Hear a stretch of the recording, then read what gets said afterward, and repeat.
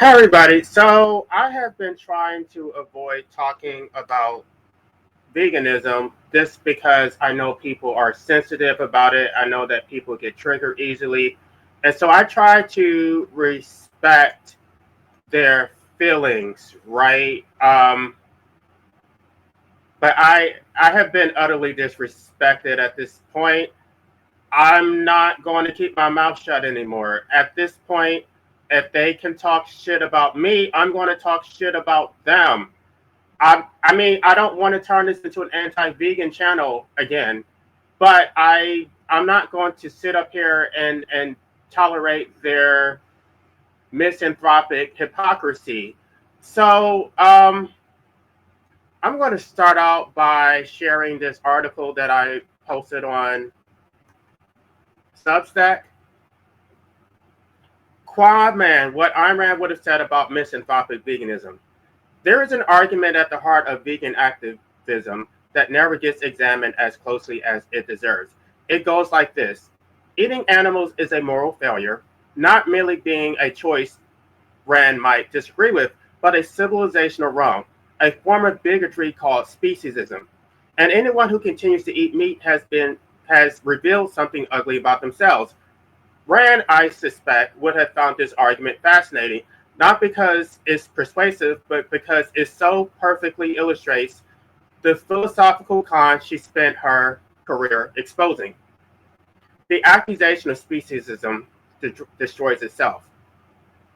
They define speciesism as the arbitrary privileging of one species over another. They apply this charge to humans who prioritize human interests. They do this while themselves prioritizing animal interests over human interests. They have not eliminated species hierarchy. They have simply installed a new one with different winners and losers, and declared their own hierarchy a moral imperative while calling the alternative a moral crime. Rand would have pushed this point hard. Why is prioritizing animals over humans correct while prioritizing humans over animals is bigotry? What logical principle makes one preference a universal law and the other a moral failure? No coherent answer exists. What exists instead is emotion, imagery, and the expression of someone who considers the question beneath serious engagement. What they will not give is a rational argument because the rational argument does not exist. Their position is a preference elevated to a commandment by sheer force of moral confidence. And moral self-confidence, however intense, is not a substitute for logical justification. Rand would not have left them alone because they have not left humanity alone. The moment they began wielding their preference as a moral weapon against others, they invited the scrutiny they would now receive. A preference is a value judgment made by a conscious being in accordance with her own nature, her own experience, her own hierarchy of values. Preferences are not arbitrary. They have causes, they reflect character, they can be more or less consistent with reason. But a preference is not by virtue of being sincerely held or intensely felt a universal moral obligation binding on every other conscious being on earth. The misanthropic vegan prefers animals to humans. This is her preference. She is entitled to hold it. She may live by it entirely. What she is not entitled to do, and what Rand would have argued forcefully, is to declare her preference a moral axiom and denounce as bigots all those whose preference differ. She is not entitled to take that preference that she values animals over humans and transform it through accusation, guilt, and social pressure into a standard that everyone else must meet on pain of moral condemnation. She has done nothing more than choose a side in a hierarchy she claims to reject. And she has done so without justification, without argument, and without the self-awareness to notice that the charge she levels at others lands with equal force on herself. There's a specific argument Rand would have addressed with particular force because it represents the most complete inversion of rational ethics in this debate. It goes as follows. The lion cannot be held to an ethical standard because it lacks the cognitive capacity for moral reasoning. The human can be held to one precisely because she possesses that capacity. Therefore, humans must abstain from consuming animals. Animals need not. Sit with what this actually says. The lion, lacking reasoning or reason, is exempt from moral obligation and free to consume whatever it chooses. The human, possessing reason, the highest faculty in the known universe, the capacity that has produced medicine, art, philosophy, and civilization itself, is penalized for that possession. She must surrender freedoms the lion enjoys without question. She must restrict her diet, discipline her appetites, and subordinate her interests to animals who cannot be asked to reciprocate in any form. In this framework, intelligence is not an achievement to be celebrated. It is a liability to be taxed. The smarter you are, the more you owe. The more capable of reasoning, the greater your obligation to sacrifice. The lion eats freely because it cannot think. You must restrict yourself because you can't. This is not an ethical argument. This is punishment for cognitive achievement dressed in the language of moral responsibility. Rand's philosophy held that man's rational faculty is the highest value, the root of everything that makes human life possible and worth living. To take that faculty and weaponize it as the justification for human self-abnegation is to turn the greatest human achievement to a source of perpetual guilt. It is to tell the most capable being on earth that capacity obligates suffering. It is to make excellence its own punishment. She would have rejected it completely at the root without qualification, and she would have gone further. This argument is not a logical deduction, it is a feeling. The feeling of someone who resents human dominance and has constructed a philosophical framework designed to dismantle it. The conclusion came first. The argument was assembled afterward to justify it. This is not the method of a philosopher, but of an ideologue. Follow this logic to its natural conclusion, and you arrive at a remarkable place. The human being is the only creature on earth that is morally forbidden to behave in accordance with its own nature. Every other species consumes what its biology equips it to consume. The wolf is not condemned for the deer. The eagle is not shamed for the fish. The whale is not a moral criminal for the krill. Nature is red in tooth and claw, and no species, none, is asked to exempt itself from that reality on ethical grounds, except one. The human being, uniquely, exclusively, is told that her participation in the food chain is a moral atrocity, not because she lacks the capacity to choose otherwise, but because she possesses it. Her ability to reflect on her choices is used against her. Her capacity for ethics is transformed into a permanent ethical debt she can never fully repay. Every other species is free to be what it is, or the humans are required to be something else, something diminished, restricted, and perpetually apologetic for appetites that have sustained the species across the entire span of its existence. Rand would have asked, who benefits from a world in which humans are required to suppress their nature? Who constructed this framework? And what did they resent about humanity deeply enough to build it? Because this is not a framework designed to elevate life. It is a framework designed to diminish a specific kind of life, the humankind. And anyone willing to think clearly for 60 seconds can see it. The mechanism by which this framework operates is guilt, specifically the manufacture of guilt in people who have done nothing wrong. Here's how it works. First, establish an unquestioned premise that animal suffering and human suffering are morally equivalent, or that animal suffering is worse because humans caused it deliberately. Second, frame every act of eating meat as a conscious choice to participate in atrocity. Third, make the ordinary person feel that her lunch is a confession of sin requiring absolution. Fourth, offer that absolution through compliance. Notice what this requires. It requires that you accept without argument the foundational premise that animal welfare equals or exceeds human welfare. This premise is presented not as a philosophical position open to debate, but as something only a moral monster would question. To question it is to conform yourself as a species bigot they have already decided you are. The debate is over before it begins. This is not a philosophy. It is a thought-terminating trap. And Rand would have known immediately what kind of mind constructs thought-terminating traps. A mind that knows its foundational premises cannot survive open, rational examination. The glaringly evident thing here is this. The entire edifice of moral urgency they have constructed rests on nothing more than their own preference. A preference for animals over humans that they have never justified, cannot justify, which collapses the moment it is held to the same standard of scrutiny they demand of everyone else. Rand would have named the thing that polite critics decline to name, misanthropy. Those who are within this movement will say without embarrassment that they care more about animals than human beings, that when a person suffers, it is whining, that when an animal suffers, it is a civilization-level moral emergency, that they find humans on the whole less worthy of sympathy, less interesting, less deserving of moral consideration than the creatures they champion. This is not a caricature.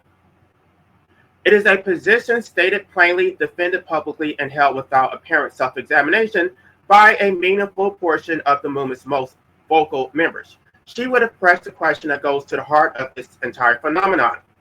Is it a coincidence that the species these activists have chosen to devalue is the same species responsible for reason, industry, agriculture, technology, and the productive transformation of nature? Is it a coincidence that the creatures they have elevated are precisely those that exist outside the domain of human achievement? They have never built, never produced, never created, and never will. Rand would not have thought it a coincidence. The real grievance, she would have argued, is not animal suffering. It is human civilization. It is dominance. Human civilization is dominance. It's productivity. It's unapologetic transformation of the natural world in the service of human life. The cow is a symbol. The steakhouse is a symbol. What is actually on trial is the human being's right to exist as a productive, consuming, world-altering agent without guilt. There is a dimension of this demand that Rand would have found particularly worth examining, because it exposes something that activists themselves prefer not to examine. No animal has ever requested human abstinence on its behalf. The demand originates entirely from other humans who have appointed themselves spokespeople for creatures that have no awareness of this arrangement, no capacity to consent to it, and no ability to reciprocate anything in return. This means the transaction being demanded is not between humans and animals. It is between humans and other animals. When a vegan activist insists you change your diet, she is not relaying a message from the animal kingdom. She is expressing her own preference and demanding that you restructure your life to honor it. You are not being asked to accommodate the animal. You are being asked to accommodate her feelings about the animal. The animal is a rhetorical device. The actual demand is one person's emotional comfort being elevated to a claim on your behavior. Rand would have found the asymmetry here breathtaking in its audacity. When you alter your diet, your culture, your social life, your relationship with food, built over a lifetime, you are not doing it for the cow. The cow does not know. The cow doesn't benefit in any direct or traceable sense. You are doing it to satisfy the moral sensibility of other people, to make them feel better, to spare them the discomfort of knowing you eat meat. And what do they offer in return? Nothing. No reciprocity is expected, none is offered, and the demand that you give it is treated as self-evidently justified. Rand would have called this exactly what it is, a one-way claim. Someone extracting value from you, your compliance, your sacrifice, your self-modification, while offering nothing in return, and framing this extraction as a moral obligation you owe them. There's something particularly revealing about the use of the animal as the intermediary. By rooting the demand through a third party that cannot speak, the activist insulates her preference from scrutiny. If she said plainly, I prefer a world where no one eats meat, and I prefer a world where no one eats meat, and I want you to change your behavior to match my preference, the naked selfishness of that demand would be obvious. You would be entirely within your rights to say, that's your preference, why does it obligate me? But by substituting the animal, by saying, I'm not asking for myself, I'm asking for the suffering creature, She reframes a personal preference as a moral emergency. The demand is no longer hers. It belongs to the voiceless victim she has appointed herself to represent. And now, if you refuse, you are not merely declining to honor her preference. You are choosing to perpetuate suffering. You are the aggressor. She is merely the messenger. Rand spent her entire career identifying exactly this move, the displacement of personal desire onto an abstraction. Society, the collective, the greater good, in order to give it coercive moral force, it would never have if stated honestly. The animal plays the same role here that the people plays in collective philosophy. It is a laundering mechanism for one person's will. And Rand would have insisted on stripping the proxy away entirely, stating the transaction plainly. You have a preference, I have a preference. Yours does not outrank mine, and if you want me to change my behavior for your comfort, tell me what you are prepared to offer in exchange. If the answer is nothing, if you believe your preference entitles you to my sacrifice at no cost to yourself, then you are not making an ethical argument, you are making a demand. And the correct response to an unjustified demand is refusal. What rational ethics actually requires. It's worth being clear what Rand would not have argued. She would not have argued that animal suffering is morally irrelevant. She would not have said that cruelty is acceptable or that the treatment of animals is beneath ethical consideration. She would have said something more fundamental. The standard of ethics is human life. The beneficiary of morality is the rational being capable of moral thought.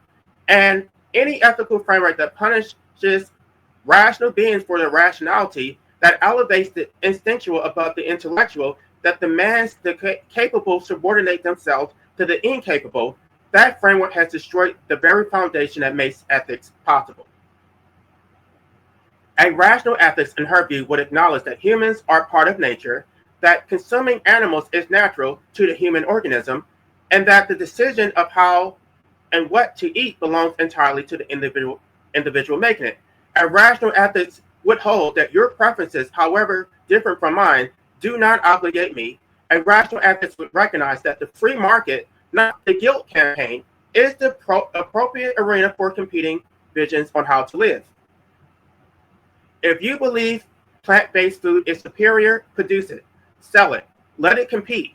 When people order with value, with quality, with genuine persuasion addressed to their reason and their appetite. That is the method of a person who respects other human beings as sovereign individuals capable of making their own choices. The guilt campaign, the shaming, the speciesism accusation, the legislation, these are the methods of a person who has already decided that other human beings cannot be trusted to reach the correct conclusion on their own and has appointed herself to correct them by force. That person does not respect humanity. She has contempt for it, and Rand would have recognized the philosophy she has built as a monument to that contempt, dressed in a borrowed ethical language it has done nothing to earn. Putting animals first is a preference, putting humans first is a preference. Neither preference is self-evidently correct, neither constitutes a universal moral law by virtue of being sincerely held.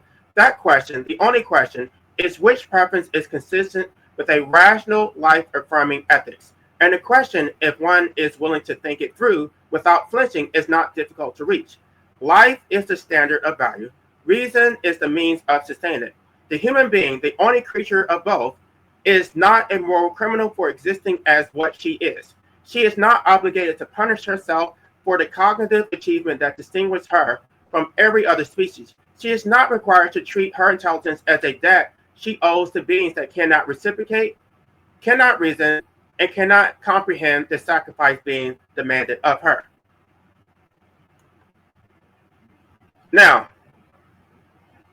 I'm going to open this up for discussion if anybody wants to come up here, because like I said, the gloves are coming off today. I've been trying to be respectful. I really have. I don't agree with veganism. I don't agree with the definition in and of itself. The definition says that veganism is the elimination of animal exploitation as far as possible and practicable, right? And if you want, let me pull that definition up,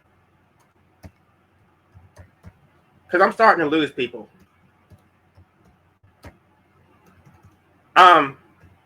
The definition of species in and of itself. I want y'all to look at this definition from the Vegan Society.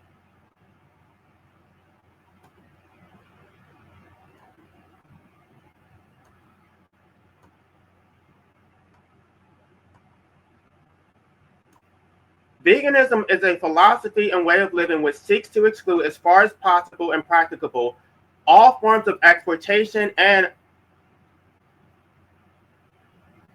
cruelty to animals for food, clothing, or any other purpose, and by extension promotes the development and use of animal-free alternatives for the benefit of animals, humans, and the environment. In dietary terms, it denotes the practice of dispensing with all products derived wholly or partly from animals.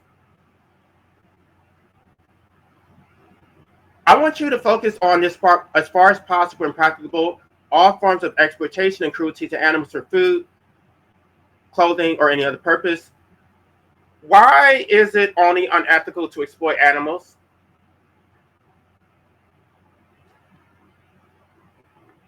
How is that not specious? Why is it wrong to exploit animals, but it's okay to exploit humans? Now, many of them will be dishonest and they'll say, "Oh, well, that definition includes humans." It does not, and I'm going to tell you why it does not. Because they do exploit humans.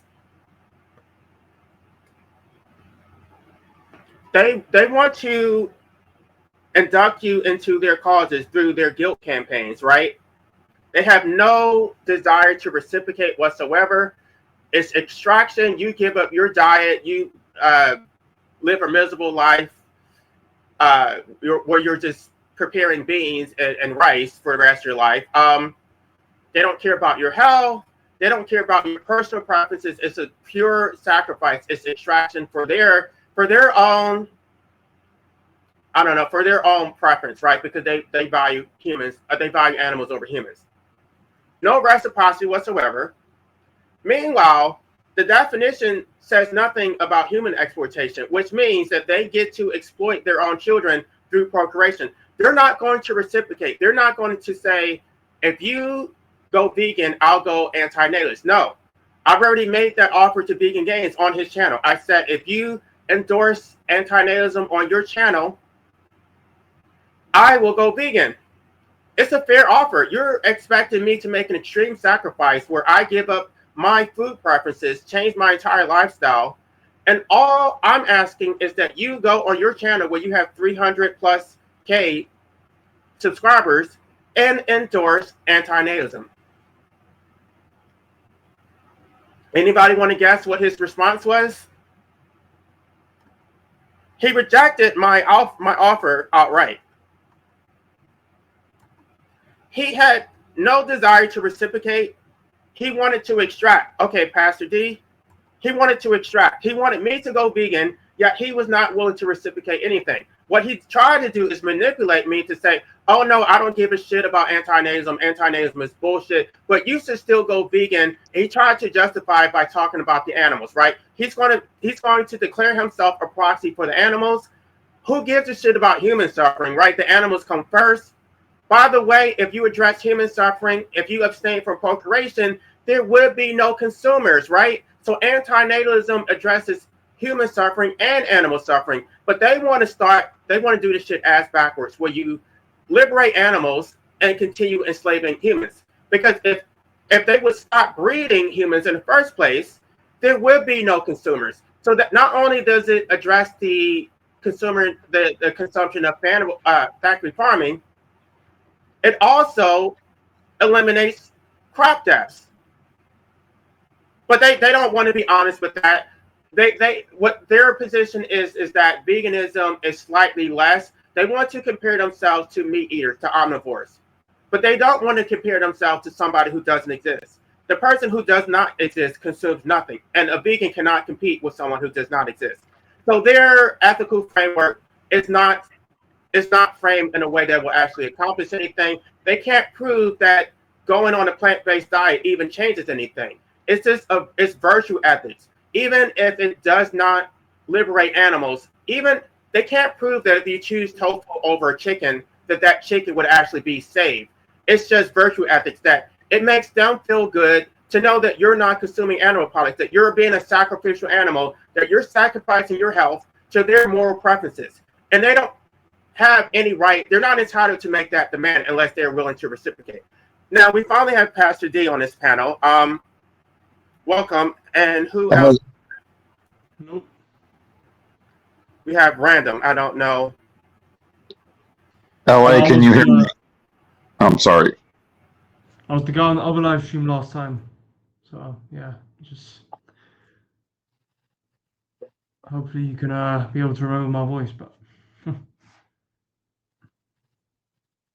LA, can you hear me? Is it working on this app? yeah, I can be able to. Yeah. Yeah, there's Okay. a bad echo, but I just want you to know the only reason I was trying to be respectful and not even talk about veganism, but I don't know if you saw that display that just happened where D&W just attacked me and made these ridiculous assertions against me that I'm solipsistic, I'm narcissistic, I don't have any empathy. Meanwhile, he's the one who said that might makes right, that he doesn't care about what I want. He told me to get over it many times. And yet he's making a moral claim against me. He wants to extract. He says that I should go vegan even though he does not support antinatalism. And so why should I listen to his demands when he doesn't care about mine? I think that you have to liberate humans first before you can liberate animals. Why do they always think that they can continue procreating and enslaving humans while demanding that they're creating the omnivores in the first place, and then they have to contort themselves to their moral preferences? How does that work? What's funny with DNW and Noodles is I have YouTubes in the past where they were both passionate antinatalists. Noodles used to go on outreaches with Stop Having Kids, and every time I asked them how they changed, why they changed on this subject, they give some weird answer. DNW says, well, I think we need all the future brain power, which is really abstract. You really can't quantify it, you know. Just, we need more people to have more brain power. So more people to fix more problems that we make. Anyways, do you know when DNW or Noodles changed their position on antinatalism?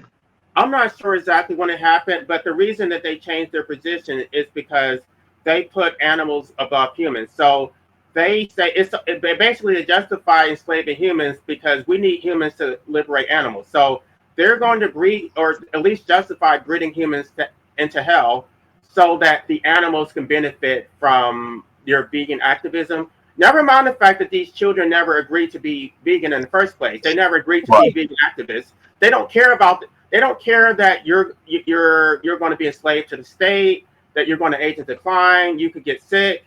I don't know. You could. I'm 65 years old and my body's falling apart. It sucks. Well, it's justified because if you can go vegan, then the animals can benefit from your suffering. Really, I'm not sure if that's true, but I'll hang low and let the next person talk, and I'll chime in later. Here's the problem, life Abolitionism. The problem is that, I mean, many other philosophers have talked about why there's so many fucking NPCs who just keep repeating what they're saying continuously. Well, I mean, the problem is these programs are going to do what they're going to do regardless. There's no point arguing with NPCs because they will do what they do regardless.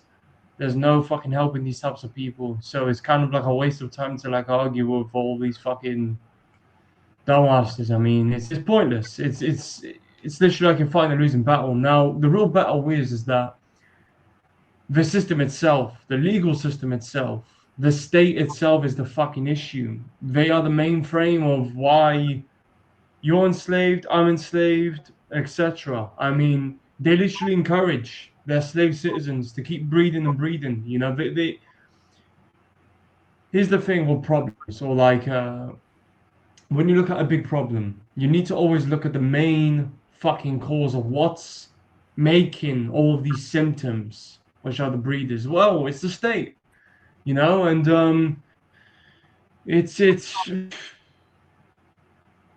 there is billions of these fucking retards. I agree on that. I know it's frustrating, but there's no point trying to argue with some motherfucker which is gonna clearly go on the Right. same fucking talk over and over again, and you know they'll basically never change. You're pretty much talking to a puppet which is already pre-scripted and pre-programmed to do what they're gonna do regardless. Now, Right. They're automatons.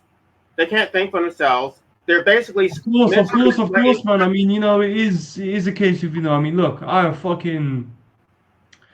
mean, I was mentioning about this last live stream, I was fucking just do a quick summary about this.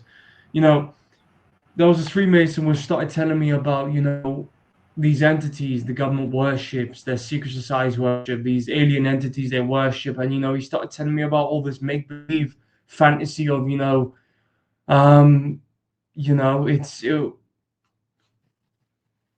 it'll get better, in the afterlife and all this shit. This is the problem of the government, They have these secret societies where I don't know who the fuck they worship necessarily, but they definitely do worship some sort of supernatural being, like some sort of extraterrestrial clan or whatever, and they get given false beliefs and false promises and false solutions, and they are the majority, which are the citizens here and also the elites here in this realm are the ones which are keeping their slave system running. These entities, which you know we've been talking about lately in other servers. I mean, we Yep. are we're trying to get into the meat of the matter here about what really is the issue. Well, the problem is that the entities outside of this realm, or maybe interconnected to this earthly realm, are running the show with their technology and all this stuff, and they just want to keep the farm running as much as possible because they need as much, you know, Workers, loose as much as possible. slaves. That's the problem. So they need slaves, and Yeah. And it by gets the way, factory farming only exists in civilized societies. They don't exist in state of nature. So they want everybody to be civilized. They reject anarcho-primitivism, which would actually eliminate factory farming. So they want to hurdle everybody into these big cities where they don't produce their own food and they're cut off on the food supply, relegate everybody to be dependent on grocery stores. And their solution is to go vegan. Right? The only reason we have factory farming in the first place is because of overpopulation. In of order to course, yeah, sure, mass yeah, of produce course, animal products, of course, animals are not going to be treated humanely, but they never want to address the root cause, which is human population. They just want you. It's like the more they breed, the more control that has to be exerted over you to justify their of course, man. enslavement. It's like, okay, we have so many people, animals are being harmed by it. So we're not going to reduce the human population. We're just going to restrict your diet, condemn you for existing as an omnivore, and we're not going to accept any accountability for the fact that we created omnivores in the first place.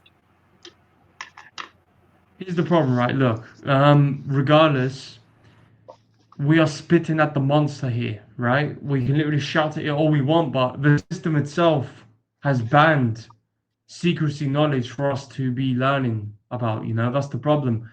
Whether we like it or not, unfortunately, as we can see in the meantime, the state are in the fucking numbers. The entire system is in the numbers. Okay, there's these entities outside of this realm, as I was explaining last live stream. They are running the show, and I mean, it's regardless. If the state was to collapse tomorrow, let's say it all collapse tomorrow, yeah? Well, that'd be a good thing, yeah, of course. But unfortunately, you have to take a look at the way humans act. Humans are going to find they're going to form different gangs of clans, and then they're going to fucking occupy and take over there and exploit there. That's the issue. The human Homo sapiens species is clearly the fucking issue, right? They clearly don't see what's really going on here in the bigger picture. So regardless, even if the state does collapse, don't worry. The citizens, the slaves, the natalists will take over and multiply and fucking make their own little state and start, that's the But problem of humans. They're exploitive, they're self-serving. There's nothing to it. I mean, it's we are fucking Homo sapiens species. We are fucking animals. We're pretty much no different to a fucking, well, bunch of wild animals. It's just, well, obviously, we're more intelligent than them, but, unfortunately, with the way you can see most humans, I classify them as fucking low-grade animals. I mean, LA they're summed it more up fucking, best. you He But really did. He said, go humans ahead. are intelligent when it serves their purpose. And I agree with that so much. When it doesn't serve Yeah. their purpose, they can be as obtuse and dismissive and rationalizing as. Exactly. And this is the thing, right? I mean, why the fuck should I be paying up for some fucking dateless breeders' kids? Like, who the fuck I do they know. think they are, man? Like, motherfucker. Well, That, The more you breed, the more problems you cause for us and for yourselves. Don't well, fucking breed but I'm kids. talking specifically about veganism. That is something to be taxed because you are intelligent. Now you have all these duties that are imposed on you. If you were not intelligent, if you were primitive, then you would have no duty to be vegan. So only the civilized man is expected to go vegan. But they created civilization. They bred you into a civilized society, and now you have to restrain yourself because of things that they have imposed on you. Now, every other animal is allowed to consume their natural diet. A primitive person is allowed to consume their natural diet. But because you were raised in a civilized society that you did not choose, now you must consume anti-nutrients, you must be self-deprecating, you must be a Exactly. This is the sacrificial problem. animal. You're not entitled to any happiness for yourself. You have to put the animals first. It makes no fucking sense. It's the most retarded fucking thing I've ever heard in my damn life. Motherfuckers give you their issues. That's the problem with humans. They always give you their excuses and issues, and they are Yep, your problem. That's the thing. rationalizations. And when are you guys going vegan, huh? Is that Mr. J? I've been trying to be respectful, right? Because some of my supporters are vegan. So I mean, I don't agree with it, but I wasn't going to talk about it because I know how sensitive they are. But I think it's fucking retarded. I think it's the most retarded thing I've ever heard in my damn life. Of course, I mean, I was literally vegan for like 3 to 4 years, from the age of 13 to 16, and man, it was one of the most degenerate things I've ever did. I mean, I got so fucking slim. I mean, and then I started doing I then did the carnivore diet right after I quit veganism, and I started vomiting from eating fucking raw brain and all that stuff, and fucking raw meat and all that stuff. I mean, it's here's the thing, right? Humans like to always overcomplicate things and fuck about, and just always live in their little own bubble, and they pretty much are ignorant and naive and don't give a fuck about anyone else's suffering. I mean, I've fucking been to many third world countries, man. I mean, I've seen real suffering, man, in Asia. I've seen fucking kids Oh, yeah, barely India. get any fucking proper hygienic water in the door, to drink. I mean, it's well, once you see the upper class fucking Asian people exploiting them and exploiting their fucking slums and using them up in factories, it's a fucked up world. I mean, it really is. Well, Here's the I just problem. want to summarize this. I really admire the vegans and their efforts and their consciousness, and that's great for them. But to impose it on you, when Exactly. if you look at your non-breeding versus a vegan breeder, and then their kids have kids and their kids have kids, and you just add up the environmental footprint of their orgasm, I mean, there's no way the it's thing going with to veganism, be you have to yours. fucking. Right. And I was told to get over it. If I talk about anti-nazism, get over it. You're here. You need to stop focusing Yeah, on we're all yourself, here. everybody We're all else. doing the best we can. So if I have to get over it, why shouldn't they have to get over it? Get over it. People eat meat. Just accept it. Right? The same way they Yeah. talk about human suffering doesn't matter. Stop focusing on human suffering, focus on the animals. Why can't I say the opposite? Why can't I say human suffering matters and animal suffering is a byproduct of human suffering? We exist, we have to eat. I'm not eating that. LA, in the scope of the last millisecond, all the things that have suffered and died miserably in the food chain, one person that's a carnivore is not going to make that much difference in the big scope of the world. This is a blood bath planet. Yeah, all you got to do is look at it. I mean, the things of veganism is that, I mean, I fucking did it for 3 years. I was doing some research, and it turns out you have to actually damage more fucking wildlife in order to grow your fucking plants, which is deforestation and fucking doing fucking agricultural technique farming to fucking like destroy the fucking bugs, the insects, the chickens, the wildlife, and so you can be able to grow your fucking vegetables and your fucking fruits and your fucking soil and stuff. It's a ridiculous diet. I mean, you're always constantly hungry, man. It's a waste of fucking time. I mean, but the thing is, there would be no problem if we didn't exist in the first place. There would be no crop deaths. There would be no struggling with this vegan diet and taking B12. Exactly. I mean, this is the thing. It's not just. And they try to manipulate you and say that it's for your benefit. Oh, you'll be healthier. You'll feel better. No, the fuck you won't. You're going to feel like shit. You're going to be hungry. You're never going to be satiated. You're going to compromise your health because you are not an herbivore. All herbivores have the ability to ferment plants. They have large stomachs where they can eat. They can eat grass and ferment plants. We're not designed to be herbivores. We're not herbivores. We're omnivores. I was literally doing for 3 years, man. I mean, I was fucking eating the most wildest fucking shit, like certain fucking wild grains, fermenting the grains and stuff, and I was having severe gut pains, man. It was horrific, man. Fuck that, man. It's not natural. I mean, it's Hey, if they can pull it off and do it well, more power to them. I respect them, but don't expect me to be the same way, especially when I was doing it for 3 years properly. I was doing it strictly, and I couldn't do it. I mean, I had constant diarrhea. No, if you can't do it, don't do it. Exactly. I mean, they have no weapon except guilt. They want to try to shame you. They can't appeal to reason, so they're going to appeal to emotions, and they're going to call you a moral monster, which is what I was called today. I was called a narcissistic monster. I was called an idiot. They want to berate you. Meanwhile, I didn't even choose to exist. I don't even want to exist. So if I did not exist, I would not be consuming anything. So don't blame me for something that I did not create in the first place. Would they tell that to a lion, LA? No. Would they tell Mr. Lion, don't eat the zebra? No. Well, it's speciesism. Because you're human, because you're more intelligent, you must deny yourself. Yeah. Well, I'm denying myself children. That's a sacrifice. There you go. Done. And that's the sacrifice that most vegans are not willing to make. Most vegans reject anti-natism openly. Many of them have children, and they will pick their children out to take their little 8-year-olds to these factory farms and then post it all over social media. Yeah. No, it's groupthink. It's groupthink.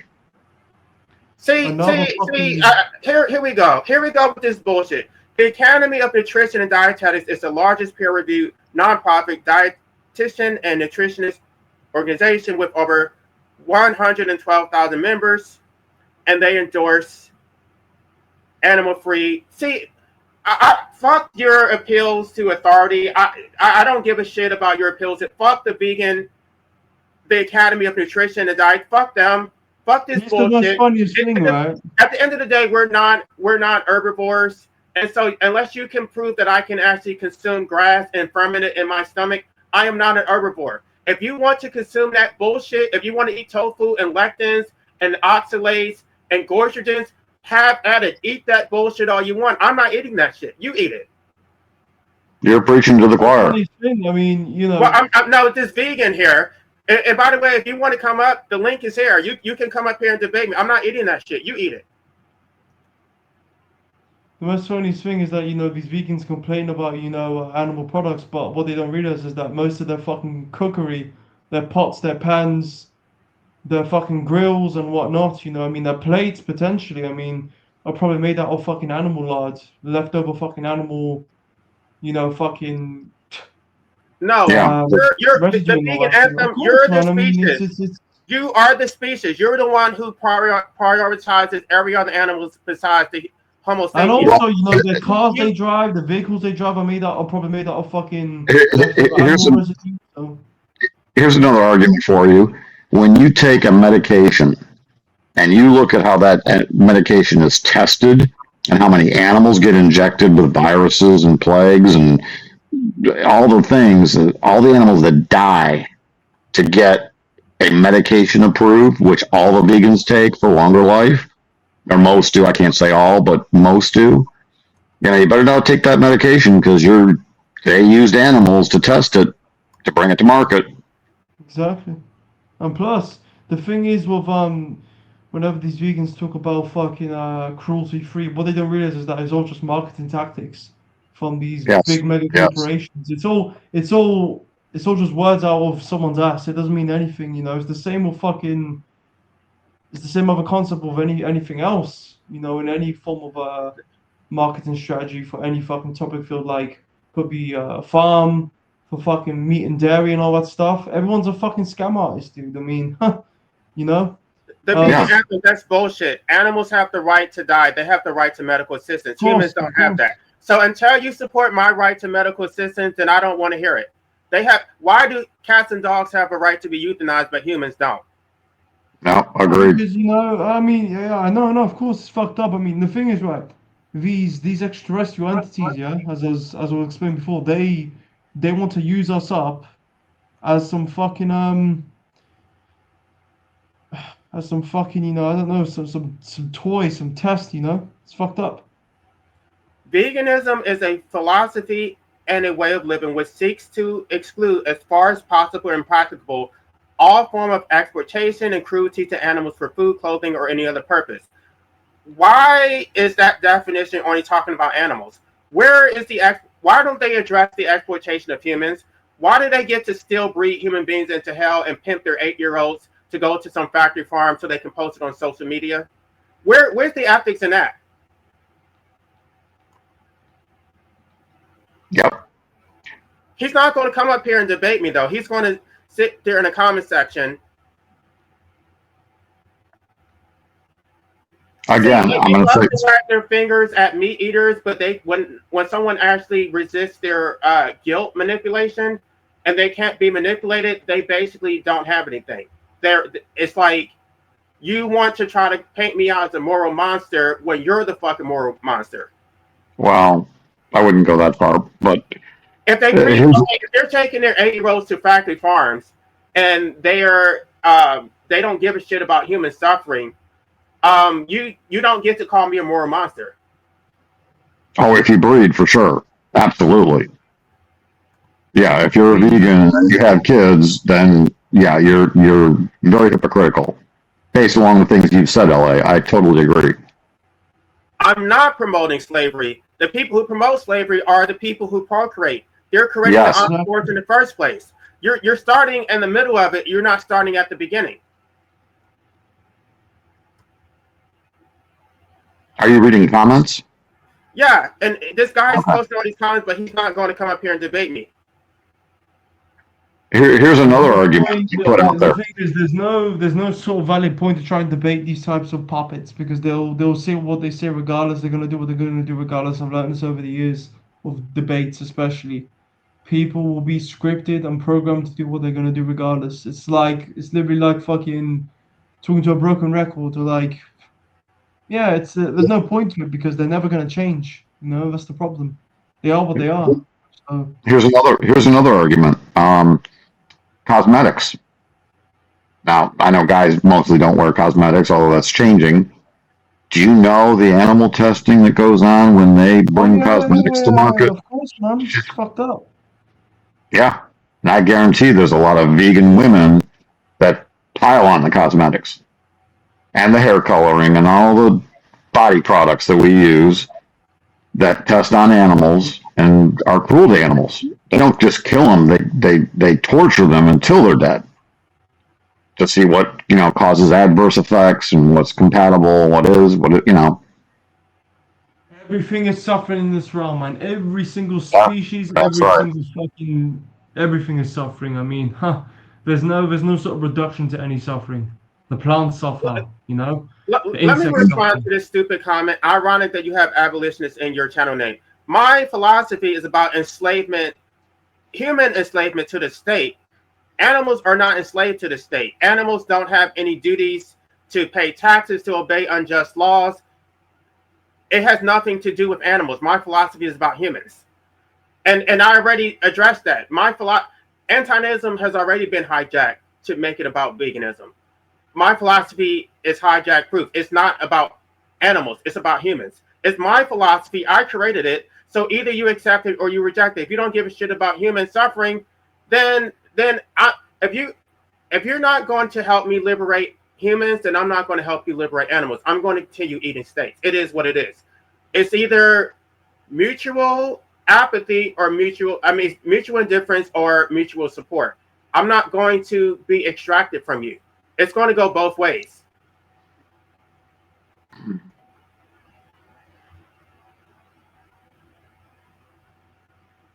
Yes, humans are property. That's my whole point. Humans are enslaved to the state in ways that animals are not. The problem, I mean, Yeah, but think about all the animals that are born that are on the bottom of the food chain. They're not enslaved to the state, but they're enslaved to survival. Thanks, Mom. Mama Bunny has 10 little bunnies in her litter, and 2 of them may grow up to be adults. The rest of them are food. Imagine being that stupid. I know I'm going to lose subscribers for doing this. Like I said, I tried to avoid this topic. But if they're going to continue attacking people and we're not allowed to defend ourselves, then fuck it. If I lose subscribers, then so be it. I don't agree with it. I don't agree that you should continue procreating and then just tell them to go plant-based. I think that anti-nanism liberates both animals and humans, and veganism does nothing. Veganism doesn't even liberate animals. It only makes your life more difficult. I'm not sure what's going on here. I've already read the definition. I mean, the thing is, agricultural farming. That's not, veganism has nothing to do with humans. Natural to begin with, man. I mean, it's nothing in this realm is natural whatsoever. I mean, the only natural thing is to do wild caught fucking hunting. I mean, that's the most natural way to reduce as much suffering for as much wildlife species as much as possible. But agriculture literally kills tons of fucking insects, man. Tons. Oh yeah. Yep. I beat the farms myself, man. I mean, it's very Not to mention the population growth. We are deforesting an area the size of South Carolina. I don't know if everyone's from the States. Crazy. I mean, these fucking human breeders are fucking batshit insane. I mean, they're coming in with all their kids. They're taking up all the dairy. I mean, I've been to some biodynamic farms lately, and I've noticed in the last couple of years, people just buy things up more quicker. People just come in, just buy up as much as they want for the greedy asses, for their kids. Fuck this world, man. Like, I never asked for this shit, motherfucker. No, none of us did. You're right. It's first come, first serve. That's what it's all about. Fuckers. Fucking breeders, man. That's the basis of capitalism. That's why I admired the attempt to having successful communism, but apparently that didn't work as well. Here's the problem, yeah. I mean, in actual objective reality, communism will never work because people will say, okay, I want this item at a different time. I want to have my needs met at a different time. Right. That's the problem. Yep. People are very, very needy and need too much materialism and too many needs and desires and entertainment. Yes. Capitalism serves more people and it tends to bring up everybody. Not everybody, but if you look at a whole country like China, where 50 years ago they were all rice farmers, and now look at them, they're the second biggest economy in the world, but at the expense of wage slaves. And those people, they're depressed. I've seen a lot of interviews with young Chinese people, and it's like they work 70, 80 hours a week. Yeah, well, here's the problem with work. I don't want to be working for some fucking breeder who wants to exploit me. I'd work with anti-natalists, and we find a way on how to get the fuck out of this place and destroy this existence. Sure. Where do you find jobs for anti-natalists offered by anti-natalists? We need to make our own secret society, man, because we need to get the fuck out of the public state and system and make our own little society, because it seems, this system will never favor us, and it's like it's still like those days of like black versus white, Yeah, I know. They don't get it. Feels like, it feels like it literally feels like we're segregated, And why do you have think to- people are being disrespected when they go on other people's channels and they're basically being berated and chastised and kicked off? Because I've had channels and I've had difficulty getting people to come on. I don't look at it the way other people look at it. Like I'm grateful to even have people come on my channel, but other people are just like, oh, like you're like, it's a gift for you to even come on my channel. Like they're so ungrateful. Like if you don't DNW's channel, they beat you up. It's not fair. And you've got very valid points. This is the thing of humans. They're very egoistic and they're very, hypocritical and self-serving. Like pride is like a currency in itself. Forget money and like material. Pride in itself is a currency. But if you're supporting other people's channels and then you're being disrespected on their channel, why would anybody continue to accept that abuse? This existence is abuse in itself every day, man. It's like your channel is growing because of these debates, and people keep coming back, and then you're going to disrespect somebody and call them an idiot and say we don't need you over here. Okay, fine. Let's see what happens. Well, let's see how interesting your channel is when these debates stop happening. Yeah. Well, you keep DNW's channel alive. He should welcome you all the time. Thank you for saying that. Thank you for saying it. It's so fucking disrespectful. That it's like I go there and it's fucking dead, and then I come and spark a debate, and now all of a sudden everybody's coming in to listen to it. So don't fucking disrespect me. I've been supporting your channel, and if you think your channel, obviously he had his channel before I came on, but it's like people listen to it because of those debates. Yeah. Not only, but you are a big draw. There's no question. And the banter back and forth, and Right, and then he gets all these clips and stuff that he can use, and then you're going, oh, I don't need you. You don't. Okay, fine. It is what it is. And I didn't realize that. He actually was taking a side between me and Yerf Dogs, which is why he was basically platforming Yerf Dogs to talk about me failing the bar exam and shit. So the whole time I'm thinking he was neutral, but he was actually siding with Yerf Dogs, and he was talking shit about my book, about how it's redundant. I'm not going to accomplish anything. Yerf Dog is a disingenuous twat. When he started, like Abolitionism. Let me just finish this real quick, if you don't mind. Yeah. Yerf Dog was bashing Amendum, saying that he had videos proving that Amendum was a pedophile to little girls, little 12-year-old girls.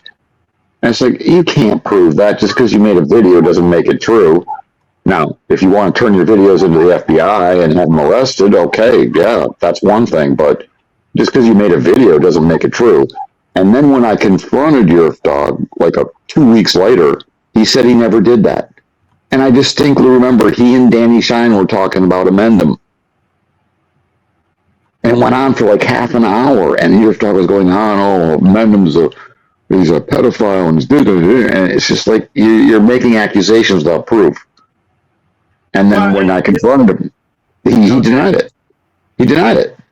He said he never said that about Amendum. I was like, bullshit. I listened to it. Right, he always denies things that he said. But this mud transhuman rot says that he basically threatened to sue me because I won't answer his questions about my book. So because I refuse to sit on panels with him, apparently he's going to file a lawsuit to force me to answer his questions. Sure. I wish he would, so I could file a fucking counterclaim for his fucking cyber stalking. I would love that. That would make my fucking day.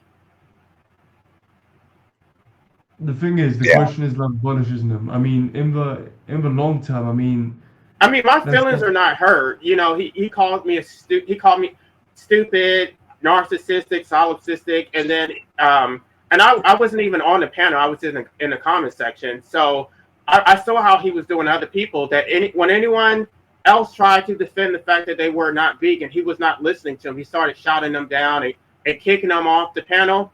What the fuck? You're going to disrespect people who come to your channel? Okay, it is what it is. I'm unless I get a personality. He's disingenuous. I would not get upset about him. I'm not upset, but I'm not going to help to grow your channel when you don't appreciate it. Does he have a channel as well, Ghost Dog? No. I'm not talking about him. I'm talking about DNW. DNW. Okay, gotcha.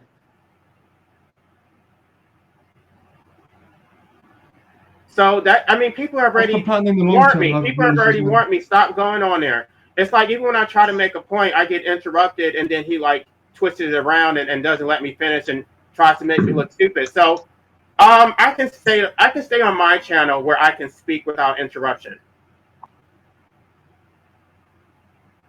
You know, the one thing I've noticed about your chats, LA, is people are not rude, and you don't get people, you know, yelling at each other and interrupting each other. It tends to be a more amicable environment, whereas his channel is just, you know, who can yell the loudest the last. It gets frustrating. Right. So I mean, I'm not saying that I'm responsible for his channel, but I've had several people tell me that they go to his channel because I'm there. So right. It is what it is. Like, I'm not trying to be arrogant about it, but I listen to some of his live streams when I'm not there, and it's like fucking dead. Nobody's saying anything informative. It's just dry as hell.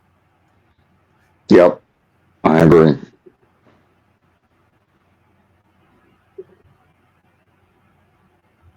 So I don't know. I would have been open to have a debate on his channel about veganism, but since he just wants to yell at people and say you're just a monster, then I can come on my channel and say what. And now I'm unencumbered. I'm just going to say whatever I want to say. Like I said, I've been trying to be respectful and not talk about it because I know how sensitive people are about animals. But if they don't give a shit about humans, they don't care about human suffering. They'll just say, get over it. Get over it. Focus on something else. Why are you focusing on your own suffering? You should focus on animals. See a therapist. Right. You're right. Call 988. He told me to smoke a blunt. He told me I need to get laid. Yeah, just distractions. Just distractions. That's all they have. But I'll tell you, your guest yesterday, Dee, I forget her last name. Yeah, Dee. Oh, she was a firecracker. I love listening to her. Yeah, I'm going to try to get her to come back. She asked me if I was vegan. I didn't want to go into that because I think she is vegan. I think she is vegan, but she's not, like a zealot about it. Yeah, she went from full breeder mode to. She almost went full breeder mode to full antinatalist mode in a course of half an hour. Well, she said that she has 2 children, but she never really wanted to be a mother. So I didn't know that. Oh, really? No, I knew she had 2 kids. I never heard that she didn't want to be a mother. But I did hear what she had to say about the vagina and the sperm and the penis and all that kind of stuff. Yeah, she basically just said that it wasn't something she wanted. It was something that, like, I guess she learned from it. She basically said women need to stop letting men masturbate inside their bodies. Like, you can have sex, but don't accept their semen. Yeah. Or get it vasectomized.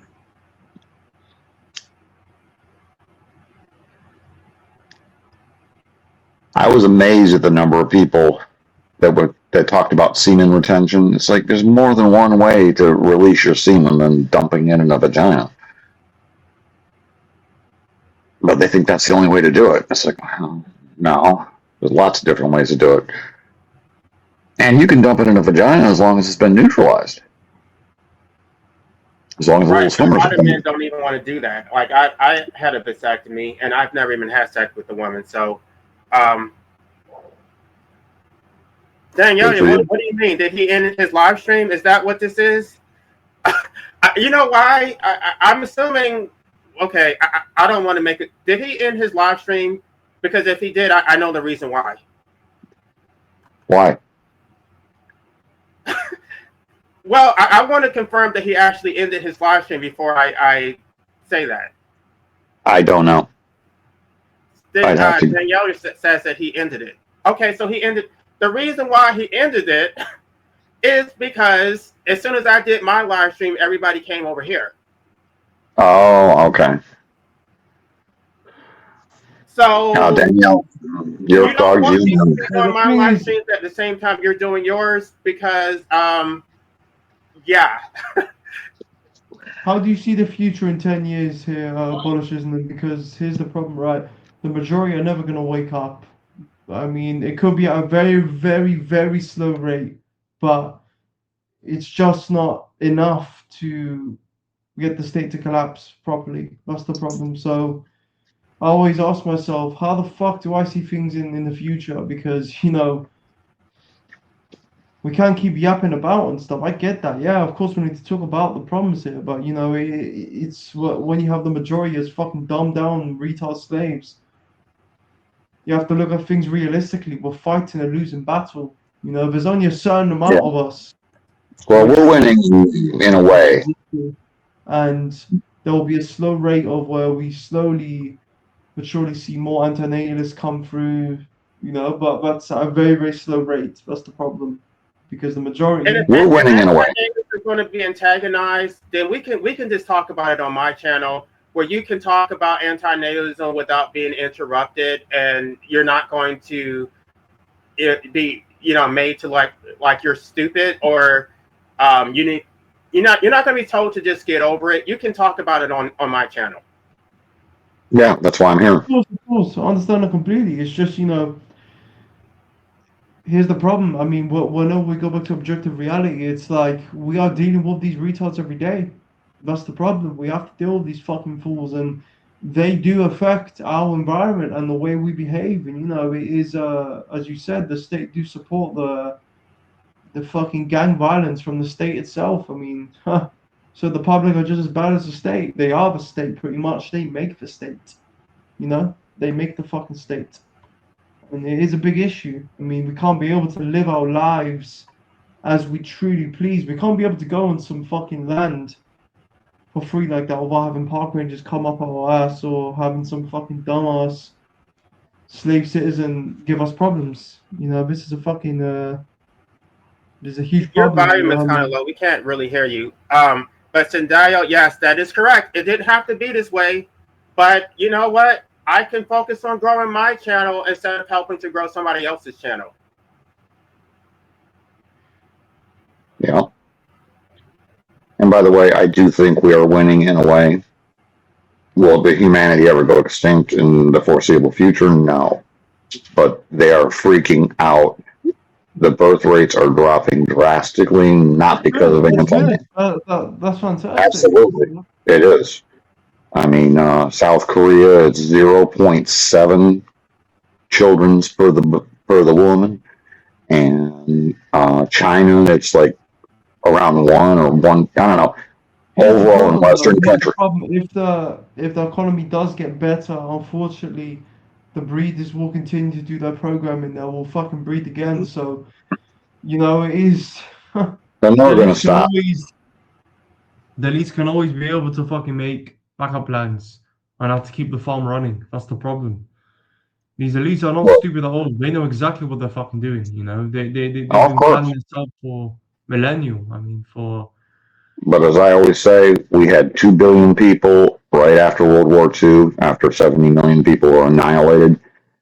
And in one lifetime, basically my mother's lifetime, she's dead now, but my mother's lifetime, we've grown to 8.3 billion, and we're adding 70 million net birth deaths every year.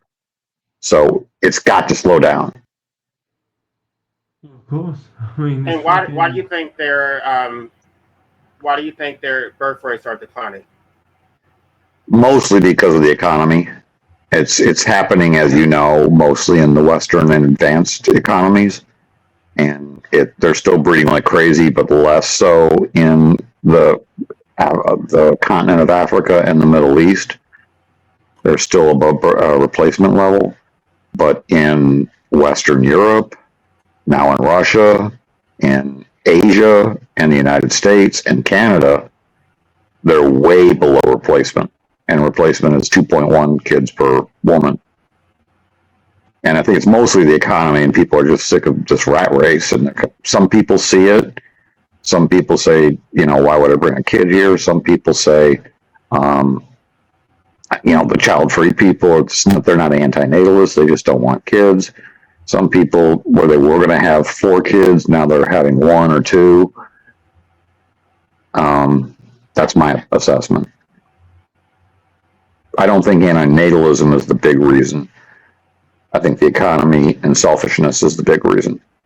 I mean, humans are always going to be selfish regardless, dude. Like, here's the thing with what I've noticed over the years, in terms of business and stuff. You're going to find greedy bastards regardless, whether you like it or not. Humans are selfish by nature, they're greedy by nature, they're malicious by nature, and they don't care. So as long as they get the bang on the buck from you, as long as they can be able to extract more of you as much as possible, it's all good for them,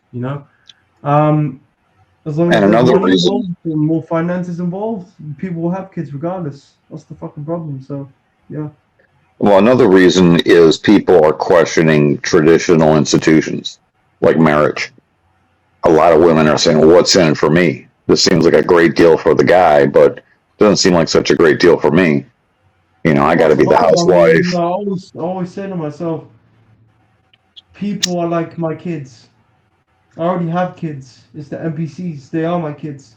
I have to deal with their fucking fantasies and needs. Yeah, so I like it. That's the funniest part. I mean, I don't need to have kids, mate, because the state are already my kids. I have to deal with their temper tantrums. I have to pay up for their survival. You have to pay up for human selfish temper tantrum needs, and fucking desires, and they have so many differences. They want this certain taste of food at a different time. People are picky and needy and fucking whiny and bitchy, and I mean, I bought a wheel from Amazon, and it's made out of plastic, and it's out of different colors, and it spins like a wheel of fortune. You spin it, and it's got this little rubber thing where, depending on what square you land on. And I put all the things that can happen in a life, all the bad things, cancer, chronic illness, chronic disease, death, hellfire. And it just goes on and on and on and on and on and on. And both my brother and his girlfriend, who are both breeders, they look at it and they laugh. They think it's funny. I said, this is what you've exposed your offspring to. They didn't need to be here. They're only here because you wanted them here. And what gets me is, these people have their kids when they're in their 20s and early 30s. They don't know how bad it gets. And this is coming from a 65-year-old guy. I mean, I'm literally fucking 20, and I already feel like I'm 1,000 years old, dude, from this life alone. Yeah. Wait till you hit 65. Oh yeah, I know. Your body pains and fucking memory wiping and bad memory and slow movement and your balance. You start, it's. I mean, it's already happening to me. I mean, I'm starting to not be as sharp as I used to 2 years ago. I mean, I'm fucking just becoming like very my memory's just like all over the place. Fucking starting to feel aches in my body. Oh shit. The nutrition is the problem. I mean, the soil, it's all polluted now from heavy metals and people loving the Industrial Revolution. I mean, the breeders and getting their cars, getting their plastics about and throwing shit about, and it affects you. And it only gets worse. If you don't have a proper diet when you get older, you're going to have all these problems. I've heard all these vegans. By the way, all these ex-vegans are I'm sorry, the anti-vegans are ex-vegans. They used to be vegan and they had all these problems, and they go on social media talking about all the problems. And I listen to their content, and it's just like, why would I want to go down that rabbit hole? They're talking about getting cavities, about having spine problems, aging poorly, hair loss. So women have actually lost their periods on the vegan diet. Terrifically. Terrific. I mean, Obviously they get flatulence. They're very gassy. They get brain fogs. They're constantly hungry. Why would I want to suffer like that? Why would I accept that for myself? I mean, the problem is, you know, I had no self-esteem. the fucking meat and dairy we're consuming nowadays is very, very minimal nutrition nowadays compared to like 100 years ago. I mean, you know, because the fucking animals are getting vaccinated, the poor quality soil, the poor quality fucking environments. You know, I mean, if you were to fucking measure all the nutrition in an average steak at the butcher or a farmhouse nowadays compared to 100 plus years ago, there's a huge nutritional difference, you know, in terms of vitamins, minerals, and all that stuff. I mean, the soil itself, dude, I mean, the entire fucking biosphere is fucking going to shit, dude, you know? Yeah, I mean, these breeders are fucking making making our lives hell by breeding more kids. Even if they're fucking, you know, even if they eat meat and all this stuff, they're still making more problems for us because they have to cause more damage to the ecosystem and the biosphere to feed their fucking kids whilst we get fucked over because of their stupid fucking breeding attitudes. You know, exploiting more land, you know. If I was to have 5 acres of land, yeah, and you Cougar want is to not breed, pro-vegan. Cougar was bullied into taking a vegan position. His wife is vegan. Cougar is not vegan. He may be plant-based because that's what his wife cooks, but he does not agree with the ethical framework. But he was bullied into saying that he was vegan.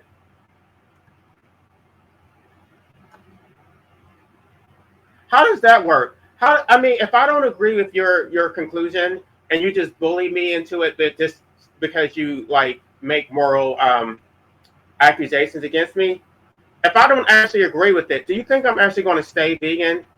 Right? It's like you shame me, and then I chose to go plant-based. But if I don't agree with it, what is that actually going to accomplish? So I would say the shaming, the misanthropic accusations don't accomplish anything. You have to persuade me through moral reasoning to agree with you. And if I don't agree with you, then you have to just accept that. The vegan anthem, if you want to come up here, you can come up here. I don't know, like, if these, I mean, I'm trying to respond to your questions, but unless you come up here, that's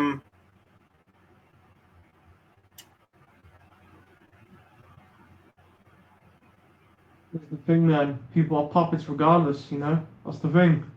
People will do what they do regardless. I mean, I used to be just in that state, you know? 5 years ago, 6 years ago, I used to be just as fucked as them, but it's the programming like and the you can't habits of win. You can't win because even if you're plant-based and you feed your cat animal product, then to them you're not vegan. So it's a race to the bottom. You can't satisfy them. You can't be self-deprecating enough. And what do you get for it? What do you get for it? Besides the successful content creators who have these massive platforms and sell their fucking books and give these speeches, they're making money off of it. But if you're not making money off of it, how does it help you?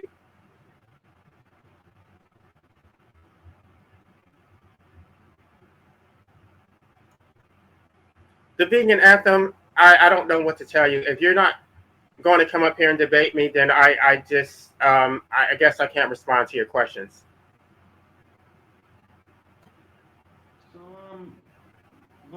So what's your plan here for the next 5 to 10 years? Are you still gonna like continue your channel, or I mean, because the future's not gonna be looking good soon, dude. So especially with the new world order and everything, you know, the AI Right. agenda, it's gonna be a huge problem. I mean, I think you're I mean, misquoting Martin Luther King. A threat to justice everywhere is a threat to justice everywhere. That's not, I don't think that he actually said that. I think we said that injustice to one is an injustice to all. But if the original injustice is the imposition of life. So you can't sidestep and then procreate, breed people into hell, and then say they should change their diet. You need to start at the baseline. It's not a moral obligation. I absolutely object to that. It's not a moral obligation. I don't have any duties that I did not choose freely. Just because I was born does not create any duties on me. It's not a duty. It's not a moral obligation. It's only an obligation if I choose it based on what is in my rational self-interest. So if you want me to go vegan, if vegans want me to go vegan, then they need to change the definition of veganism to include antinatalism.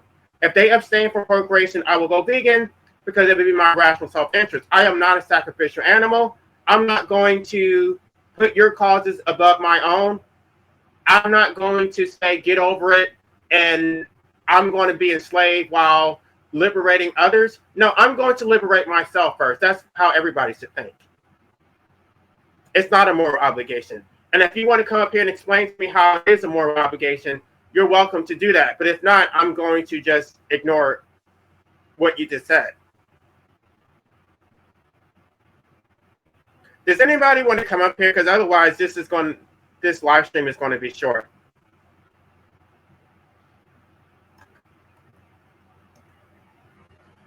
What's your plan there for the next 5 to 10 years? In terms of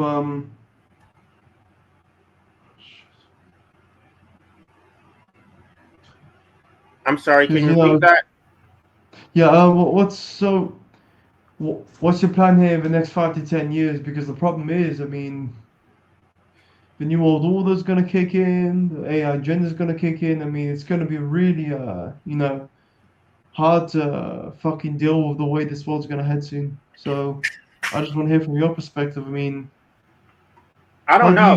I mean, if I had my way, I wouldn't even be here. So hopefully I can get the right to medical assistance decriminalized, or if I can't do that, then maybe I can do it in another country. But I mean, I can't say for sure, but I don't want to be here in 5 years.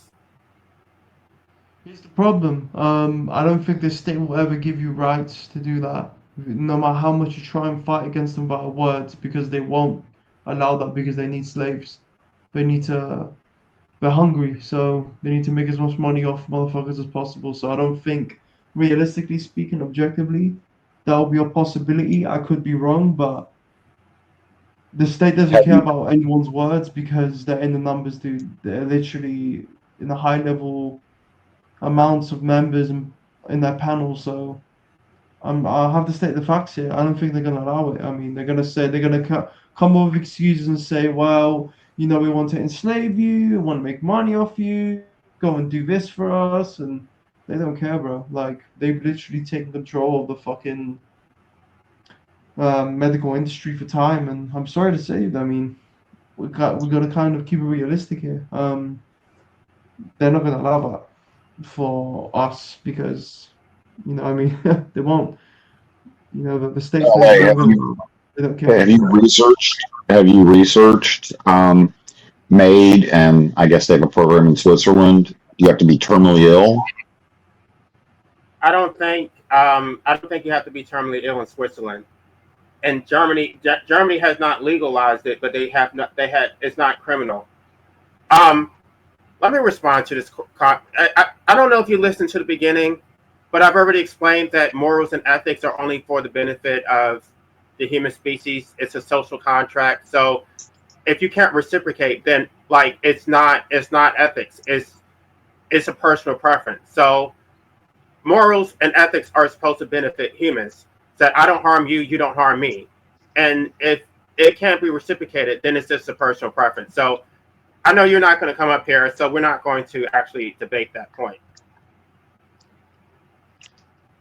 So if in 5 years you want to get euthanized, how do you plan on getting someone to approve it, even in another country? Forget America for now. That's never going to happen. No, I'm going to be putting pressure on America to decriminalize it. I mean, if I am going to go, I would at least I want that on my bucket list. That I want to decriminalize medical assisted dying in at least one state.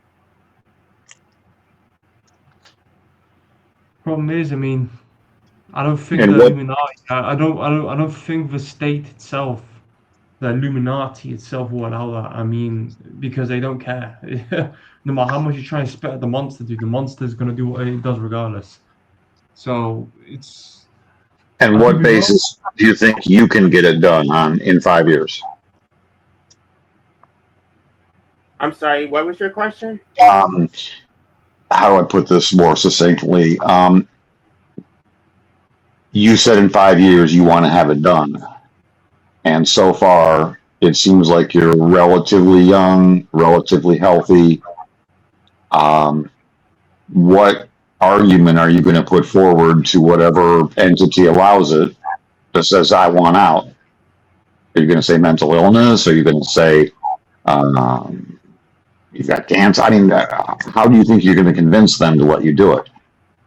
That it's a natural right that the state never had any legitimate authority to criminalize it in the first place. Okay. That these laws came from the American, but they were lobbied for by the American Medical Association. It never had anything to do with protecting the sanctity of life. It's like once I researched it, it's like all this is bullshit. Once you trace it to its origins, it's basically, I don't know if you looked at my book, but Yeah, I've listened to that chapter. You read it online. I've listened to most of your chapters. yeah, it's for extraction. The Supreme Court said it explicitly. As long as you're valuable to the collective, then they're not going to allow you the right to opt out. As I've said, as long as the majority are slaves and dumbasses, they're gonna say, "Oh, just go back to the public system like a poor little bitch," you know, and we'll just fuck you over. And I know this is the problem. As I've said, the state will keep battling you and say, "Well, you know, most of our slaves like to say, like to listen to us, so fuck off. Just go back into the system, or just drop dead in the street." You know, that's the problem. When the majority are the retards, you're gonna be affected. The states that have legalized it only legalize it for those who are terminally ill. I don't believe that the state has any authority to legalize it in the first place because it should never have been criminalized. So if you're going to legalize it with restrictions, then that still means that you don't own your life, which means that you're a slave. Exactly, that's what I'm saying. I mean, this realm is a fucking farm. It's a farm run by these entities. They don't care. They have no remorse. They have no remorse whatsoever. They don't care about your problems and your fucking suffering. As long as they can make the bang of the buck off you, as long as they can be able to fucking use you up as a number and get their food in their belly and drinks in their fucking mouths, it's all good for them. They don't care, dude. So you can spit and shout at the monster all you want, but the monster will do what it does regardless. It's gonna growl. It's gonna be hungry or react the way it's gonna react. So, bro, that's, you know, I don't want to sound harsh, but, you know, you can decline to answer, but complaining to a fucking evil fucking system and a state which doesn't give a shit, and they'll just keep repeating themselves and say no, simple as, because they know they got control over the majority, so Guys, that's not true. They have an upper advantage of you. That's not true. It's not in the penal code, but they do. It's a backdoor criminalization through the health and safety codes, to where if you express a desire to terminate your life, they will involuntarily have you committed and pump you full of drugs. So it is it is a seizure where you're put under confinement. It's not imprisonment, but it's a psychiatric confinement, and they do prosecute those who assist. So it is against the law. Well, the man-made law is in fact just some mafia fucking rules. That's all it is, dude. We need to talk about natural law here. I mean, the man-made laws, which are the state's laws, those are just man-made. It's all bullshit. No, they do charge you. They charge you with self-harm. Self-harm is a crime. It's not in a penal code, but self-harm is effectively a crime because you lose your liberty because you express a thought crime. Fucked up, I know. This is what I wrote a whole book about it, so I'm not sure why would I want to look it up when I wrote a whole book explaining that. So I already looked it up.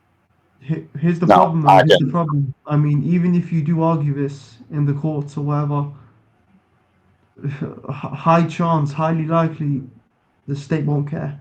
That's the problem. They'll say, well, this one man may be smart, but the majority are retards. So they'll be like, oh, we don't give a fuck at all because they're in the numbers to fucking control things physically, right?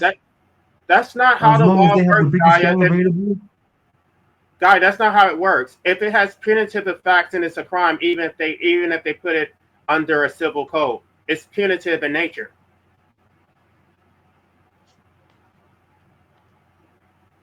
Have you ever listened to the podcast "A Right to No Longer Exist"?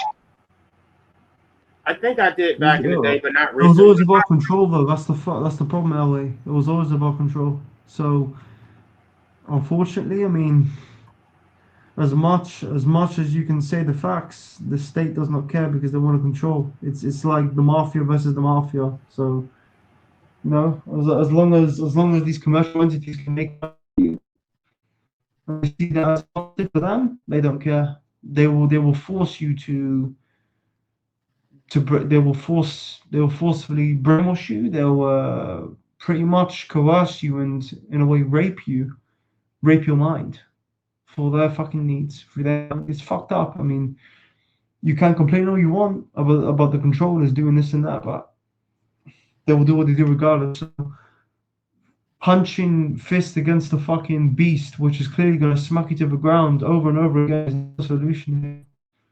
You're going to privatize things. I mean, you're going to have to go down your own route and privatize things because there's no point trying to fight against a system which clearly is controlling you every day in, day out. I mean, we're going up against beasts of the burden. I mean, I'm sorry to say, dude. I mean, as much. I don't want to. I just want to say it for how it is, not how I think it is. Because you can think in your head all you want. Yeah, they're gonna listen. They're not gonna listen. LA. They don't care. LA.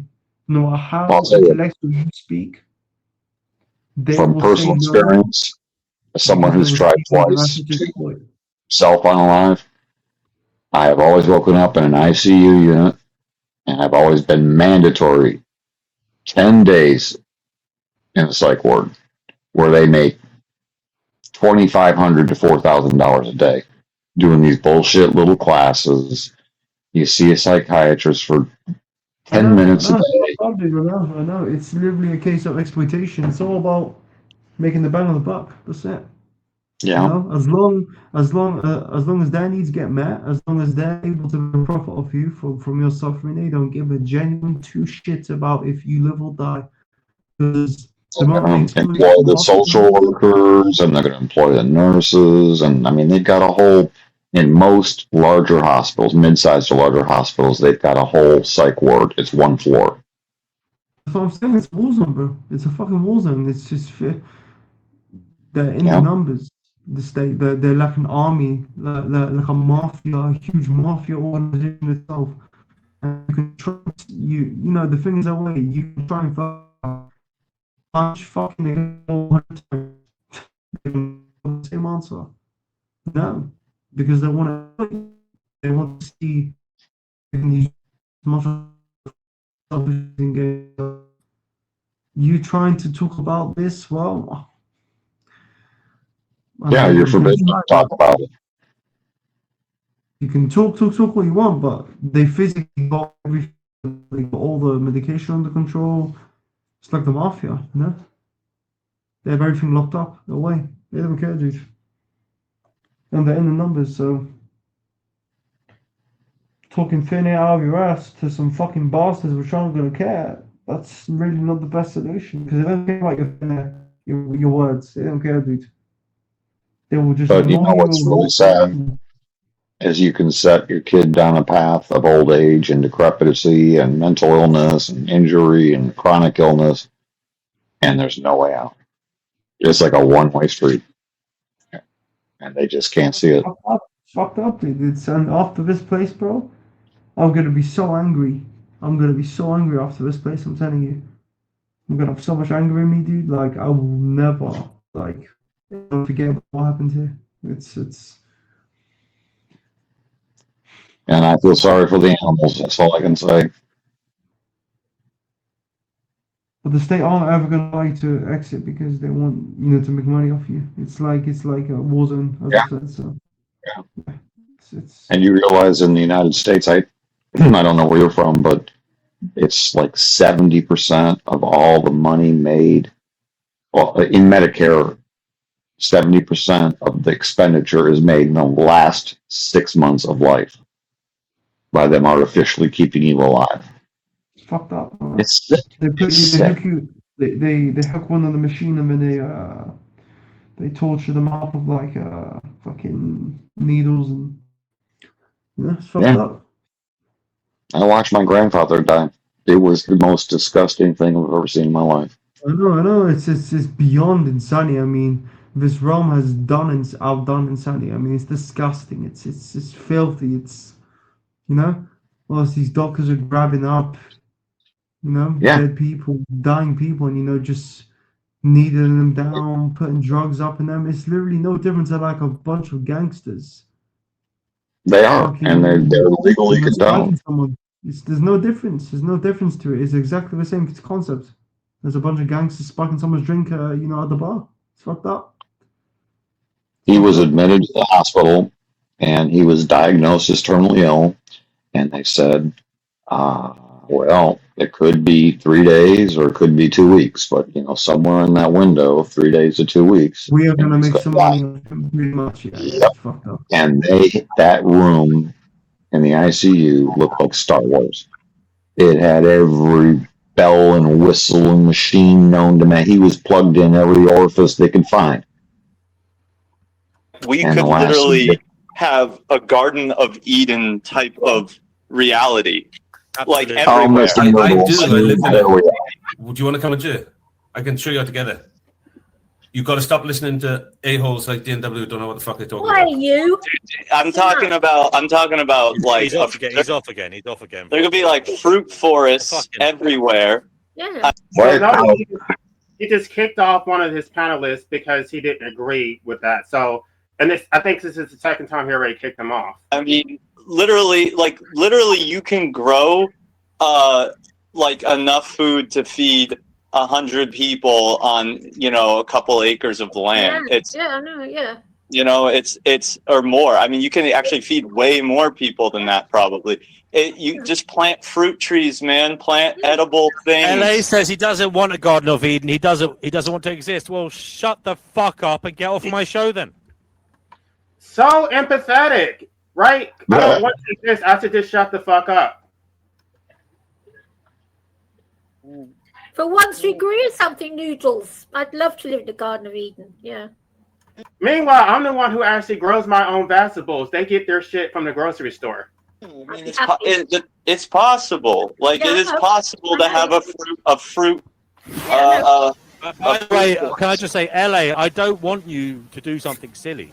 I want you to do the only sensible thing that is within your power. At the moment, despite all your other plans and intentions to protest about whatever it is you want to protest, something that is within your agency that you can do right now to be virtuous. And it's within his agency to be an anti-natalist. You see the hypocrisy? He doesn't give a shit about that, though. Okay, considering you want everyone else to fucking be virtuous to the ultimate degree as well. I don't know if he actually. You could go vegan, LA. You could go vegan. There's no. I haven't seen one excuse from you. All you've told me is that you're a piece of shit. That you don't care. You do not care about He does not care. the things that you claim other people care about, which is harm others. I have a hypothesis about LA. I don't think that he actually cares about people being virtuous. I think that once again, this. I don't care about virtue. I care about consequences, that they are enslaved. Whether you're virtuous or not changes nothing. This is their whole deontology. It's based on virtue ethics.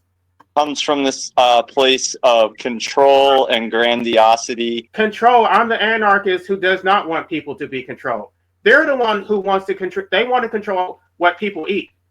He wants people to kneel to his ideas. He wants to. No, this is a projection. He's the status. I'm not. He wants the whole world to be kind of under his ideology, and I get that as a vegan. Of course I get that, but I think it's about the intent and where it's coming from. It's about recognizing that what the greater good is, and I just don't. The greater good, sacrifice for the collective. This bullshit where you must be a sacrificial animal. I don't feel that. I mean, maybe I'm wrong. I could be wrong. This is just a hypothesis, but I don't feel that from LA. I don't feel the desire for the greater goodness from him. I feel like fuck the greater good. Fuck the greater good. Save yourself. He's a walking, talking, obtuse fucking weirdo who thinks that, no, he doesn't have to think about others. He only thinks about himself. Okay? As I said, I've nailed it. He's a solipsistic, narcissistic psychopath. He does not think about anybody other than himself. He's probably got a deficit in his prefrontal, lobes. As I said, I just think he's an out-and-out fucking raging psychopath. He's out of control. Yeah, it's crazy, Okay. man. Whose fault is that? The Y'all hear parents. this bullshit? Y'all hear this shit? Yeah. They actually have to get going, but And there was more, but I'm not going to go do the entire live stream and try to find where they were talking about me. I'm just like, okay, fuck it. Fuck it. Now, Noodles, I caught him in a disingenuous argument. I read Ecclesiastes 4, 1 through 4, where it says, better than both are the ones that have never been born. And he said, oh, well, the Christians told me this is what that means. And that was about a particular instance.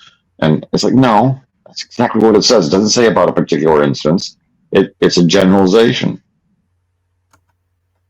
Better than both are the ones that have never been born. And there's Isaiah 4:1 or 4:15. There's all kinds of stuff in the Bible. Oh, and he rationalizes just like every other Christian.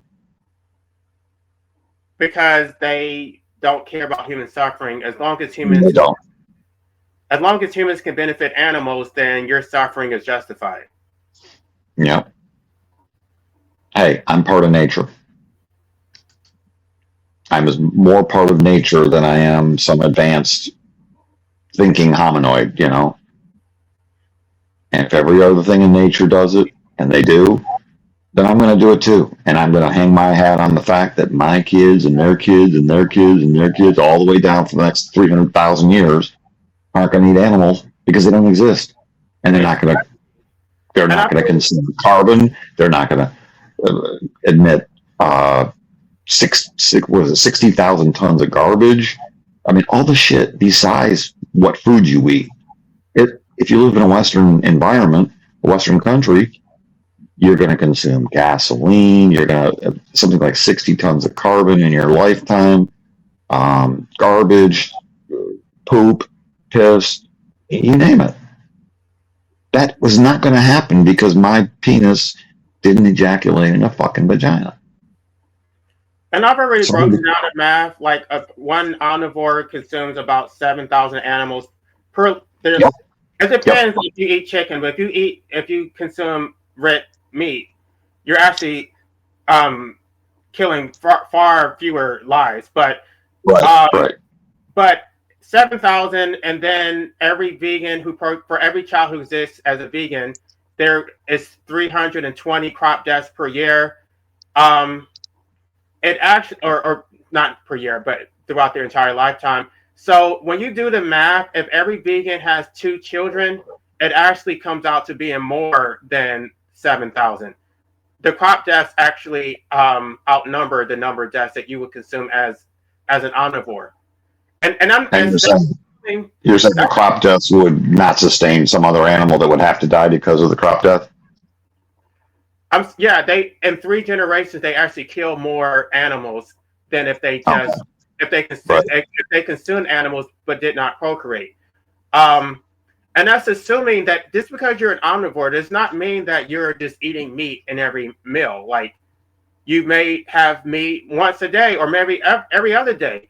But they make a demand that you go full vegan and that you basically give up all animal products for the rest of your life. And because that demand is so extreme, it's just like, I'm not going to do that. I know I'm not going to stick to it. If you don't eat the animal, something else will. It's that simple. Now, I know factory farming is more insulated, but basically, something's going to get eaten. It's the way the place is designed. Well, and right, I think they try to say, well, the animal was bred, and if you're an anti-natalist, then you should not support that. That still doesn't mean that you have to go full vegan. What that basically means is that you can still eat chicken and fish because chicken and fish are not bred. I don't agree with that. Moreover, those animals were going to be slaughtered anyway. That animal was already slaughtered. So whether I purchased it or not, did not save that animal. A lot of the meat that I buy is usually on clearance anyway. So if it's close to expiration, if I did not buy it, it was just going to go to waste. So no animal actually died because of my consumption. And what is it, like 4% of the world's population are vegan? I don't know the exact statistic, but it's a small minority. It's actually less than 2%.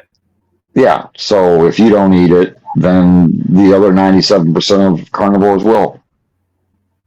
Right. So it doesn't do anything. What you would need to do is reduce the number of consumers, not their consumers. There you go. But it's like they're so illogical because it's based on emotion. But if you reduce the number of consumers, not only would you reduce consumption of meat, you would make housing more affordable, you'd make other foods more affordable, you'd make cars more affordable, you'd make clothes more, you'd make everything more affordable because there'd be less demand for it. I don't understand why this is not obvious to them unless there was some type of agenda. Well, they're on the bandwagon of their virtuousness, like you said earlier. They're self-virtue signaling. We're so pure and we're so good because we care about the animals. Well, I admire their effort, and I'm never going to put them down because of it, but it's really not logical if you just think it through. If you're pro-natalist and you're vegan, you're causing more harm than being anti-natalist and a carnivore. Even if you ate a cow every day and drove 3 SUVs 50 times a day, you would still produce less damage to everything by not reproducing. Well, Guy just said that he had an ad interrupting my live stream. My channel's not even monetized, so I don't know why there would be any ads. I'm not making any money off that. I have no idea why there would be any ads. Yeah. But you're right. I don't. It's basically you're good or they're good, you're evil. And basically I don't want to be associated with anybody. They'll make all of these ad hominems how you're just a walking graveyard. It's so stupid. I'm so tired of hearing it. It's hogwash. Just tell them Pastor D says that God has given us dominion over the animals. See? Send the book. You know I'm not a real pastor, right? Well, I know it's tongue in cheek, but a lot of people don't get it. At first, I was confused too. Yeah, Illicit Mind thinks I'm like a serious natalist pastor. He won't even let me on his channel. Well, I mean, he has been trolled. He's been trolled specifically by DNW, so it is what it is. Like, yeah, I know. DNW comes on the channel and puts him down. This is going nowhere, guys. Just give it up. I've heard him. So why, if he's going to make appeal to futility for other people, why can't we say the same thing about veganism? Oh, you're not going to accomplish anything. Get over it. Oh, just stop whining. I don't understand the double standard. Because they don't think it all the way through. That's my opinion. I can't prove anything. They don't think the whole thing through. If you're not going to be anti-natalist, then your procreation causes more harm to the world than a carnivore driving 10 SUVs a day will ever cause to the world. Right. And so the only thing that you have is to say, I will support your cause if you support mine. So I will. I mean, I already said it. I told Vegan Games I'll support veganism if you support anti-naism. I asked him to endorse it on his channel. He flat out rejected it. Still trying to manipulate me into going vegan, and it's absolutely ridiculous. Here's the ironic thing: he's had a vasectomy. He told me. Now maybe it's reversible, but someone who's against antinatalism gets a vasectomy. Kind of tells me you are for antinatalism. Kind of. Well, he's child-free. He's child-free, which means he's against he's against procreation because it would affect his quality of life. But he's not against it for ethical reasons. I guess he accepts the non-identity problem that a person can't be harmed who doesn't exist. They have to exist in order to be harmed. And then when I talked to him about my right to not exist, he said that I don't need the right because I can just, quote unquote, Toyota Corolla myself, which basically he was using that as a euphemism for a gun. Mm-hmm. And because guns are illegal in the United States, I don't need any right. So he would never say that about an animal, that an animal who was in pain should just go get a gun and Toyota Corolla themselves. No, you take it to the vet and they inject it with a chemical and it goes to sleep and it dies. And it's the most humane thing ever. We're not humane to ourselves, though. But they don't care about humans, though. You're a human, so you should just get over it. That animal deserves empathy. Right. No, I agree. And I'm telling you, I've been in a psych ward for self-unaliving twice. And they don't care. There's too much money to be made. They have some kind of solution which has never worked for me. Maybe there is for other people, but... To answer the vegan victim's question, why would I? No, I'm not going to be both because I don't agree with it. If I went vegan, it would not be for the animals. It would be for the other vegans who are so triggered by the fact that I consume animal products. So if I'm doing it for them, then they should do something for me. I don't agree with it. I don't think it accomplishes anything. So I think the definition of veganism is flawed. But I don't know. I don't. It doesn't look like anybody else is going to come up here. I just had to come on here because I feel like I've been respectful.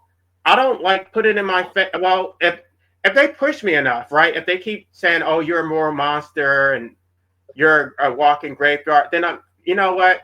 Fuck it. I'm going to go eat a steak. I'll say that. It's not that I'm necessarily going to eat a steak, but basically you're not going to shame me you're not going to make me feel guilty. So I'm just going to eat a steak. That's my response to what they're saying because they don't have any control over what I do. They can't, if they're going to continue breeding, then I'm going to continue eating my steaks. Yeah. I wouldn't want to bother you. But one thing I've noticed on DNW streams, and I rarely go on his streams. I'm usually in the comments, going back and forth with Daniela about her 14 kids, is that they always gang up on you. Sometimes it's extreme, but it's usually one degree or another of they gang up on you. Well, and I never. I mean, I can hold my own, but You do. I came to the realization today that he was basically on their side. Like he pretended like he was neutral, but he was not neutral. He was on your dog side. He was, when they ganged up on me, he would be egging them on, and I thought he was just doing it for the drama. But no, he told on himself today. He said, Well, there was another part of it where he said I was a piece of shit. I'm an idiot. Oh, that's ridiculous. It's ridiculous.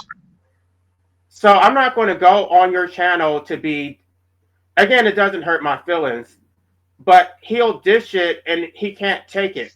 So if I were to call him a piece of shit, I can't do that because it's his channel. So he's going to use the fact that it's his channel as the sword and the shield, where he gets to dominate, interrupt people constantly.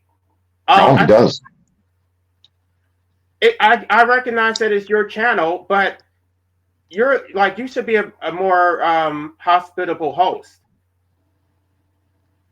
Well, I think he's going to realize that by kicking you off or being mean to you, it's going to hurt his channel. If his goal is to increase his followers, if that's his goal, because you're a big attraction to it, because it gets the banter going. You know what I mean? And you know what? I'll do. Just because I'm such a narcissistic, solipsistic piece of shit, I'll do my live streams the same time he's doing his. Yeah. Well, like I said, if you go search his channels, do not watch. Before it was Finding Gnosis, he was a passionate antinatalist, and he's been on Danny Shine's panels. He's been on all kinds of antinatalist panels. And Noodles was out on the streets advocating for stop having kids. Noodles is a grifter. Noodles is a grifter. He wanted to have a successful channel as a vegan. That didn't work. And so he tried to pivot over to antinatalism. He wants to be a singer. And so if anybody's being solipsistic and narcissistic, it's not me. I'm not even trying to make money off this. Like, I made my book available for free twice. Yes, you did. My channels are not monetized. I spend a lot of personal time on here just because I think it's important, but I really am neglecting things that I should be taking care of myself. I have so many problems that I have been neglecting for months because I spend so much time on YouTube. So what am I getting out of this? Besides the fact that I want the right to medical assistance in dying, but that's not just about me. I want everybody to have that right. Yes, you should from the minute you come out of that wretched womb. It's not fair. It's not fair for your parents to make a decision for you and you not have control over your life. It's just You're not right, fair. Danielle, he won't say anything about Kenny. Kenny has made death threats to people. Oh, Kenny's an asshole.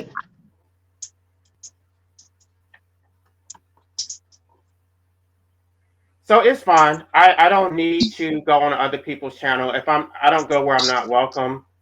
And it is what it is. I mean, right now I have a trial subscription to StreamYard. So, And my offer stands, by the way. If you're willing to do these on a fairly regular basis, it looks like if I turn notifications on YouTube, but on the rest stream, I signed up, I logged in, and I'd go to where the microphone and the camera are, and it was shut off, and I couldn't switch it on. Any way I approached it, it stayed shut off.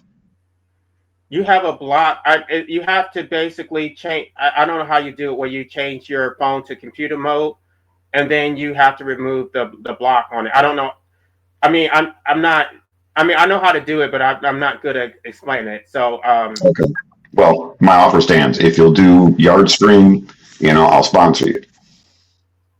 And if you became a 501c3, like I said, I'm a member of a foundation, and I can direct funds to 501c3s, nonprofits. They have to be legitimate and recognized. And you are in the States, right? Yeah, I can tell by your accent. Yeah, I'm still trying to get some. I need 2 directors, and then I'll try to get that done properly within the next 2 or 3 months. Yeah, then I can give money I have to give away anyways. I have to give the money away.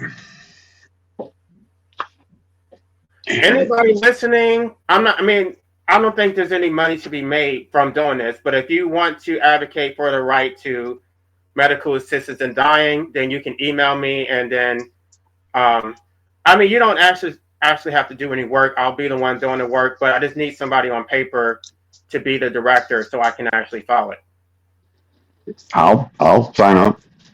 I don't know if it's a conflict of interest if I'm a director and a donor.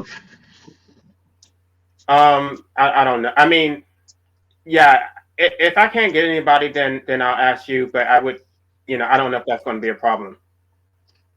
Right.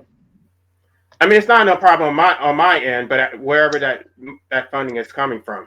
Yeah, it might be a conflict of interest because if I do start donating once you become nonprofit and they see I'm a director, they may say, well, this is conflict of interest, I think is what they call it. Okay, you know what? I'll do another notice. I'll put a notice on my channel And otherwise, I'm going to a libertarian convention next weekend, and then maybe I can get some people from there. You know who might sign up for you is Amanda Sudnick on Exploring Antinatalism. Do you have a relationship with her? She loves these kind of things. I've never talked to her directly. I've listened to some of her content. I don't know. I think she's gotten a bad rap just because she's an alphalist. It's like she has to defend other people's actions, which have nothing to do with her. Yeah, but just because she's an alphalist doesn't mean she's not a passionate antinatalism and an advocate for the right to die. Because I know she was on the Right to No Longer Exist podcast. So I know she's an advocate for it. Why do I hang out with conservatives? I don't hang out with conservatives. I'm an anarchist, so the closest thing to an anarchist would be a libertarian. I don't agree with most of the things they say, especially when it comes to capitalism, but they do support the right to medical assistance in dying. So this is a single issue. It's not a political party. I'm just trying to get that decriminalized, and they do raise money. They do have connections. So if I can peel off a few people, then I will do that. If anybody else wants to step up and be the director, then maybe I won't have to go to the conservatives. But I know how this works. People don't want to step up. So I have to do things the hard way. I have to drive 5 hours out of my way to go to some convention that I don't even want to go to try to get people to support my cause. Here's another suggestion for you. The Right to No Longer Exist podcast, they had 2 hosts. Now, I know one of the hosts offed himself, but the other one is still around as far as I know. I know he'd sponsor you in a heartbeat. What is it? It's called... The Right to No Longer Exist. If you type that in the YouTube bar.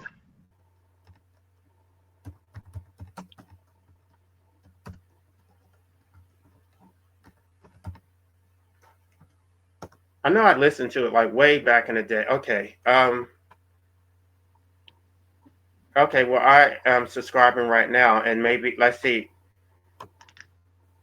His last video was a year ago, so I don't know if his channel is active, but I will still get his email address. Yeah, I'm sure he would work with you.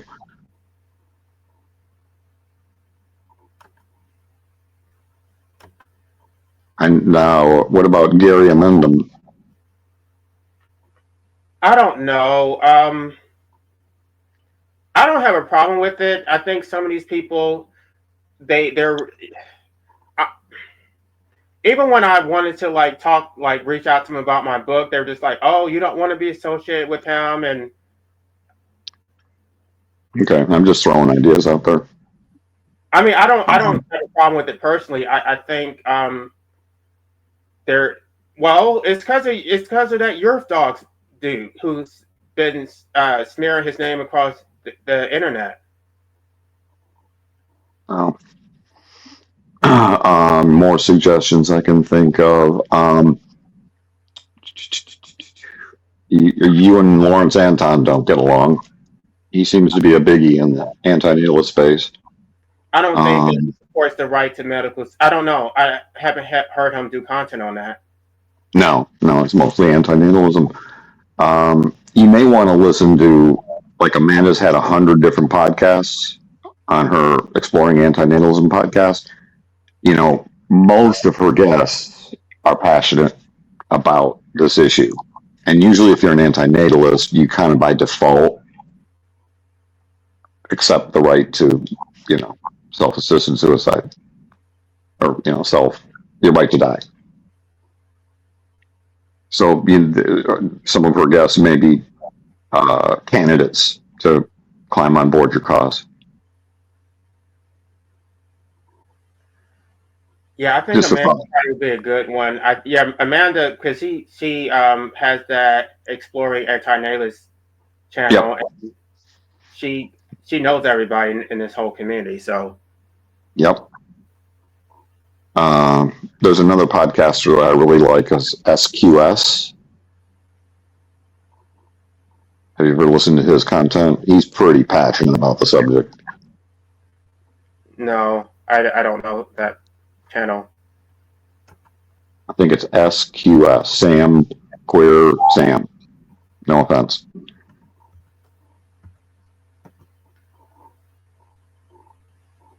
Oh, okay. I guess I'll subscribe. I have not listened to this person's content at all. Okay. Nullosophy, Null. Oh gosh, I can't remember it. Like you merge the two words null and philosophy. He's pretty passionate about the subject.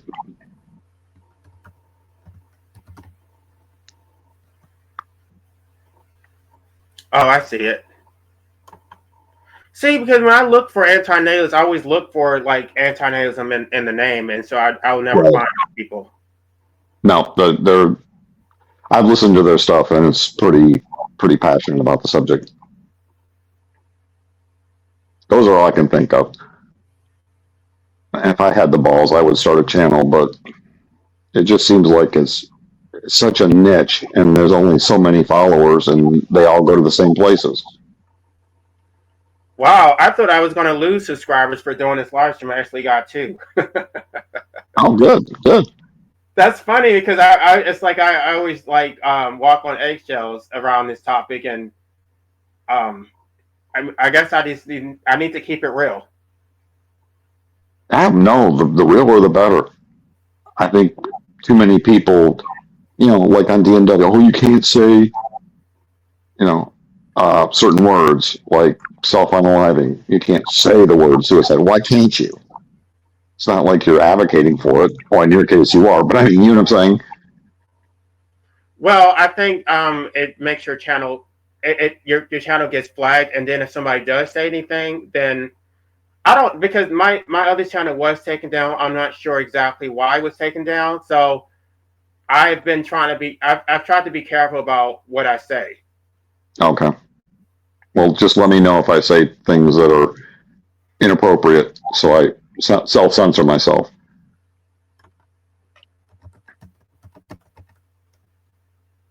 There's a guy in India.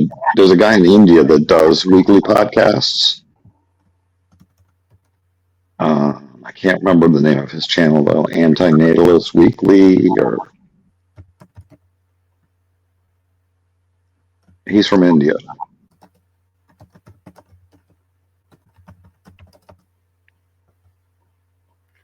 All right, so I just posted my email address. If anybody wants to be on the directors for my nonprofit, then you can contact me. Otherwise, I'm just going to recruit from the libertarians. It may be easier for me to do that just because they're at least going to be in my state. So, but if not, if anybody else wants to do it, that's fine. But I think I probably would like to stick with people who are in my state. But if not, then you guys can do it too. How many people are still in the stream? 21. Oh, nice.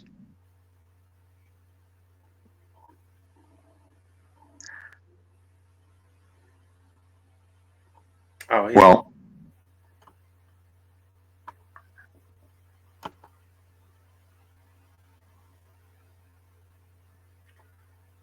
yeah. So I'm just. I mean, people are saying, you can't change anything, and it's a waste of time. I'm just like, apparently they don't know how I operate, because I do get things done. I am an activist. I don't just sit on YouTube complaining. I've done plenty. And if they knew my track record, they would actually not be saying that about me, because when I put my mind to something, I get it done. And I know how the system works, and I know how to manipulate it. So I'm not going to make any promises, but and I'm not saying that I can get it done. I'm not going to get everything accomplished, but I guarantee I can get something done. Well, if you don't put it on the radar, it's not going to get addressed, right? And I don't think it's really on the radar too much. Right. It's an election season. It's an election season. They're looking for people to like tell them their position on issues, and this is like I mean, it happens every 2 years. I think the president, no, this needs to be done at the local level, at the state level. Not, I mean, the federal government is not going to do anything, but No, not yet.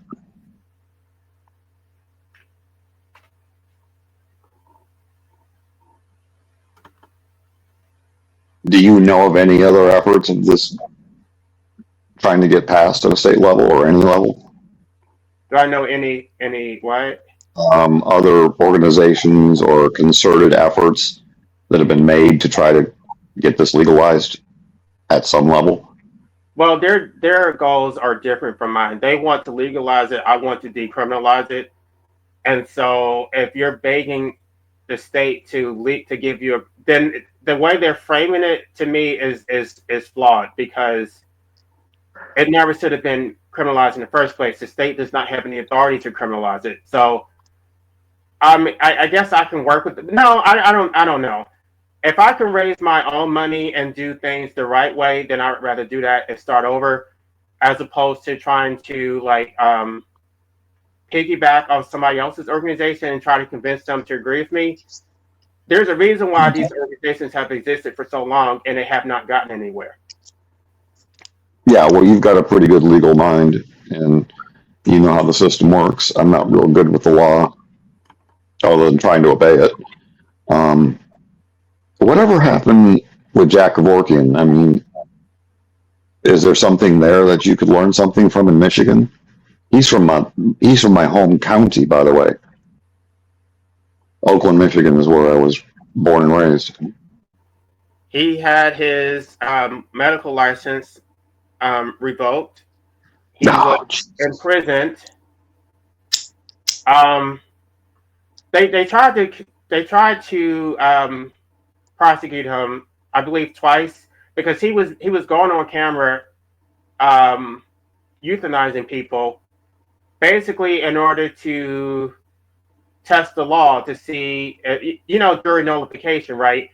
And the juries would not convict him, and so I guess he went too far with one of them, and then they actually did convict him. I think he spent like 7 years in jail. Yeah, something like that. There's a good movie about him. It's called You Don't Know Jack. Have you seen it? Yeah, I did. Yeah, kind of his life story. I'm just wondering if that went anywhere after he was so courageous. And that was in the 90s, right? Right. No, he spent 8 years in prison. 8 years in prison? Okay. That is absolutely ridiculous. He did not harm anyone. I know. They were all terminally ill, begging for it. They were begging for it.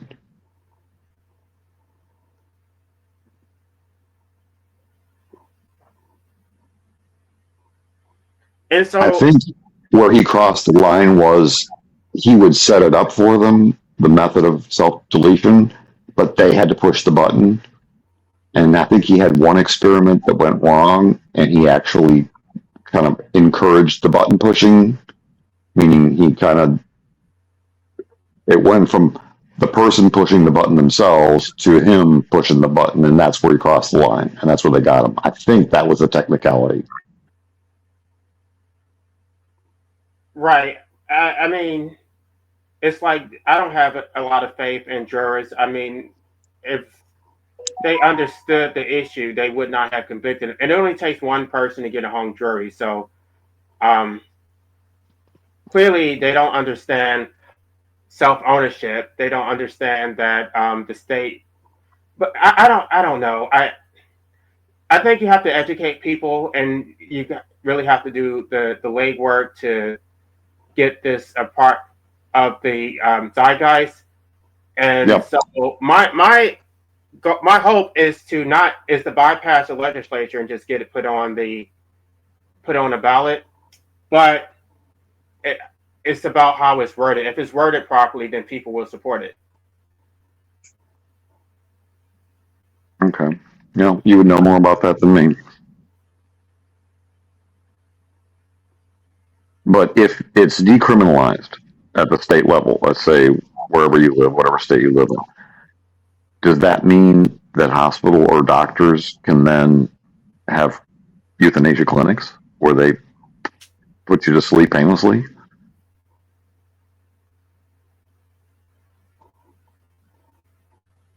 Well, that's a separate issue because of the way occupational licensing works. I don't know that the state medical association won't try to put restrictions on what doctors are able to do. They could still, even if the law says it's okay, they could still put ethical restrictions on it to where they would lose their license if they assisted. And so I would just want to decriminalize it and leave it to the free market. So if you're a retired doctor who does not practice, or if you have some type of medical training and you know what you're doing, you know what, that's a serious, you know what, that's that's something I need to consider, because it's not about the protection for the person whose life is terminated. It's really for those who assist. So Right. I need to be careful about how I approach this.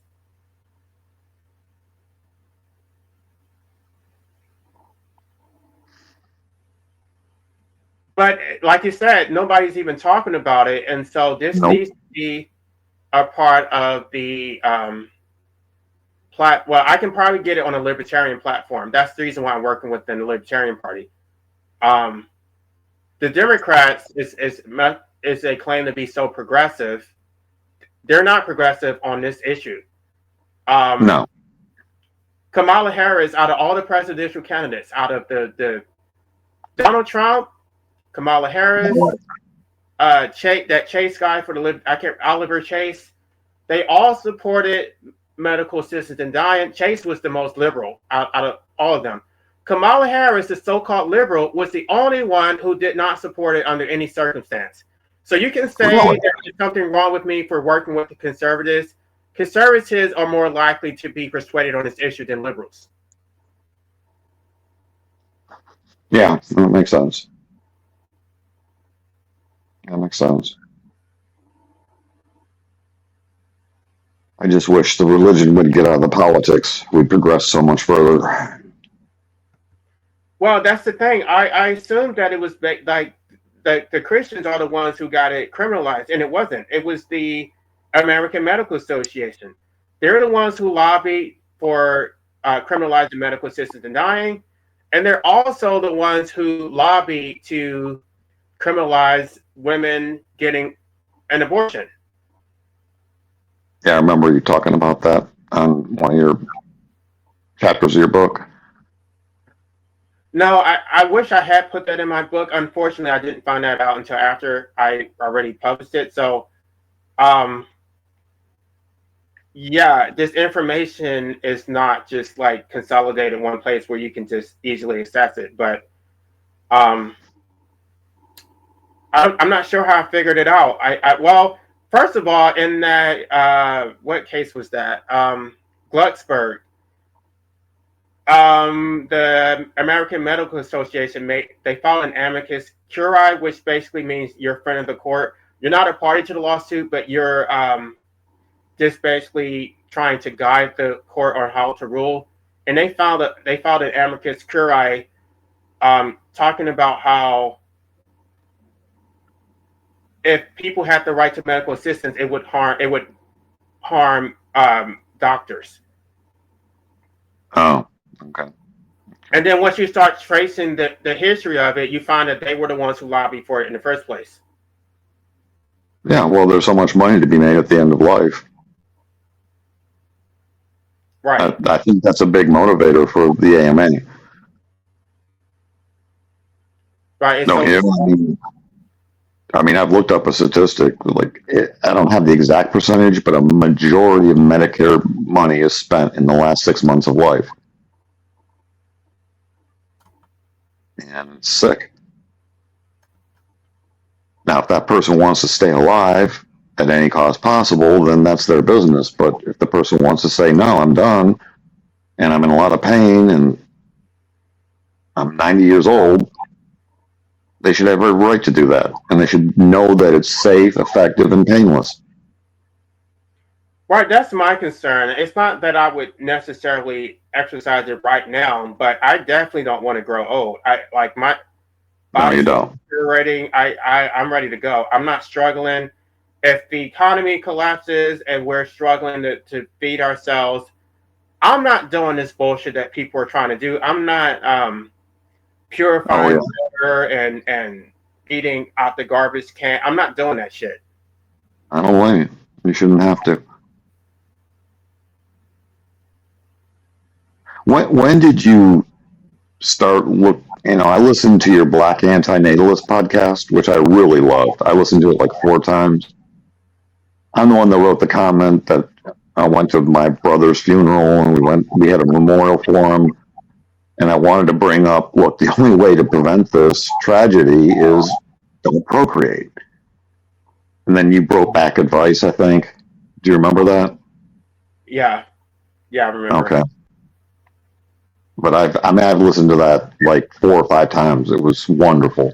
So articulate, especially the Antinatalist Witch or Against Life 1000. I wish you guys would do another one. Well, you kind of did. Yes, you did. I remember you had the same panel on. Yeah, Mark,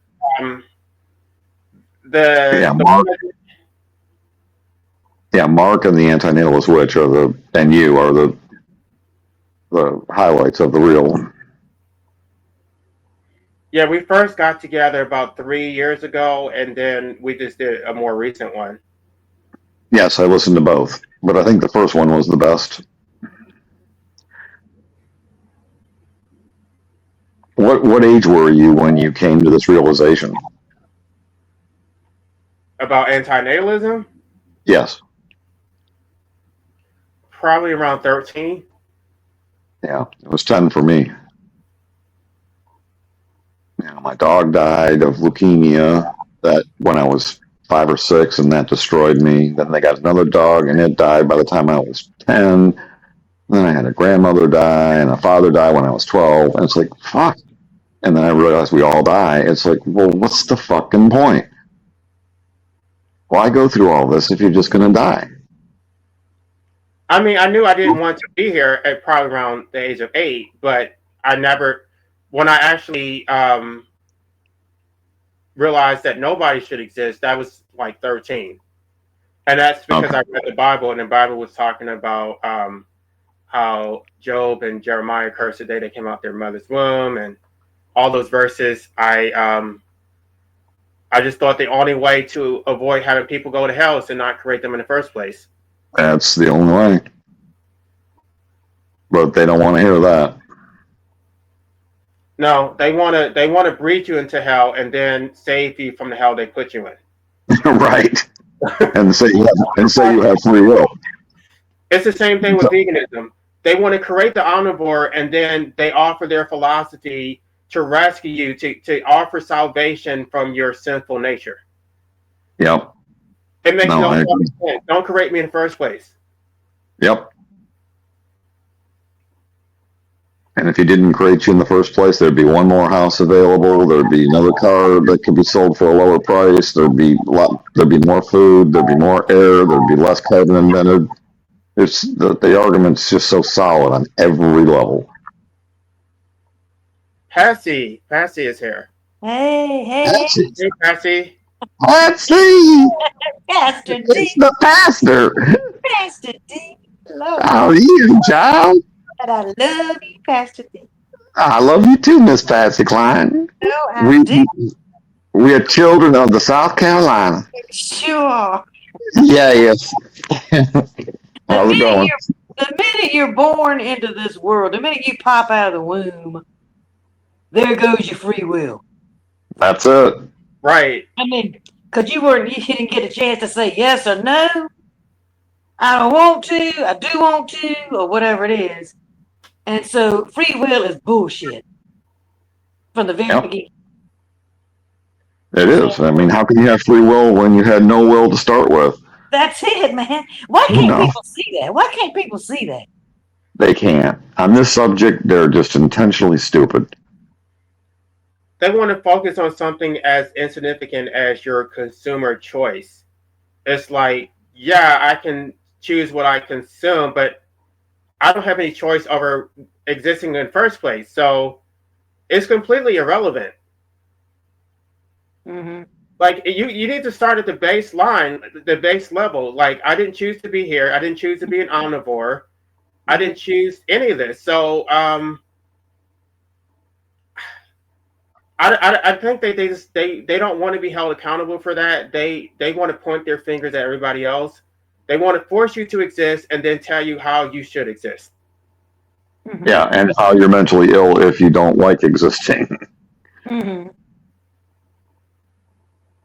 Like you can create something as complex as a human being that has all kinds of thoughts, is prone to all kinds of mental illnesses from your relatives.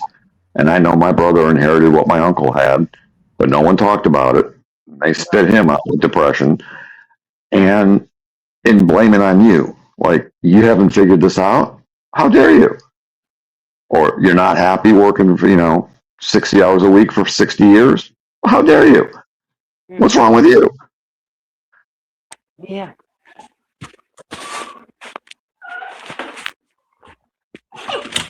Wow. I got 25 people here now.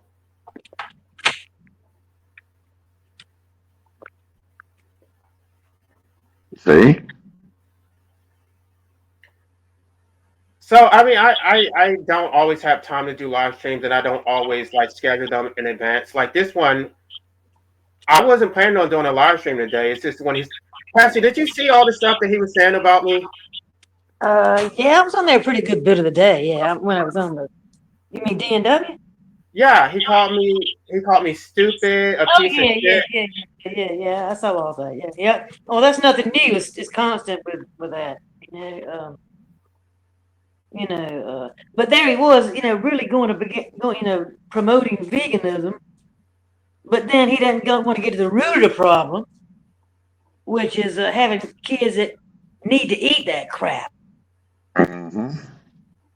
To eat the meat, or he's not getting to the root of the problem, and that's the.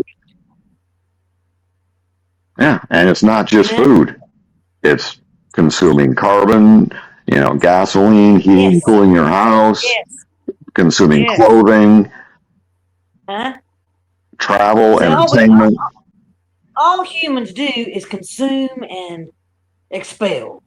Yeah, that's right. They do more expelling. I was going to say another word, but yeah, expel. I like that word. I flowered up a little bit. But anyway, that's what they did. I mean, that's what life's all about: is consuming and expelling. And don't forget reproduction. Yeah, and then they throw that crap reproduction in there, which means the machine never stops. That's it. The toilet never quits. It's constantly flushing. When you listen to that live stream yesterday, Dee was saying that is consuming also. She basically said women need to stop consuming men's semen, stop letting men ejaculate in their bodies. Right, yeah. I heard all that. Or neutralize the weapon. You can still have sensation. You can still ejaculate. You still get the sensation. You can still fuck. Excuse me. Coitus. And your little weapon of mass infection doesn't infect anything. Yeah, shower massage is a wonderful thing, too. Isn't it? I like yanking the chain. That feels better to me than anything. I'm a pastor. I don't do that. I yanked the chain. God knows.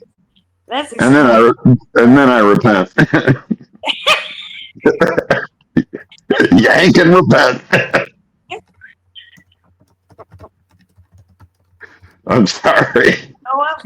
Good fast right afterwards. Yeah. That's it. Yeah, but that it's just I don't know. And women use that sex as a tool, okay? Oh, yeah. For just the means of reproduction. You know what I'm talking about? They dangle that crap in front of men just to bring on the sexual desire to bring forth more kids in the world. You know, that's it. I mean, it's just like I don't know. So the whole situation's a damn game, and it's not, and it's a costly, painful, suffering type game that they're playing. Yep. Yep. You ever watch Life Sucks videos? What video? His title on YouTube is Life Sucks. Yeah, I think I have. Yeah, definitely seen him. Yeah. Before. He did a piece or a video on why he's an antinatalist. And he talked about reproduction and how those kids will, and then he goes to the cemetery and then more crimes will be committed, and then he expands out as more tombstones are created in the cemetery and more crimes are committed and more crimes are committed. It was so on to point. But what I'm saying is, as far as age is concerned, getting older, I've already told everybody I'm 67. I'm 65. I can remember when I was 20, okay? But it seems like yesterday. Yep. And now over 40 years have gone by. And then I'm thinking, well, I got maybe 20 if I'm lucky left. If I'm lucky. And I'm thinking, 10 years goes by in a blip. Blip of time. 10 years. Because I thought about 10 years ago, like right now, from 10 years ago to today, I thought, God, I can remember that distinctly. And, that was like a blink of an eye, 10 years. How does your body feel? How does your body feel? It's just like, how does my body feel? Yeah. I'm definitely got aches and pains every day. I've got stiffness in my joints. Get up in the morning, I'm stiff as a board.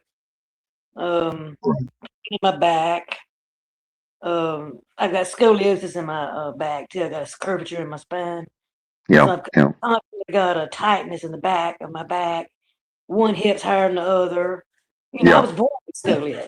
I was born with it. So I didn't ask for that, but hey, it landed on me. So thanks, Mom. Yeah, thanks, Mom. But I'm just saying, it's just this stuff like that. You just you didn't elect for it, but you got it, and here you are. Yeah. No, all my brothers and I inherited wickedly high cholesterol. My dad died at 34 of hardening of the arteries. Yeah. If they hadn't come out with lipid, the pravastatins in the 86, 87 time frame, we'd all be dead because we had wicked high cholesterol. Oh yeah. Yeah. But so he gave us the death sentence. I just had to go on cholesterol medicine the last 2 or 3 years, and I've been eating great. I've been eating great, man. I'm telling you, no fried stuff, no nothing. Okay, nothing bad. Good healthy stuff. No butter and all that stuff. And I still had to go on cholesterol medicine. Yep. I was 20 years old. I weighed 135 pounds. I was a runner, a swimmer, and a weightlifter. Oh yeah. Very lean, very lean foods. I would eat chicken, but always lean. Lots of vegetables, and my cholesterol was over 300, and the LDL HDL ratio was wacky. And it was hereditary. That's hereditary. Yeah, passed down. Yep. And it's all their fault for passing it down. I'm telling you, it's just. But these NPCs out there that aren't thinking about what they're doing, go with it, pass it on down some more, Yep. And I know my brother got severe depression from my uncle, my mother's side of the family, because our uncle had it real bad. And I he's think on every. I think that does run in the family. Yep. You should see his medicine cabinet. It looks like fucking pharmacy. Yeah. It's ridiculous. All the psychotropic drugs they've given him, and he's still depressed. Wow. All those antidepressants too is numb you. Okay. Probably. They don't get to the root of the problem. They just numb you out. You know what I'm saying? Like anesthesia or something. Numb you out. You don't feel anything. That kind of, it's putting a Band-Aid on the problem and it just doesn't work. That's why I never took any. Now, I was depressed for a good while there, for about 5 years. Just recently, but I worked out of it. I just worked myself out of it. And you know how I worked myself out of it? I worked myself out of it by being a realist. Realizing what's wrong with this world and it's my fault. You know? There you go. Realizing that what's going on in this world, shitty crap that we have to go through, is not something that I should put on myself. Yeah. You know? Good point. And take the weight. Take the weight for that, you know? You know, I heard there was a podcast that Jack Boswell did, I Wish You Were Never Born. I don't know if you guys have seen it. Uh-huh. And one of the guys he interviewed said what you just said in a more, I don't know, philosophical way. He thinks that depression is the difference between your expectations and reality. Right. And when your expectations are so far above or unrealistic with what reality is, it can make you depressed. And like you said, you know, you just accept this shit is not my fault. Right. I didn't choose to be here. Right. I didn't choose the hand I was dealt. And it really helps you go with the flow better. Oh, it is eye-opening type thing now. It's like the weight is just taken off of your shoulders, you know? It still bothers you now, don't get me wrong. I mean, you're aware of it. And it's really tough to be aware of it. But at the same time, it's liberating. Yeah. Yeah, agreed. What kind of expectations did you have prior to this realization? What were your mismatched expectations? Well, one of them was, this is going to sound crazy, but one of them was, there were these guinea hens that the neighbor had out there. And they were pretty guinea hens. I don't know if you know what guinea hens are. But they're beautiful big birds. And she had them running out, you know, loose, you know. But at night she put them up in a house, you know. Well, one night, didn't get him in there in time or whatever, and this coyote just, you know, cornered it in the house, cornered it in the actual house it was going to go in. Oh. Ate him up. And I love that. I love that guinea pig. I love that guinea hen. I love it. It's like a pet to me, you know. Yeah, yeah. And I said, "Damn, I couldn't. I had no control. I didn't see it happening. I didn't do it. You know, I wasn't there, but I heard about it happening. You know, and it just I went ballistic. I was just like torn up about this. Just imagining what the guinea hen went through. Oh God. And I still think about it to this day. And I'm thinking, well, it's like I had to remind myself, man, you weren't there. If it was up to you, you'd have done something, but you weren't there. Yeah, you didn't design this shithole. Yeah, you gotta let it go. You still feel the hurt, but you gotta let it go on yourself. You gotta let it go. On the part about you being involved, you know. Okay. And same way with my sisters. They never could get along with each other, and they still don't get along with each other. And I was always the one to try to make peace with them. Try to make peace. Get together. Try to see things the same way. You know, don't be this way, this one. You know, you know, y'all get along, okay? But finally, I wiped my hand of that too. I wiped my hands. I said, no, I'm finished. I've done it for 50 years now, and I'm not doing it anymore. You know. So you felt like you would had to be the referee or try to make peace in the family. And I took it upon myself, of course. You know, nobody told me to do it, but I took it as a self-inflicted responsibility. You know, on my part. Yeah, that makes sense. So just like I said, the guinea hen was a self-inflicted responsibility too. Until I said no, it hurts like hell to realize it happened. I can't stand it; makes me sick. But I had no control.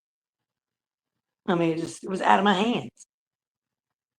And you know, and you got to take responsibility for yourself first, and have everybody else take responsibility for themselves.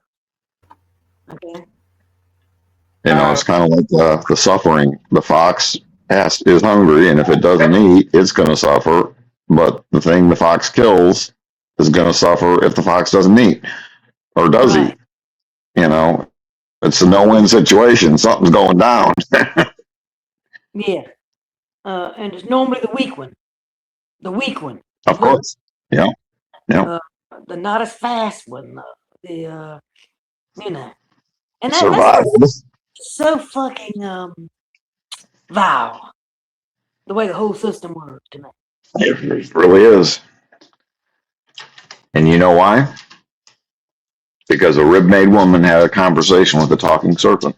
It all went down from there. Right. Sorry. I had to get my pastor jab in there. Let's not get going on that, okay? Okay. You know, I'll go forever on that one now. Don't No. get me started. A rib-made woman had a conversation with a talking serpent. And it all went to shit.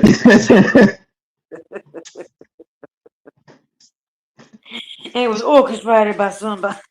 All of it was orchestrated beforehand by somebody else, dude. It was not a good plan. Any way you dice it, it was not a good plan. It's actually orchestrated, okay? Orchestrated. Yeah, it had to be set up that way. An omniscient God had to know that was going to be that way. And you know, when I was talking to my Christian sister the other day, and I told her, my whole family's still Christian and has been for as long as I could, my grandparents, all of them.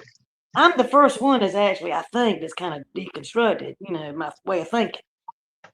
And I told my sister about it, and she's, of course, she wanted me to definitely get back in church and all, she said, I don't understand. And she's fighting the tooth and nail, But, what was I going to say about that?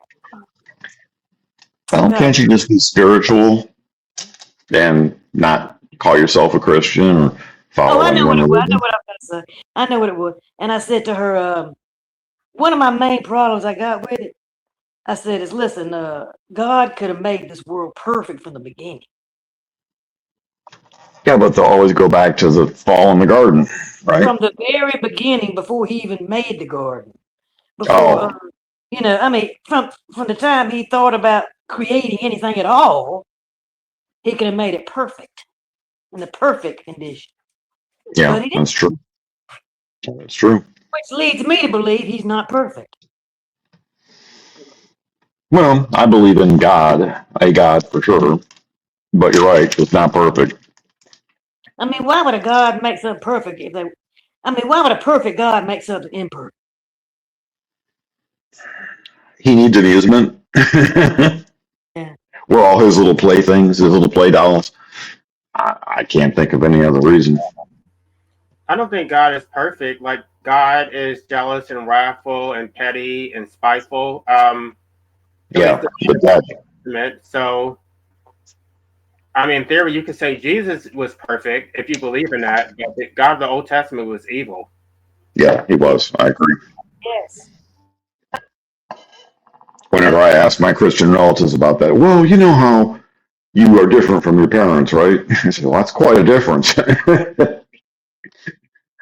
Smiting everything that walks to the loving Jesus.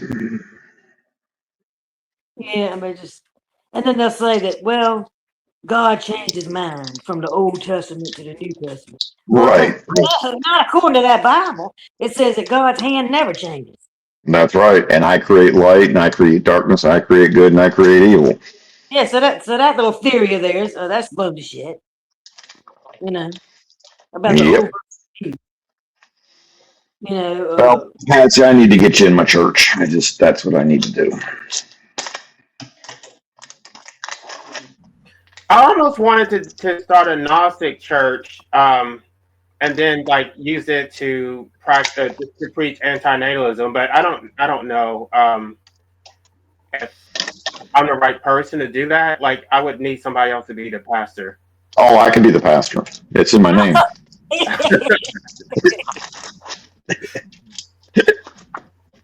Pastor D. Are you asking who's going to be the pastor at LA? Of course I would. The D is for no dick in the vagina. Ever. Sorry. I hope you're not counting on getting monetized. No dick in the vagina, ever. That's the V stands for. Or if you do, make sure it's covered up or vasectomized. That's the thing. They talk about how it's so easy to go vegan. That's what he was saying earlier. But how easy is it to become an anti-natalist? It's a one and done. I got a vasectomy. I have not thought about it, and I'm gay, by the way. I've never had sex with a woman. I still got a vasectomy, and yet they have all these excuses. It's not the same thing as going vegan. That requires a daily choice to abstain from foods that are convenient, that taste better, that are healthier. And it's like they're so dismissive of the sacrifice that it takes to go vegan, that you are compromising convenience and health and taste, as if taste doesn't matter. Yeah, giving up anything is gonna be a sacrifice, you know. Anything. But I'm saying all they had to do is get a vasectomy. The man get a vasectomy, or the woman. That's it. And it wasn't. And a man can do it in 15 minutes. Yeah, I mean, I'm talking about with practically no pain, no nothing, just going in. That's it. I'm saying that can be done, and then after that, my point is, if they can do that, and they think, but no, my life wouldn't be fulfilled if I didn't have any kids. Well, you know what that must say about them? That must say that they don't have a damn life that they like in the first place.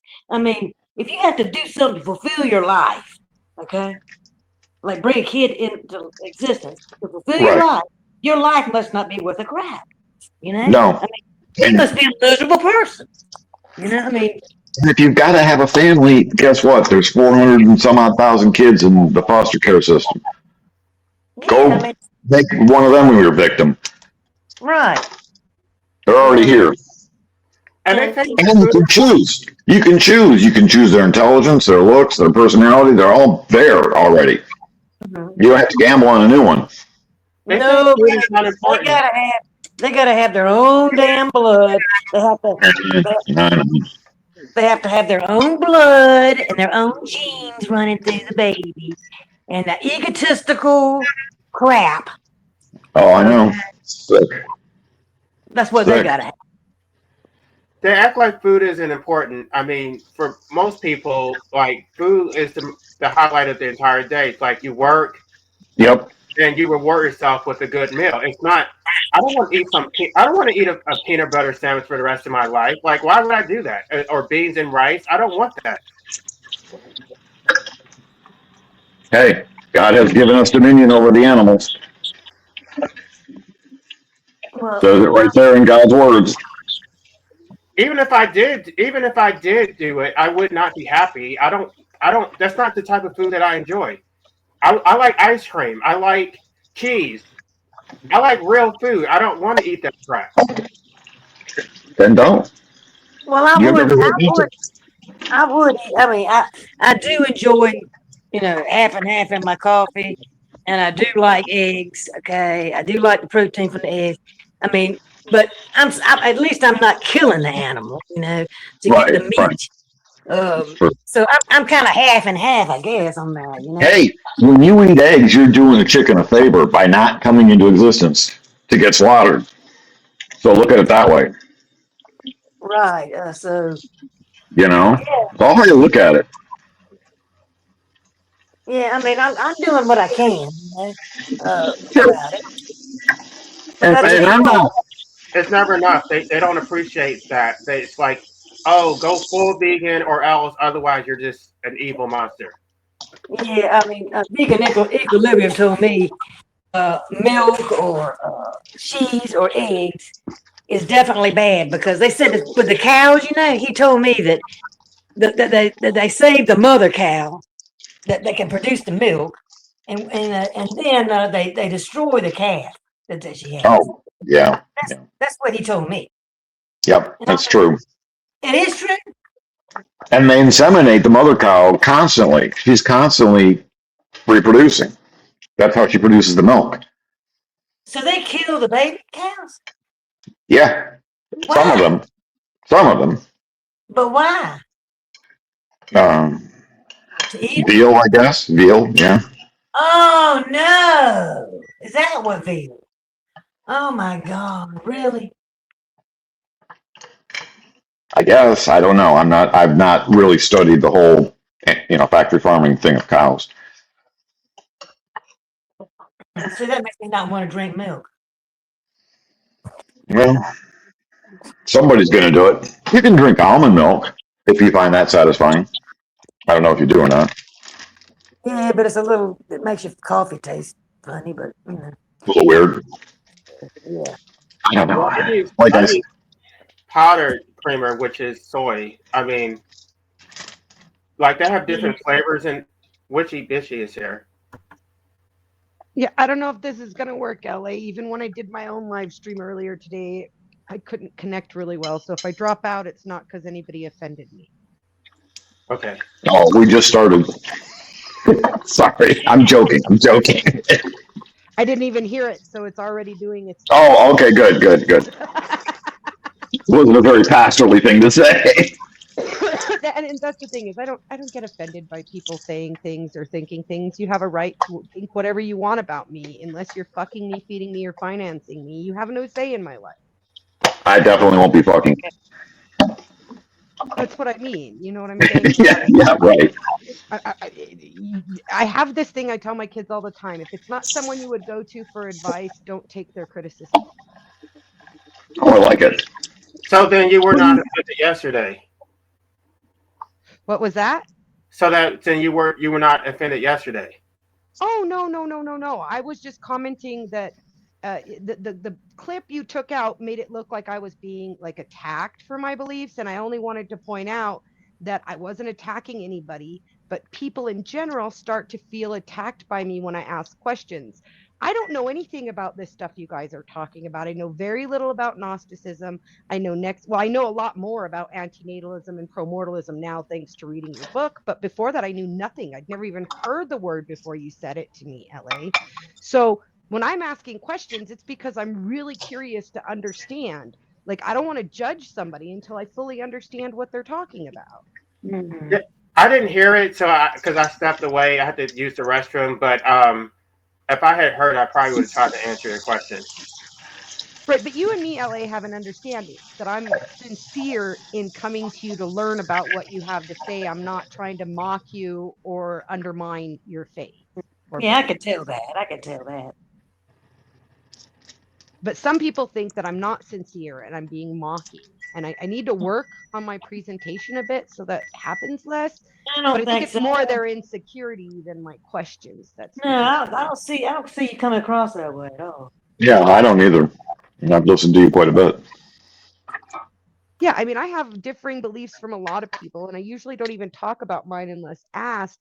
But I definitely want to learn as much as I can. I feel that's my purpose on this earth right now, is this life experience is to learn certain things. And so if I don't ask questions, I'm depriving myself of why I'm here. And that's a beautiful way. Would you like me to answer your question now, or have we already gone past that? I don't know that if it's appropriate right now in the middle of what we're talking about here. Okay. I think we can address that again another time when that topic comes up. I think right now the topic is, and I agree with you, the militant nature of vegans, this idea that, yeah, it's good if you want to be vegan, and I respect that. And if you come to my home, I have a best friend who was vegan for a long time. She's not anymore, but she was. And I even kept separate pots and pans in my home to cook food for her when she came. She had her own plate so that no meat touched it. Like, I respect your right. Wow, that's almost like an Orthodox Jew. Yeah, no, I respect your right to eat how you want, but I only ask that you respect mine as well. Absolutely. They don't respect it because they're proxies for the animals, so you have to submit to them in order to be a good person. See, that's kind of how I feel about the anarchists too, so maybe it does relate to my question, because I kind of feel like the belief is they need to destroy the system to wipe it out entirely. But what about those people who don't want to leave the system? Don't they have just as much right to stay in it? Don't meat eaters have just as much right to eat meat as vegans have to not eat meat? Like, can't we all just like accept that we're different and love each other for it instead of hate each other for it?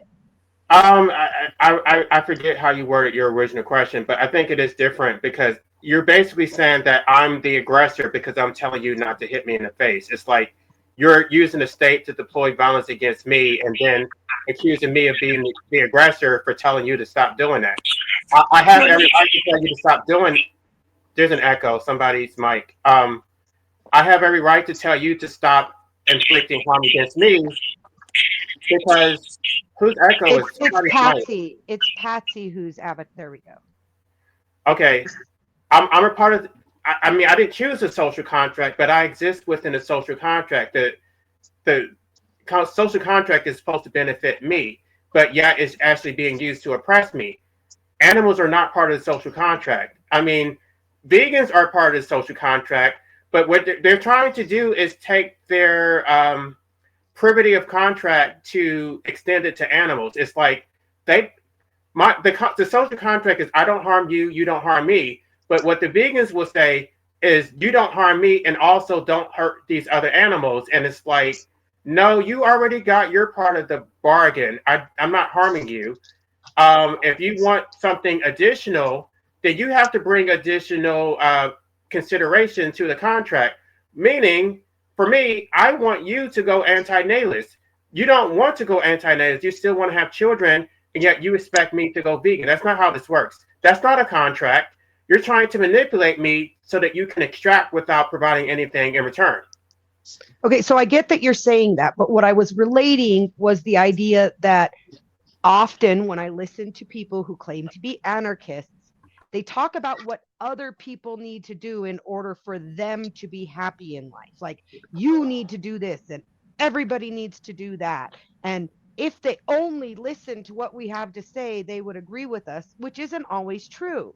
There's a possibility that they'll listen to everything you have to say and understand it fully and still not agree with you. And those people have a right to exist too, just like meat eaters have a right to exist next to vegans. And it feels like, and not just with anarchists and not just with vegans, but it feels like most people who have an ideology are so insecure in their own ideology that if they can't get others to follow it too, it doesn't feel valid. Okay, if you're punching me in my face, do I have a right to tell you to stop punching me in my face, or should I just focus on myself?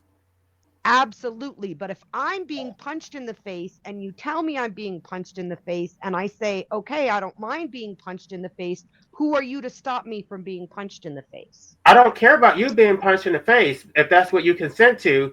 But these laws, the state violence is affecting me too. So just because you consent to being punched in the face does not mean I should be punched in the face. Right. And that's why I used the terminology of carving out a space. And I think that might have offended some people. What I meant was making room for you to exist outside the system while those who want to remain in it still can.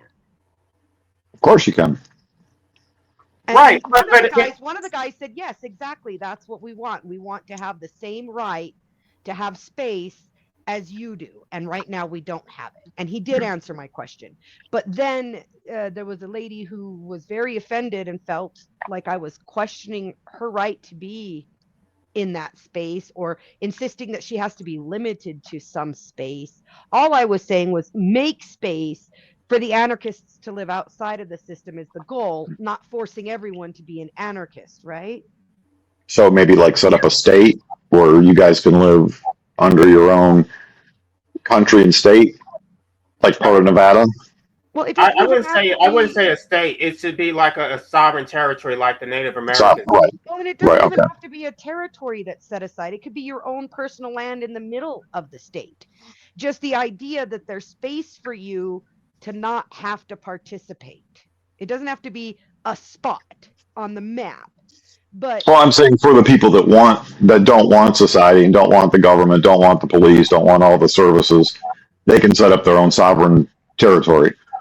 Well, I would just love to see even them allowed to exist within within. But how can you really without being forced to participate in it?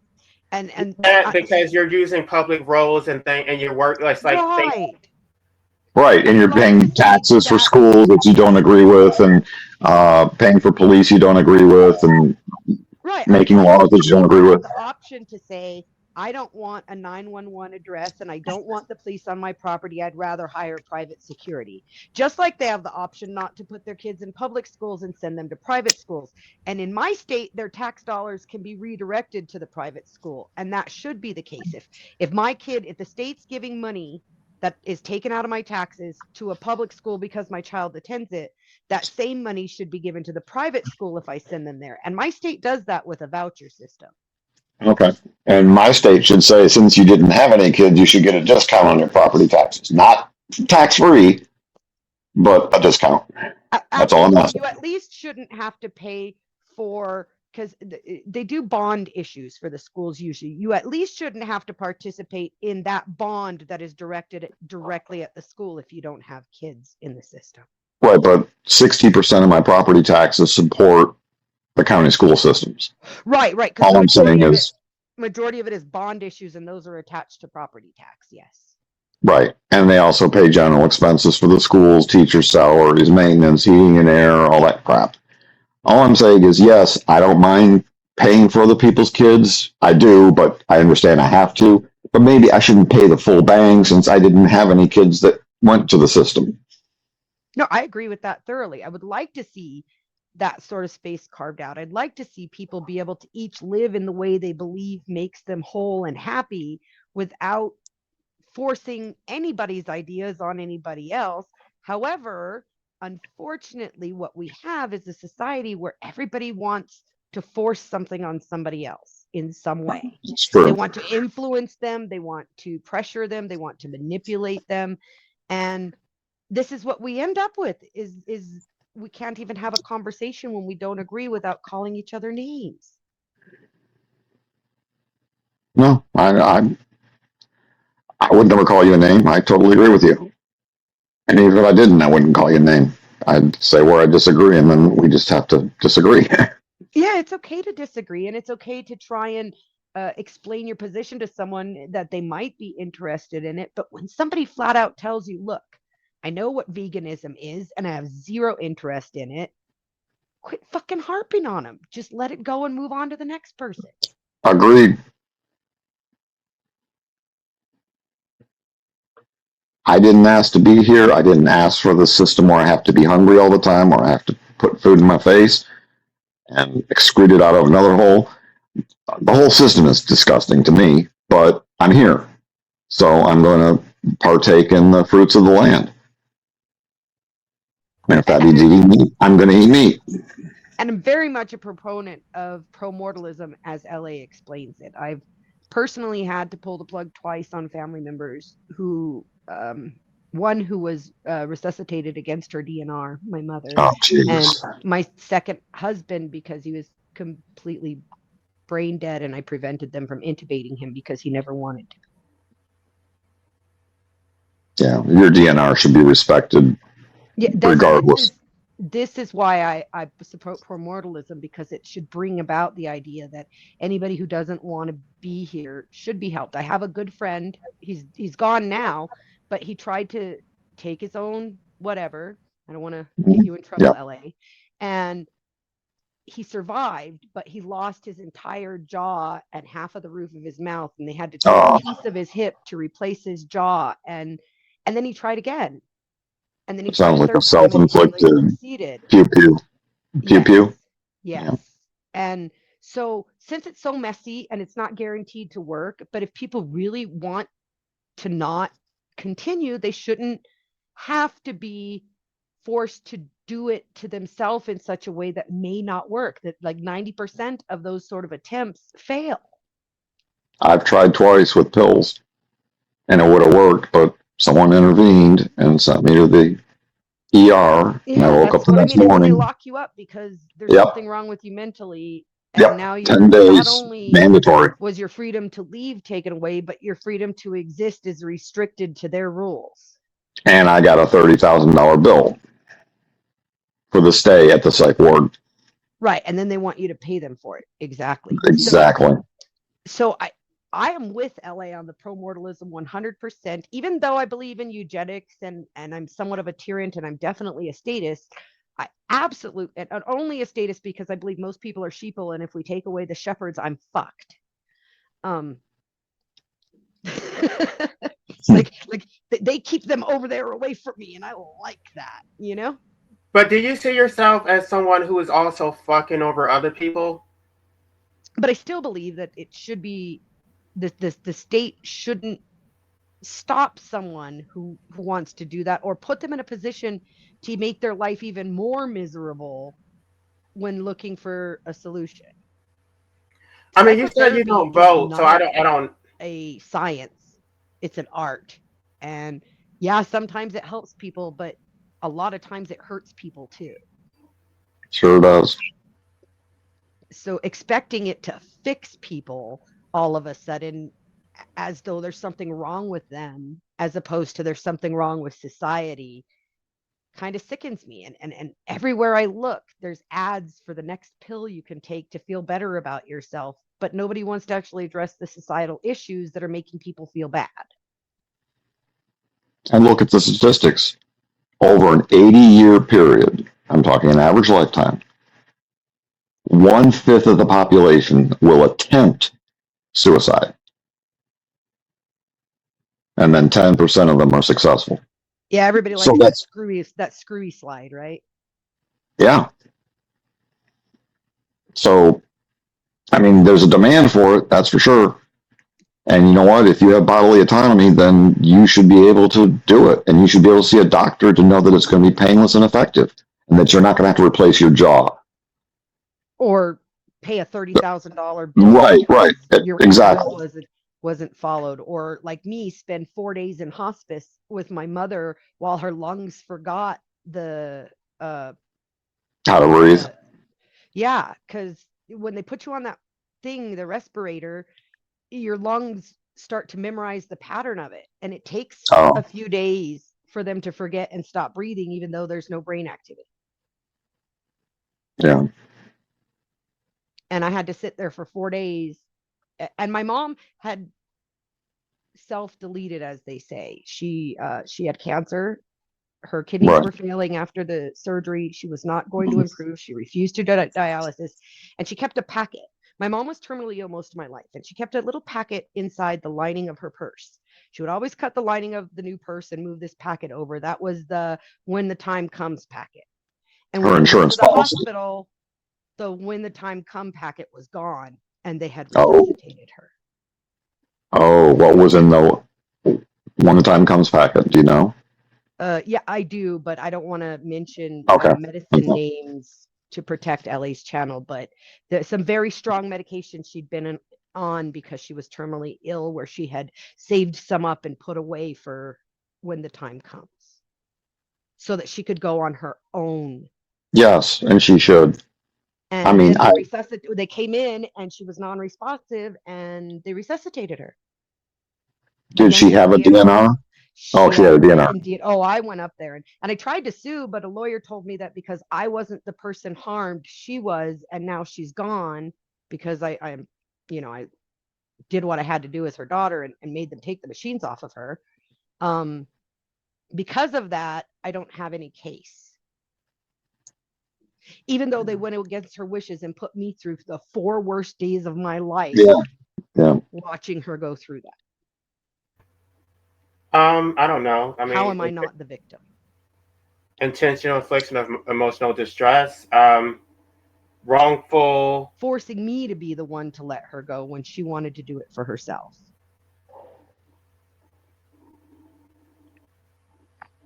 Breach of contract. Well, I don't know if you have privy of contract, but there. If you had to get. Okay, is it silent or am I just not hearing someone again? Oh. If you're hearing me when I'm talking.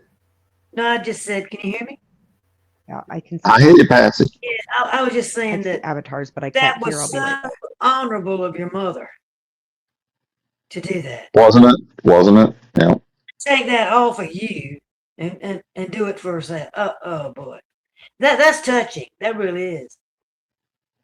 I mean, I admire her courage. I really do. Oh yeah, that was a beautiful thing, witchy bitchy. I mean, that was nice. Right, but I shouldn't have had to go through it, right? No. Right. No, they should have given her Nebutol or whatever they give you at the hospital, saying, "Okay, you're terminal. We're gonna take away this last 4 days of hell to So let your me- inevitable end anyways. Well, if they had just left her alone, if they had So just what- left what- her let me get alone this when straight. they went in and she was No, there you go, left her unconscious alone, right. and her heart rate was dropping, if they had just left her alone in peace and said, "Oh, she's a DNR, let's not take life-saving measures," she never would have been on the damn machine. Yep. So in other words, she took that of her own accord to try to put herself out, and then Yes. they resuscitated her. Yes, ma'am. Oh my God. And then when we get to hospice, they're arguing with me, this nurse, and I actually got her fired.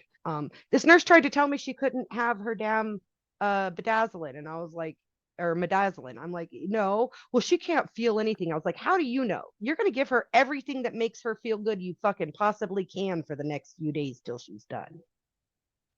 You don't know if she's suffering in there trapped, and you're not gonna make her go through that. You're gonna give her the good drugs. And they would not give her drugs because, well, we can't give her too much because what if she overdoses? I'm like, the woman's dying. Let her fucking die. Mhm. Mhm.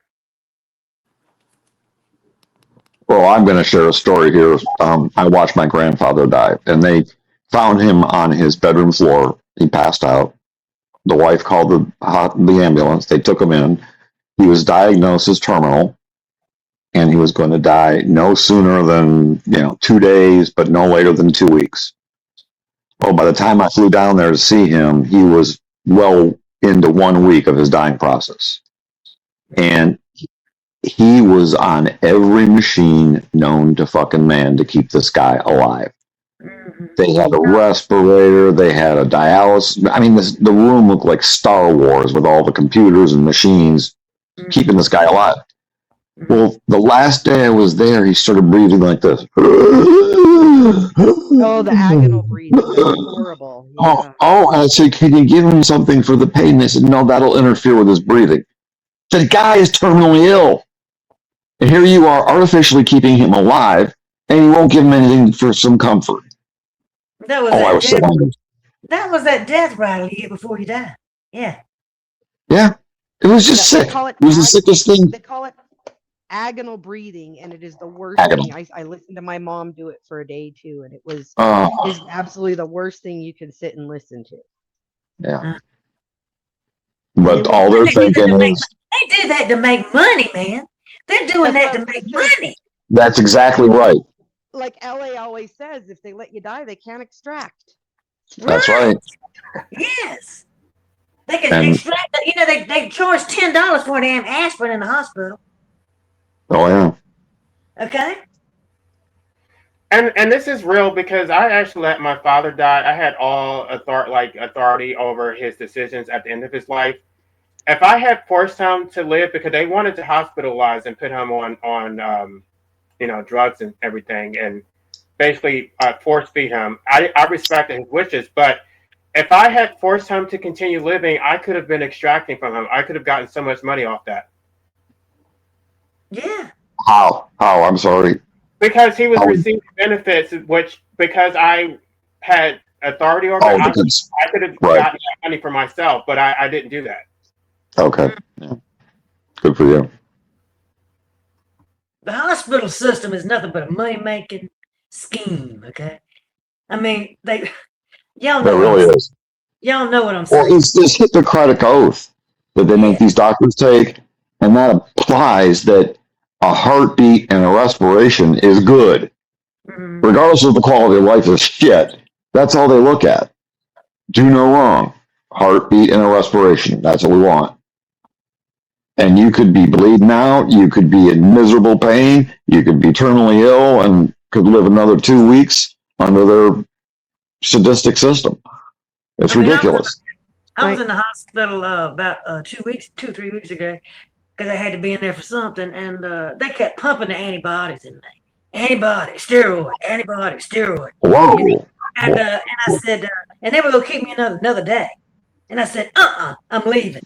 I'm getting out of here. Okay? I actually said, I want out. Okay? And they dismissed me, from the hospital. I'm good. All good.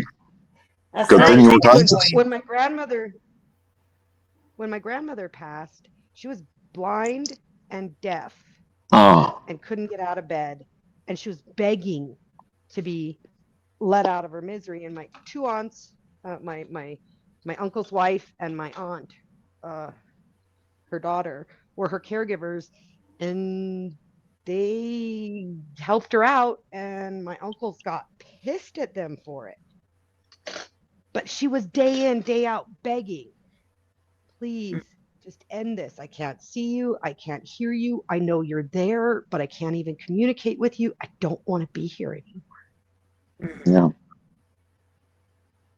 yeah. So Nice. Perpetual Pleasurist just joined. I think he has something to say. Yeah. Hello, everyone. Can you hear me okay? Hey, hey, Hey, Hey, Patsy. How's it going? hey, doing? So I was going to say, like, the main thing I've noticed with the pushy fanatic vegan thing, and as well as the whole people denying our right to exit thing, both of those together, starting with the vegan side, it's the vegans, they always misrepresent on purpose the reason that the majority of people eat meat. They know it's disingenuous. They know they're not claiming the reason people eat meat is what it is. They know they're making a false claim that it's due to a lack of morals or people not caring about animals or people being okay with exploitation of animals. None of those things are true for anybody who eats meat that I know of, that I've ever known in my whole life. Not a single person that I've ever met who eats meat is okay with it. None of them are okay with animal exploitation. None of them are okay with any of the stuff. None of them feel good about it. No, nobody, period. It's strictly 100%. They feel a physiological need to have to do it, completely independent of their morals or ethics, in the sense that most people feel completely, totally immoral and unethical about it. They just tune it out because they recognize their physiological body needs are what they are. So that's why, for me, I just got infuriated over the years dealing with like pushy fanatic vegans and stuff, because it's like, it doesn't matter how long you're a vegetarian, it doesn't matter how long you're a vegan, it doesn't matter what you do, it doesn't even stop at the diet. Then they start hounding you about other things, like letting your cats roam around in your backyard and weird shit like that. Like, just, it never ends for these people. It doesn't matter what you do, it's never good enough, right? And the same thing with like being forced to stay here against our will, and it not just being in the mainstream medical where there is legal assistance and exiting when people really want to.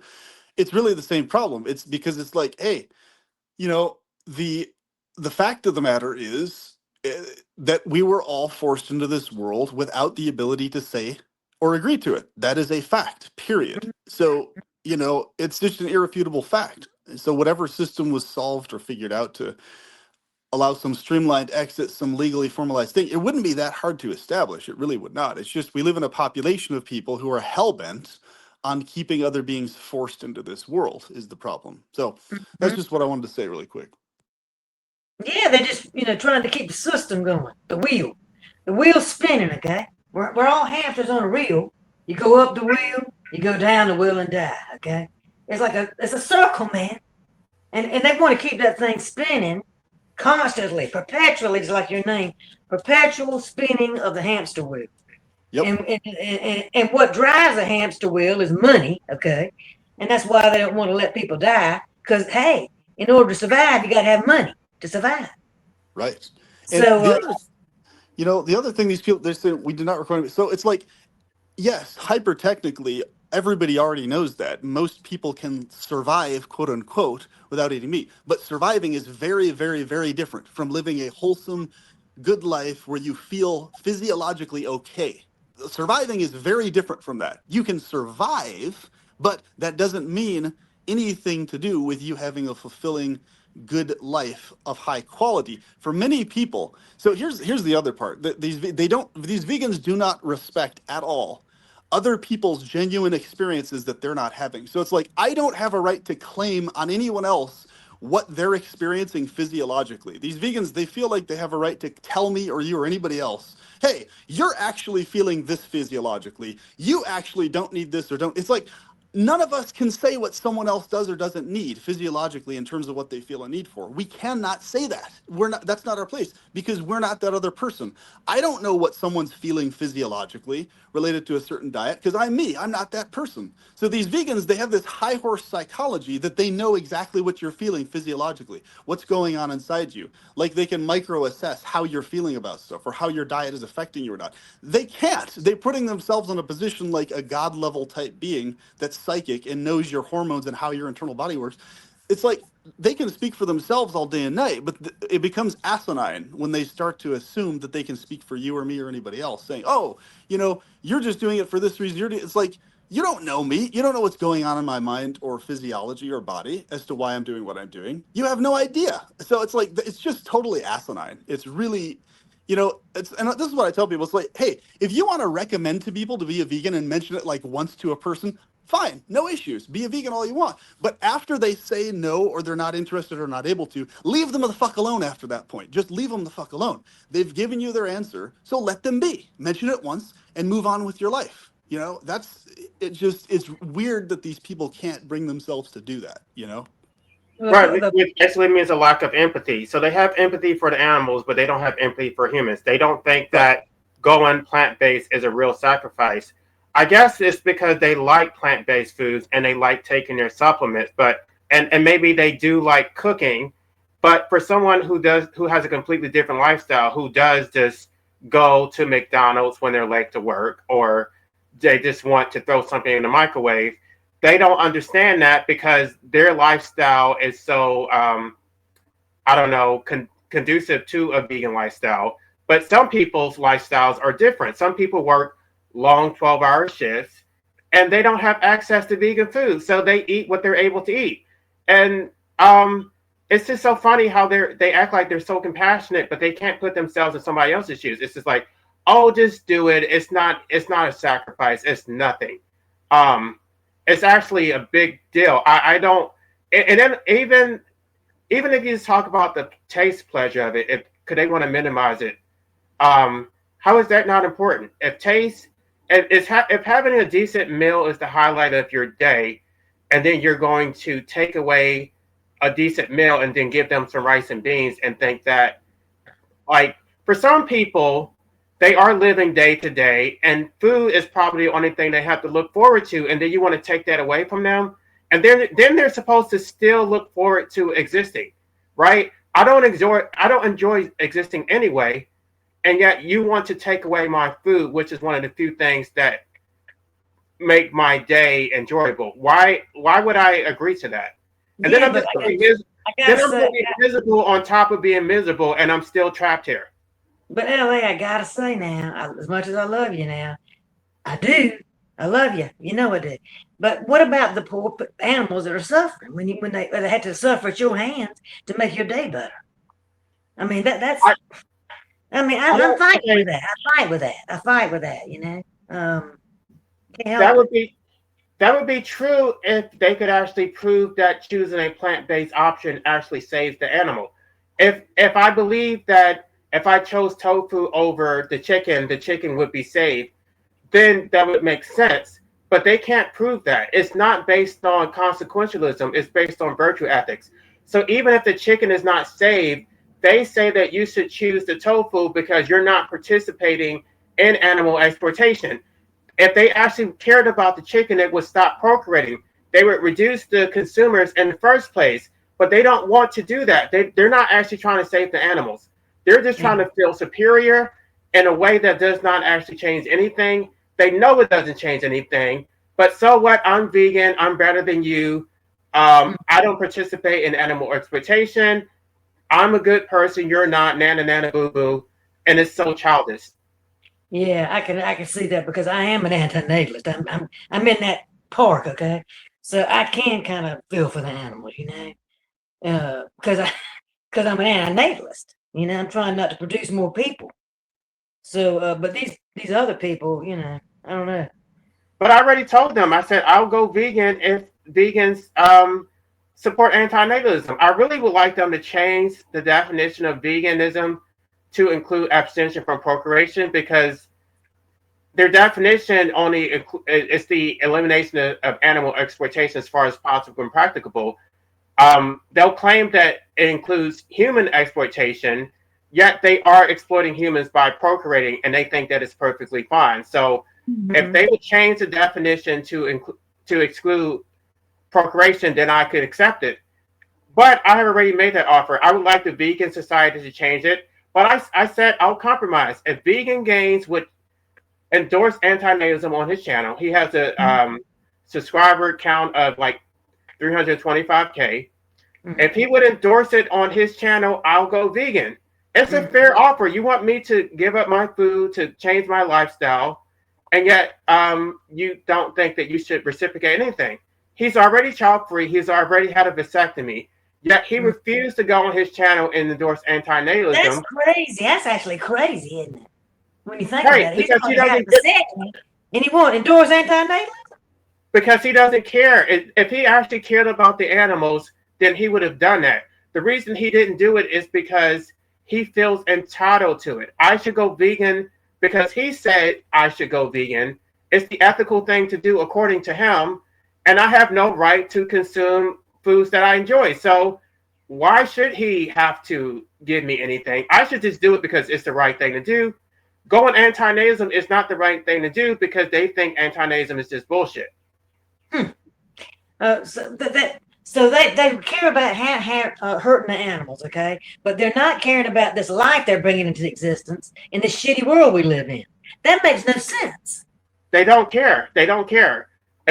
And many of them will say that. This is the reason why people like Vegan Equilibrium and DNW are no longer anti-natalist, because they think that we need more humans to liberate animals. So they don't care about your enslavement, how you suffer.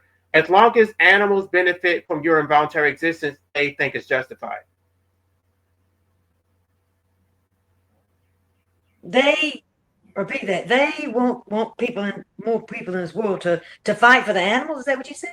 Right. That's why they're not anti-natalist anymore. Is that right? They need more vegan activists. So That's think crazy.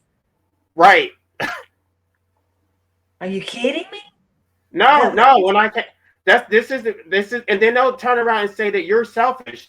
They'll say, "Oh, you're selfish. You're not participating in animal liberation," while they're intentionally enslaving human beings for their cause. And then when I say, "No, you're not going to extract from me. I'll support your cause if you support mine," then they say I'm narcissistic because I don't want to be enslaved to your cause while you don't support mine. You see the perversion of this? Like, they don't care about human suffering. They're going to tell you to get over it, suck it up, stop focusing on yourself. They're misanthropic. They don't care about humans. They hate humans. I mean, many of them will say that. They'll say, I hate humans. I love cats. I love dogs. I love, horses. But they will openly say that they hate humans. Well, I have to say I like animals more than humans too, but I'm guilty of that. But I am, because they're so innocent, you know. But if somebody were to say I like humans more than I like animals, then to them that is evil. So why do they get to choose their hierarchy, but other people are not entitled to their own preferences? Mm-hmm. Yeah, this world is just screwed. Okay. I mean, it's never going to be right. It never has been right, and it never will be right. There's too many people that think differently. They're all talking heads, you know, and it's just never going to be right. It's always going to be disharmony and, strife. Vegans keep saying that if I chose the tofu over the chicken, that the chicken would be saved. Prove it. Where's the study that shows that the 2% of vegans are actually making a dent in factory farming? You're not making a dent. You're sacrificing yourself and your health you're not accomplishing anything. If you actually cared about the animals, then you would stop procreating. That's it in general. Yeah, because I actually to be agree fair, with that. Let me stop say the this. Sorry, go ahead. Sorry. stopping procreation would make a bigger dent quicker. okay, than what they're talking about, trying to get their numbers up and people to switch over, okay? If you stop people popping kids out, okay, the population will go down, and you won't need as many people grabbing for the meat counter, okay? I mean, to eat something, meat, you know? That's the main problem. There's 8 billion people in this world today. 8 billion. Okay? I mean, that number needs to go down by half. Yeah, I want to say this, and that was perfect. I do not agree with him entirely, but that is actually Pentti Lucolo's point. Pentti Lucolo argues that human beings were meant to be sparse and noble, and he talked about the issue stemming from overpopulation. But I don't agree with his statism, because I think that's too, totalitarian and somewhat naive. I think scaling back on the technology, which anarchism can help with, is essential to make mankind sparse again. Because you see, if you try to enforce regulations, endless regulations to help the animals or to prevent them from being driven to extinction, I think that's insufficient and it doesn't work. What works is to scale back the population, basically. And also, yeah. Why would that help? Why? Yeah, I say, why would it help to scale back the population? Because it would be the demand for meat. Are you talking about veganism? That's what you're talking about. No, that was you were talking about veganism. You was talking about solution. I didn't know you guys talking about veganism. We were talking about veganism, and yeah. I mean, that's been the demand for meat. Obviously, going to go back, and there's less people. I just want to throw out, LA, you said choose the tofu over the chicken, but has anybody here ever seen what growing soya looks like and how much space it takes? If every meat eater today switched to tofu, we would extinct more animals to build soy crops than we do by eating meat that we actually raise for eating. They don't care about that, though. It's about virtue ethics. So even if it harms animals more, they're still virtuous, so it doesn't matter. They'll just try to justify it to say, oh, we're still better than the meat eaters. They're comparing themselves to those who consume animal products. It has nothing to do with the animals. I don't think they bring up like deforestation to raise cows. Do they realize how much deforestation has happened in the East in order to grow soy? And I think, what is that, guava or something? They killing everything and to plant guava or something over there, wherever they're getting rid of all the trees to plant this one thing that we use in all our lotions and so and so and so and so. Everywhere I look, the trees are coming down. Everywhere. They're raping the land right and left. The thing is, we have vegans in the comment section, but none of them will come up. I mean, it's like when you're in the majority, you have no problem shouting people down, but you won't actually stand up to somebody who can't be manipulated. All right, let me see if I can argue for veganism. Here we go. Thank goodness knows I just ate a ham sandwich. Oh, you didn't. Shut up. Oh, you quit laughing now. I love your laugh, but don't laugh. However, it's wrong to kill animals. I'm sure y'all discussed this, so bear with me though. It's wrong to kill animals. Why would you kill another animal? You don't like being in pain. Why would you put another animal through that? I actually would trade places with those animals. I would love to have a short life of 2 years and be put out of my misery. I think that they're actually better off than me because they can be euthanized and I can't. Yeah. So you're okay with the killing animals thing? I'm not okay with it. I think that when you create an omnivore, it's like you create the omnivore and then you expect them to go against their nature to eat plants. We're not herbivores. We don't ferment grass in our stomachs. We have very small stomachs. So technically you can go vegan if you take a whole bunch of supplements. It's not the ideal way to live. It's a miserable existence. I don't want to live that way. So you're okay with the killing of animals? I'm not okay with it, but I don't think veganism accomplishes anything. I don't think that it even makes a dent in factory farming. If you're not okay with, you wouldn't think it's okay to kill all dogs and stuff. That's not something you would ask for, correct? Why would anybody kill dogs? We don't eat dogs. It's got nothing to do with eating dogs. Just the question on its own. Do No, you but advocate for the right. question on its own? Do you advocate for killing all dogs? It's like a conclusion in that question. Like, No, it's just a question. You're adding the rest. It's just a question. Do you advocate? Do you think we should kill all dogs without whatever in your vision and in your head? How does that even relate? We're not killing all of any animal. We raise the animals. Oh my God! Answer the question and find out how it relates. I don't have an answer to that. I don't know. That has nothing to do with me. I don't kill dogs. I don't kill dogs. I don't kill any animals. I just consume animal products. Well, how is it that you don't kill all dogs? So I assume that you think that it's cool. Or birds, you don't wish all birds should be killed either, yeah? Okay, you're gonna have. I guess you can ask me a question about an animal that I do care about.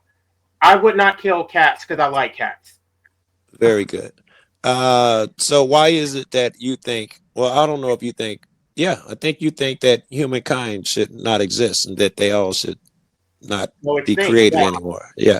Why would you wish that on humans and not the other animals? Because humans are the most destructive species on the planet that we don't, because of especially a civilized human being that destroys the environment, destroys animal habitats. Yeah. Animals can't exist because humans exist. So, we wouldn't even have factory farming if it wasn't for the fact that there's so many people. So the civilized man definitely needs to go. The primitive man, maybe they can stay, but the way the West lives, no, this is not sustainable. Humans consume more than animals. So if you got rid of all humans, then there'd be another animal, perhaps an elephant and a hippo, that consume more. I'm not sure that just because you consume more, it's a reason you should go. It's not. No, we're danger to all the.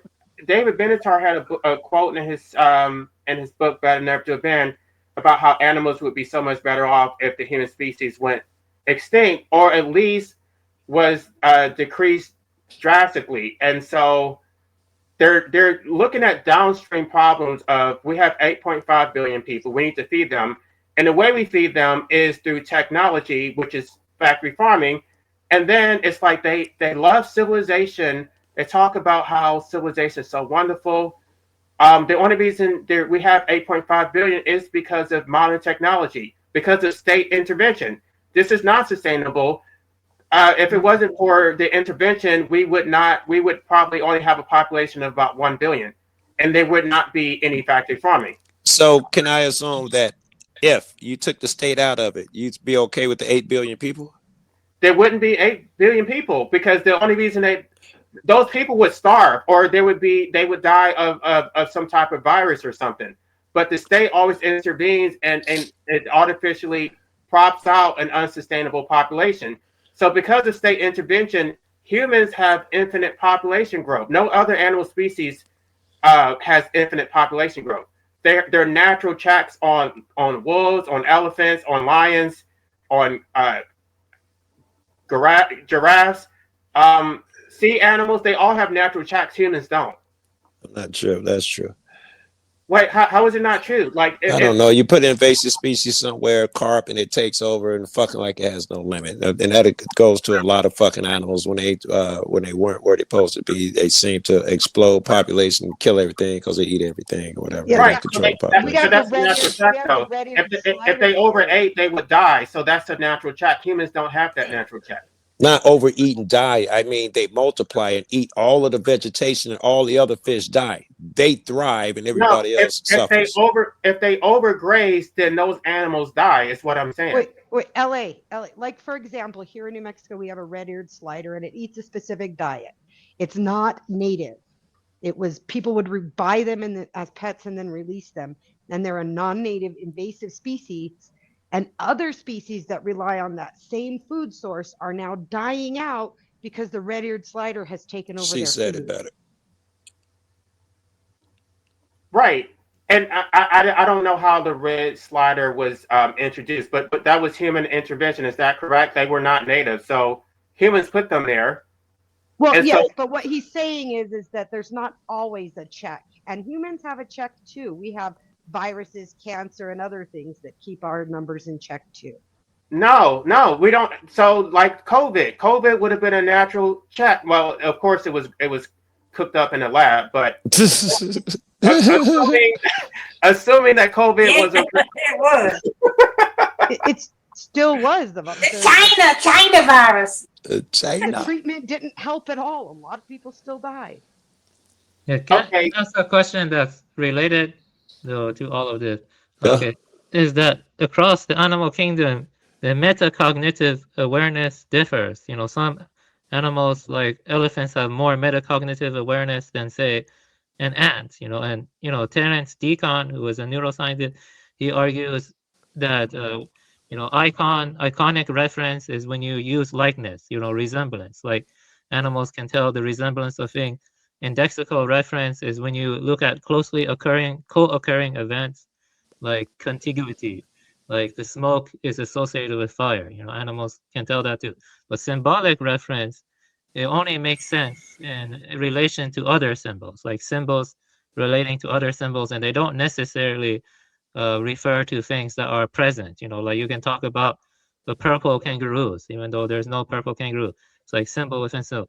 And it seems, as far as we know, but that only human beings are symbol-making animals. So it does seem that there is some metacognitive awareness increasing in degrees. Okay, wait. Okay, your description you gave was, I think, the last one, where you can think about a thing when it's not here. You gave an example of thinking about a kangaroo. If you're saying that's symbolism, then I think other animals can achieve that.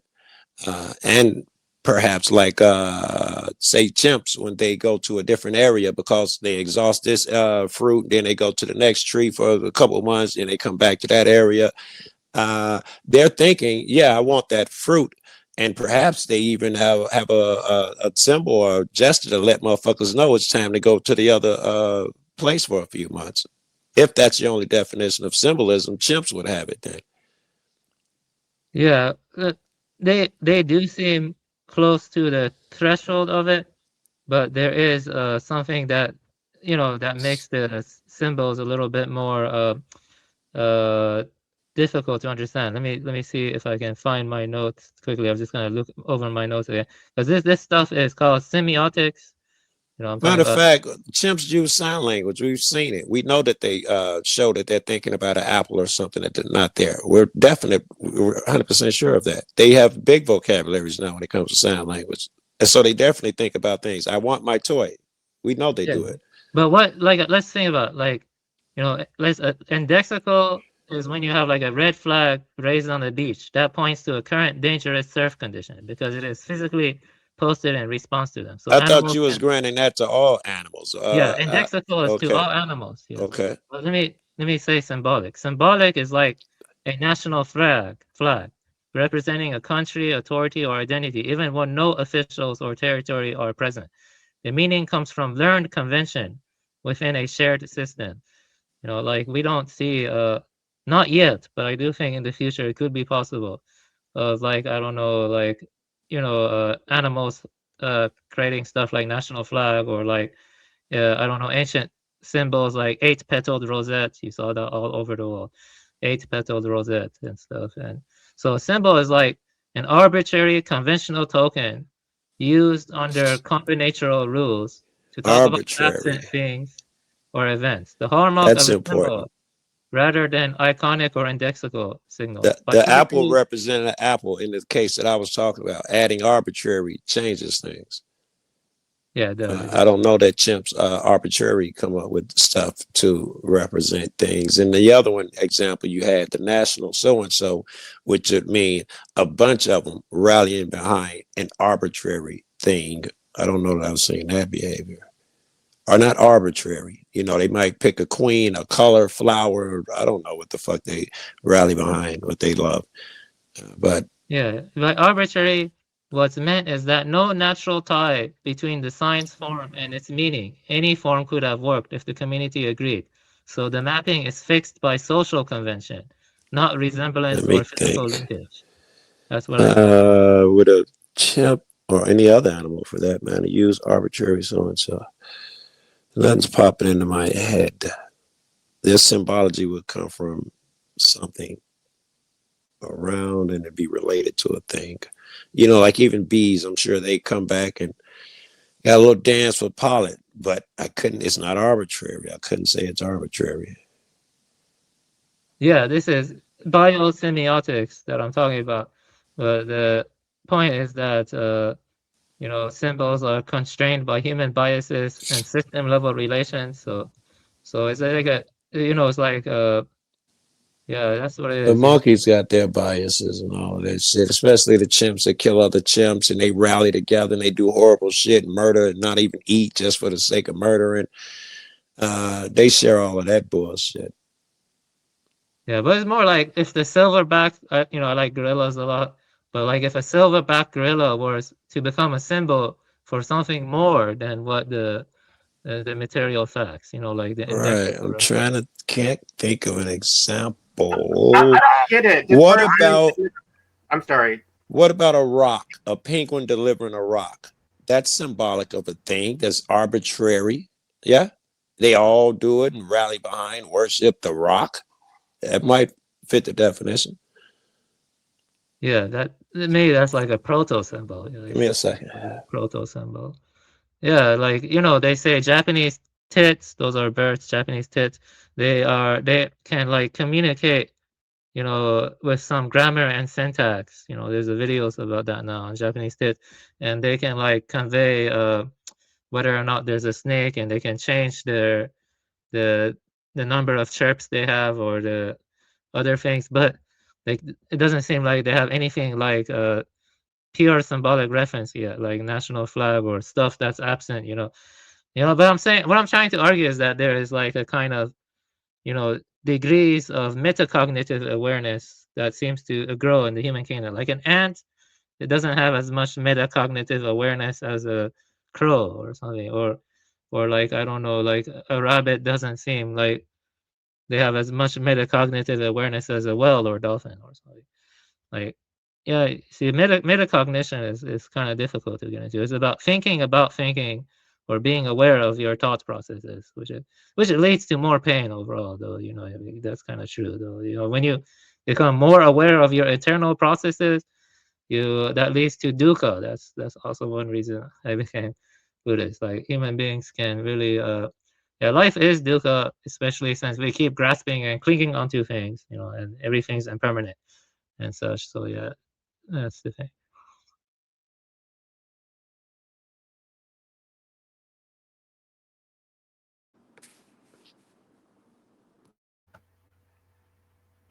Why do people generally, by definition, get so butthurt on the subject matter of veganism? Because they want control, they want to appeal to your emotions, and if you don't submit and do what they want, then they feel that it's a slight against them. They are, I'm not going to say all of them, but a lot of them are narcissistic, where they think the world revolves around their ethics, and they use, they're basically proxies for the animals. So when they say like care about the animal, what it really means is submit to me. So they can just hijack the animal suffering and make it about them. So because I'm a good person and I'm advocating for animals, you should be my slave and submit to how I tell you to live. You should eat the way that I tell you to live, or eat, and you should have a relationship with your cats. Don't let your cat run outside. You should treat your dog the way that I tell you to.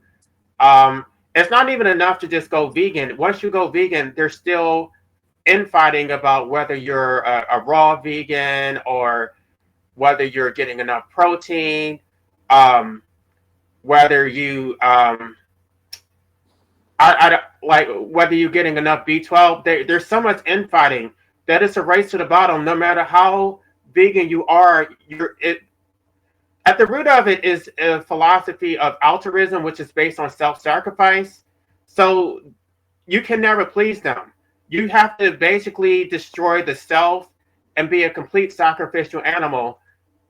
and they don't care about you. They care about their cause and this being a sacrifice to the greater good.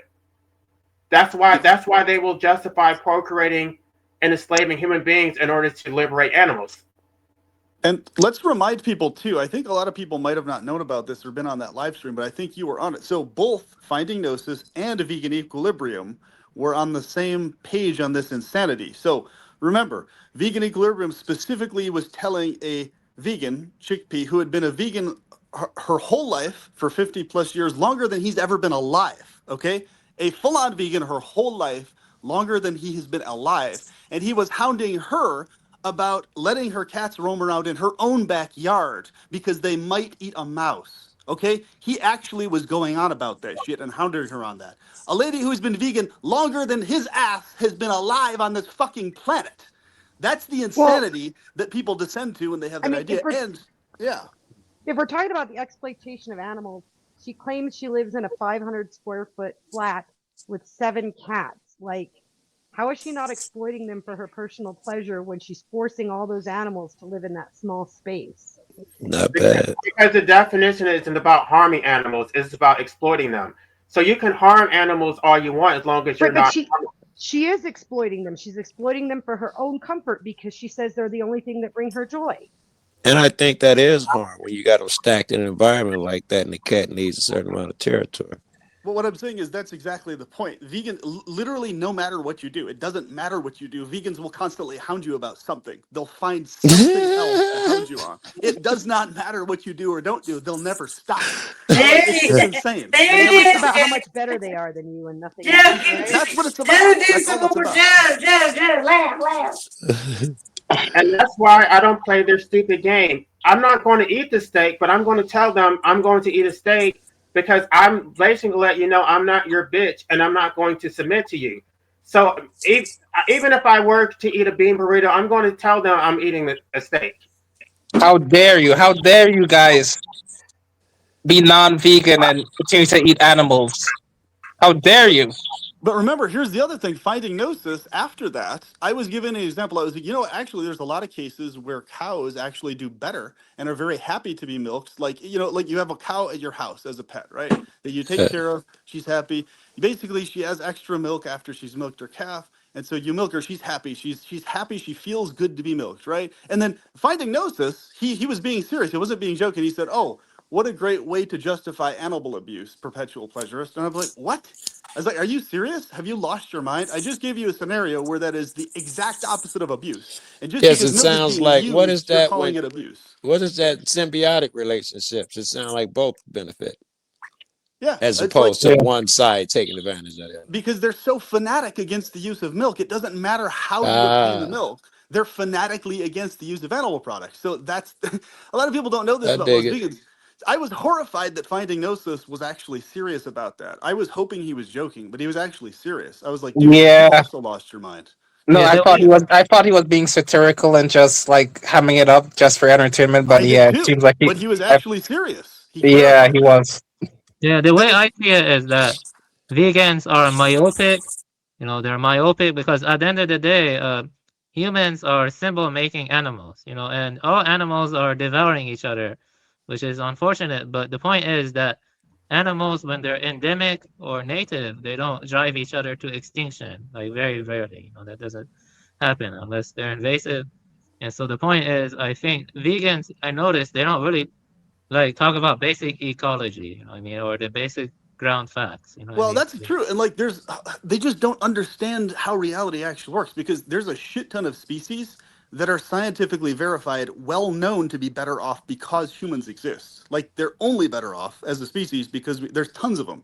So tons of deer populations, tons of so many wild populations of animals are better off. Now, not all of them are better off. It's a mixed bag like everything else is. But the problem is veganism, just like any one topic, it's a tunnel vision thing that's focused on just one aspect of things. They'd also have to acknowledge that all of their the products that they're eating, especially if they're out of season. If they're out of season, they weren't just trucked in; they were flown in or something, and jet fueled and shit. At least some tanker bringing you overseas. We're talking about a lot of tearing up the land and shit just so you can have that avocado. Yep, there you go. But I understand where the vegans are coming from, though. Like it's. I mean, if you look at like factory farming footage and stuff, it's brutal. Like it's really heartbreaking what those farmers put those animals through. So I get why he would have been so passionate about it, but I still think that it was a bit. Part of me still feels like he was just being a bit satirical, and it was a bit of a show he was putting on. I feel like. I felt like but that, that's the but he whole clarified point. he was not. Yeah. That's the whole point. They watch those documentaries and they get emotionally triggered. So it's an appeal to emotion. They don't even stop to think, like, is this the most effective way to liberate animals? It's just, oh, go vegan, continue to procreate, continue to keep pumping out more omnivores and telling them to go against their nature. I'm not an ethicist, but I think ethicalism makes more sense. Why? I mean, this whole thing, we're just going to continue this whole cycle and just fight against it. No, ethicalism. No, I feel like ethicalism is a step too far. I feel like. Okay, pause for just a moment. Joe, ephilism is life spelled backwards, and it's the idea that humans should be wiped off the planet by any means necessary. Thank you. I was No, way. it's not just humans. Ethicalists want all life forms to be eliminated, not just humans. The main issue All with it, though, sentient life should be is that removed immediately. it doesn't actually Any solve the means problem, though, of life. Because non-existence doesn't solve the problem of future life due to the fact Right. of generic subjective continuity. That's the main problem with it, in the sense that it seems like it might be a solution, but it actually just factually isn't. It's verifiably not a solution, because sentience will arise anyway, even if it's some way, somehow later, it will still arise anyway, and it'll have to start from scratch. So it's a non-solution is the problem. It may be a problem in your philosophy, LA. And if I put it in with the other things that I'm being heard here, the symbolism, sentience, humans are different. They're different. I think we're agreeing upon that.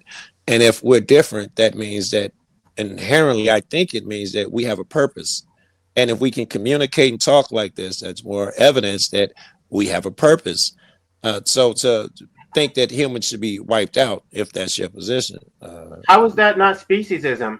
They're posing a greater duty on humans just because we have superior intellect. We never chose to have superior intellect. So we must suffer and deny ourselves, but those who have lower intellect are free to do what they want and live according to their nature. Doesn't consciousness, superior intellect, and all of that come with something? Or, I agree. I disagree with that. I didn't choose to be a human. So it's specious, and I'm not going to make myself miserable just because I'm a human against my will. I don't want to be a human. I don't want to exist. The other guys are kind of separating humans, and I see. And if you're going to separate them, that means they must have not must, but it's likely that they have a purpose. Then, if they can do all these things, it must have been for usage.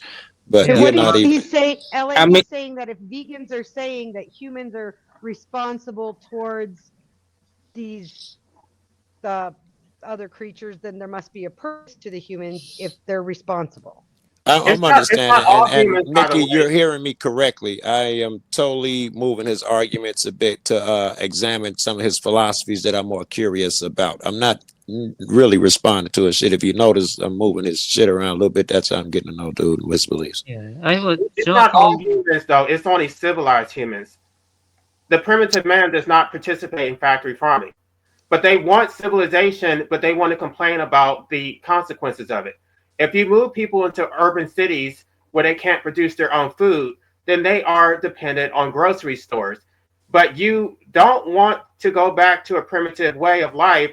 You want people to be civilized, but just go vegan and take B12 supplements for the rest of their lives? What kind of logic is that? It doesn't make any sense. It's like they caused all the problem in the first place, and then they want to come up with the solution. Those only city vegans, then, in your theory here, the vegans who off grid or who got property, they still got some moral high ground. They can say, none of these people. No, none of these people are living like off the grid. These are people who live in large cities where they have access to all these vegan options, and they're taking B12 supplements. if they actually had to be self-sufficient and grow their own food, they would not even be vegan.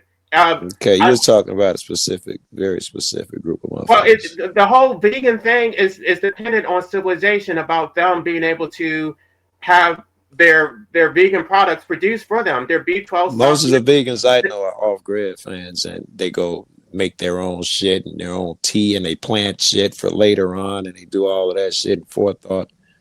Do they take B12? Most people who claim to be vegan can't afford enough property to grow enough vegetables just to support themselves, much less offspring. Right. They don't need, but it'd be wise for them to have a neighbor with a plot and a neighbor with a plot. And listen, I'm going to do these, I'm going to do those. You know, I got more apples than I could ever use. You got more eggs. That seems like what man should be doing. Right. Veganism is dependent on capitalism and statism. They need a state and they need like corporations to produce their vegan food. They don't produce their own food. For like the B12 and stuff, Joe, if you're off the grid, there's certain nutrients you cannot get from. I thought B12 came from the sun. You don't get enough from sunlight. That's vitamin D. You can't. Wait. You There need are, B12. you're right. You need Okay. B12 in order to absorb vitamin D. That's interesting. Okay, well, y'all educate educate me. Educate me for a second. Hold on. Let me get a little clarity. I see these guys take supplements. I thought it was just added to. But am I understanding that vegans need this? They need B12. They can't get B12 from a plant-based source, so they have to supplement. But that's not the only. Is that true? What other sources are there? No other sources of B12 that are not meat? That can't be true. Right, it is true, and it's not the only deficiency that they have, by the way, because there are so many anti-nutrients in plants that many of them do have calcium, zinc, iron deficiencies. They have deficiencies in LLA. There's plant-based precursors, right? LLAs. They say that they get a vegan alternative. It's not the same thing as a preformed LLA. There is no preformed vitamin A. They can take beta carotene by eating carrots, but that has to be synthesized in their body, which requires fat in order to even synthesize beta carotene. Everybody can't synthesize beta carotene. If they don't get vitamin A, they would die. And there's even protein. The protein that they get is. They say it's a million things you can get B12 from. Well, okay, that's what I'm saying, right? LA, can't you get B12 from supplements? Right. Well, that's what I'm saying, though. You dairy have products, eggs, fortified foods, like breakfast cereals with yeast, beef flakes. Oh, okay. Well, they still say so they couldn't do the eat. To have supplements, you'd have to eat so much that you would be eating it for months just to have enough B12 to get through 1 month. They have to concentrate it from those sources, or it's not sufficient. They say but don't is highly recommended. So, but they don't. Wait, but also wait. Don't they? But for meat eaters, right? Don't they feed for B12 to the animals, and that's how animals have B12 in them? Right, but you have to understand the whole where thing. they get the supplements from, not animals. Ruminant animals have an ability that humans don't have. They don't need protein because they basically produce their own protein. They can eat like grass, and then they have these large stomachs, like deer. They have 4-chamber stomachs where they can they produce amino acids in their stomach, which produces a complete protein. Humans don't have the ability to do that, which is why they have to eat animal products. So you tell me them B12 supplements they're eating come from animals? Yes. No. Those B12 supplements they are eating come from vegetation. The I'm sorry. animal is able to eat enough of the vegetation to concentrate the B12 and create its own protein, whereas humans cannot eat enough vegetation to consume enough B12 without taking it from That's the interesting animal as evidence that you should eat meat, but not that you have to. It's logical. Go ahead. The B12 that they take is synthetic. That's why it's not animal. It's not an animal product. It's made up in some lab or something. The fuck out of here. Let me see. Google that. And it contains cyanide, by the way. Wait, but that's what I'm saying, right? But isn't the B12 that people get from eating meat? It's the same thing, right? It's not the same thing. They're eating synthetic. They're taking synthetic B12, which contains cyanide. If you get B12 from a natural animal source. It does not contain any cyanide. It's not synthetic. Well, what about Tiny people like molecule of cyanide. He's right. wait, what about people like Noodles who are like they've done blood work and they've shown themselves to be healthy then? Okay, what they'll say is it's only a trace amount of cyanide. So if you just take your one pill, then you're fine. But if you combine that with all the other toxins that they're getting in their diet, all the anti-nutrients, all of the I've talked about this. I try not to talk about it because I know they get offended, but they don't. Vegan Gains, not Vegan Equilibrium, tried to tell me that beans don't contain lectins. I'm like, that's the whole. We got in this whole discussion because chickpea has rheumatoid arthritis, and I was trying to tell her that it's caused from inflammation, and lectins are highly inflammatory. She eats a lot of peanut butter. I'm not telling her to stop going vegan, but I gave her a supplement called alpha lipoic acid, which she stated repeatedly that the supplement that I recommended has helped her, and that she does not feel any joint pain. Her depression has gone down. She feels like she's herself. She talked about her hair or her sweat follicles being restored, and I'm like, Vegan Equilibrium was trying to intervene because he thought I was telling her to stop being vegan. I'm like, no, I was actually trying to help her with her health problems. And he doesn't give a shit about her because she's a human.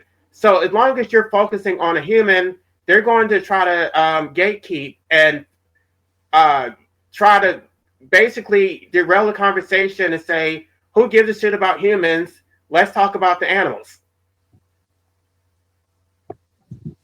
You went way left with the leptin talk. I ain't gonna bullshit you. I zoned out a bit. No, I know what he's talking about. So I got where he's coming from.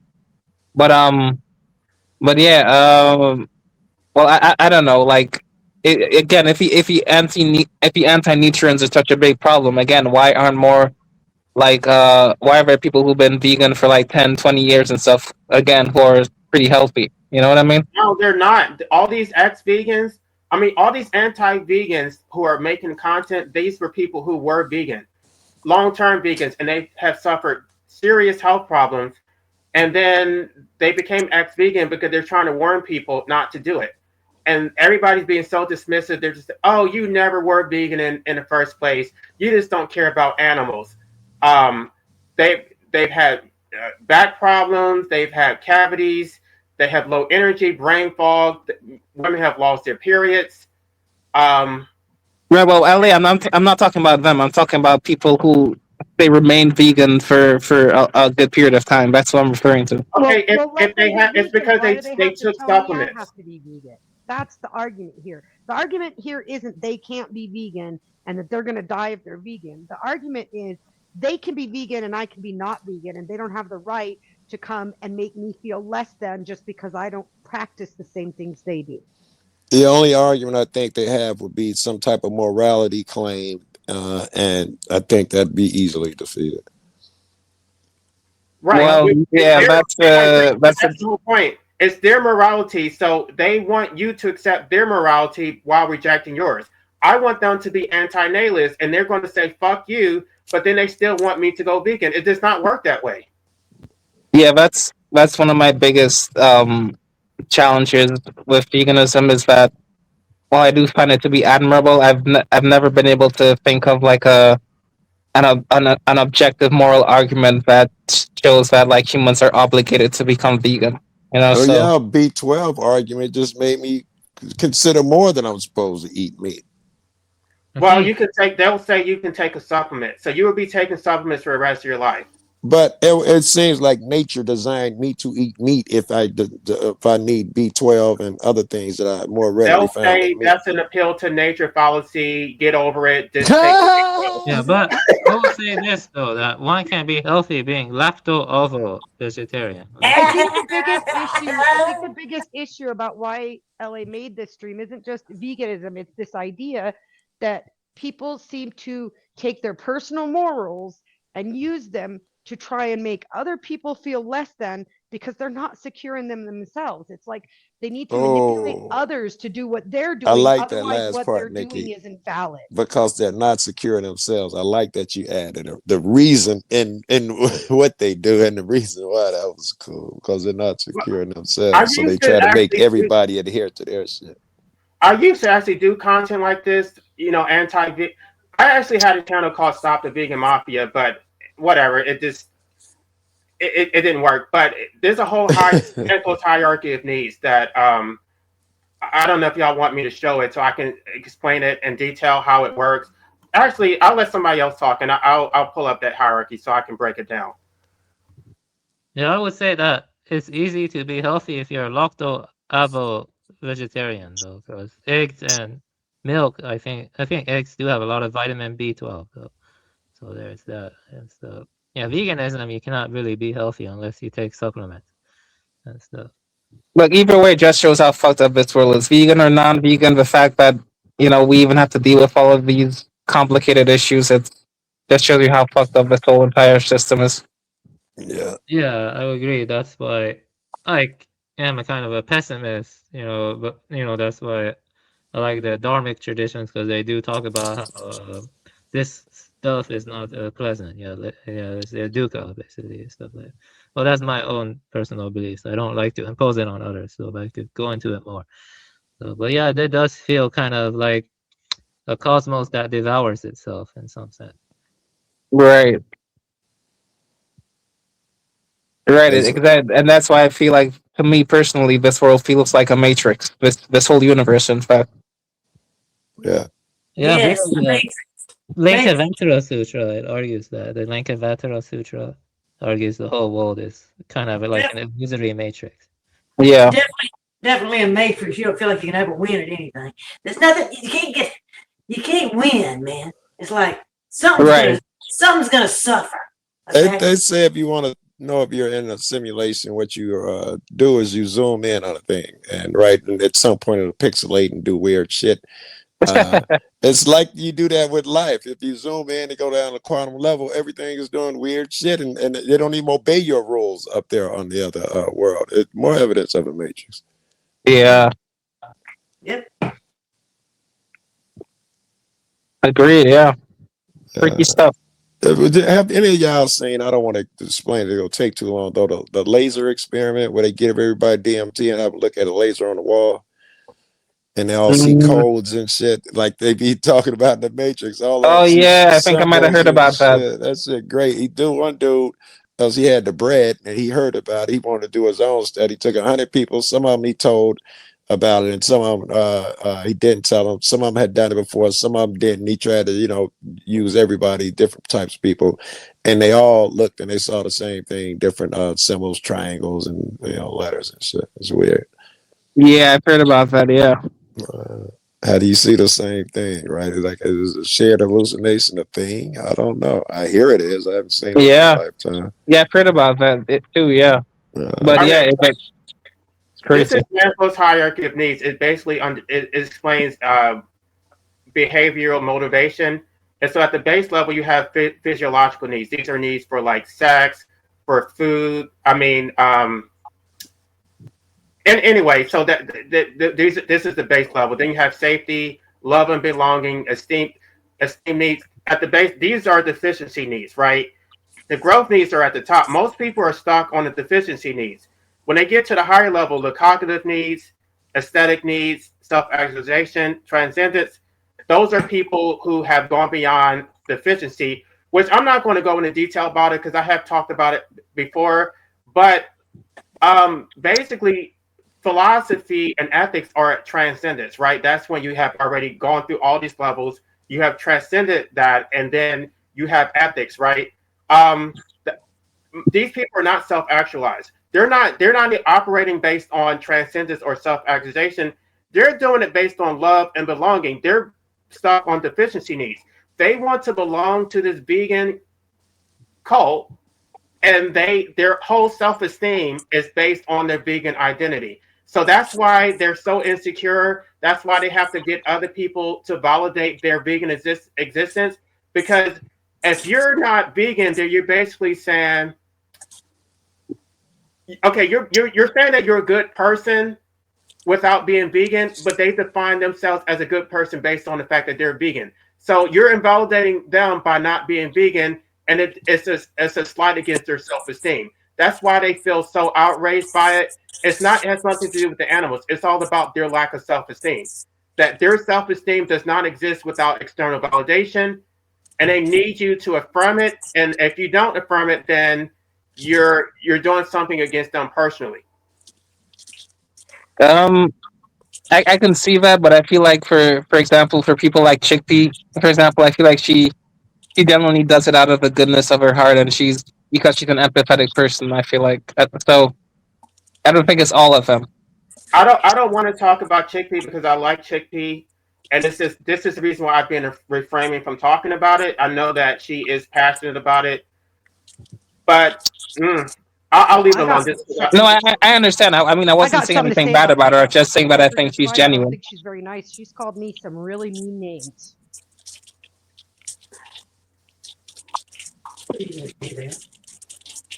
But yeah, I don't know. Without talking about Chickpea, it is a good versus bad. If you're vegan, you're just perfect. You're this sweet little angel. No matter how, because Vegan Games actually came on Finding Gnosis' channel and threatened to throw her against the wall, and everybody gave him a free pass because he's a vegan. No, I didn't. Whenever Vegan Games is on the channel, I often tell DNW that it's unfair that he is allowed to be disrespectful, but he, for whatever reason, he just doesn't do anything about it. Well, it's not unclear why he does that. It's because Vegan Games has a larger platform. And I realize that, yeah. So he gives Vegan Games a free pass to do whatever he wants because he's trying to grow his channel. So where's the ethics in that, right? Because if I had a large channel, if I had 1 million subscribers and I came to his channel, he would not say anything about me not being vegan. He would just be grateful to have me and would not say anything. So this whole thing about him being altruistic is bullshit. A lot of them will pimp out veganism because they're trying to get validation, they're trying to make money, or they're trying to get attention. They want you to validate them and say, oh, you're a good person. It's no different from what Christians do. It's like, look at me, I'm a Christian, I'm superior to you. Bow down to me, do what I tell you to do. You're my bitch. I'm going to tell you how to live your life. It's the exact same thing. Yeah. Wait, Patsy, you're a vegan, right? What do you think? I'm a vegan. Well, I guess I'm similar. I mean, I don't eat red meat. I don't eat any kind of red meat. Okay, I haven't eaten a piece of meat in oh god, over 10 years, I think. But I don't know. I still eat my eggs, scrambled eggs. Okay, I do that for protein, and I don't eat them every day. I eat them probably about 2 or 3 times a week. Okay, and otherwise I eat a little bit of chicken nuggets on my salad. Okay, and that's what I eat as far as protein's concerned. Other of it, there's always spinach, arugula. I do eat some cheese, and I drink a half and half in my coffee. And I put it in my scrambled eggs. So I'm I don't eat meat, but I'm eating, some things that vegans would not be very happy about. So you don't consider poultry meat? Well, that's right. That's what I'm saying. I don't eat red meat like, cows, pork. Right, but you did say you eat chicken nuggets, so you don't consider poultry meat. But I do consider that meat. Anti-natalist that they say you're not allowed to consume animals that were bred into existence. So technically, as an anti-natalist, chicken and fish are not bred, so you can still consume those animals, even though it's technically meat. That's not true. We have fish hatcheries here where we breed fish to stock the lakes and the rivers for fishing. They don't breed though. There's not we breed the fish in the fish hatchery in order to stock the lakes and streams for fishing. Only mammals can be bred. I'm not sure what I'm using. Term. You're not a mammal. I mean, I assume bread means that we're just brought into existence. It doesn't matter like how we're born. We're just brought No, into existence. no, that's what antinatalism means against birth. Fish are not born; they're hatched. It's not the same thing. I mean, that's basically the same thing, though, right? They were created and then. No. I'm talking about the actual definition of antinatalism. It's Oh, against but we're birth. talking right, but we're talking about veganism, where Right. No, fish but they're trying to say that if you're an antinatalist, you have to go full vegan, which is not true. So the technical distinction is, if you agree with them, then you can't consume red meat, but you can still consume chicken and fish as an antinatalist. That doesn't make any sense. Because they're not bred, they're not born, they don't come out of a womb. Antinatalism only is against birth. I mean, but if that's a very like small, like very like minute, like technical, like semantic difference. So it's basically the same thing as being born. They want to make that argument. You hatched out of an egg in your mom's womb too, Life. Right, that's what I'm saying. Which it's a very like. Anti means against, natal means birth, and ism is a philosophy. So it is a philosophy against birth. If chicken and fish are hatched, then they're not birth. It's not the same thing. But they're still brought into existence. That's the point. Yeah. No, they are born, and they're not born. They're hatched. It's not the same. Oh, I mean, it's the same. They want to make that argument because they want to hijack antinatalism to be about veganism, to where all antinatalists have to go vegan, but vegans don't have to go antinatalist. So they want to manipulate you to say that you should support their cause, but they don't have to support yours. Yeah, that part makes sense, though. But yeah, I mean, the problem with the veganism, is that human beings are omnivores, like we're saying, and the vitamin B12, and I think lacto-ovo vegetarianism makes more sense. The biggest problem, and they don't see the connections, is like overpopulation and factory farms and stuff, because factory farms were made because human population is too much. It's over carrying capacity and stuff. But I would say that birds are born, though. They're born from hatching. But yeah, I mean, vegans are kind of myopic, a lot of them. So their arguments tend to be somewhat disingenuous a lot of times. So yeah, but not all of them. I mean, some of them just do it based on their own preference. But it's not good to be proselytizing.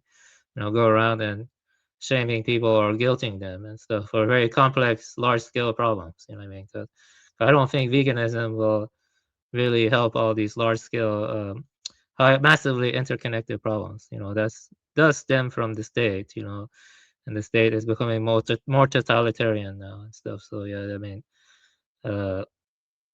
it's more of a post-industrial problem, I think. Because when you get down to it, people in the Amazon, when they hunt, at least it's sustainable. I mean, it's not like doesn't kill us half as much as agriculture or whatever. Wait, LA, could you like repeat what you were saying about the whole like hatch versus born thing, with how like they want vegans to become vegans don't want to support AN, but they want AN to support veganism. Could you repeat that? Because I'm still trying to understand the difference there. As to why like the definition is such a crucial point.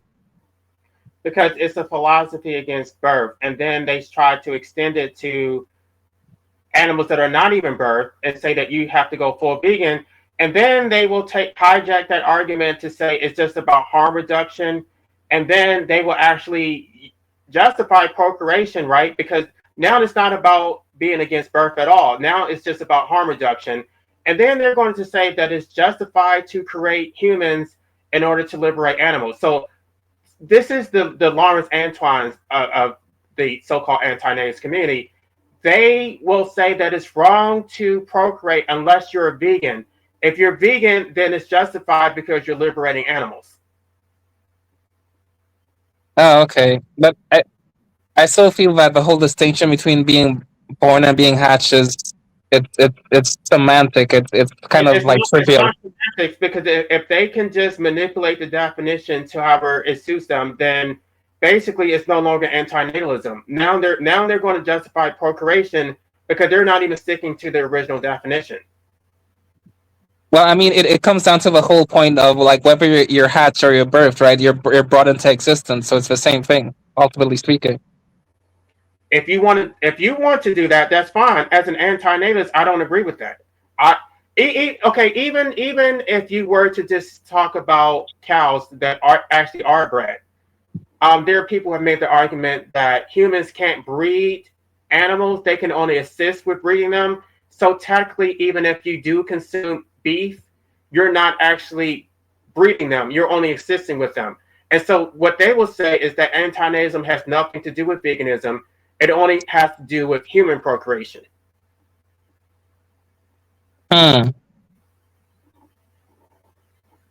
Okay. And that was my impression when I read David Benatar's book. The word veganism was never mentioned in his book. He did talk about how humans harm animals, but I thought the whole purpose of antinatalism was to accomplish human extinction, and that human extinction would benefit animals. But now they're saying, oh, we need more humans to liberate animals. So some of these people have not read David Benatar's book, by the way. People like Vegan Equilibrium did not read it. I don't think D&W read it. And they're telling they don't consider themselves to be antinatalist anyway, so I guess it doesn't matter. Okay, but they were anti-natalists, and they're telling you what you should do as an anti-natalist when they have not even read the literature. Oh, okay. Well, then, okay, I got where you're coming from. And so before my other channel was taken down, I would go through David Benatar's book and talk about that, and they would get pissed because they're like, I'm trying to manipulate you, and here you are going to the source, and you're proving me wrong.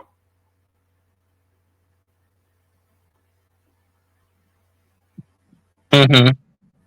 So I don't know. I think they know that they are manipulating people. They're doing it on purpose. They know that antinatalism has nothing to do with veganism. They know that people don't consume animals or consume animal products because they want to harm animals, but they want to appeal to emotions. They watch these documentaries, and they think that you should feel this same emotional response that they feel. And I don't. Yeah. It's not that I don't care about animals.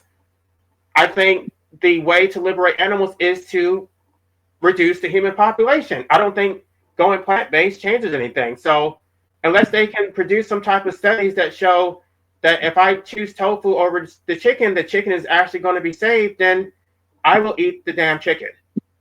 I'm not going to punish myself just because I'm a human and I never chose to be a human who lives in a civilized society. I didn't choose that either. That's not my fault.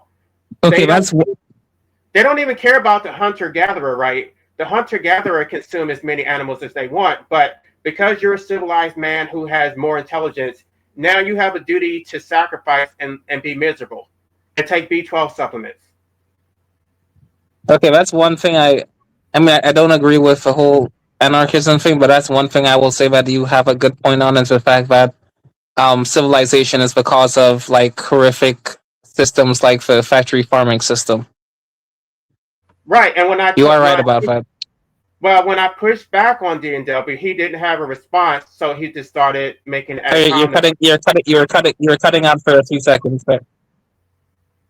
Can you hear me now? Yeah. Yeah, when I pushed back against that, about how. No.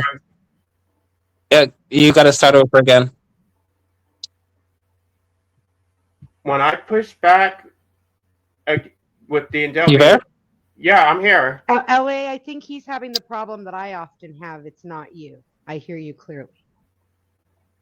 Okay, so it's not me because I have a clear connection. Okay, well, it's good on my end now. So could you just restart it, please, for what you were saying? When I pushed back and I was talking about how all of these problems are a direct consequence of civilization, and that we didn't have factory farming and primitive Africa prior to colonization, and now that we're here, now that we are civilized, now you want me to go vegan to legitimize your civilization, which I don't support. It's not my system. It's your you support civilization, so you should go vegan. You support procreation. You should go vegan. But for someone who does not support any of these institutions, who just exists with it against their will, why should I have to go vegan? Why should I be punished for something that I did not choose? Yeah, okay, fair. That's a good point you have there. I will say, yeah. Fair enough. I would say that the biggest problem are people who justify the continual perpetual growth of mankind or population or even technological growth, which I am a techno pessimist. So I would say that this people who justify continued expansion or strength of the state, that's what I get done, or also the growth of population and stuff like that. That's the biggest. Do you want to throw out LA as the resident breeder? I'd say I do appreciate that, even though I don't share the same views as you, and I'm trying to learn and understand that most of your guests treat me with respect. You always treat me with respect, even though we don't agree. And I wish vegans could do the same. Like, I'm a breeder and you're an anti-natalist, and we can have a civilized conversation. But if I mention that I eat meat to someone, and I won't say names, they'll call me names and pick on me and try to degrade me. Well, I'm gonna say this, though, that I would say that there are people out there, they're kind of creepy. They like to eat, like, I don't know, elephants or whales or dolphins. I think some animals should be off limits personally, but I'm not gonna go berate people about that. Like, I would never eat a dog. I would never eat a cat personally. A chicken and cows, is different, I think, because they were like domesticated for that. I mean, this part gets into like kind of blurry ground, but it's just my personal thing. I think one of my favorite writers, Teddy actually said that he would never eat an owl. I personally would never eat an owl either. I mean, some animals will be off limits to me personally, including human beings. I'm not a cannibal, and not a cannibal. What I don't like is that I try to be respectful. I do consume animal products, but I don't rub it in their face. I don't bring it up. But they will go out their way to ask me, "Are you vegan?" And then you answer. It's like they're so disappointed. Like, I didn't bring it up. You asked me, and I'm telling you, I'm giving you an honest answer.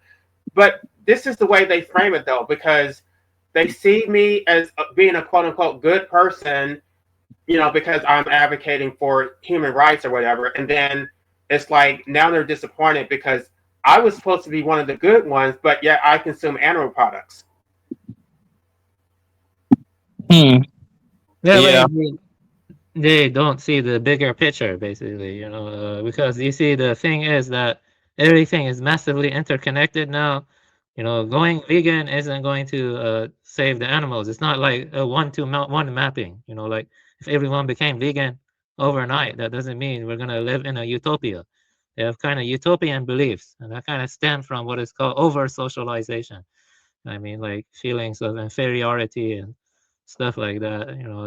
It's not a very meticulous. They don't tend to be meticulous thinkers on average. Not all of them, but the ones that are proselytizing and rely on shame and guilting others, they're not very meticulous. At least So that's you said that you would not eat a dog or a cat. Well, I have dogs and cats, and if it were end of times, I'm not going to starve to death and leave my bones to be gnawed on by the animals. I'm going to eat the cats and the dogs before they eat me. Yeah, I mean, that's a very highly pressured and tense environment. If you were to do that, I wouldn't like guilt you or pressure you, but for me personally, because I've bonded with my cats very deeply, I would rather die than to eat my cats. I mean, me too. Me too. I'd never touch Preston. I'd die first. Yeah. That's something deep. That's like an inner conviction I have, but I'm not gonna like shame or guilt you, because during World War II, I actually knew the Danish and the Danes and the Netherlands people. They did eat cats to survive, actually, but that doesn't mean they're like demons or whatever. They were doing that to survive. It's a complex, but I personally would not do it, though. Well, I've said before that like the difference between my pets and my children for me, like I get annoyed by people who say their pets are their children. Because the difference for me is that I'd eat my pets before they eat me, but if my children and I were in that situation, I'd cut off my leg to feed them before I let my children stop. That's where I differ with you. I'd eat the child before I ate the dog. Wait, Patsy, you'd eat your kid before you eat your dog.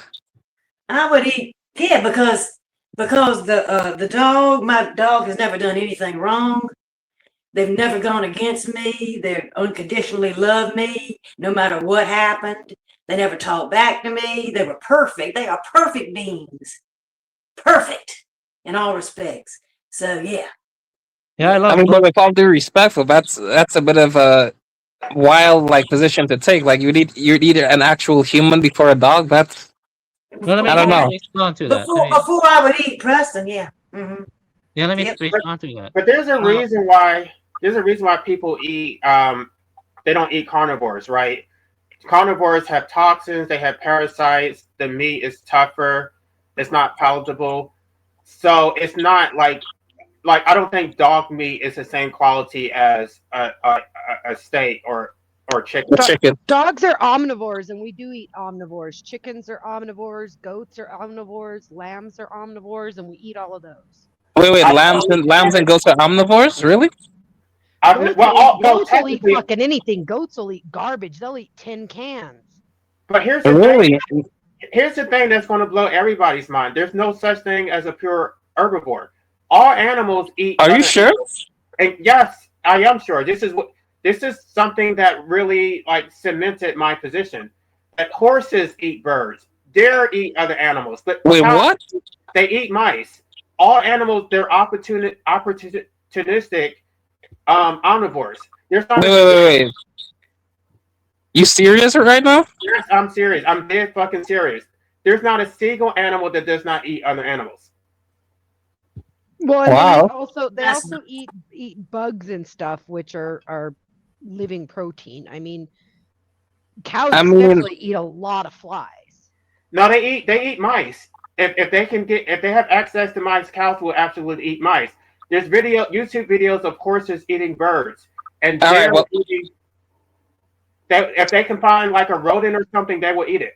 They just can't catch it most of the time. But if the animal is like trapped and it can't move, they will absolutely eat it. Well, my Preston will not eat another animal. I can tell you that right now. I mean, well, if that's the case, that there are no true herbivores, well, then that makes me not really want to subscribe to veganism. Then there's like videos of like giraffes eating like animal carcasses, elephants do the same thing. All right, if that's true, that like supposed herbivores like cows and goats and stuff actually do eat other animals and stuff, well, then that'll make me then I can understand now why people wouldn't be as persuaded by veganism then, and I would be a bit more understanding of people who are non-vegan. And they don't like this because I expose the lack of logic. Let me show y'all this video. I don't know if this is the best one because I haven't looked at this in a while, but this could be bad. Please, don't show me something.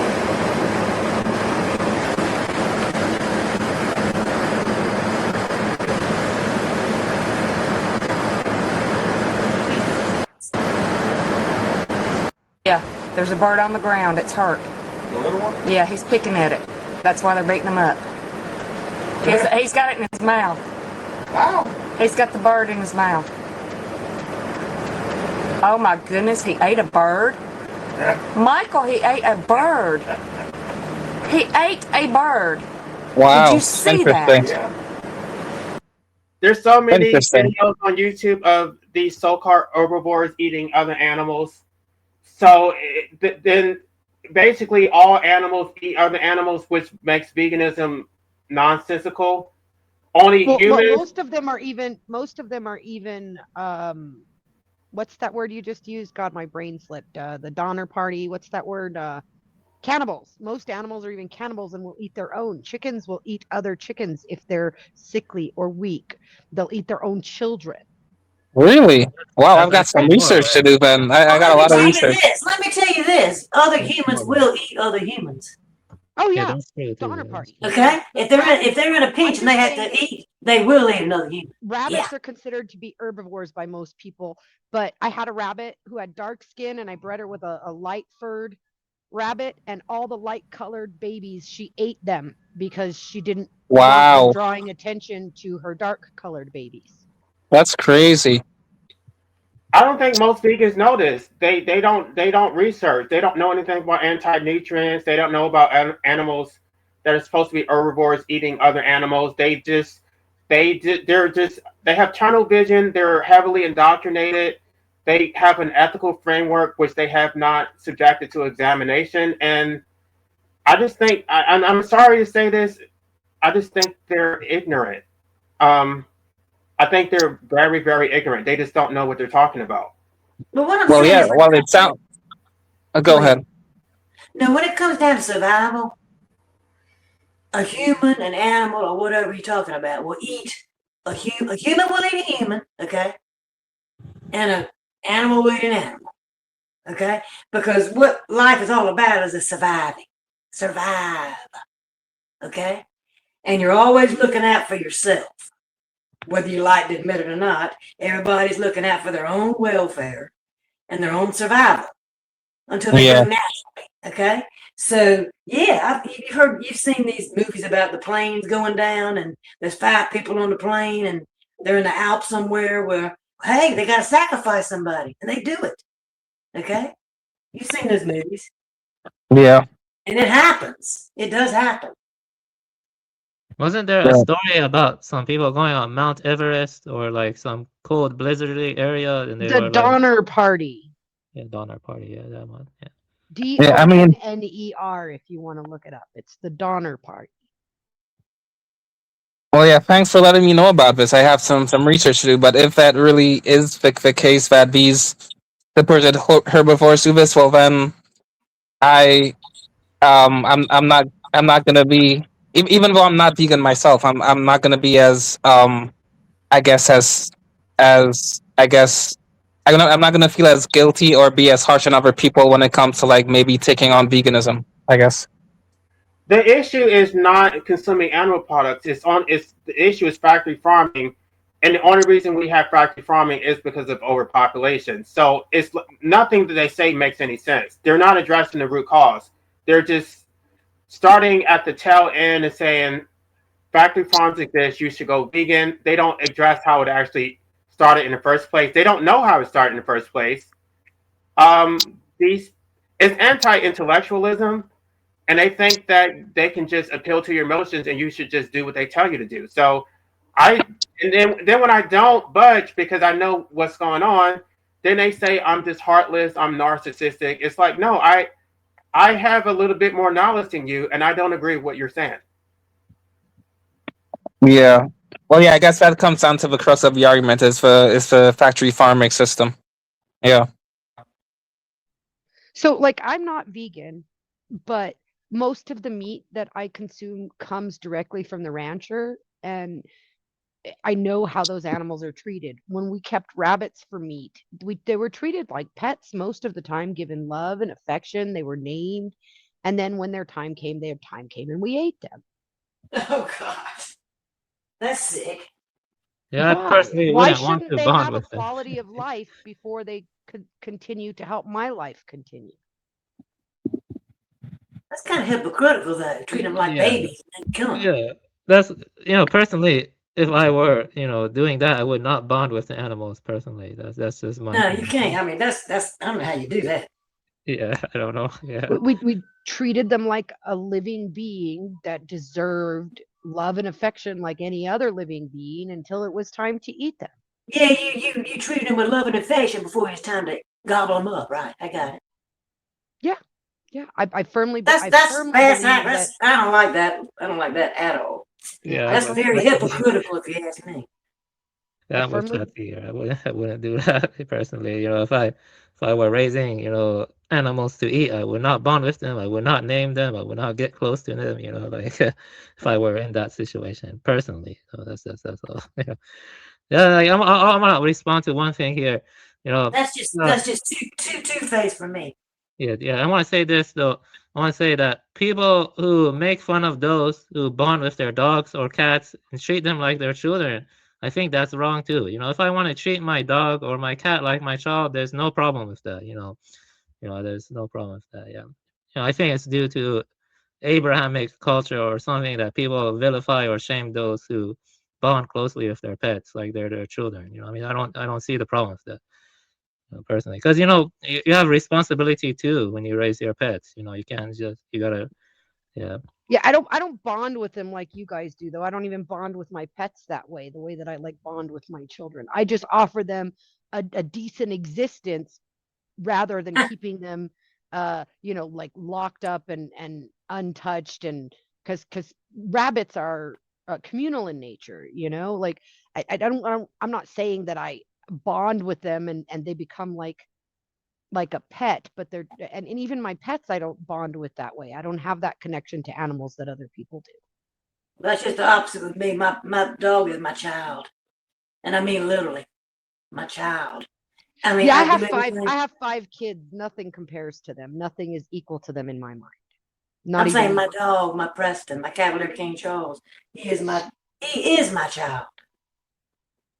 Yeah, and I could never see an animal as my child because I have children and they have a higher value to me than anyone else in the world. If I had children, it'd still be the same way. If I had a child, I'd still feel the same way about the pet, about my dog, as I do as a child. Same way. Maybe you would. I don't. I don't have that same relationship with animals that I have with humans. Well, that's because you see them below you, is what you see. You see them on a level that's lower than you. I see them as below. Same level. I see them on the same level. Same level, same identical level as a child. I don't see them as below. I see them as different. I see them on the same level as the child. That's what I said. Well, I don't even see adult humans on the same level as a human child. So that's where we differ. Human children to me are more important than adults, more important than animals, more important than the tree in my yard. That's just how I see it. That's because you had it. You had it. You spread your legs and you had it. You created it. That's why. I feel responsible to them in a way I don't feel responsible. Right, exactly. That's else because I created them. You're obligatory. You have an obligation to be responsible to them. Right, exactly. Absolutely. Absolutely. Yeah. So that's why you feel that. Anything but my children. Well, I didn't have a responsibility to Preston. I picked him out as something to love and cherish like a child. So mine's not obligatory. It comes from my heart. Why is obligatory any less than comes from the heart? I mean, LA's whole philosophy is based around the obligation of parents to their children.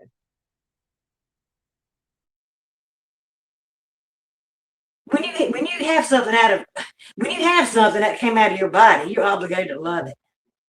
Okay? That's not true. You should see the it is true. Do to their kids. They're not. Yes, it is. It's an inborn thing. It's an inborn thing because it's part of you. The shit that okay, do to their it's kids. part of you. You're part of your body. Here in my home state, every other month we have a story of somebody pimping out their kid to the point where they get raped to death. I'm just trying to say that it's equal to me. Equal. Oh my goodness, that's sick. Yeah, exactly. So not all parents feel an obligation to their children. It's not just because I created it. It's because I personally feel a responsibility for what I have brought into this world. A lot of parents don't feel that way. LA himself said that his parents disinherited him and that they didn't feel that obligation to him. And I do. Not everybody does. Yeah, I understand, and you should. Everybody should that has a child. But my point was, getting aside from that, is that I put my pet that I love dearly. He's 14 years old now. I raised him from 3 months.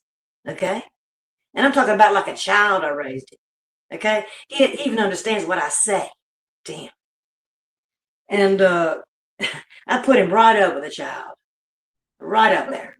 Right, but you also have a pet which is fully dependent on you. Children grow up and stop being dependent on their parents. That's the difference between a pet and a child. I'm raising children in order that they can go out and live their own lives. You're keeping a pet for your own pleasure that's fully dependent on you. My own pleasure? Yeah, you just said yourself he makes you happy and you No. love it. He could have ended up with another person that treated him like dirt. Same as my kids could have ended up with no, another you mother can't who say treated that. them like That's dirt. not a true statement. Not a true statement at all. My kids could have ended up with a different mother if they'd been born to a different woman and had a woman who didn't give a fuck about them. All I'm saying is it's Their equal. dog. I'm just saying, and I'll say this is the last time I'll say it. They're equal. They're not below humans. They're on the same level, as far as I'm concerned. And in a certain way, they're above humans because they unconditionally love. Where a kid will, hey, they won't even love you sometimes. A kid that you have, the kid won't even love you, but that dog or that cat, they will love you every time. See, but that's the difference is I'm not looking for the unconditional love. I'm giving the unconditional love. Oh, I'm looking, giving it and giving it. I'm looking for the back and Yeah, but forth. you're only giving it to the animal that reciprocates it. I'm giving it to a child who may not. Well, that's your problem. Yeah, well, you see, there's a fancy word. It's called Umwelt. It's the German UMWELT, Umwelt. And that refers to the sensory world or the experiential world of animals. You know, and animals are sentient, you know, like dogs, cats, they're sentient, they have a sensory world. And, you know, I've had dogs and I've had cats, and, you know, they do have a rich internal mental life. It's not as simple as saying that they're like, you know, automatons. They're not, you know, when they're genuinely affectionate, you have to earn it, you know what I mean? You know, like, you know, it's not like they're puppets. They're not puppets, you know, they have a rich Well, sensory world. she just said that the dog gives her unconditional love. I have dogs and I have cats, and I'll tell you, my cats have me trained. They know exactly how to get me to do exactly what they want. Hey, people I'm are not like that arguing too, that they're though. not sentient. I'm not arguing that they're not sentient at all. Yeah, but human beings do that too, though, because most human beings are self-interested and they're finding ways to like manipulate you or shape your behavior. Right. Well, yeah, it's Right. They're called very anticipation. humans are very manipulative. But Very animals are too. Like I said, my cats have me trained. But only if you treat them, only if you kind of train them to know that they can do that to you. Okay? I did not train my cat to say mom in the middle of the night to wake me up. I promise you I did not. Wait, but Patsy, couldn't it be Mine doesn't argued wake that? me up. Mine Wait, doesn't Patsy, wake me up at all. He's got his own separate bed and he's sleeping at night. He doesn't wake me up. wait, but Patsy, couldn't it be? Got his own queen size bed, okay? That he sleeps in. Another bed, a bedroom. Wait, Patsy, couldn't it be argued that animals also like love conditionally? Because if you take away like the food and shelter that you offer them, they wouldn't like want to keep being around you as much. Well, that wouldn't happen. Number one, that never happened. But no, I think I've even been kind of harsh to Preston. You know, I've been harsh on him sometimes. You know, because I expect a lot out of him. And you know what? He's never done anything to me that leads me to believe that he doesn't love me still. Matter of fact, he's looking me in the face the next second. So Okay? if you had a dog, I'm not saying you would. If a person had a dog, kept them chained to a post with only a few inches to move, didn't feed and water them regularly, do you think unconditionally that dog would still love the person? I think he would still need that person unconditionally. Need. See, that's Yes. the difference. Is my kids aren't always going to need me, but your dog does always need me. Right. No, kids don't need you for anything, really. And that's the thing. They're on their own. They're their own person. And that's the thing that parents can't take. Because when they leave, when their kids leave, they're devastated. Like a parent is devastated. Oh, God, there goes my life. My life is gone now. My kid's gone, you know? If you ask people around me, they'll tell me I am not fitting into the normal cut. My children were raised each as an individual human being with individual needs and different needs. My children were raised as though, and are still being raised, the two that are still being raised as people, not as mini-me's or some sort of replacement for my own satisfaction in life. I feel myself as the facilitator of them being here to learn the same way I'm here to learn. Okay, so what? So what I'm saying is, you say parents don't. Well, some parents do. Some parents do see their children as little people and not just some sort of sense of self-satisfaction. Well, I'm not here for self-satisfaction. I'm here to take care of him and give him the best life that I can. You preface it all with that's what I'm here for. That's what I'm here for. I'm a mother. I'm actually a mother to him. You preface it all with the statement that he loves you unconditionally. I don't have to have a human being to give the love that I would to have anything else. I mean, I'm trying to say I can put all my love into him. Everything I got. And I'm happy as a lark for it. Just like that. Because I know that one day. Yeah, I spend most of my days pretty happy. I know that one day that child could turn on me. Okay? And I mean turn on me hard. No matter how good I raise them. Matter of fact, I had, like in my own family, when my daddy was dying, one of my sisters refused to take care of him. Okay? Me and my other sister did take care of him. But one of them opted out. Okay? That's what I'm talking about. Humans can't be trusted to give unconditional love.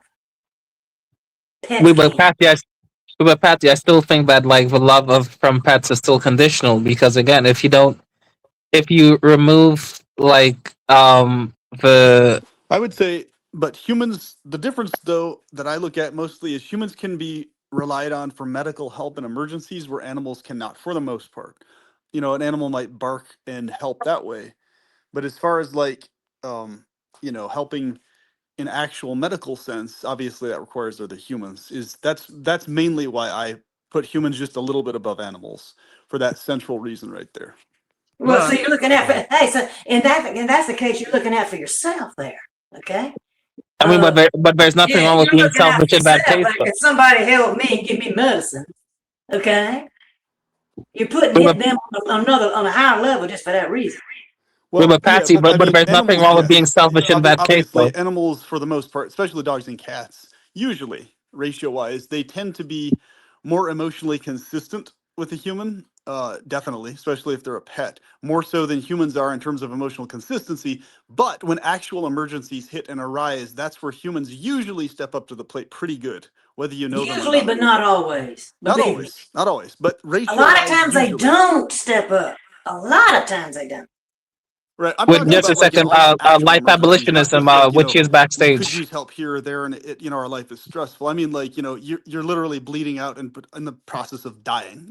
Humans tend to step up in those instances really well, and can definitely help a lot more when it really, really counts than animals can or do. However, animals, aside from those situations, definitely help a lot more in the emotional stability sense, in terms of the consistent reliability. So it really depends on where their strong suit is. I would say pets, yes, obviously their strong suit is the consistent emotional side. But when you really, really need help, like where it really freaking matters, humans usually step up to the plate. Even if it's not a relative, some other person or some organization, it doesn't have to be somebody even. It's just somebody else usually will step up to the plate. I call that a handicap. I call that a handicap that the animal has. Okay, over the human. Well, okay, a disadvantage. A disadvantage. Okay, is what I it would is. actually say this, and that's the only thing. If you study the social organization, so, I mean, there's that, and of course, there's the element of like kind-hearted children, especially in particular, are definitely, in my practice anyway, sacred representatives of the pleasure goddess and pleasure entities from paradise realm. So they're definitely the most sacred in terms of representing that in this world, at least the kind-hearted ones especially. Animals are too. Kind-hearted animals are as well to a certain degree, but the connection and dynamic you get in terms of the unique kind of love that comes from a kind-hearted child is very unique and distinct, even beyond the animal. But once again, of course, yes, that's related to the animal's disability and or disadvantage. I'm sure most animals, probably as pets, would also have that same type of unique love that a kind-hearted human child would show also, if they could. Right. Most likely, yes. Right. It's very much the same as far as I'm Yeah, concerned. exactly. It's an innocent love, Patsy, you made naive type love that hadn't been through life, that hadn't been through the suffering, and they know how to really love deeply in that respect because they haven't been soiled, let's say, by the world. Okay. Yeah, I have several things. I mean, to it's say. like what we're dealing with, other humans distinct from other animals is, once again, that topic of a lot of people just totally forget that many animal species are significantly better off as a whole because humans exist and only because humans exist. If you think about, deworming technology, the ability to euthanize them, there's so many things available to cats and dogs and deer and so many other animals that they did not have access to at all ever before humans came into existence. So this idea with like the fanatic vegan stuff that, especially when it comes to them not really understanding the nuances of hunting and things like that, it's just there's a lot of absurdities there because an animal is going to die some way somehow, and if it's not specifically euthanized, it's going to be by a bullet or by starving to death or freezing to death or eaten alive by another animal or disease or something. So it's literally a tier of, okay, euthanasia, the most ideal way to go, putting them to sleep the least painful, or a bullet, kind of a close runner-up, or freezing to death, starving to death, or eaten alive by a wild animal, you name it, right? Or dying of an injury that they can't, in the middle of nowhere. So humans provide the two top best alternatives for an animal leaving this world compared to any other way they could leave: euthanasia and bullets. So, like, without euthanasia and bullets, which only exist because of humans, animals only will die via the more horrific methods. Yeah, Right? This is a thing vegans don't go enough into, really, at all. Yeah, I have three things to say. First of all, I'm not a vegan, but I want to make some points clear. First, I want to say that pre-industrial man versus post-industrial man. But I think they should, because then it would bring up a lot more nuances to their perspective towards what's going on here with animals, etc. PP, can you Because hear? they seem to be tunnel visioned in on them just not being killed versus, understanding those nuances. PP, can you hear us? I think he can't hear us, Avian Buddha. I don't think he means to be cutting you off. Yeah, I see. I got you. Yeah, the StreamYard can be kind of bad sometimes. Like it can. It's been awful lately. It's been really awful. I'm not the only one experiences. LA, can you keep an eye out for PP in the backstage? He might want to come back up. He might just be fixing his audio. I'm sorry, Avian Buddha, go ahead. He raised some very good points. But first, I would say that, in pre-industrial versus post-industrial, I would say that in modern times, with the fiat currency and stuff, I feel like there's no real community anymore. Like if you're dying and stuff, or you have to like have a lot of money, then you get into debt, and then you get more enslaved to the state, and medical malpractice is a real thing that peer-reviewed journals talk about. Like yeah, it's a real thing. Like it's a risk and stuff. But also about the animals and other stuff, I would say that it's true that a lot of animal populations have grown because the ecological systems get disrupted, that causes deer populations to boom. That's a real thing. And yeah, the thing is though, that disrupts the ecological equilibrium, but it leads to some issues, like they have to be hunted or something sustainably. I mean, that's true. I mean, that leads to some tricky areas, like because the deer populations are very high, and it could lead to stuff like overgrazing or whatever. Overgrazing. I forgot what else I want to say. Yeah. I just have a problem with them So saying that. Shideo is saying that a lot of dogs are bred with defects because they're cute, and it's really just causing the dogs to suffer their whole life. And I wanted to address, Patsy, you said that children could turn against their parents, but more often we see in society dogs turning against their owners than children violently attacking their parents. I don't agree with that. I've read a you can attack something without physically attacking. I've seen a lot more stories of young children and family members having dog bites because the Yeah. dog turned against the owners than I've seen parents being physically attacked by their children. So the dogs can turn against you too. Yeah, Well, dog I'm breed. saying Yeah. Depends on the dog breed, I think. it 'cause, depends you on the know, dog breed. Yeah, it's mostly pit bulls, but I'm saying that you could be attacked in more ways than physically.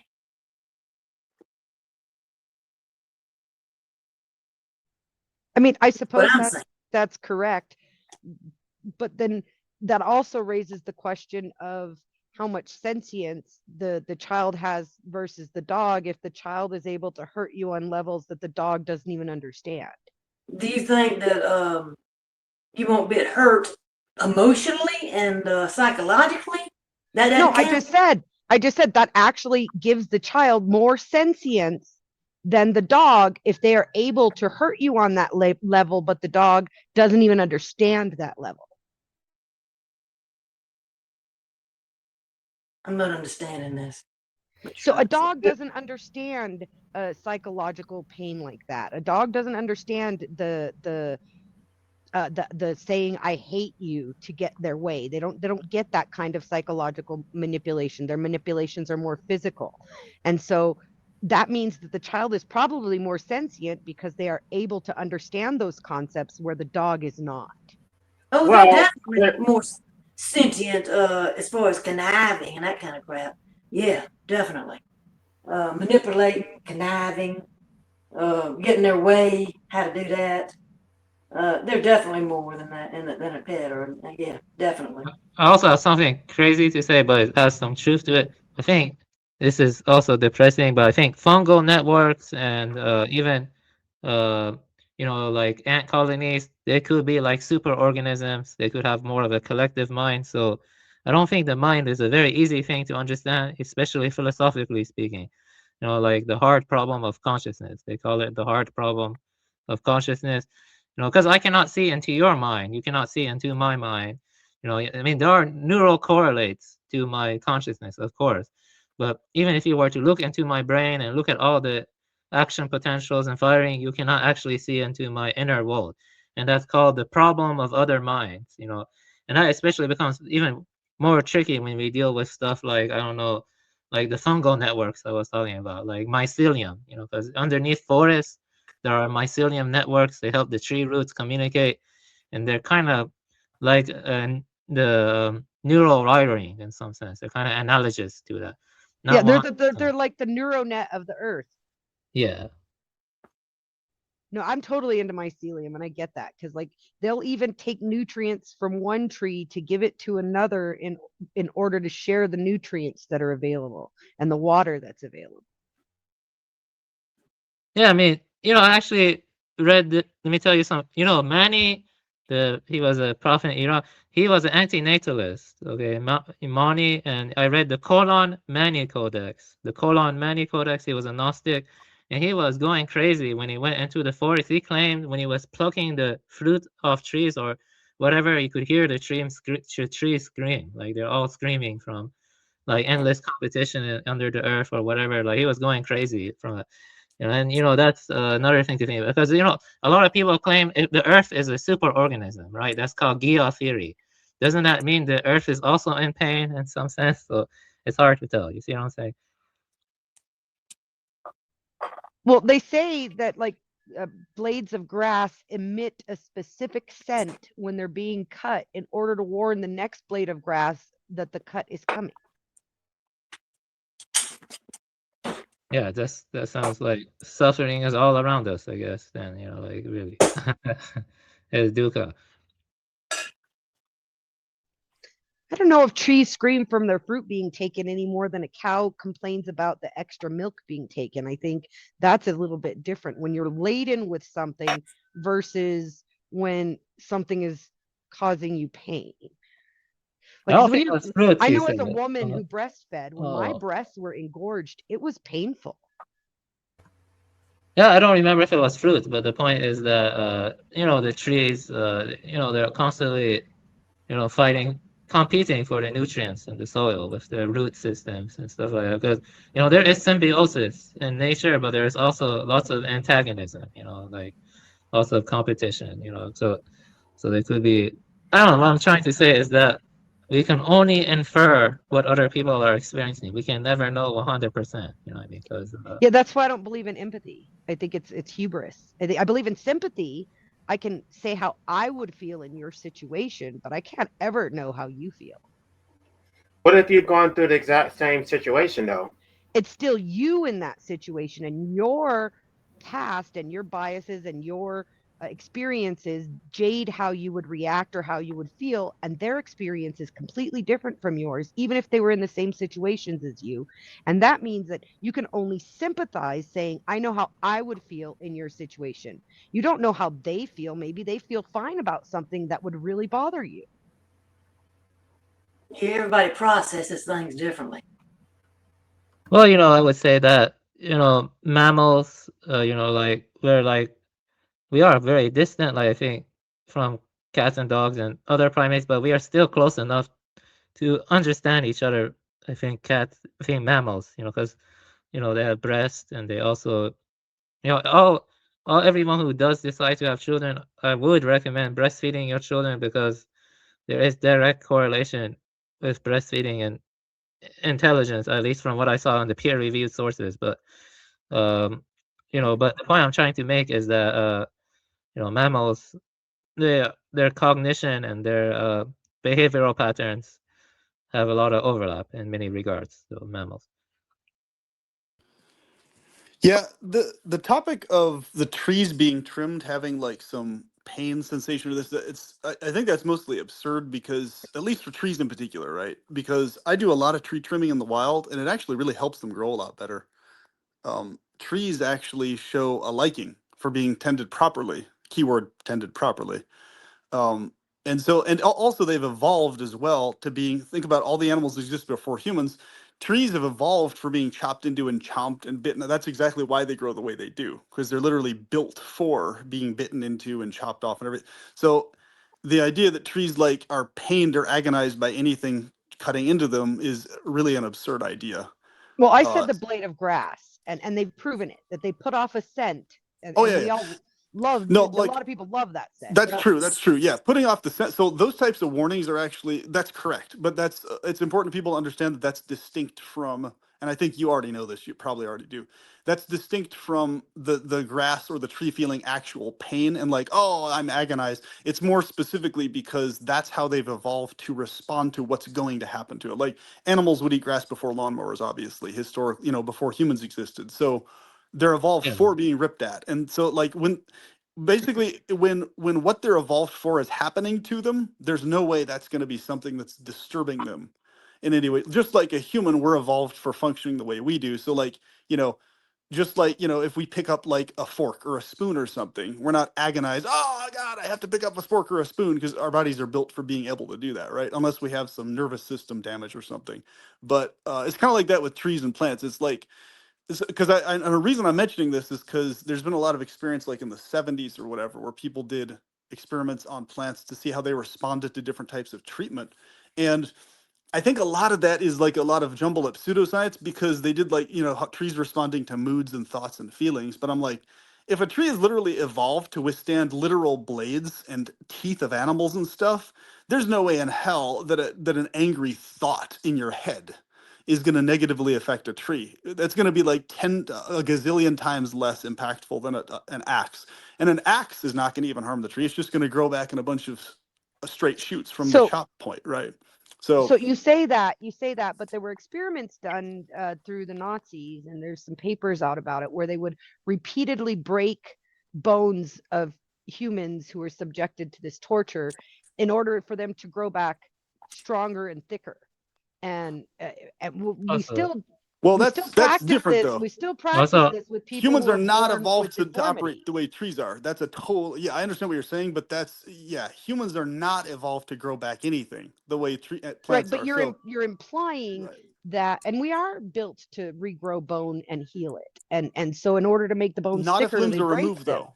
Not if they're removed or broken. That, in other words, what they were doing was they were misapplying the way plant biology works to human bones, and it's not at all the same. Well, So and you're yeah. misapplying the thought that just because it grows back doesn't mean it's not detrimental to in some way to the plant. No, let me explain it very clearly so Yeah. you Also, understand what I I'm want saying. to say something though. I would say that it depends on what you consider the ontology of the mind to be. Like I was saying, like you have certain answers to the hard problem, like panpsychism, or like materialism, reductive physicalism. You know that does kind of frame or how one frames the answer. And I want to say that I'm not sure if you know about this, but you know about acacia trees. You know, they lure ants with extra floral nectar rich in alkaloids, and you know, once the ants depend on that relationship, the tree can manipulate their behavior by adjusting the neuroactive substances in the nectar, enhancing the ants' aggressiveness or mobility to protect the trees from threats. So essentially, the acacia is like a drug dealer tree in some ways. But the point I'm trying to make with that is that whether the tree has some intentionality or whether it has some qualia, the fancy word is qualia, or it has some experiential world, that depends on one's unfalsifiable philosophical assumptions. So that's why, because I don't think mind is more difficult to ontologically figure out or metaphysically figure out what is the nature of mind and stuff and how it relates to matter.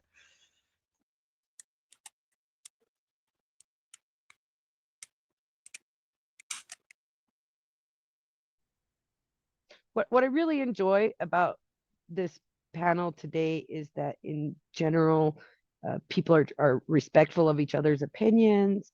And I really appreciate you hosting it. LA, once again, got a great chance to ask questions and exchange ideas. But it's getting late for me, so I'm going to step away, guys. But thank you all. Yeah, have a good day. Patsy, Have a good day. Buddha, and PP, and the absurd, and especially you, LA. I really enjoyed the conversation tonight. Have a good night. Thank you for being here. I appreciate it. Nice chatting with you too, Richie. Bye bye. Yep, have a good one. But yeah, I think the important point to remember with trees and stuff though is like there's a practice called coppicing or copicing, however you want to pronounce it. So there's trees that are literally alive now thousands of years due to being copiced because of humans that would have died thousands of years ago if they weren't trimmed a certain way. Yeah, maybe trimming is not that bad, I guess, you know. But probably like termites or other stuff cause much more Yeah. pain.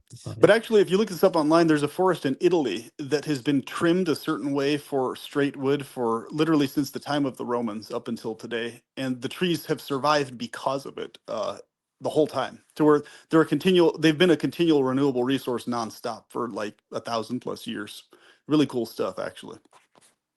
Yeah, I think that ants or termites or, you know, because, you know, trees can get infections or something from certain insects or whatever. Those are probably, you know, those probably induce pain, maybe, you know, if Yeah. the tree has a sensory world. I'm not sure if a tree has a sensory world or not. Well, You it's know, like the evidence seems to suggest that the trees do respond to things, but it's not a pain response, right? So it's like they respond to what's happening to various trees, but it's not a pain response. But there's a book called The Secret Life of Plants that I'm very skeptical of in terms of the specific experiments they did, because they were trying to see if plants respond in some, you know, bad negative way to like really negative intense emotions or whatever. And I'm looking at that and I'm just like, the absurdity of that is kind of through the roof, because if plants are literally growing better from blades cutting them repeatedly over and over and over, and they just keep growing back and back and back, how in the world is the plant going to be dying easier from just bad thoughts? I mean, millions of years of animals who aren't thinking anything towards the plants, they're just there, right? Animals just walking around, it doesn't think anything of the tree. It's just, okay, a tree, let me chomp on it or not, and then walks away. Like, and then humans evolve and pop onto the scene. There's no way a tree is going to be at all affected by our emotions or thoughts either way, negative or positive, because those trees are built for withstanding all sorts of insane shit physically.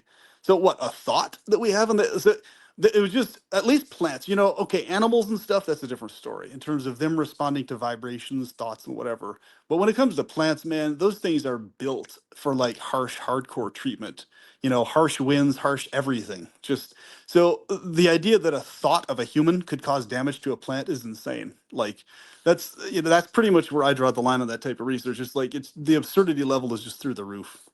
Wait, when it who comes said to that that a stuff. thought could cause harm to a tree? There's a book called The Secret Life of Plants where they suggest this, and I'm very skeptical of that book because they're trying to indicate, okay, there's been experiments where people look at two different leaves and, angry thoughts equal one leaf wilts faster, positive thoughts equal, leaves grow better.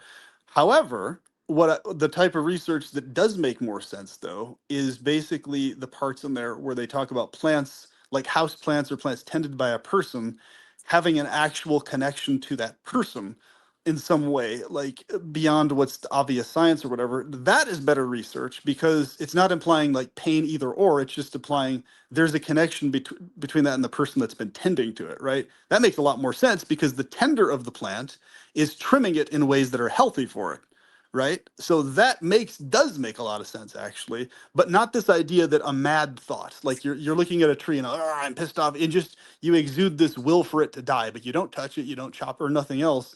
That tree is not going to be affected at all by your negative thoughts or emotions. It can withstand physical blades. So Yeah, if it can withstand physical blades, there's no way in hell any negative thought towards it alone is going to cause it problems. That's the part of the research that I was skeptical of because yeah, I don't accept that stated though. reason. Yeah, But exactly. I read Stefano Micasso's The Revolutionary Genius of Plants. Stefano Micasso, I think he's a botanist, and I think he's probably more trustworthy than what you're talking about. But he argues more that the root system of the tree is kind of analogous to like a kind of distributed intelligence and stuff. Like they're great, like they detect faint gradients and other stuff in the soil. Yeah, it's analogous to like ant or bee colonies. Like it's like the roots are kind of like a group of agents making autonomous decisions without central organization. Communication through simple words. So it could be like a kind of swarm intelligence, maybe, because they can sense faint gradients like oxygen, water, temperature, and nutrients with remarkable precision that allows these. Yeah. So basically, it talks about stuff like that. There are some, like the root apexes of trees, work together to make decisions collectively, and that's like a complex adaptive system. Oh And, yeah. it's anticipatory too. It's anticipatory. Yeah, it's independent of any type of fear sense though, because I think what happens a lot in a lot of these lines of research is they, instead of what you just said, which is true, people make this jump. Oh, this means plants like feel some sort of positive or negative emotion vibe or whatever. But plants are like totally neutral and immune to whatever vibes we have thought wise, period. Like now animals are a different story in that those might respond to different vibes and things like dogs and cats, etc. But plants, they're designed to be hardcore surviving things. Like they're not, plants are evolved to not have anything to do with our emotional bullshit either way. That's plants are just independent of our emotional thoughts either way. Yeah, I Plants agree about that. Yeah, definitely. I don't exactly. think plants care about But our emotions. Yeah. when people try to Yeah. imply that, that's when I call them out. I was like, yeah, like everything you just said is 100% correct, scientifically and otherwise. But when people try to imply, oh, therefore it means the plant is sad that you did this or that, it's like that's not what's happening with the plant. It's not happy or sad. It's just doing what it's evolved to do. Like it's not, oh, I feel good or bad. It's like, if something's happening that's benefiting it, like good trimming or whatever, naturally there's going to be a connection with whatever source is causing that good trimming, right? Versus not. If there's a person that's giving it good sunlight, good water, everything else, on some esoteric level, it recognizing there's an advantage to that evolutionarily via like its roots, its root sentience or whatever. Sure, but yeah, I think people make an unnecessary leap when they say there's like emotions in plants or whatever. No, I'm not Wait, saying emotions, though. I'm saying No, I know you're not saying pain. that. I'm just saying Yeah. other people make that clear. Yeah, not you, but yeah. Wait, so I'm guessing the people that believe in that sort of thing, they're like one of those oneness consciousness people, because that's the sort of people I think that will believe in that. Yeah, it usually is those types, or sometimes it's scientists that kind of lean in that direction in their personal life. So I think it's kind of a combination of those things. But it's actually really good news that plants are less affected than they claim. People who tend to do that claim that they are, because like that would be really bad for plants if they actually were negatively responsive to our negative, because there's so much negative emotions humans exude all the time. Plants are responding to the pollution in the air. They're responding to the being chopped improperly and getting diseases is what they're Yeah. negatively responding to. They're not responding to how we feel about them. So do you believe that plants are conscious like humans? Yeah, at that baseline level they are, right. Not conscious like humans in the sense that we are conscious, but conscious at the more baseline, evolutionary, you know, strategizing level. Yes, in terms of not like consciously thinking about it, but like, okay, the roots respond a certain way to certain soils, et cetera, et cetera. And, multiple of species of the same plant are connected in that way, et cetera. But because the But do you Vedic think they can feel texts, pain and pleasure? it's very clear that they don't feel actual pain or actual pleasure, either or. They feel sensations. They can process sensations in terms of like advantages, like this is an advantage here, this is a disadvantage over here. But because they don't have a nervous system, clearly they don't feel pain or pleasure. Actually, You I have to have a don't nervous know system. about that, to be honest, because that's impossible to tell. I actually agree with you that there is no evidence that the emotions of people affect plants. That's pretty much clear. But the question of whether or not plants feel pain or pleasure, because I think pain and pleasure are really the base of like maybe the sensations, like trying to avoid pain and seek more pleasure or something like that. That's very, very, it's kind of impossible to know. I think it's Well, I impossible. would think the more accurate thing to say is a plant experiences an advantage or a disadvantage, not necessarily pain or pleasure. Because as far as we understand currently, you have to have a nervous system to experience pain or pleasure at all, right? In the sense of at least this biological world. Now, yes, there are pleasures that may exist beyond this biological world, for sure, very much so, or pleasures that exist beyond the nervous system, sure. But until there's scientific conclusive evidence that that actually is the case, then it's better to have a more conservative stance that plants are experiencing advantages or disadvantages to their systems versus, oh, this feels good or this feels bad, if that makes sense. So Yeah, Yeah. I see your point. I see your point. It's a valid point. But my point is ultimately that we have to rely on inference, and because of the problem of other minds. About the problem of other minds. That's a very old, ancient problem, and it's right. still relevant. I think the problem of other minds. Yeah, I mean, well, think about it logically too. Like, if you're a tree that grows back from the stump, no matter how many times you're chopped, it would be extremely disadvantageous to you to be able to experience pleasure or pain. Like, really disadvantageous to you because literally you're going to be experiencing over and over and over again a pain from something that you're actually getting benefited from. So you see, it loops around and it becomes this jumbled up mess that doesn't make any sense. So it's like, well, But isn't that what life is, though? Because I don't think life is that logical. It seems like a jumbled up mess in some sense. well, with Because plants, what I'm saying with plants specifically, there's a dynamic of if they're being chopped into, it's actually benefiting many of them. So like you're not going to be getting pain from something that's benefiting you, but do you see the irony of it though? It's like that's precisely the reason why I don't think plants experience pain or pleasure for that well, exact reason. let me make my perspective clear. I am very sympathetic to panpsychism. I think panpsychism has very strong arguments in favor for it. I'm not sure if you looked into the arguments for it. I read Panpsychism in the West by Dr. David Skrbina. It's a very good book.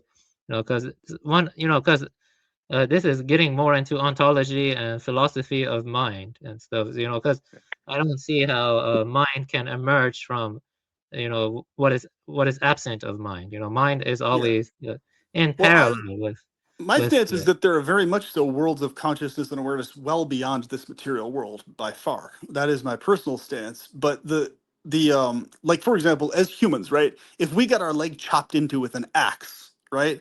That's not benefiting our leg or our system. So for us, it's advantageous for us to recognize, at least on some level, pain to that area to prevent that from happening again to our leg, because we're not evolved to grow new legs back after a leg gets chopped off. That just doesn't happen, right? So, but with plants though, like if they're feeling actual pain or pleasure, let's say an oak tree, for example, it wouldn't make any rational sense in either direction, and there would be no function to them feeling pain or pleasure because they're evolved to do better when they're trimmed or chopped into it in specific ways versus not. So does that mean they're getting pleasure when they're being sawed? A branch is being sawed off? Is it feeling good from that? Do you see what I'm saying? Like there's an illogical fallacy built into the idea that trees feel pain or pleasure, either or, in that way, because it would be completely evolutionary disadvantageous for them to feel either thing, right, all the way. Now, in this sense, we've evolved to feel pain and pleasure. Now, evolution is a clunky, sloppy process, so it's not a good process. It's a pretty shitty one, but our ability to feel pain on one level helps us. But the problem is that it's done in the wrong way to where we can feel excruciating pain, for too long. Like as an amputee, we feel phantom pain for ages that serves no function. That's why I hypothesize that at least for humans, there's something extra malevolent going on beyond just only evolution. That's what I would suggest. And the fact that evolution leads to such horrible things at the end of the day, beyond evolutionary functionality, indicates a malevolent force beyond just evolution. Yeah, I agree. Hey, vegan tomatalist. Have you seen Antichrist directed by Lars von Trier? Have you seen that movie? Wait, Avian, just give us let vegan anti-list speak for a second. You just came on. Sorry for interrupting. Thanks, appreciate it. Yeah, pleasure perfectionist, you're right about that. But even if plants do feel pain, we should still be vegan because remember, a lot of plants are grown to feed livestock. So would you guys have any objections to veganism that the title of the stream seems to imply? I object to veganism. Elaborate. I believe that, first of all, I don't believe that going plant-based does anything to liberate animals, especially such small numbers. I think the more consequential thing that people should do would be to abstain from procreation. I don't think that veganism is for the animals. I did explain that at the beginning of this live stream. It's really for the vegans, so it's transactional. You're asking me to go vegan because that is your personal preference. It makes you feel bad that I'm consuming animals. What I want is for you to go anti-natalist. And I know that you're an anti-natalist, but most vegans are not anti-natalists. They will openly reject anti-natalism. They will have 3 children and then still wag their finger at you for not being vegan. And so I'm against it because I don't think, well, first of all, the definition is specious. It talks about animal exploitation, doesn't say anything about human exploitation, which is why they're able to procreate and still call themselves vegan, because they don't care about exploiting humans. I think that is actually misanthropic. I think that I guess I don't want to lump all vegans in the same category. I'm more talking about the vegan activists, because I have learned to make that distinction. Like if you're just plant-based and you just don't want to consume animal products, that's one thing. But the vegan activists are almost always misanthropic. They always have no empathy for humans. They always say, don't focus on yourself, get over it, stop whining, focus on the animals instead. They're always zealous. I do have a problem with it.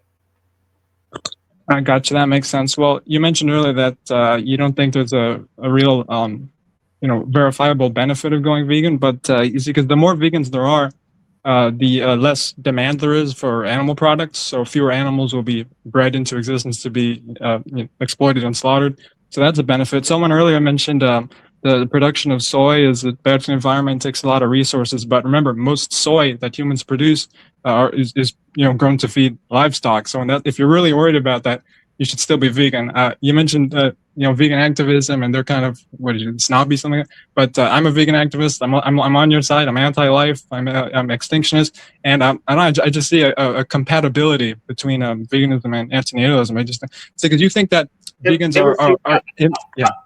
I would like to respond to your points, but there was 3 points that I'm trying to remember everything that you said. The first point you said was, gosh, I can't remember. It was so fast. Yeah, I was just saying that the more vegans there are, the less demand there is for animal products. Okay, right. That's not true because it's being offset by the number of omnivores that are being created. So it's like you're trying to get the water out the boat, but there's like a gaping hole and the water's still being flooded. So every time there's a new person who goes vegan, there's probably 10 more who are created who are not vegan. So you would need to stop procreating first, and then you can talk about going vegan. Right, that's where antinatalism, and that's where the compatibility is. But you mentioned that veganism or vegans are they're inconsistent for being pro-natalist, but at the same time, you're being inconsistent for being I didn't antinatalist but say not they vegan. were inconsistent. I don't. The whole thing is that they're, first of all, my framework is different from theirs. I'm a consequentialist. They claim to be consequentialists, but they're actually deontologists or subscribers to virtue ethics. So if they were consequentialists, they would focus on what is going to yield the greater results for animal liberation, but they will continue to procreate, and they justify it because they compare themselves to omnivores to say, okay, well, I still cause crop deaths, I still destroy their habitats, but at least I'm better than these omnivores. And it's like, no, you should not be comparing yourself to omnivores. You should be comparing yourself to those who don't exist. Those who don't exist consume nothing. They don't cause any crop deaths. They don't destroy animal habitats, and yet they will continue to procreate. And so what I already said to them is that I would go vegan. I told Vegan Gains, if you would endorse antinatalism on your channel, I will go vegan. To me, it's a fair trade-off. He rejected it. He said, I'm not going to do that. He's already child-free. He has already had a vasectomy, but he didn't even, I made a simple request for reciprocity, and he rejected it outright. So as far as I'm concerned, he didn't really want me to go vegan. He wanted to extract. He wanted me to support his cause, even though he was not willing to support mine. That makes sense. Unfortunately, I don't have control over the definition of veganism. Okay, but if I think the definition is a problem and that it doesn't actually lead to animal liberation, why would I support something which I don't think makes sense?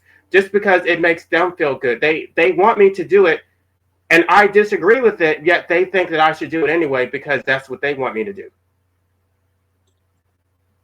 That's fair. Thanks for sharing.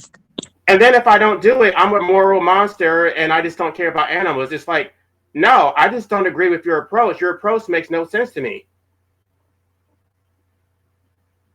Absolutely. So I don't understand how they think they're actually accomplishing something just because they're breeding. They think that they're creating more vegan activists, a vegan army, and they don't care about humans. Many antinatalists, I'm not going to say many, but several antinatalists have rejected antinatalism because they say we need more humans to liberate animals. So you're going to sacrifice humans to liberate animals. So I do see them, a lot of them, as being anti-human species, that they don't care about, they don't have any empathy. I'm tired of them telling me to just suck it up and get over it. Who cares about how miserable you are? You should focus on animals. I'm tired of that shit. I'm tired of them breeding human beings into hell and still expecting me to go vegan. Yeah, I just see the bigger picture that most of the suffering on this planet happens to animals. So I just think we should get people to care about animals. Yeah, but if I give them what they want, they're never going to give me what I want. That's the only leverage I have. They have the numbers, they have the resources, and so if they want, I don't believe that it actually does anything. So I would not be doing it for me. I would be doing it for them because they believe that it makes them feel good, right? They don't want to know that I'm consuming animal products at whatever they feel some type of emotional slight from that, a moral injury, as I call it in my book. But if I'm protecting them from that moral injury, then why don't they have any desire to protect my moral injuries? That I feel oppressed by the state.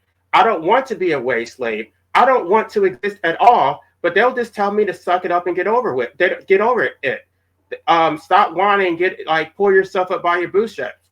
So why can't I say the same thing to them? You get over it. You get over factory farming and just accept that you don't live in a vegan world, that you only have 2%, and most people don't give a fuck the same way you don't give a fuck about humans. You're right, and I support the right to medical assistance. Okay, so this is the thing. So if you are a vegan anti-natalist, even though I don't,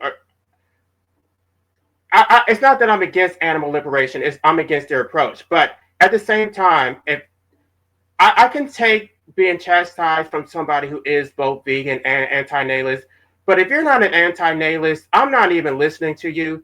If you have 3 children and you think you're going to wag your finger at this, I'm just like, I'm not interested. I try to be respectful. even though I do consume animal products, I don't rub it in their face, but I do feel that they constantly ask you. They will bring it up, even though I'm trying to avoid the subject. They're just like, well, why aren't you vegan? And then it's like, okay, well, since you asked, now I'm going to have to explain that I don't agree with you. I don't believe that just because you're civilized, you're the only group of animals on the planet that has to go vegan.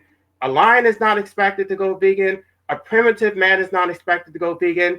Nobody is expected to go vegan except a civilized human being, because you have superior intelligence, and now your superior intelligence is going to be taxed against you to where you have to suffer and deprive yourself.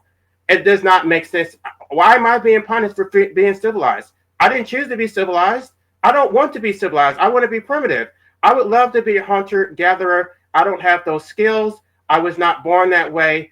I would love to eventually live off the grid and homestead. I'm not in that position to do that yet. But in the meantime, I'm not going to punish myself and take B12 supplements and be miserable, more miserable than I already am, just to make them happy. Gotcha. Would you agree that, because when we get down to it, all animals are, killing each other, like eagles, they kill and eat songbirds, I mean, that's, birds eat birds, mammals eat birds. But the point I want to get to is that I think the worst thing is driving species to extinction, because that's the worst thing. And that the reason that happens is due to stuff like overpopulation and the capitalist system, and also, the massive industrial complex, the state and stuff, it has to do mainly with overpopulation.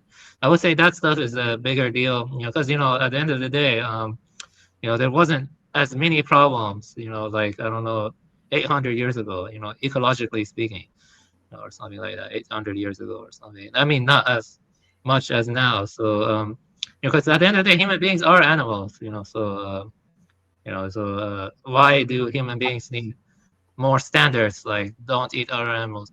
Now, actually, I would say that if one chooses to become a Buddhist or a monk, there are different standards. A monk is expected to be vegetarian, because of the Shurogama Sutra. I talk about that. But if you're like just a regular person, there are different standards. Like you have to try to survive.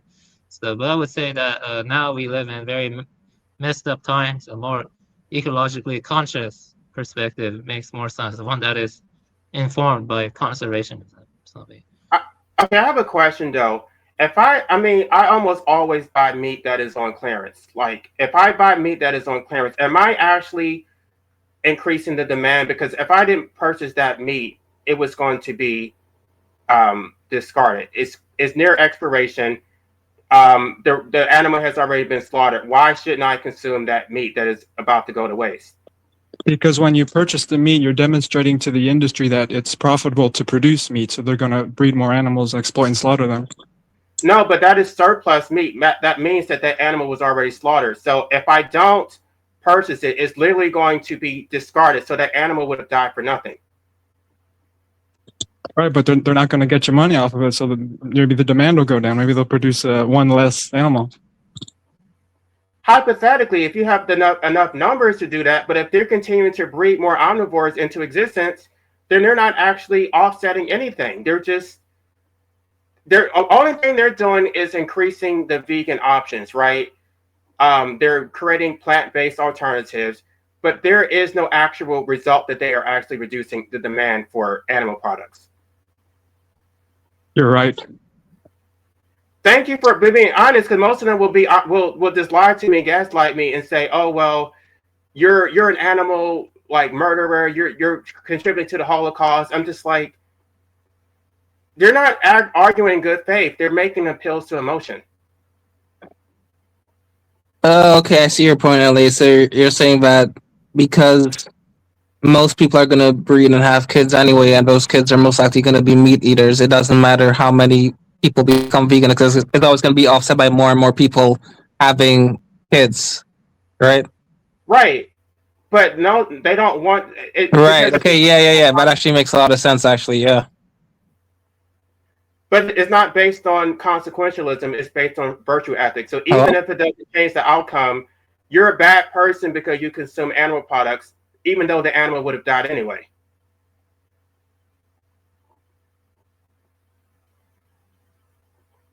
So I don't know. I think if it makes you feel bad. But yeah, your point about people becoming vegan being offset by people having kids makes a lot of sense.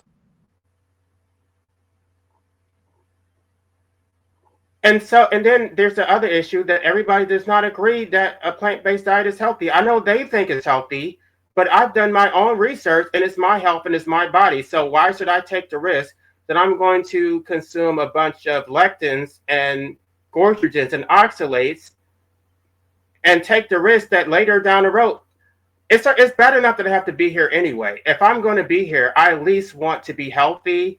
I at least want to have food that is convenient. I don't want to spend my time preparing food that I don't even enjoy. Maybe they enjoy it. Maybe they enjoy eating beans and rice. I do not. Why would I spend my money for foods that they enjoy, but I do not, and then it's more inconvenient for me? Like, at the end of the day, you can't coerce somebody into taking an ethical position. I don't think the misanthropic approach works. They have to come to it on their own, because this is why they become ex-vegan. They were basically bullied into it, and then they can't sustain it. Also, I want to say something quickly. There is actual research that shows having a child and living a perfectly vegan or green life, they still have a larger carbon footprint than someone who chose not to have a child. Like way more. Because if you're gonna think that way, because actually, let me think again. Like, let's say someone chose not to have a kid. And choosing not to have a kid saves more the environment than choosing to be vegan. Like, relatively speaking, there is research that shows that. Well, one person who does not have children but isn't vegan consumes about 7,000 animals throughout their entire lives. But if they have children, and let's say they have 2 children, I've already done the math on it. Each of them kills about 300. They have about 320 crop deaths per year, or the duration of their lives.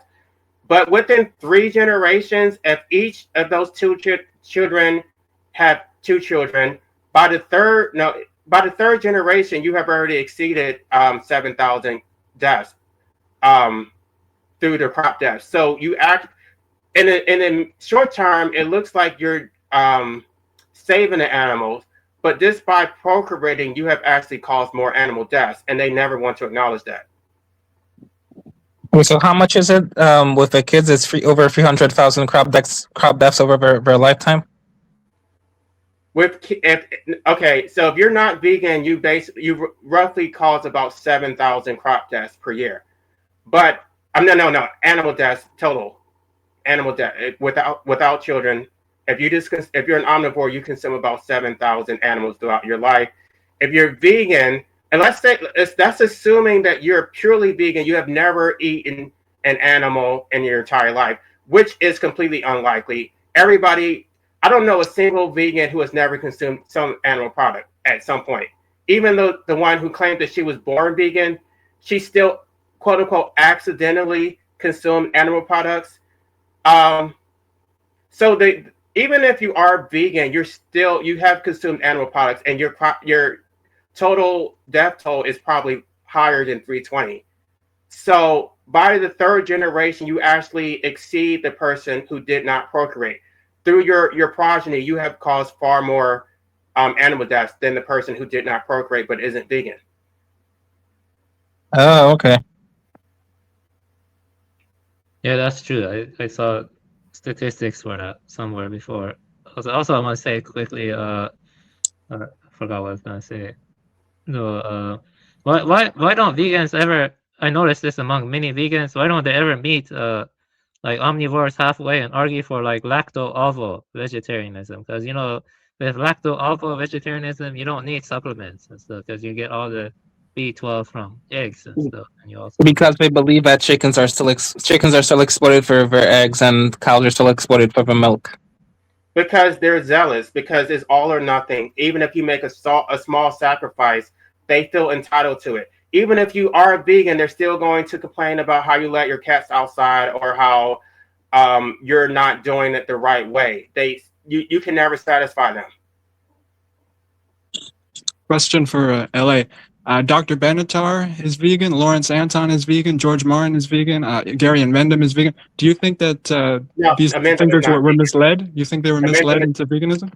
Amendum is vegetarian or something. He eats tuna, so he's not vegan.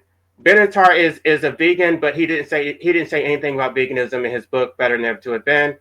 Lawrence Antoine was supposed to debate me to basically chastise me about not being vegan, but then he didn't like the fact that I called him out for carving out an exception to procreate if the parents are vegan because they're creating a vegan army. So basically, he's not really an anti-natalist. He's vegan first, who has attached himself to veganism, but is actually justifying procreation in order to liberate animals. So yeah. I've gone through Better Never to Have Been. The word veganism is not mentioned once. You're right, but in the opening of that book, Dr. Benatar mentions that on one of the first pages, he says that everything I'm going to say in this book also extends to animals. So don't you think that we should extend antinatalism to animals if possible? Okay, but that's very vague. When I read that, I assumed he was talking about breeding pets, breeding dogs that you directly caused to be brought into existence, not some vicarious liability because you consumed the end product of animals that were bred by some factory farm. I didn't do that. Gotcha. There's I think a very key distinction here too. Antinatalism is strictly a philosophy that recognizes that forcing new sentiences into a world like this one is factually immoral. It has nothing to do with what actions a person takes or doesn't. So, like, in other words, more kids being brought here by animals or other species especially, but even within humans, antinatalism is simply the recognition that it's immoral. But there may be plenty of people who might recognize or see it as necessary in certain cases to bring kids here. I'm not saying this should happen. I'm just saying that antinatalism is only the philosophy that recognizes it's immoral. It speaks nothing on whether it might be necessary or not, or deemed necessary by a population or not. So I think a lot of people get the wrong idea that antinatalism means that for sure everyone who is that is going to never, ever, ever have a kid and is going to oppose all kids forever being brought into this world. That's actually not true. Nor is that what defines being an antinatalist. I think a lot of people have the very wrong idea about it. It's just the recognition that it's always immoral, no matter what. That's what antinatalism is that strictly. Right, but we have people like Lawrence Anton telling people that they should procreate in order to liberate animals. Vegan Equilibrium said the same thing. Yeah, and now they're rejecting antinatalism because they want to liberate animals. DNW said the same thing. Yeah, and that's the thing. That's the should part is where they're wrong on that. Now, if they individually deem it necessary in their own cases, or in somebody's case, okay, for whatever reason they feel it's necessary, just like meat eating, it's literally the same thing. People eat meat because they deem it necessary for their own body. So, like, if an antinatalist has that stance individually, and they deem it for themselves necessary for some reason to have a kid, whether it is or isn't, they can still be an antinatalist philosophically and deem it necessary. So the idea that they're leaving antinatalism, it means they're not understanding what it is. What I'm saying is, like, in what they're doing, they shouldn't attach the should to it though. Something deemed necessary doesn't equal a should. So, like, just because we are eating meat or whoever is doesn't mean we should. It's just we're feeling it's necessary. When people add the should to it, that's when it becomes inaccurate, right? So, like, people should be left alone about their diet or whether they have kids or not. We should all recognize that it's immoral to bring kids here, but once again, just like it goes both ways with antinatalism and veganism. We mention it once to someone, and once we get their response, whether it's natalism or veganism or whatever, and they say yes or no, after that point, we should stop, whoever we are, hounding the person further on either or, whether they should or shouldn't have kids or eat vegan or not. That's the main point that we all keep trying to bring up, that I think a lot of vegans just miss, and this is why I appreciate this individual talking right now, because a lot of vegans, they just miss our point entirely. It's like, hey, we understand your points. We agree with you. All of us agree with you that it's not moral to specifically kill or eat animals. It's just what's happening, and it's what people deem necessary. So we've made our decisions individually. We don't need to be constantly over and over and told about it again. So it's not even that any of us are disagreeing with any of these people. It's just that we're like, can you please stop hounding about it, is what we're asking them politely to do. And they just refuse to do that. They refuse to stop hounding hounding about it is what it is. It's not even their arguments that we are disagreeing with. That's the ironic part they can't seem to understand.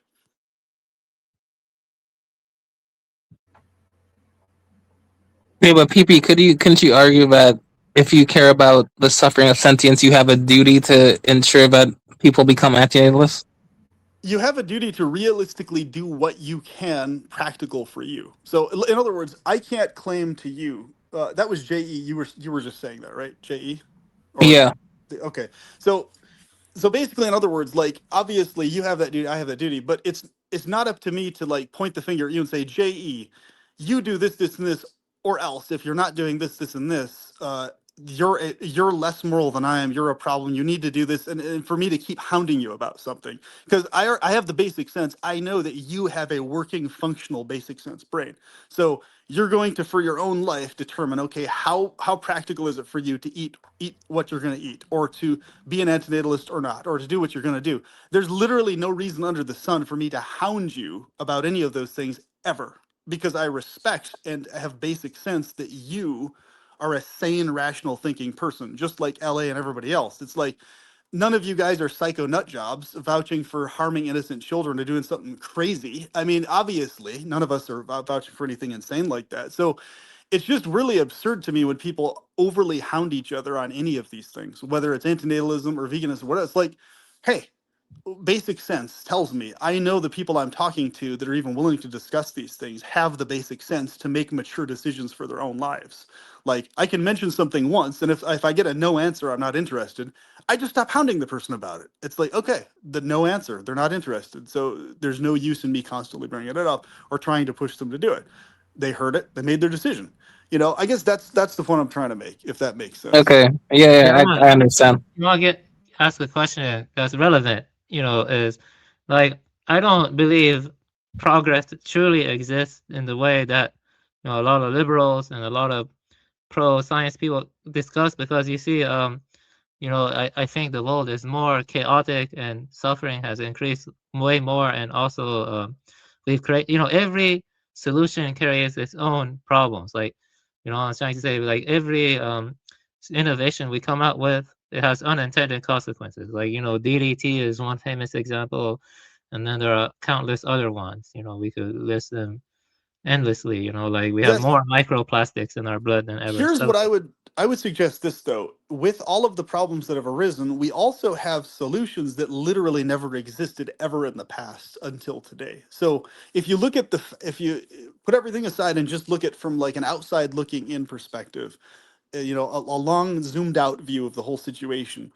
Overall, as a whole, factually, the human species is vastly better off than we ever have been historically, ever. Even with nuclear weapons, even with much more deadly weapons that exist, because simultaneously with that, we have much better healing systems. Well, I think LA would disagree with that. We literally never had. Yeah, I disagree with that too, because I agree with Chantis Low, his book Technological Society. The Machine Lies, who is my friend, and I talked to him a lot. He does a good job exploring how with each new technological innovation rolled out, it creates the very complications it claims it can solve. And technically speaking, the technological industrial order that is massively interconnected. No system exists in isolation now. So no one is truly in control, and we depend on volatile supply chains. But here's the thing to understand, though. Yes, so there's still bads that keep going up, but if the science actually shows us in the statistics, and you can just look at it, what it is. Even though, yes, tons of people have depression now everywhere, arguably much more than they did in the past. When it comes to things like pollution and toxins, all these bad things that exist are still less damaging to our bodies than the entire past of human society was before the 1800s. Their bodies were vastly more damaged by the natural pollutants and the lack of dental care and the parasites that they ingested and all these other things, vastly more than any modern body is harmed with for the most part. Pretty much anywhere in the world now, even the worst poverty-stricken places, most of those people are still better off than people were in the Middle Ages by a lot, actually, because we have things like parasite cleansing stuff and anesthesia and all these like things that can allow people to get surgeries they wouldn't have been able to get in the past. So like in lifespan, our lifespan has actually increased much more because of greater health, because there's a lot less things that can kill us off as easily. And there's a lot less things that can inflict misery on us physically that used to in the past. So I understand your point 100%. It's a valid point in the sense that, yes, bads continue developing along with technology, but the actual objective fact is, or quote unquote, as objective as possible, is that, still subjective, obviously, we are actually better off as a species by a shit ton, in spite of all the problems that we used to have. Like, by a lot. We're way fucking better off than we Well, I used to be. think I think LA would That's why I disagree think with it's that. worth continuing to develop technology, because there's so many possibilities in terms of it can go. Even if whatever bad happens, it's going to be bads that wipe out stuff very fast and very effectively, much more effectively than the past. Yeah, but let me I also see say it this. differently. I think that we're more enslaved more than ever. I think the state has expanded beyond its reach, and I think that having a longer lifespan is not necessarily a good thing. Was someone trying to speak? I'm not sure. I'm I think speaking my right audio now. I might don't have know kicked off if everybody my else can ability hear to me. hear audio. Well, life abolitionism is speaking. He's responding to you. PP. And PP. so, Perpetual pleasures. Can you hear? so anyway, I don't think having a longer lifespan is necessarily a good thing. I think that the fact that life is so long is actually this prolongs your suffering. I think that there was a point when we only lived to be about 30 years old under the hunter-gatherer lifestyle. Obviously I still would not want to be brought into existence, but if I only had to live to 30 years old, I wouldn't feel so depressed about that. I still have, all these years behind me. I don't want to have a long life. I never did. So I would rather have a shorter life. So I don't see any of these things as being positives. Also, I want to add this too, because LA raised a very valid point. The state is more totalitarian than ever. Their surveillance technologies, it can be automated, and they have like IoT. They're gonna make smart cities to better micromanage your lives and control and shape your behaviors more with their data mining technologies, which the state is, combined with Palantir and other stuff like Azure and AWS data centers, stuff like that.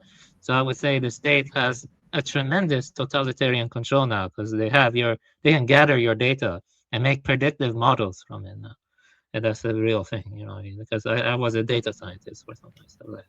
But to reply to Perpetual Pleasurist's point, that is the reason why they criminalized medical assistance in dying in the first place, because before there were medical licenses, people did have the science to terminate people's lives in a painless way.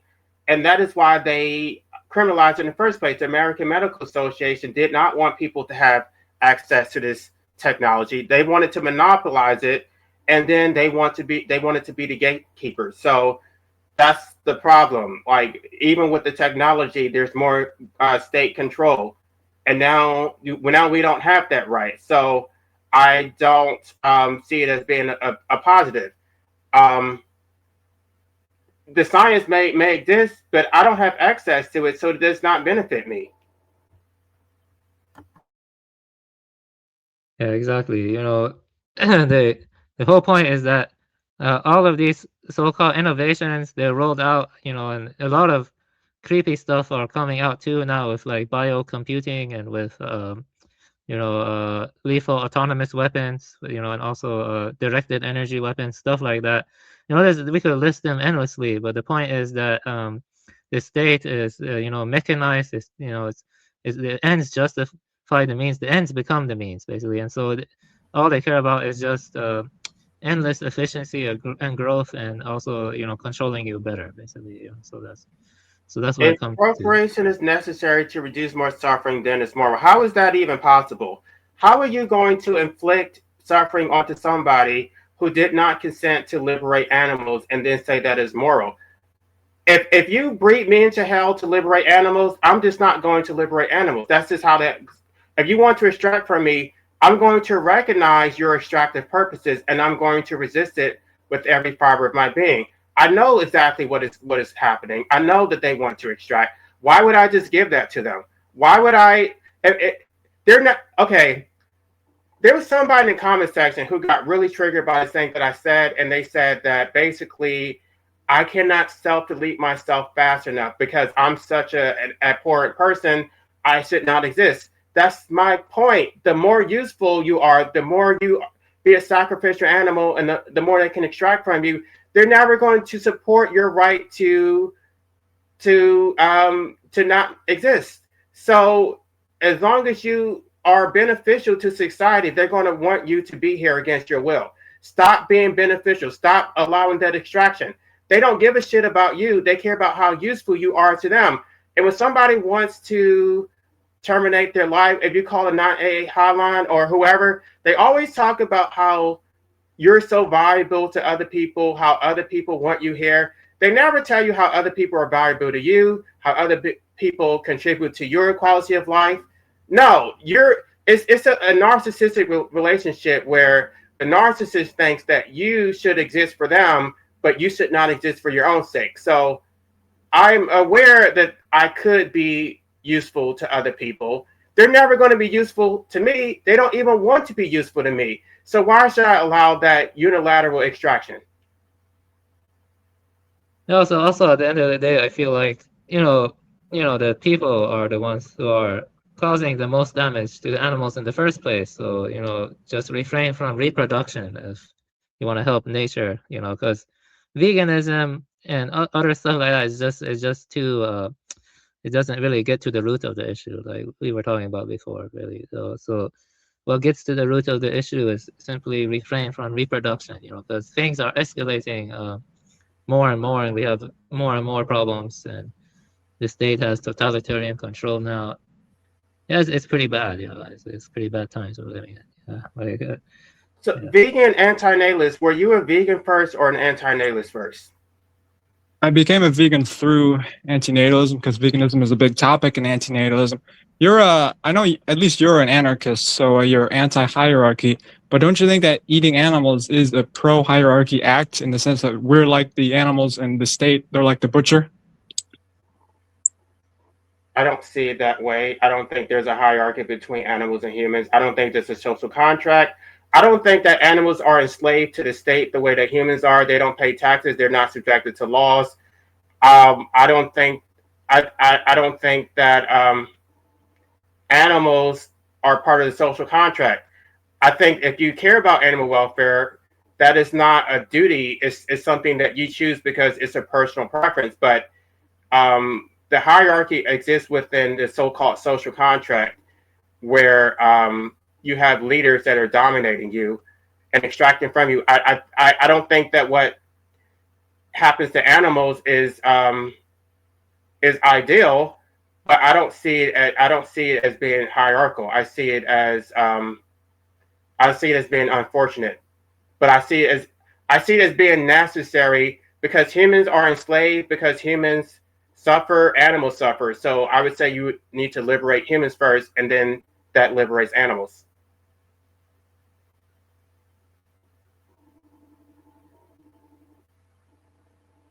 Okay, that makes sense. But would you say that animals are perhaps a social group to the extent that society is creating them? The same way that you and I were bred into existence against our will and under the state and whatnot. The same way that the animals are created by the society and are under the fist of the humans. Right. I think we're so down on the hierarchy that we're basically irrelevant. We don't even own our lives. The state owns our lives. And we exist against our will. Therefore, I don't think that we're responsible for what we consume. We consume you can choose to abstain from that if that's what you want, but I don't think that it changes anything, and I don't think that you have any real agency. You're not sovereign. The state is sovereign. You're a slave. So what a slave consumes is of no consequence.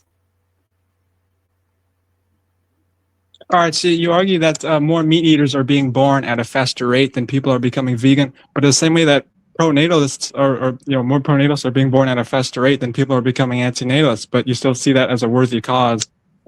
The difference is that it takes numbers to reduce the demand for factory farming.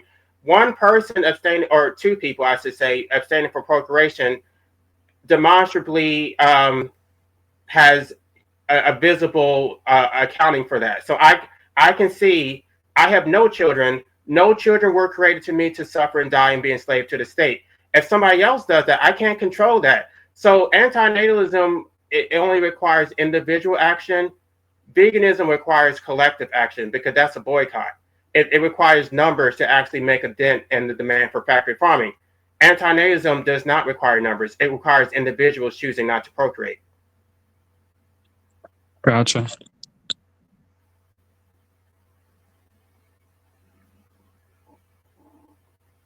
Yeah, I also want to say, vegans tend to, look a lot at factory farming, which I do agree is a massive problem.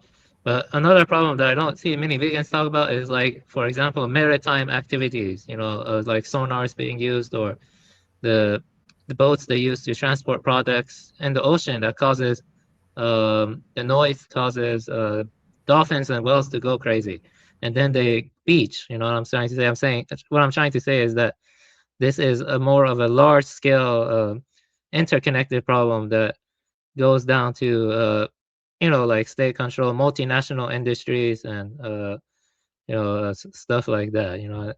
That because that's a pretty big problem too. The beaching of the whales and dolphins induced by noise of maritime activities. There are numerous examples like that.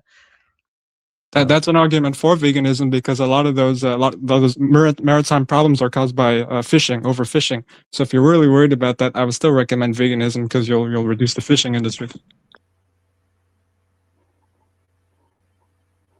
But the overfishing is because of the human population. If you reduce the human population, there would be no overfishing.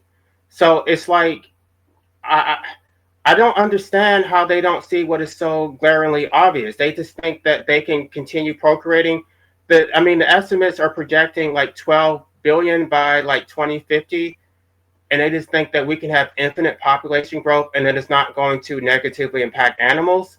That is completely naive to think that. So my thing is, if they had a modicum of empathy for their own species, that would actually resolve the animal problem. But they don't want to focus on humans at all. Humans are just basically morally irrelevant. We're the moral agents, by the way. We're the moral agents who are supposed to liberate animals, but yet we're not relevant in this whole calculus. So we're supposed to be enslaved, and our enslavement doesn't matter because we're the moral agents. No, I don't think that we're just moral. I think we're the moral patients. We're the moral patients because we exist under their system of civilization, of statism, of capitalism, and they have the power to do it, but yet they don't want to liberate us. They don't want us. They want to continue procreating, and they don't want us to have the right to die. So I consider myself a moral patient, not a moral agent. Yeah. Also, I want to say something. This is something vegans don't mention. There have been, like, I don't know, indigenous people and the Arctic, they would eat whales, you know what I mean? But the thing is, back then, their population numbers were lower, and they didn't have advanced technological methods to kill whales or dolphins, so their populations were not as adversely impacted. But now that their populations have grown, and they have advanced technological methods and means to kill the dolphins and whales, that leads to problems. You see what I mean? So what I'm trying to say is that I think a better approach is to focus on the population numbers and also how technology is, affecting things, because it is this, those two I see as the source of the problem, and also the state, the state too, and multinational industries. State and multinational industries are already technically integrated to a large extent, I think so.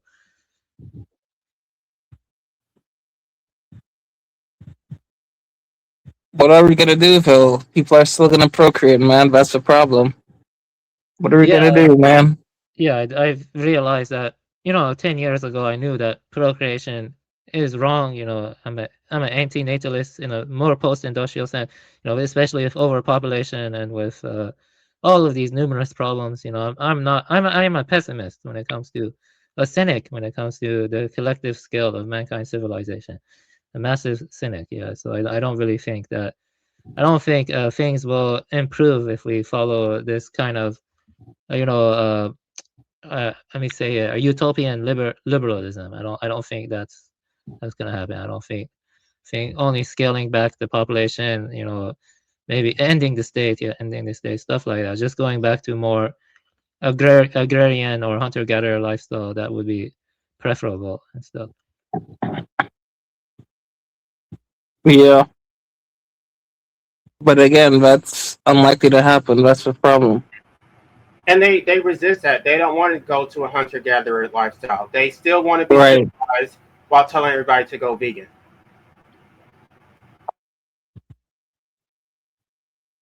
But it's not just them. Again, remember, it's also the state as well. You have to look at the bigger picture. The vegans don't look at the bigger picture. But they support statism. So they are the state. They are the master state. They absolutely support it. Oh well, yeah. That's true. Would you agree the state and the multinational industries are integrated? Because it seems to me they are. They're like. 100%. Yeah. Yeah, they are. Yeah. Like it just seems that they, from what I've seen on Matt, they want to spread capital, across the whole world at all costs. They don't really give a crap about, the welfare of the people or whatever. They just want to spread the McDonald's or whatever. They want to spread the. Like, Yeah. Yeah, it makes. Yeah. Yeah. Wait, but Alec, isn't it also the case that around the world birth rates are dropping? So isn't that a sign that things are kind of improving in that regard? The birth rates are declining, but I don't believe that. I mean, at the same time, people are living longer than ever. So even though the birth rate, it doesn't necessarily result in a net decrease in population. I believe that the so-called replacement rate is actually above, like 2.1 to me is not replacement rate. I've already explained how that works. That basically, replacement rate would mean that I would create a child and then basically I raise that child to adulthood and then I basically die. But what's really happening is people are living longer than ever. So you have already gotten to the stage of grandchildren and great grandchildren. And so now my 2 has already multiplied to 16 if I had 2 children. If I went by their replacement rate of 2.1, whatever the hell the 0.1 means, 2.1, and then there's 4 generations after me because I started young, that means there's 16 people who are my descendants. That is not replacement rate. That actually is population growth. So it may look like it's a decline, but because people are living longer than ever, when you look at the math on that, it actually is increased in the long term. Oh, okay, yeah. I see what you're talking about. Yeah, I would say that at this point, it's preferable that mankind go extinct, and some other organismal lineage, like corvids or whatever, evolves towards the capacity of making their own civilization. Because I actually wanted to write a book about that. I'm planning to write a book about that, because mankind is in a terminal stage now. I mean, that's what I think. I'm very cynical and pessimistic.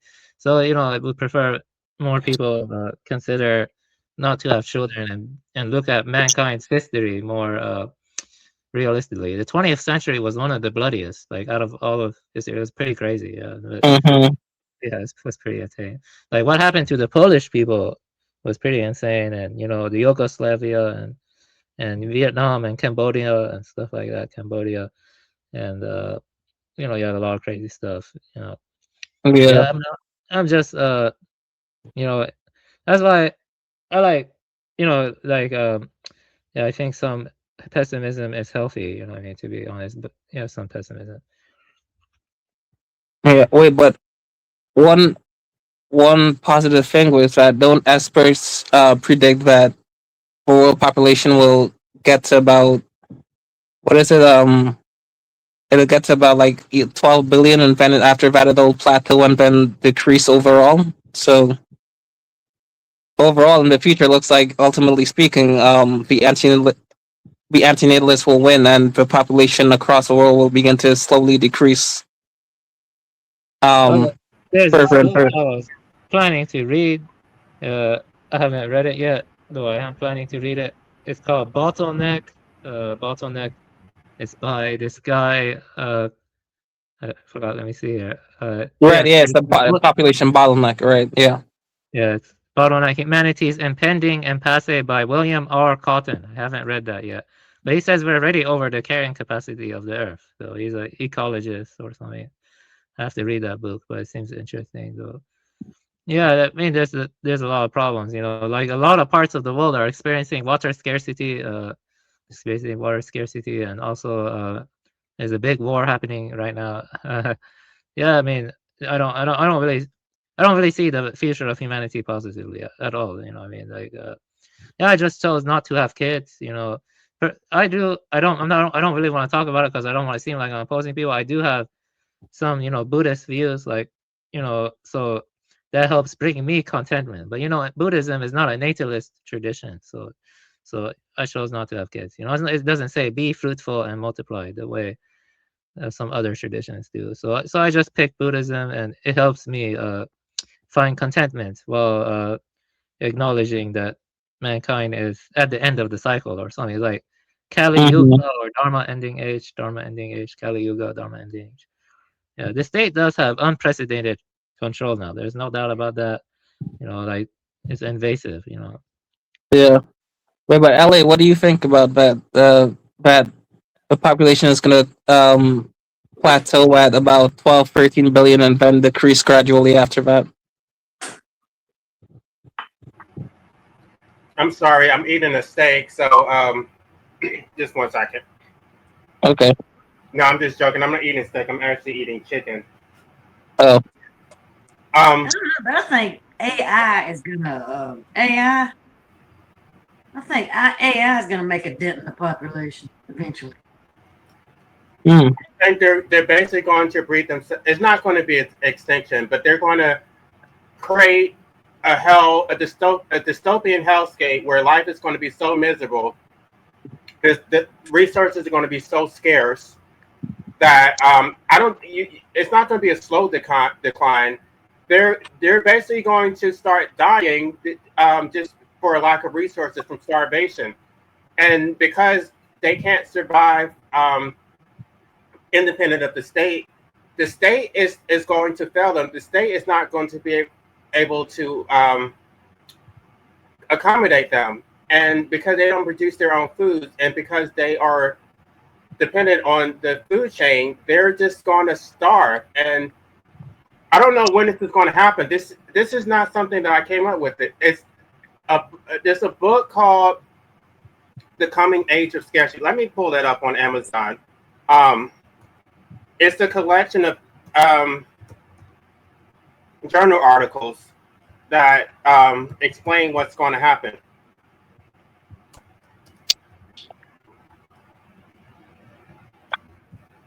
And I read it probably about 10 years ago, but I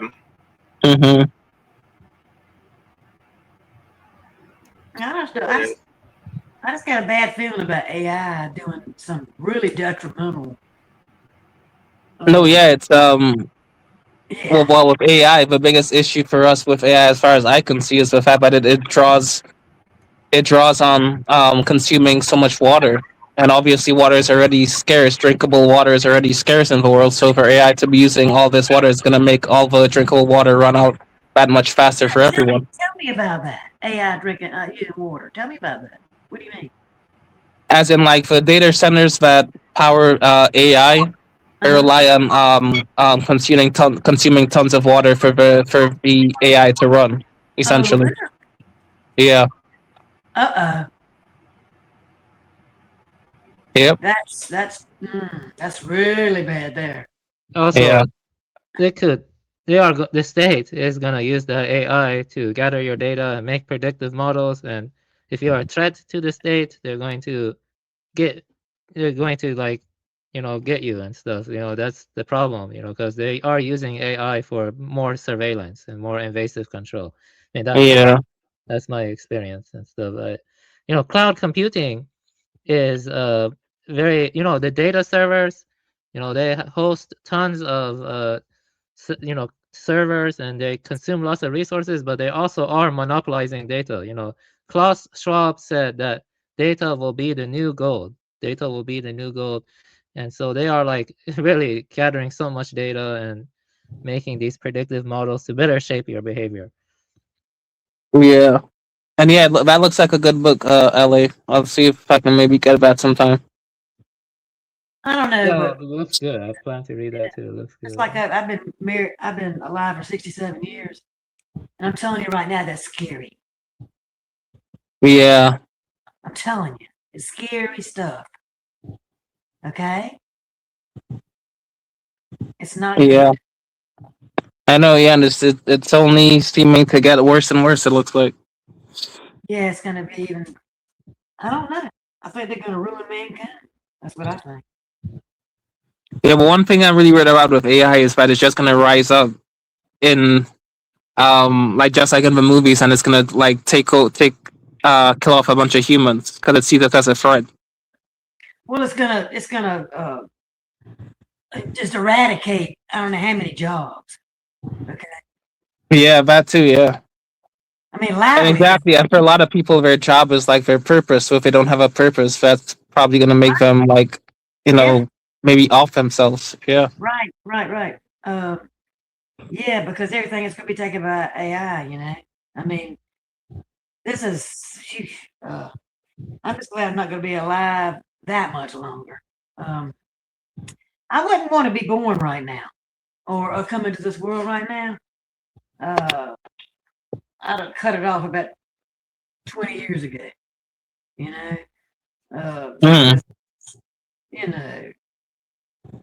I've seen a lot, and I mean, this just they're just going too much with this technology. It's just they're going over their heads. Okay, is what they're doing.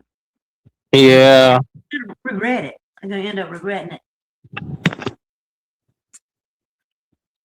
think ultimately that this is why I think humanism, people should start questioning humanism, and and when you start doing that, you take antinatalism more seriously, and ultimately, I feel like there's nothing wrong. Like I mentioned this before, there's nothing wrong with adopting a cat or a dog and bonding with them like your children. It's better than bringing a life into this world, I think so, because humane societies are preferable. I have volunteered in the past at humane society, and humane societies tend to be locally funded. They're not really, the state doesn't really help them at all. That's exactly why I did what I did. I didn't have any kids. I decided to have my pets. Okay, that's exactly why I did it. I saw it coming, more or less, and I could see it. Yeah, I can see you being wise. You seem like a wise elderly woman, because I actually do want to adopt another dog. I have had a dog in the past, but I want to adopt another one. I did rescue a golden retriever recently. Yes, golden retrievers. Yeah. Oh, they're just little teddy bears. They're so sweet. Yeah, and I got a Cavalier King Charles now. I don't know if you know about that, but they're like little mini golden retrievers, with their dispositions and all, Yeah, I had a Maltese. Oh, that's so sweet. Maltese, oh yeah, God. Oh my goodness, yes, they're darling dogs. But I don't know, I'm just concerned about the future in general about this place. I don't know. Yeah, same here. Yeah, I'm concerned too. I don't know. I don't think you'll be able to win any way you look at it. Right. Yeah, that's why I'm here. Yeah, I think this LA has the right approach. I agree with him on most of everything. Yeah, definitely. I'm definitely not optimistic. Yeah, too much suffering that can't be avoided, that cannot be avoided. In order just to survive, you have to have suffering. Some kind of suffering is going to happen. There's no getting away from it. Pain and suffering. It sounds bleak, but I'm just telling you the truth. It's like I'm being blunt. Oh, yeah. I know, Preston. I know. Preston's talking. What do you got to say about it? What? do you have to say?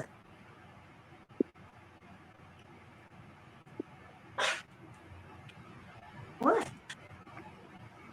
What? What?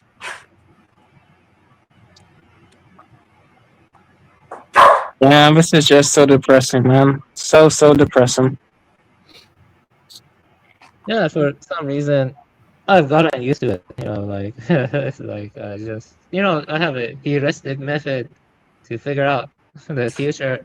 Take like possibilities, and the most intelligent ones, and then pick the most cynical one and the most one that you think that corrupt humans would do, and that's probably what's the truth, because things are getting worse, like it's accelerating. People like Yeah. think things will get better, but but I don't think so. Like if we like fuse with machines, I don't think that will make things get better if we fuse with machines. So I think that will make things worse. Yeah. Yeah, this whole thing about us becoming one with AI and putting our consciousness onto the internet, I just don't buy into that. That seems like really like very creepy and weird, I feel like. And just doesn't seem practical. Yeah, 100%. I agree. I don't think fusing with machines and uploading your mind into the internet is gonna make things better. Because let's say the elites get what they want and they become like technologically immortal cyborgs or androids or whatever, cyborgs. I think. Then that will be very painful because living forever is the most painful thing. Becoming immortal, because then you cannot die and stuff. So yeah. Which is actually one of the reasons why I don't particularly like the idea of living for an eternity. Like, afterlife. Yeah. I don't know. I'm just not really into that. I mean, that doesn't appeal to me some way. It's kind of scary, Yeah, I understand where you're coming from. I don't like that idea. I mean, because it's almost like you're trapped into eternal existence. Yeah, that's Well, I exactly it. personally believe in rebirth though, because I've had some. I don't want to push it on anyone. You can not believe me, but I think the true death comes from peri-nirvana. You have to be in a state of nirvana before you die, otherwise you're coming back. Unfortunately, that was my experience. Meditating and other stuff like past lives and other stuff do exist, at least from my traditional beliefs. But I don't want to impose it on others. I do believe. Wait. So you have to be happy? Yeah, You have to be in nirvana. If you die while in nirvana, then you go to what is called peri-nirvana, and that's true extinction. Buddhism is all about extinction. Buddhism is all about extinction, but in a way that escape the cosmic cycle of suffering. You see what I mean? Wait, but again, what does nirvana mean to you? To decouple from this, the cycle of life and death, rebirth, and then you go into the unconditioned plane of existence, which is more like, I don't know, it's like you can't really describe it. It's like neither perception nor non-perception, and you go into that state. It's like a stateless state, or like a signless awareness. When you're in that signless awareness and then you die while being in that signless awareness, then you don't come back. But if you're still craving for more things and you're attached to life, and then you die, you will come back. That's what I think. So that's cool. I like that. That makes sense. Interesting. But again, how do you get to that point of nirvana? How do you do that? Well, I do Zazen, Shikantaza. Zazen is like a kind of practice where you sit on the zafu and you're just facing the wall in either half or full lotus, and you're just letting things come and go without grasping. You're not trying to coerce your mind to experience anything special. Your mind is simply lets the things come and go, and eventually there's a signless awareness that comes without compulsion. It's a kind of awareness that doesn't grasp, it doesn't crave and stuff. And that's how you can go into that state. But it's hard to sustain, especially in these times, because we have a lot of entertainment and craving and other stuff. But yeah, that's what I think. You know, a lot of Buddhists in the past have died in meditative posture, you know, because that way they escape the cycle of life and death, the cycle of rebirth. Oh, really? Yeah. Interesting. Actually, monks in a lot of the Buddhist traditions, they are expected to be, you know, anti-natalists and celibates, actually. So they are expected to be not have children, you know, like if you're a monk. So Yeah. yeah. Yeah. Yeah, there's something about Buddhism that's kind of appealed to me, you know? Yeah, I would Something say another realm. I'm sorry, go ahead. Yeah, sorry, I didn't mean to. Yeah, I think a lot of what you say, a lot of your life experience, it does reflect certain Buddhist wisdom. So, you know, when you're contemplative, I just feel a lot of times you naturally encounter some Buddhist ideas, naturally. Mm-hmm. Yeah. I've always been that way since I was a kid. My mother always said, I thought, you think too much. She said, you think too much. I don't know. I always wanted to know the answers more than the typical kid, you know, like, Yeah. and not let it go, you know, just not let it just fly over, you know. I want to know, you know, this kind of stuff, you know. I wouldn't just accept things on face value, you know. I never was that way. Yes, I think being contemplative and more aware of your surroundings and the system we're embedded in, like the LA talks a lot about the totalitarian control of state and criticizing statists. You know, it's just important to contemplate important things and also one's mortality and, you know, the ethics of, you know, just craving more or having kids, or especially during these times, you know, most people just respond, or they just unthinkingly do what's expected of them. They don't really reevaluate their assumptions or contemplate their place and things, you know. So yeah. Yeah. But people like that are rare, you know, because everybody wants to just go with the pattern, you know. Do what everybody's supposed to be doing, what you're supposed to do, what you're expected to do, instead of what you really want to do, in your inwardly as a person. You know, they'll just go with it just because it's a thing to do, the thing to do at the time. And for generations, actually, they just repeat the same thing over and over and over and over again. And they don't break the cycle at all. They keep up the cycle. 100%, yes. Yeah, 100%. Where'd LA go? I'm here. I was just on mute, so you couldn't hear the noise in the background. Okay.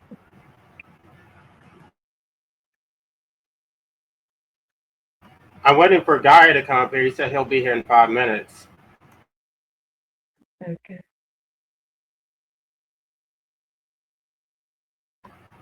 But I wish that, I don't know, I just thought of something, that vegan anti-natalist guy. I wanted to ask him, like, how they're like really, some of them are really superficial and shallow. Like, they'll just focus on gummy bears. Like, oh, are these gummy bears vegan? And they'll just like do these long videos talking about gummy bears while humans are suffering. Like, who gives a shit? Just don't eat the gummy bears, you know? Like, I don't understand how you can just ignore all the human suffering and focus on gummy bears and just things that are so trivial. Yeah, I think that they're thinking, but they're not thinking deep enough. You know what I'm talking about?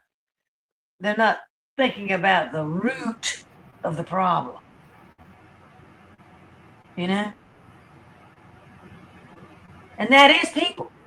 The root of the problem is humankind. Now that sounds drastic, But I'm just telling you, that's the origination of all the problems in this world. Humans.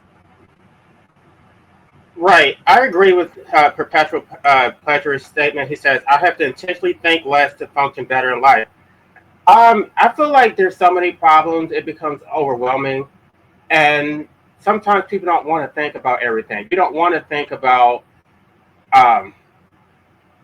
you know, you don't want to think about the ethics of consuming the burger. You just want to eat the burger because your day is so stressful. Like, it's just hard enough to get through the day.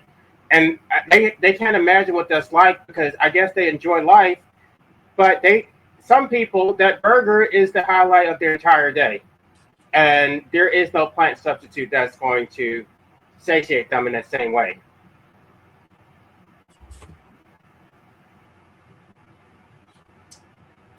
Hey, Sage. Hey, how you doing? Good. I don't know, it's just so sad because we didn't ask to be here, and neither did the animals. Neither did the animals. Okay? It's just a sick situation.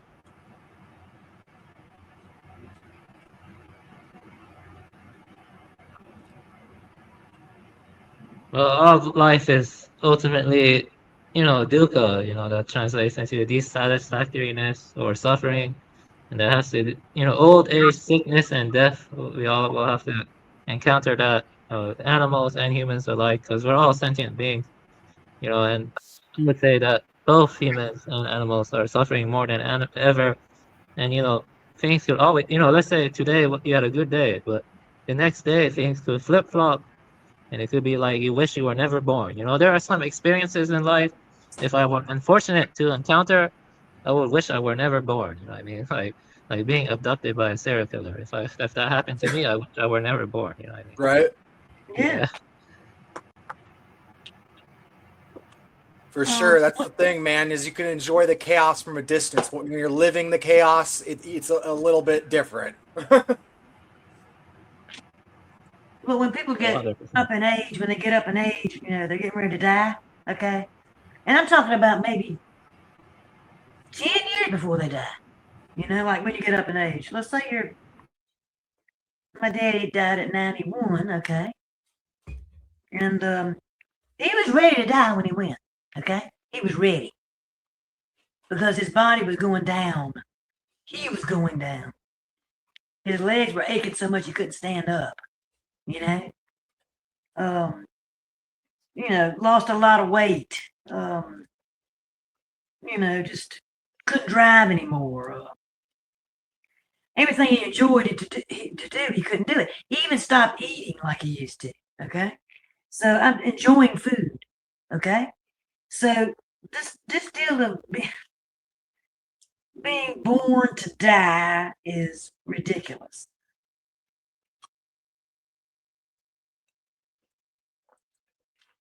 Sometimes I think there might be some truth to Gnosticism also, but that's a little bit more complicated to go into because, Gnostics say the universe was created by a demiurge or something like that. And, their metaphysics can get very complicated. But overall, I agree with you that the material world, it is very...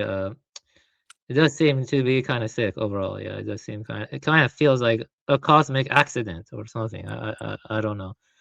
That's so complex. Yeah. Somebody told me, well, actually, I was on DNW's channel one day, and he said, and the subject was, what's going on here, like in this world, or explain it, and I said, well, to tell you the truth, I've come to the conclusion it's a cosmic joke. Man, I feel like this is like our soul gaslighting our egos. Yeah. That's my perspective. I feel like it's our souls gaslighting our egos. Like our soul remembers non-existence, and it's like screaming at our egos that like life or death or both of them are the enemy, and like we're just all spun around and can't make sense of things. Mm-hmm. Yeah. Hey, Gaia. Hey. But every time sorry for interrupting, but I had a very bad trip on shrooms. I took penis envy First time 4 grams by accident. Oh my. Yeah. What Hey, tell you my experience, but Yeah, I'll please just do. keep it. Please do. I'll just keep it short. But I was like becoming different people, like Japanese people throughout history, and they were all dying from earthquakes. You believe that? There's this famous Japanese literature. It's called Hojoki, which is about this monk who survived a horrific earthquake, and he goes to live in the huts alone, and he writes poetry and stuff. But in my experience, I was becoming all these different people. Like I was becoming different monks, different families, all dying from various earthquakes and other stuff. And I was like transitioning into different lifetimes, and it was all suffering. Like they all, and most of them ended in suffering. And so, after that experience, I was looking outside. I went not outside. I went to the back, and I looked up, and everything looked like a fractal. It's like it almost looked like one body bleeding in fractal complexity. Almost, it's pretty horrifying though. But yeah, that was pretty crazy. But yeah, overall though, the experience felt like Samsara on overdrive or something. Holy shit. Yeah. Dude, your freaking bad trip sounds like fucking Neon Genesis Evangelion. It sounds like a fucking like biblically accurate fucking Japanese alien like angels. Like holy shit, that was a crazy fucking trip report. I appreciate that one. Yeah, yeah. I liked Neon Genesis a lot. I did watch it. It was a great anime. Yeah. I've never taken mushrooms, ever. Is that something I should do? Yeah, I don't personally recommend it actually because when you have if you have a bad trip, it's definitely not pleasant. I would say listen to the universe. If the universe is saying it's coming to you, then go for it. But don't try to push it. I ain't supposed to know if the universe is telling you it's time to do it. If the universe is telling you it's time, then it might be time. I don't know. I ain't gonna know if the universe is telling you that. That's what I'm asking. I check out the irony, the little signals in life. Like a lot of people take these universal ironies and they go, "See, it's all proof that God's dead. Everything's meaningless." But it sort of works in reverse too. If you take all these ironies, sometimes they just go along with the flow of your life. And it's just like these little bookmarks being, some god or angel or alien or some hyperdimensional entity just stuck a bookmark in my life, and maybe I should look at that bookmark like a flag and say, okay, that's a signal. Maybe I'm supposed to be doing something here.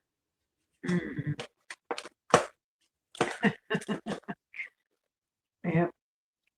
I don't know. I've never done anything. I've never really taken a trip of any kind like that, mental, on drugs. I smoked some marijuana, but that's not the same thing, like that's not near. Well, it depends on the person too. Like my goodness, the first time I smoked weed, I was fucking tripping out for 3 goddamn hours. I took a shower and I'm like, okay, I swear to God, I was in there for 3 hours, but the hot water never ran out, and there's no way in hell this shit could fucking hold a hot water tank for 3 hours. I've never done it. I'm kind of curious, but I don't know if I should even start because I don't want to get addicted to it. No, it depends on the first time you do. But first time you smoke pot, yeah, the first time you smoke pot, that is fun. Now, that's yeah, fun. right. No, I'm always missing the first days, man. I'm always going, man. I miss when I was like my whole body was vibrating, or I'd be like, well, I'm so stoned, and I'd be telling my friends, man, I'm so high, I'm fucking floating, man. I'm floating. Mm-hmm. I can't feel the gravity, man. I feel like I'm hovering. and everything's funny as all get out. Just funny. Right? Okay? For reals. Giggle weed. That's what I call it. Giggle weed. Love it. Every once in a while, even if you got the tolerance, every once in a while you get that freak time where you take a hit off some oil pen or some unique strain, and all of a sudden you're laughing your ass out of nowhere. And that happened to me the other night. I was like trying to do like 3 fucking videos on my channel, and I kept on having to redo it. I'm like, oh my God, every single time I'm getting this mania, and it's not just mania and ADHD. It's the fucking giggle weed. My God, that's what it is. Yeah, I've done weed about 7 or 8 times, and Yeah, it's good if it's natural, but you gotta avoid the synthetic stuff. The synthetic stuff is really bad. You gotta avoid that. Oh yeah. Oh, it's oh, you mean like synthetic weed, like the fake No. stuff? Yeah, no, I've done the real stuff like 6 times, but I did synthetic weed once, and it Oh was yeah, terrible. synthetic. You don't want to fuck with Yeah, synthetic. That shit's yeah, really Yeah, wait a bad. minute. I think I might have got a hold of some of that. I want to know what y'all's experience was, because one time, I was smoking a joint, and I was having a margarita at the same time. I don't know if they had anything to do with it. But anyway, I don't know if it had anything to do with it, but Well, I'm you're just getting saying. your little crossfade on, You okay? know what? Now let me tell you though, I felt like I was literally going to die. I mean, Right? I was panicked, actually panicked I was going to die. I Right? had to go lay on a bed somewhere, my head. I mean, I was just, I mean, I can't explain what I felt like. I mean, I felt like I was getting ready to die. Did the panic feel more speedy or more like mellow? I don't know. I guess it felt more speedy than mellow. Yeah, I that was does sound like panicking. it's fake weed then. I Fake mean, I was weed like, will fucking fake weed. The first time I smoked fake weed, man, I was with my fucking friends and they handed me a bowl. I just thought it was some fucking flour, like the usual shit, man. But now we didn't pick up some, re-up yet. We had some of this shit in our backpack. We're not gonna tell him, And I took a whole rip off this shit, and all of a sudden, I was literally running. It's the first time I ever was like a fucking nutcase off drugs. Like I've done all sorts of drugs. I've never had any weird reaction, never acted like a freak, nothing. But I took a hit off of this freaking fake weed, this Pep Spice, and I kid you not, I had that same speedy panic attack kind of, oh my God, I'm going to die. And I remember I was literally running around the house going, oh my God, I'm dying. yeah, I had to go lay down on a bed. Actually, the person I was with had to carry me to the bed and put me in the bed, and then calm me down, right? It was terrifying. Yeah, that's like I was dead, man. I'm telling you. That's an ego death, man. And people will talk about that off of having a good trip or a bad trip, but they don't talk about that can happen off of things that aren't fucking hallucinogens, like not real ones. Like I've had an ego death waking up, on the wrong side of the bed. I had an ego death being a little too tipsy. Like I've had it through a lot of different states, and I agree with you. It fucking sucks. Like if it's not growing your character, your soul, your ego, any of that shit, it's just causing pure fucking terror and chaos. Yeah. Like it just sucks. It just sucks. Yeah, I said, was this stuff laced or what? I didn't know if it was something in it or what. It's like, because I've never had that reaction before. It's the first time it ever done that to me. Right. And I went, damn. I was like, I'd never want to do that again. I don't know what happened there, but it better not happen again. Well, thankfully, they freaking came down hard on the fake weed. Like you don't find that nowadays barely anywhere. Oh, so that's a good thing, at least, that it's like, we don't have to be worried about all these young kids getting fucking, kidney damage and shit, because no, it's crazy. The research chemicals they put in the fake weed, like, they've, now we actually have like a backlog of, this, Pep Spice that was on the market in 2008, it contained these chemicals, and we can, isolate the chemicals, know what they do. And it's like, some of these things are terrifying. Like some of them, you smoke it once, it can cause kidney damage. It's like, oh fuck, like so it's a good thing that those ones are gone. Yeah, I mean right now, as it is now, I just smoke a little bit, right before I go to bed. And right before I go to bed. And it helps me sleep.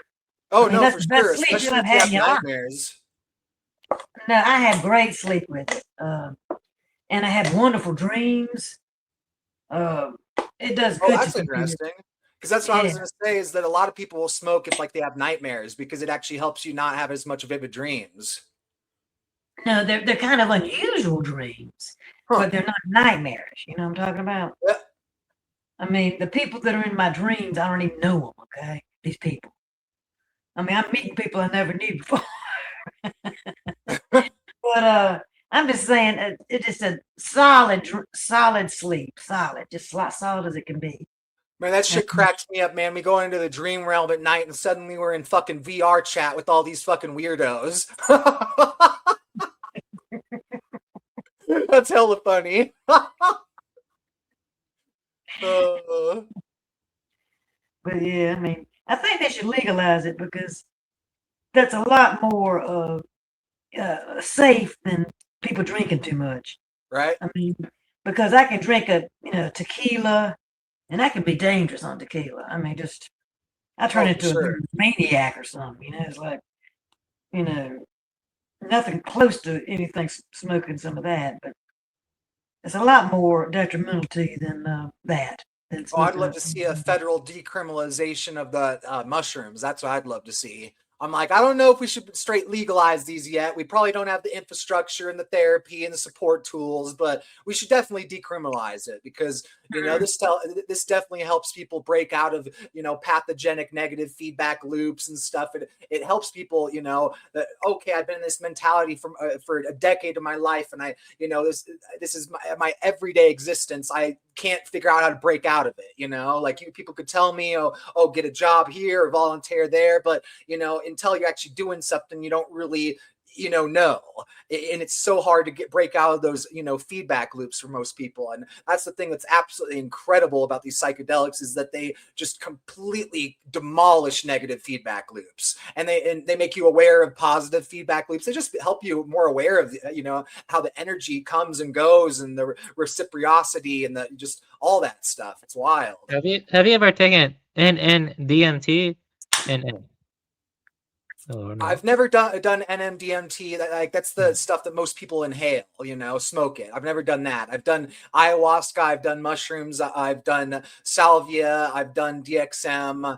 I've done a lot of, gray legality drugs, morning poppy seeds, all those different kinds of things. So. Oh, what do you see on ayahuasca? I'm just curious because ayahuasca. Oh, ayahuasca is a trip because, I was respecting the living hell out of it. And I was just doing some freaking alchemical work with that. I'm like, okay, this is just modern alchemy, man. You just need to know some ratios, know your own body, but I'm going to respect the living shit out of this because of how strong this stuff is. And so it was really interesting because I was able to fine tune it to such a way to where I didn't actually experience the purging effects. I didn't vomit or, have diarrhea or none of those negative effects, but I actually experienced the hallucinogenic effects off that ayahuasca. And it was very interesting because the ayahuasca archetypes are distinctly very tribal. It's like literally all the hallucinations are straight out of like a neon Amazon rainforest. It's like, okay, this is like the Amazon rainforest meets, the cyberpunk fucking alternate universe. And I'm living that trip, So ayahuasca is really beautiful because it brings these elements that you don't often see in the Western world. You do like some acid, you often get like these, alien spaceships or something. You do some magic mushrooms, you often see some, little hobbits or something, fantasy or sci-fi. But, shit, I just lost my train of thought. Just basically the other archetype. Oh, the ayahuasca archetype. Think about it. Most people in the Western world, unless they're, outdoorsmen with, really good access to, cars and transportation, all this shit. Most people aren't, going out in the actual wilderness all the time, So the actual nature is becoming more alien than fantasy and sci-fi worlds that we will go watch a sci-fi movie or a fantasy every weekend, but how often do we go camping?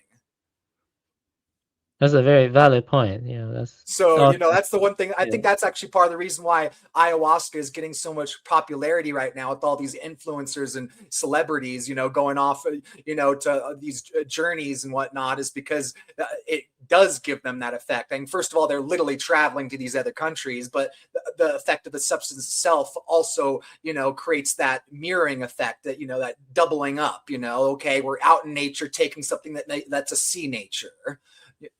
So, yeah. Yeah, it sounds very fascinating. Yeah, I have never taken ayahuasca, but it does seem kind of fascinating. I think you have to take a trip for that. Yeah. So, you mentioned Neon Genesis. Do you watch a lot of anime? Yeah, no, I'm excuse me. I'm a big fan of anime or whatever. I've been watching it for a few decades now, you know, but I definitely recognize that I'm outgrowing the shonen market. I'm like, okay, all the shonen is either too actiony and boys or too, you know, just let's dumb it down. And this is a children's show, but we're literally going to make it for children and market it for children versus something like Naruto where, you know, it's a shonen and it's marketed to children, but it's really made for a bigger age range. Seinen tends to be better. Seinen. Yeah, and that's where I love, you know, the big intellectual ones. I love Cowboy Bebop, you know, Neon Genesis Evangelion. I love Trigun. You know, I just love a lot of the big cyberpunk intellectual kind of ones. You Have know, you seen Texnolize? Texnolize. No, that's the one on my watch list that I've been hearing just a crap ton about lately. Like I see that's actually available for free on YouTube. So, you know, there's actually available options of available avenues to watch it. So that's helpful and cool too. The Parasite is interesting too. Parasite the Maxim. That was interesting. I'm not as big as a fan as most of those dark animes. But that also again is partly because I grew up with the dark animes. One of the first ones I watched was what was that one? Elfen Lied. You remember Elfen Lied? Yeah, that one is. Oh yeah, I watched that when I was like 8 years old. Yeah, that one's a little. As I actually became an adult, and it's like, okay, I've seen Saw, I've seen all these dark horror movies and dark things. Like, do I really need to watch more dark stuff? You know, it's because that's one of those things I've recognized a crap ton lately this past year is I don't just curate the content I watch, but I curate the energy that I absorb. Have you seen Mushishi? Mushishi is nice. Yeah, Mushishi. I'm not familiar with that. That one is not dark. It's more pleasant and has a nice laid back atmosphere and nice nature stuff in it. I think you would like Mushishi, though. I would recommend Mushishi. It has a contemplative atmosphere, so you probably like that. Now you just got me thinking about Code Geass. Well, I haven't seen that one. I should. Oh, have you not seen Code Geass? Holy shit, you need to watch Code Geass. If you're a fan of morally gray characters, watch Code Geass. It's like one of the best ones for morally gray characters. The main character is basically like the ultimate anti-hero, morally gray character. Like, it's like, I can't tell if I love him or I hate him, or is he a tragedy? Is he a miracle? What the hell's going on? Yeah, I need to check that one out. Yeah, that's been on my backlog for a long time. But basically what I was getting at is that I've noticed, you know, that getting healthy, that there's a lot of shows and movies that I absolutely love, but they don't always spiritually or psychologically, you know, love me.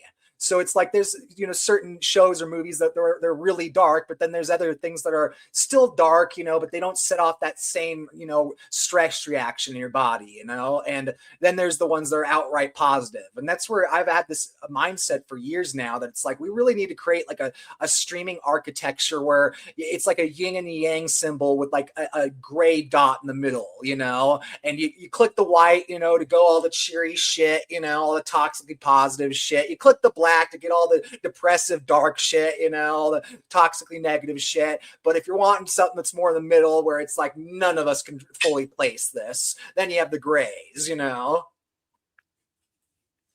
Yeah, I think the future will probably be. I just noticed a lot of people engage with art that like fucks with their mental health, and it's like for instance, like I love the series. What was that? Alice in Borderland. Have you heard of that one?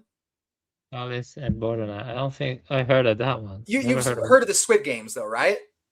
Yeah, I know about Squid Games. So Alice in Borderlands is basically like the competitor of the Squid Game. It's like the other Squid Game, you know, show. And I like the Squid Game, but I like Alice in Borderland much better. But Alice in Borderland and Squid Games are both very dark shows, very depressive, very violent. And it's like, you know, even if you can appreciate them artistically and intellectually, emotionally, you might not connect the same way, you know? You're going to go, okay, you know, I love watching this because it's very interesting, getting me thinking, but I also hate watching this because this is just getting me in a funk. My God, there's already all this AI taking over all this shit, all this crazy shit in the world, and I can't get sucked into escapism watching this. I'm just getting that mirror back into reality. Yeah, I know what you mean. I prefer to balance, you know, like sometimes I watch a lot of dark stuff, but then I like to watch more light stuff Yeah, to that's balance. exactly what I do. It's like I go with the flow, I go with the vibes. It's like, okay, I've been watching a few dark things for 3 days, and suddenly I'm noticing that I woke up and I'm sort of in a funk, and I'm sort of being a dick to people. Like, okay, maybe I should put on something positive, and I switch it up like that. I listen to how the energies are affecting me, because I've just noticed that it seems like, nobody's doing that nowadays. Everybody's watching any old thing, whether it's, good for their psychology or bad for their psychology. As long as it's entertainment, they're consuming.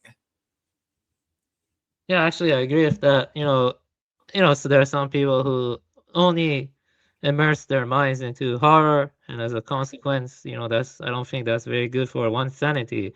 So I like to balance it with more light stuff, like stuff that's more, escapist from time to time. You know what I mean? As a That's what I'm form. saying. I think we need to teach this literacy, because we got all these governments trying to make these film censorship boards, and alter, the contents of the movie. When in reality, what they don't need to be doing, they don't need to alter the content of the movie. They just need to teach us how to engage with, the media in a healthy way. Yeah, I agree with you on that. Yeah, definitely. I feel like, yeah, definitely. Yeah, it's not good to become like a hikikomori though, but at the same time, one has to watch their mind carefully. They don't want to tip too much in one direction, but at the same time, one has to be honest and realistic about what we're currently embedded in and what the issues we're dealing with. But at the same time, it's not good to go insane. So yeah, I guess that's right. Totally. Yeah. I just think it's interesting. So many people often go all or nothing with films, okay, if the media industry is unhealthy, I'm just not going to watch television, and it's like, well, why don't we advocate for the change that we want to see? We don't have to, just because we want healthy content doesn't mean we have to give the control to the Christians to create this family friendly content that everyone fucking despises. We can create a healthy media that both the secular and religious worlds can fucking appreciate. Yeah, when in the past. when I want to relax, so I've been playing, Dragon Quest games during my relaxing. I like JRPGs also. I'm not sure if you. Yeah. Yeah, Dragon Quest is nice, and I relax with stuff like that. For sure. Let me think here. Also, yeah, just platformers too. I like platformers too. Yeah. Oh yeah, platformers, man, they're so slept on nowadays. It's like, besides people advocating for indie platformers, nobody talks about platformers. Well, a classic is Donkey Kong Country too. Yeah, I love Donkey Kong Country too. Oh, I just relate it back to the days of Jack and Daxter and Ratchet and Clank. And it's yeah, those two I love. Those Sly. Don't forget Sly. Don't forget Oh Sly. yeah, for Sly too, for sure. But it's just interesting, because it's like, okay, Ratchet and Clank proved that we can keep that genre, that platforming alive, that it's still popular, But at the same time, people are sort of moving away from the shooters and all the guns, and it's like we want more of the vibes of Jack and Daxter, all the tribal, isolated, cozy little islands, and we don't get any of that in media and video games nowadays. It's like, if you want green, you got to play some post-apocalyptic video game. Okay, you want to see some pretty trees. Okay, you can see the pretty trees taking over the abandoned, decaying buildings. Yeah, actually, I want to push back on something a little bit. I would say Japan is still making cozy stuff, but America not so much. It's interesting because Japan, they made Rune Factory, Guardians of Azuma. That was a very cozy game, and they still make cozy stuff, Japan, which is kind of interesting. I just see again where, though, again, all the cozy games get delegated to the indie market, and there's no medium, market for video games anymore. Everybody wants that medium market where, okay, it's not indie, they have more backing, they can make, really high fidelity 3D graphics, but we also don't want them having, hundreds of millions of dollars in investments and being, stirred to the whims of every, freaking stockholder. This stockholder wants, this in the game. Okay, now we have to alter it. It's crazy.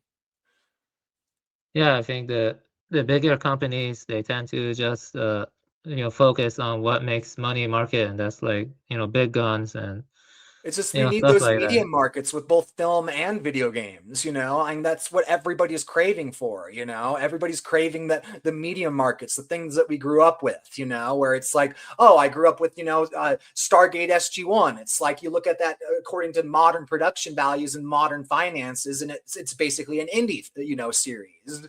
But you look at it back in that time context, and it's like this wasn't, you know, absolutely enormous. This wasn't Game of Thrones level financing and backing and everything, but it still had that weight behind it.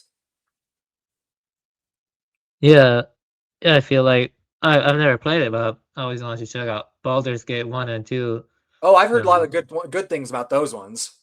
Yeah, those seem good. Yeah, the Black Isle used to make a lot of interesting games. You know, I played Planescape Torment. That was very good. So that's also by the same guys that made Baldur's Gate 1 and 2. And yeah, I want to I look love into those. video games, but the industry's driving me insane right now. I got a PC that's not even freaking 5 years old and stuff. It's probably like 2 or 3 years old max. But yeah, like the thing has an integrated GPU in it. Like the damn bastards, you know, sold me on. Well, you said you're going to play video games, but you don't need a high performance gaming PC. So this will totally work for you. Bastards totally fucking lied, because I can't fucking emulate a goddamn PS2 on my freaking PC. That And I'm sucks. like, Yeah. what the hell is PS2 going on with emulation the is tech doing world? good. I'm like, people can get a fucking a streaming box from Walmart and fucking play PS2 games, but my modern PC can't emulate a fucking, you know, 20, 30-year-old console.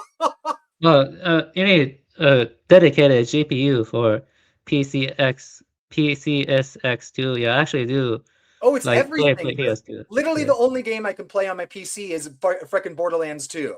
You know, off the GOG or whatever. It's like that's the only one I could play. All the Steam games I've got for free off Amazon, I can't play any of them. Like nothing will work. Everything's busted. So it's just like, okay, that's great. Like, oh my goodness. I'm glad that I've discovered multiple avenues in life to enjoy, you know, because yeah, if I was lumping all my beans in the basket with gaming right now, I'd be like, damn, I'd be such a depressive mess. It wouldn't even be funny. You know, they actually have something called Retroid Pocket. I have a Retroid Pocket T Plus. I play a lot of emulated Super Nintendo games and RetroArch and So that's one of the also, things I noticed that drives me nuts about the emulating world market right now is that when I was looking into some of the pre-built emulation devices and stuff, they're all geared toward the handheld market. You know, the most affordable emulation devices are handheld emulation devices. And I don't handheld game. I hate handheld gaming.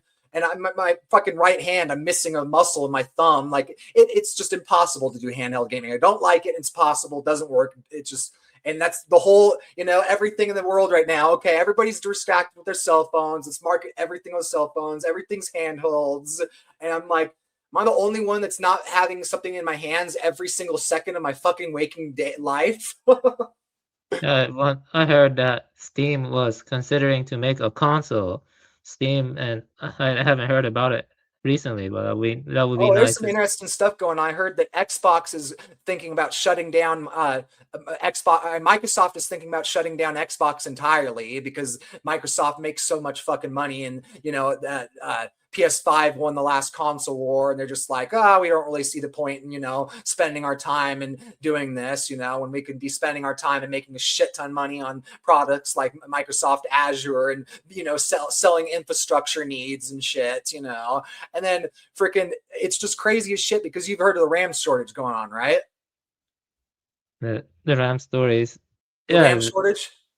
No, I haven't heard of that, but let me look it up. Yeah, the RAM shortage with the, you know, the random access memory for the PCs, you know, there's a RAM shortage because of the AI. And it's just so much worse than people think, because apparently next year when the new brands of the cell phone come out, you know, the newest upgrades, the newest cell phones in 2027, they're going to have half the RAM as the ones that currently are on the market.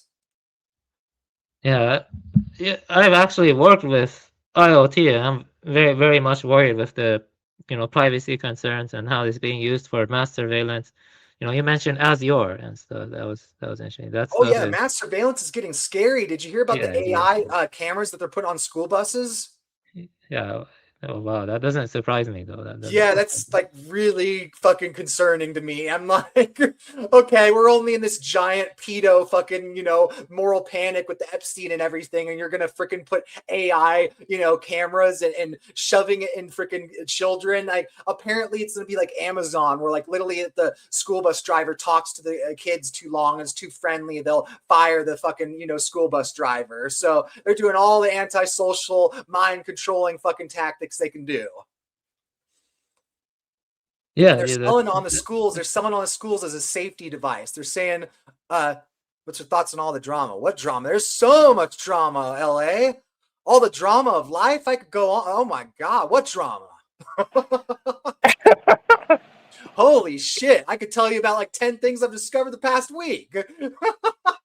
No, I'm talking about the drama that happened earlier today. Drama happened. I don't know when you came in. I don't know if you saw all that, but where I was called stupid, I was called narcissistic, I was told I was a piece of shit for not being vegan. Oh, I must have popped in, 30 minutes after or something. I don't recall that. No, that wasn't on my channel. That was on DNW's channel. So I didn't know if you saw that. Yeah, I don't go on DNW's channel no more.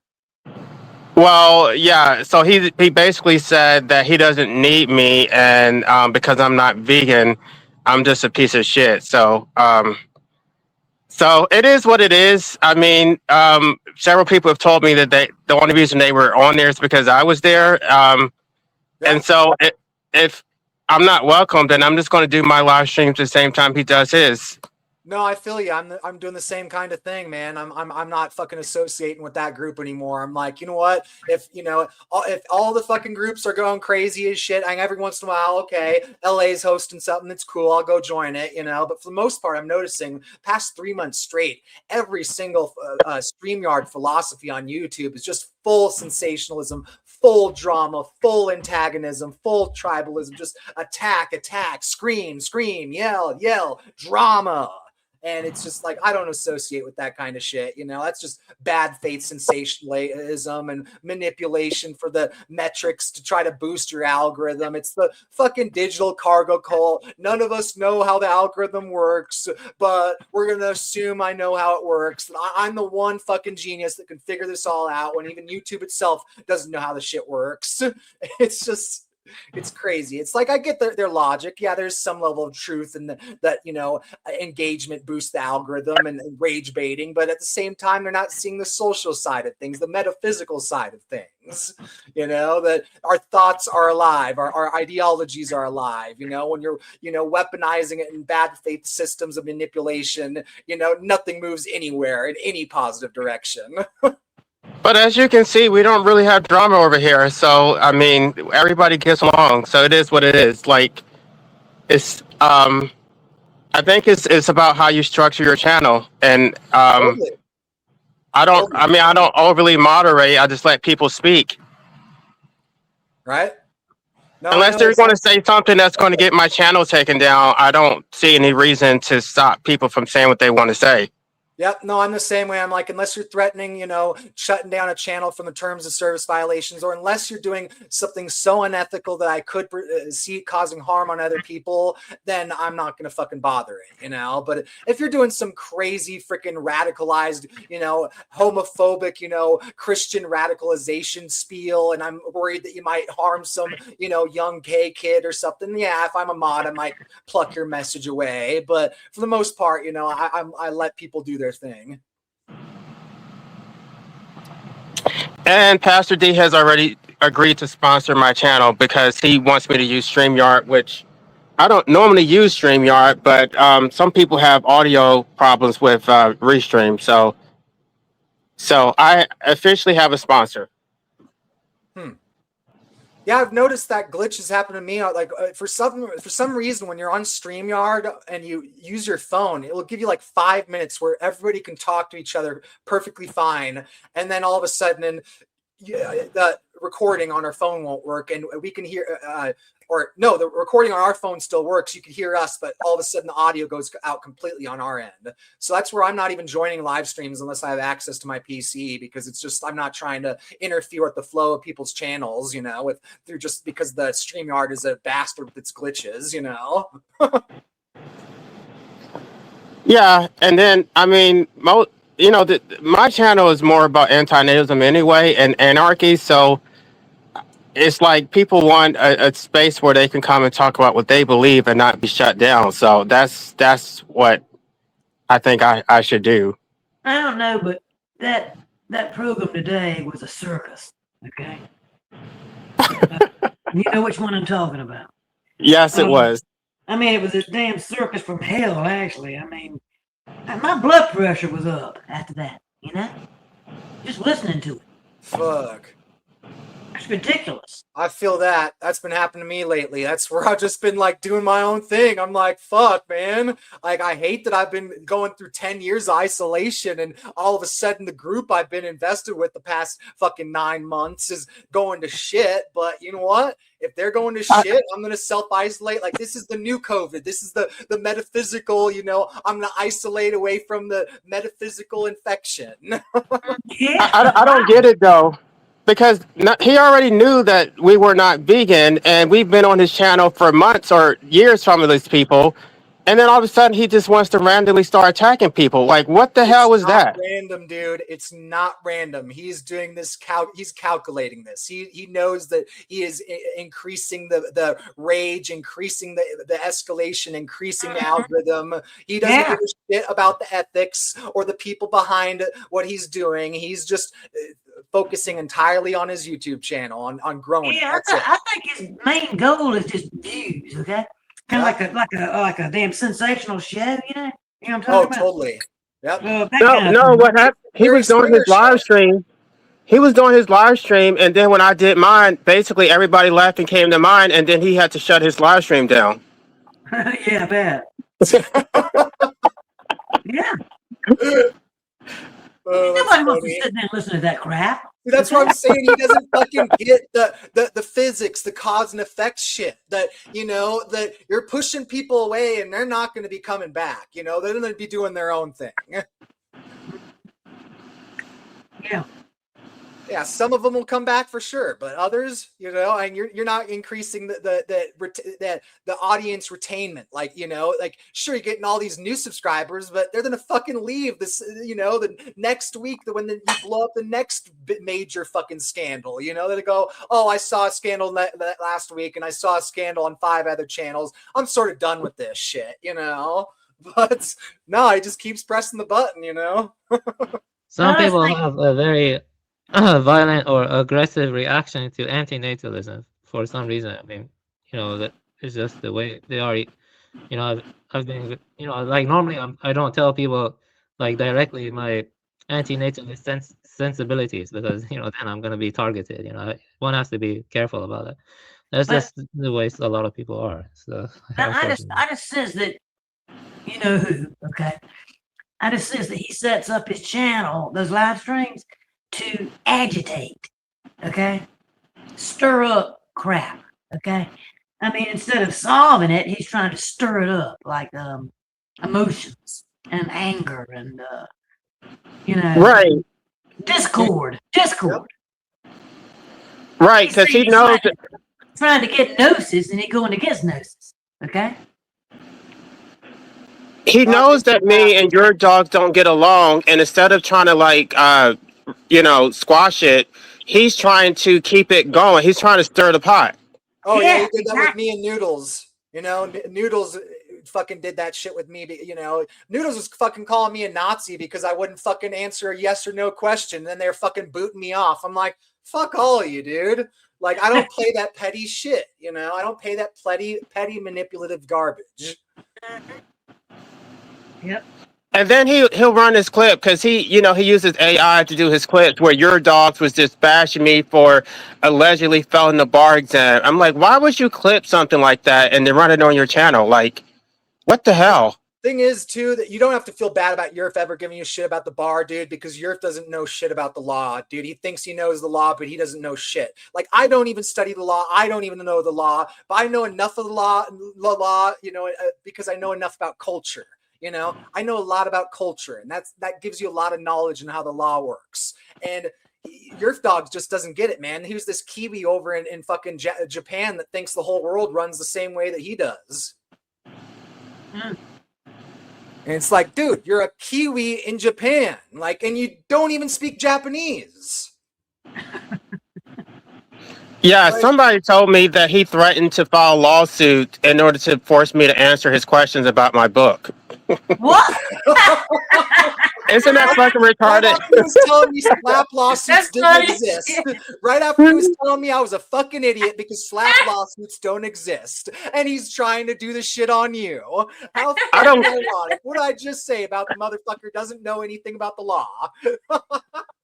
I don't watch his content. I don't see his posts, but people are always coming to me telling me what he said about me. I just think it's funny because one of my first interactions with him after having a pleasant interaction was him fucking stalking my channel and writing a comment saying, see, this is why your opinions are worthless and you hold no value. And at the same time, I'm looking at his fucking icon and his, you know, his channel name at Ephilism, and then his icon, a giant Ephilism with a cross mark through it. It's like, you think that other people aren't going to notice that you're contradictory signaling here, where you have your name at Ephilism, but you have your icon, I'm against Ephilism. Like, you think that other people aren't going to pick up on the fact that this guy might be signaling to us that he's confused. Right, he can't make a name for himself, so he has to piggyback off other people's work. His whole channel was dedicated to Amendum, and when I called him out on it, I guess he didn't like it. Like, do you have any original content? Everything is reactionary and derivative. Like, at least I have my own philosophy. What have you actually contributed to this community? Fucking punditry, man. It's punditry. That's what he's doing. It's not just political punditry anymore. It's fucking philosophical punditry. Yeah, to me, that's a parasite. That I don't respect that at all. Yeah, no, parasitism, man. I'm seeing a lot of epistemological parasitism, because that's my whole video was about. You know, the shit that he slammed on me, saying everything I did was worthless, was a video explaining this whole, you know, that the person that makes the claim is not the person that is the sole, the onus of the you know, claimant. Like, the person making the claim, all the responsibility shouldn't fall on them, you know. And we're a society, we work together. Like, all of us are going to be smart and bullshitting at different times, different developmental stages. Like, maybe we should approach this open field like the open field it is, instead of this fucking zero-sum game where you made the claim, you have to give all the responsibility and all the evidence. I'm like, that's actually been holding us back as a species. It's been holding our creativity back. And, you know, it's just, again, just that hypocrisy, you know, it's crazy. Well, I do think it's ridiculous, because just because I make a claim, it's not my responsibility to provide you a whole tutorial about the meaning of words, about the origin of words, about the case law. Like, that's not my job. You need to go do some basic research, and then you can have a discussion with me. But I'm not your teacher. I'm not your professor. That's not how this works. Right.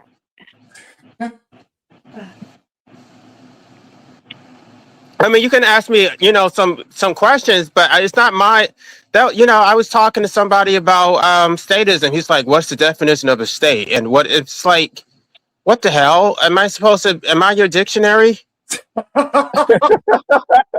That's so awesome, dude. Well, there have been talking about there's this huge illiteracy problem worldwide. Like, right. They don't debate you. They just ask questions until you basically just get exhausted from these simplistic just asking questions. That's what he does. He does just asking questions.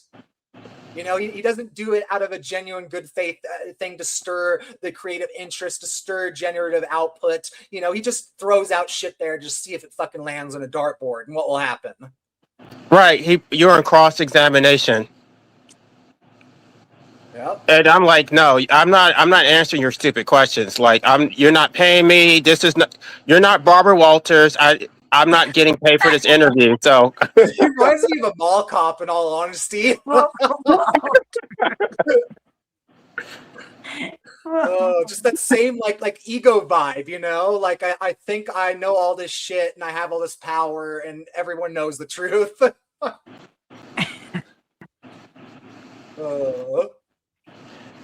no, I just think it's really insecurity when you see, like, I mean, I don't do it on purpose. It's not like I try to dominate anybody's channel, but it's just like, you know, if you bring up a topic and they're like all ganging up on me, it looks like I'm taking over, but I'm really not. Like, I don't even care about attention. And so because he wants attention and he can't get it, he sees it as, I don't know, like competition. Like, oh, I wish I could do that.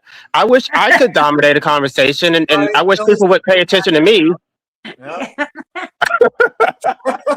That's right. He's right. Oh God. Oh.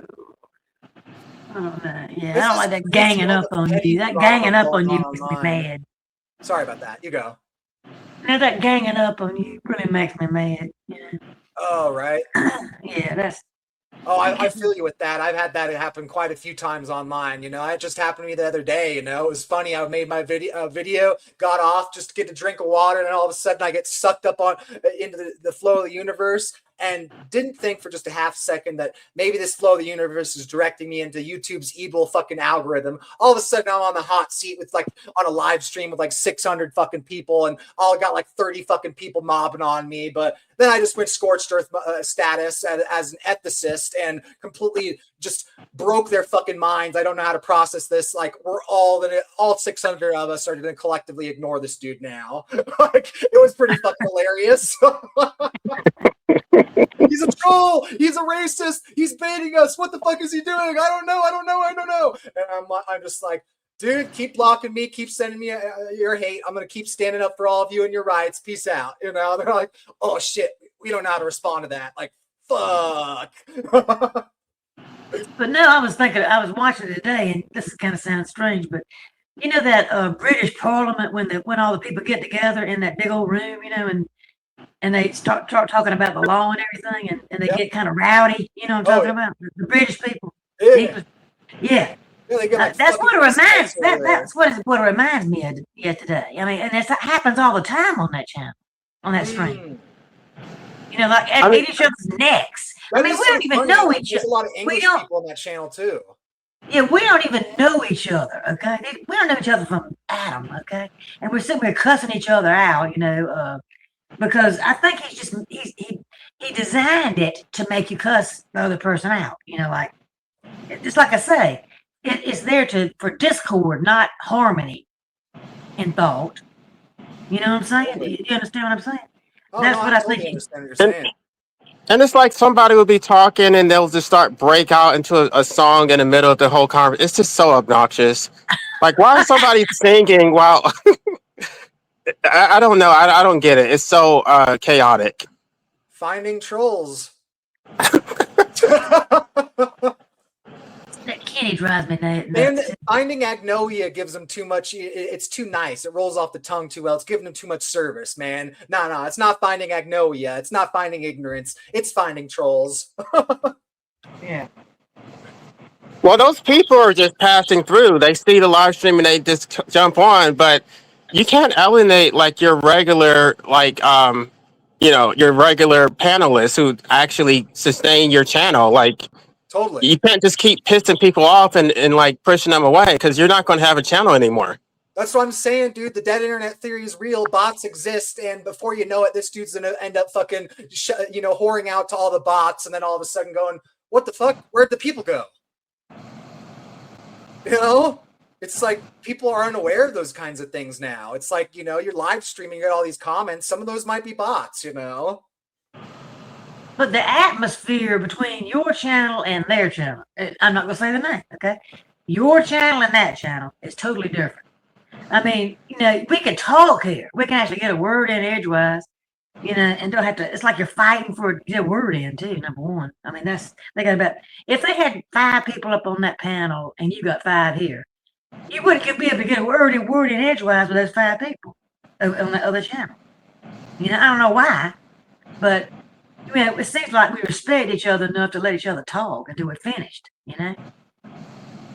It is interesting. It seems like, I was just thinking LA's and Maxed Out, both your channels are the only ones I've seen that have some level of stability where it's staying chill. There's some stability to it. And I'm laughing because it's like, of course it's the ideologies that are too fringe for the normies, you know? And it's like, that's probably part of the reason, you know? All the cool freaks are getting together and being humble and chill with each other, you know? Like, they're all these neurotic fucking, manipulative normies fucking screeching and screaming and pulling each other's hair and teeth out. I think the difference is his channel is based on discord, back and forth, what does he call it? Banter? Oh yeah, like a debate. Yeah, that's what he loves. Banter. It's like, that's not baiting, that's fucking fighting. Like, come on. I can't stand banter. It makes me sick. It's disgusting, you know. I'm the same Well, way. because when you're done with it, then he can run clips, and then it like helps to promote his channel. Yep. Right. That makes sense. Sounds like we. But it's just sensationalism, and that's what he's going for. You know. Oh yeah. It's okay. I mean, if people are going to be hostile to anti-natalism, then we don't have to. I mean, I think it's actually absurd for our home for anti-natalism to be hosted by somebody who's not even an anti-natalist. Like, why are we debating anti-natalism on that channel anyway? So, I guess they can talk about veganism if that's what they want to do. He can just scream and shout at them.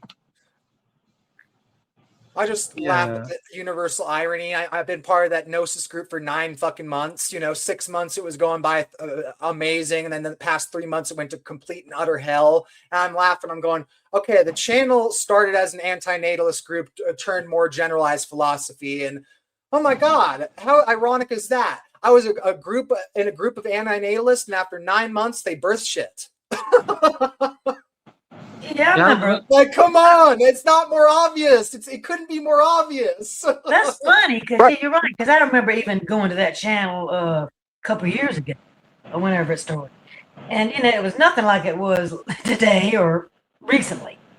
It wasn't a circus act, biting each other's heads off, type thing.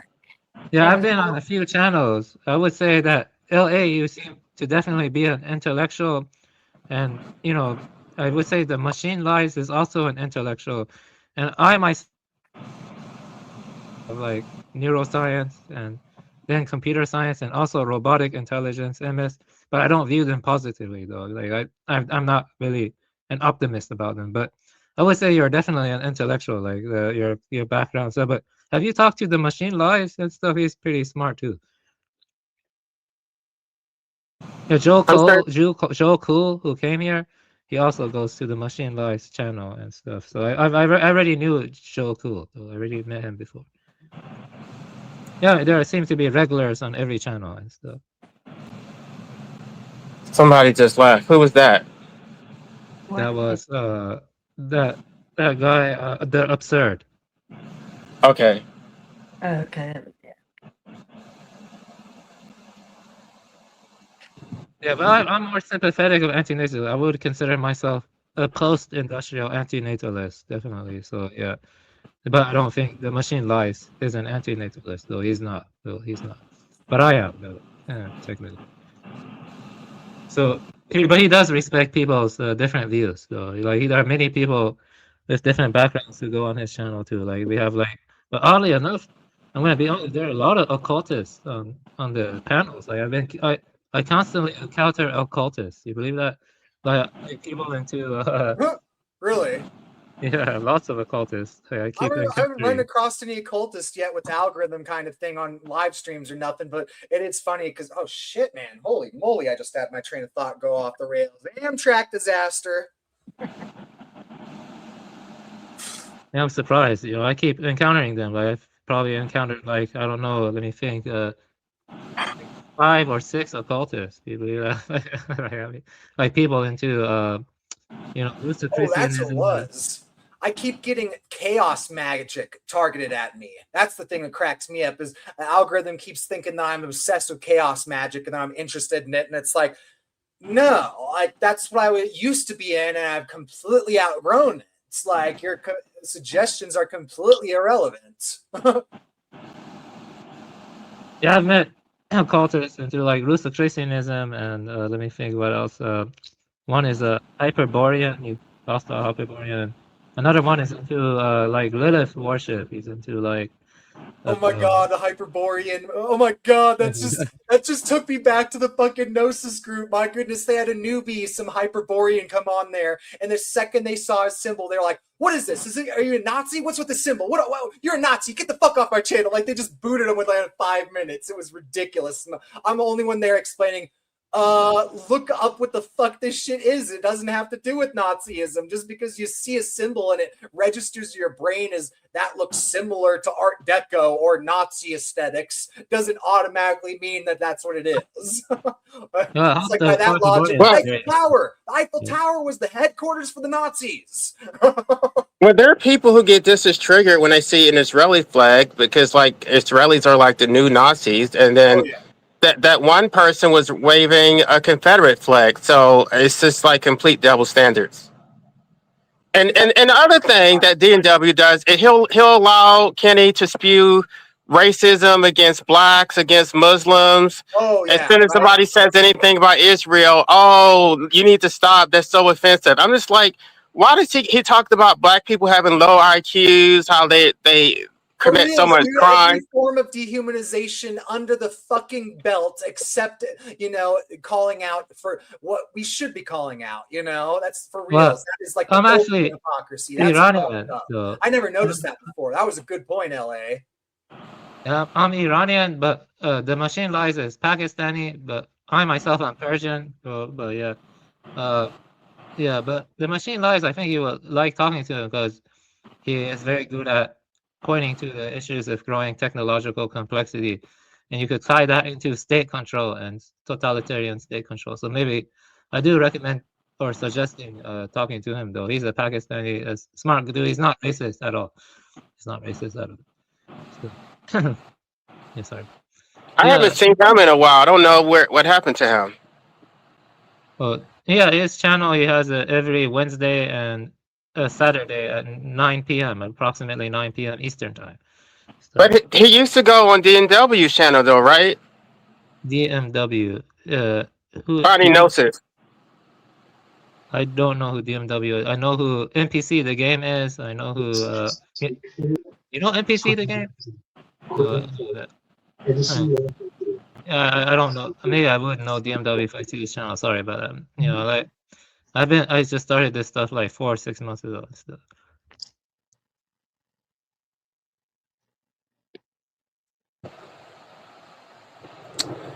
Okay, so Pastor, you said that? Well, I don't know if Danny Shine would come to my channel. My channel was too small for that. I don't know. He did say he would interview me, but that was supposed to be on D&W's channel, so I guess that's not happening anymore, and that's fine. Why are you wanting to interact with Danny Shine? Are you like thinking that you might be able to like get him sucked into antinatalism or something? Or what? No, he is an anti-natalist. Oh, he is. He's a passionate anti-natalist. Pastor D. Hey, let's go, Patsy Glenn. Oh, my baby doll, Pastor D. How are South Carolinians doing? Same as it was this afternoon. Yeah, I'm in the upstate. You're in the low country. That's right. Yeah, up in the mountains we are. Anyways, I heard this is a channel I can talk about the virtues of being a vegan. Yes, you can. Sorry. Sorry, I had to antagonize a little bit. Oh, Lord. It's just so funny. If they would just like stop antagonizing people, I would shut up. But it's like I've already convinced, who was it? Absurd not to. He was like, I didn't know that all these animals eat other animals. I didn't know that deer eat birds and horses Oh my eat. God. Oh yeah. They didn't know Really? that. So now yeah. I've already convinced him not to be vegan. So if they would shut the hell up, I wouldn't even have to go down this pipeline. I wouldn't talk about anti-nutrients and how all of these ex-vegans had all these health problems. Yep. And now I've just exposed it. Themselves. They Streisand affect themselves, you know. Don't look at this. Now everyone looks at it. Right. For real. It's so funny. We went on this little environmental cruise in the Indian River estuary. It's like a little sub-environment. And the biologist who was doing the cruise had this little vial. And she just gave it to one person. So, okay, reach overboard and scoop up some water. So the person did, put it in this vial. She got this magnifying glass out. And it's just clear water. If to the naked eye, it just looks like clear water. You put that thing on the magnifying glass, and it's teeming with bacteria eating each other. You can see them just eating each other. It's just crazy.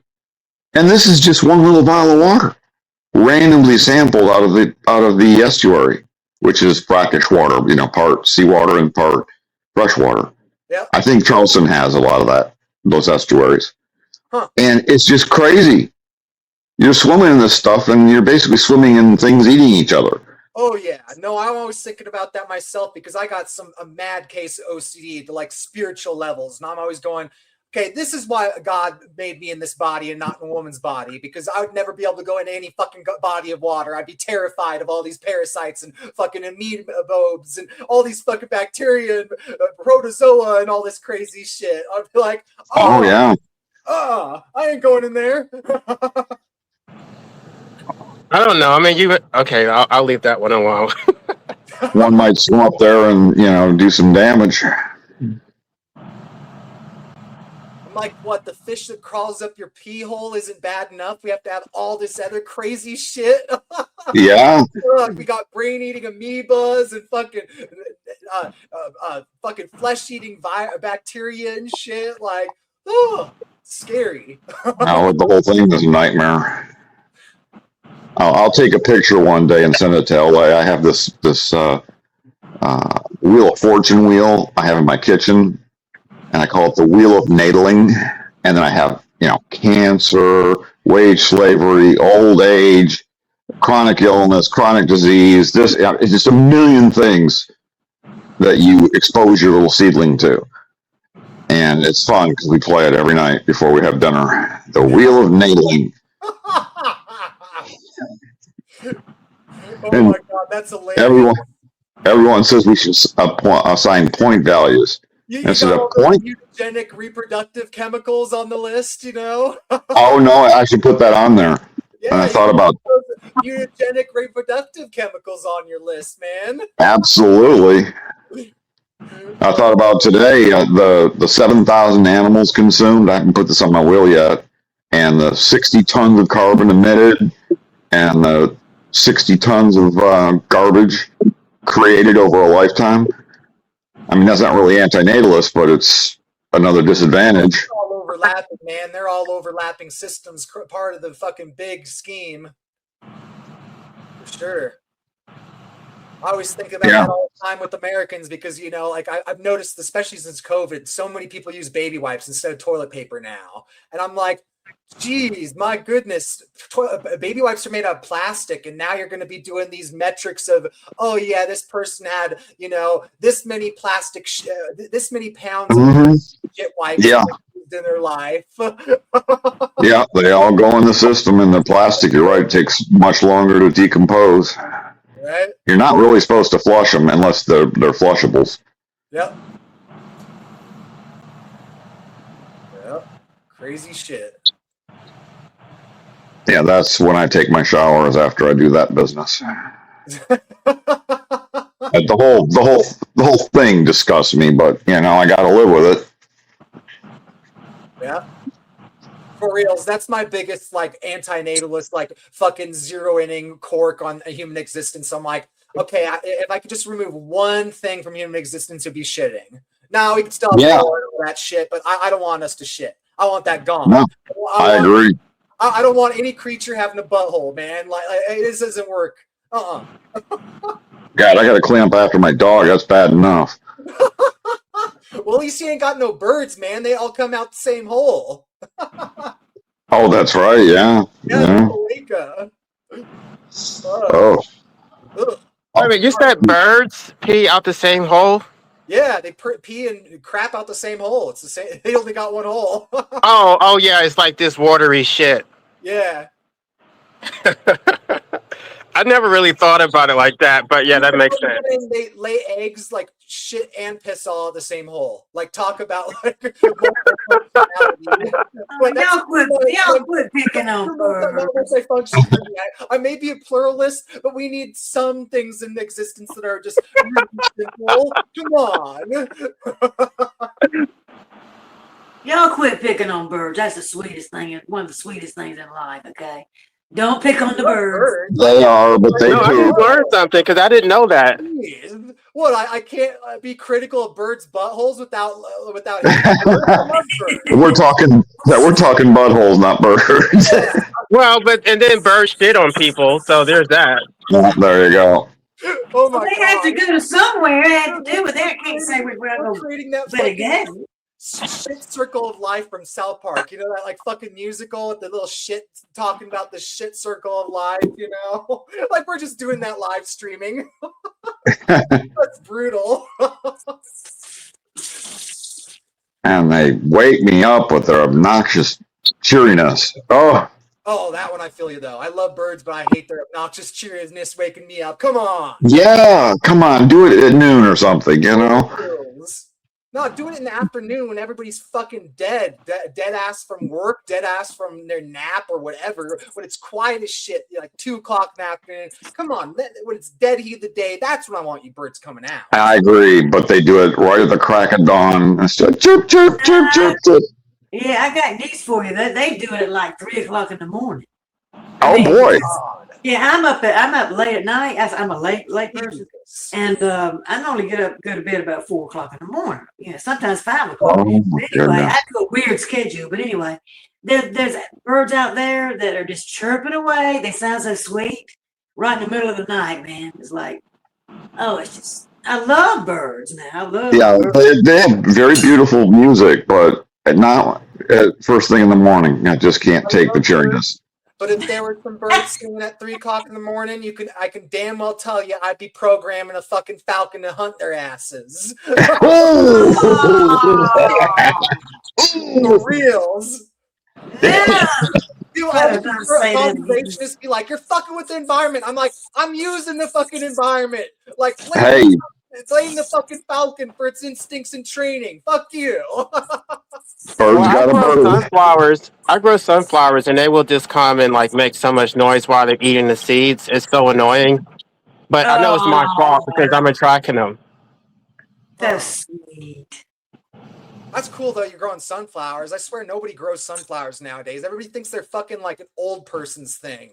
Oh, it's an old person's aesthetic. Sunflowers, only old people like that. I fucking love sunflowers. I don't love that many flowers, but I fucking love sunflowers. I think LA's going vegan on us. I've got 4 big bird figures. But that's the thing, though, Pastor D. I actually grow my own vegetables, and they don't. They don't do anything. Yeah. They just go to the grocery store. Right? Yeah.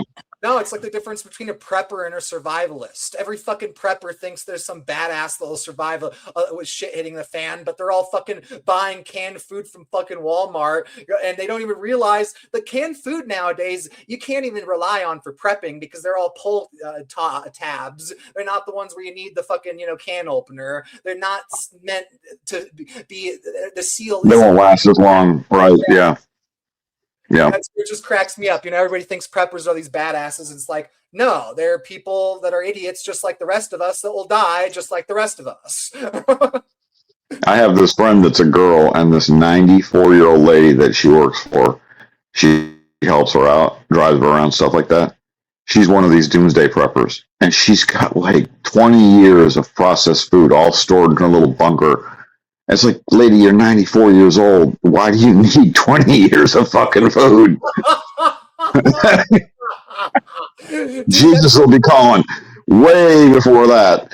Dude, that's like some Egyptian funeral rite shit, man. Like she's expecting to bring her snack to the afterlife with her, man. She'll bring all her food down to her tomb. That's hilarious. Oh my gosh, that's crazy. Yeah, she's something else. And she thinks this war with Iran is going to be the rapture. It's going to instigate the rapture. And Jesus is going to come back and save us all. Oh my God, all these poor Christians being co-opted in the fucking Tresquial death cult. None of them know the transhumanists are fucking, manipulating all these Christians. Probably true. But the funny thing is, it's only a select denomination of Christians that believe it. Like the Catholics don't think the rapture is going to happen. Most Protestants don't. Yeah. It's just like a subsection of the Protestant movement. Subsections of all of it, man. That apocalyptic theology runs in every denomination. Like, yeah, Catholicism as a whole may not, advocate it or believe in it, but you're definitely going to find some Catholics that believe in the rapture and all that unbiblical nonsense. That it's like, where the hell did you get this? Yeah, I know. Patsy, you have any rapture type people that you know? When I was going to church all those years, now they didn't believe in the rapture. No, I never heard anything about it. Oh, you never heard about it? Okay. Yeah, I thought isn't that like the Baptist?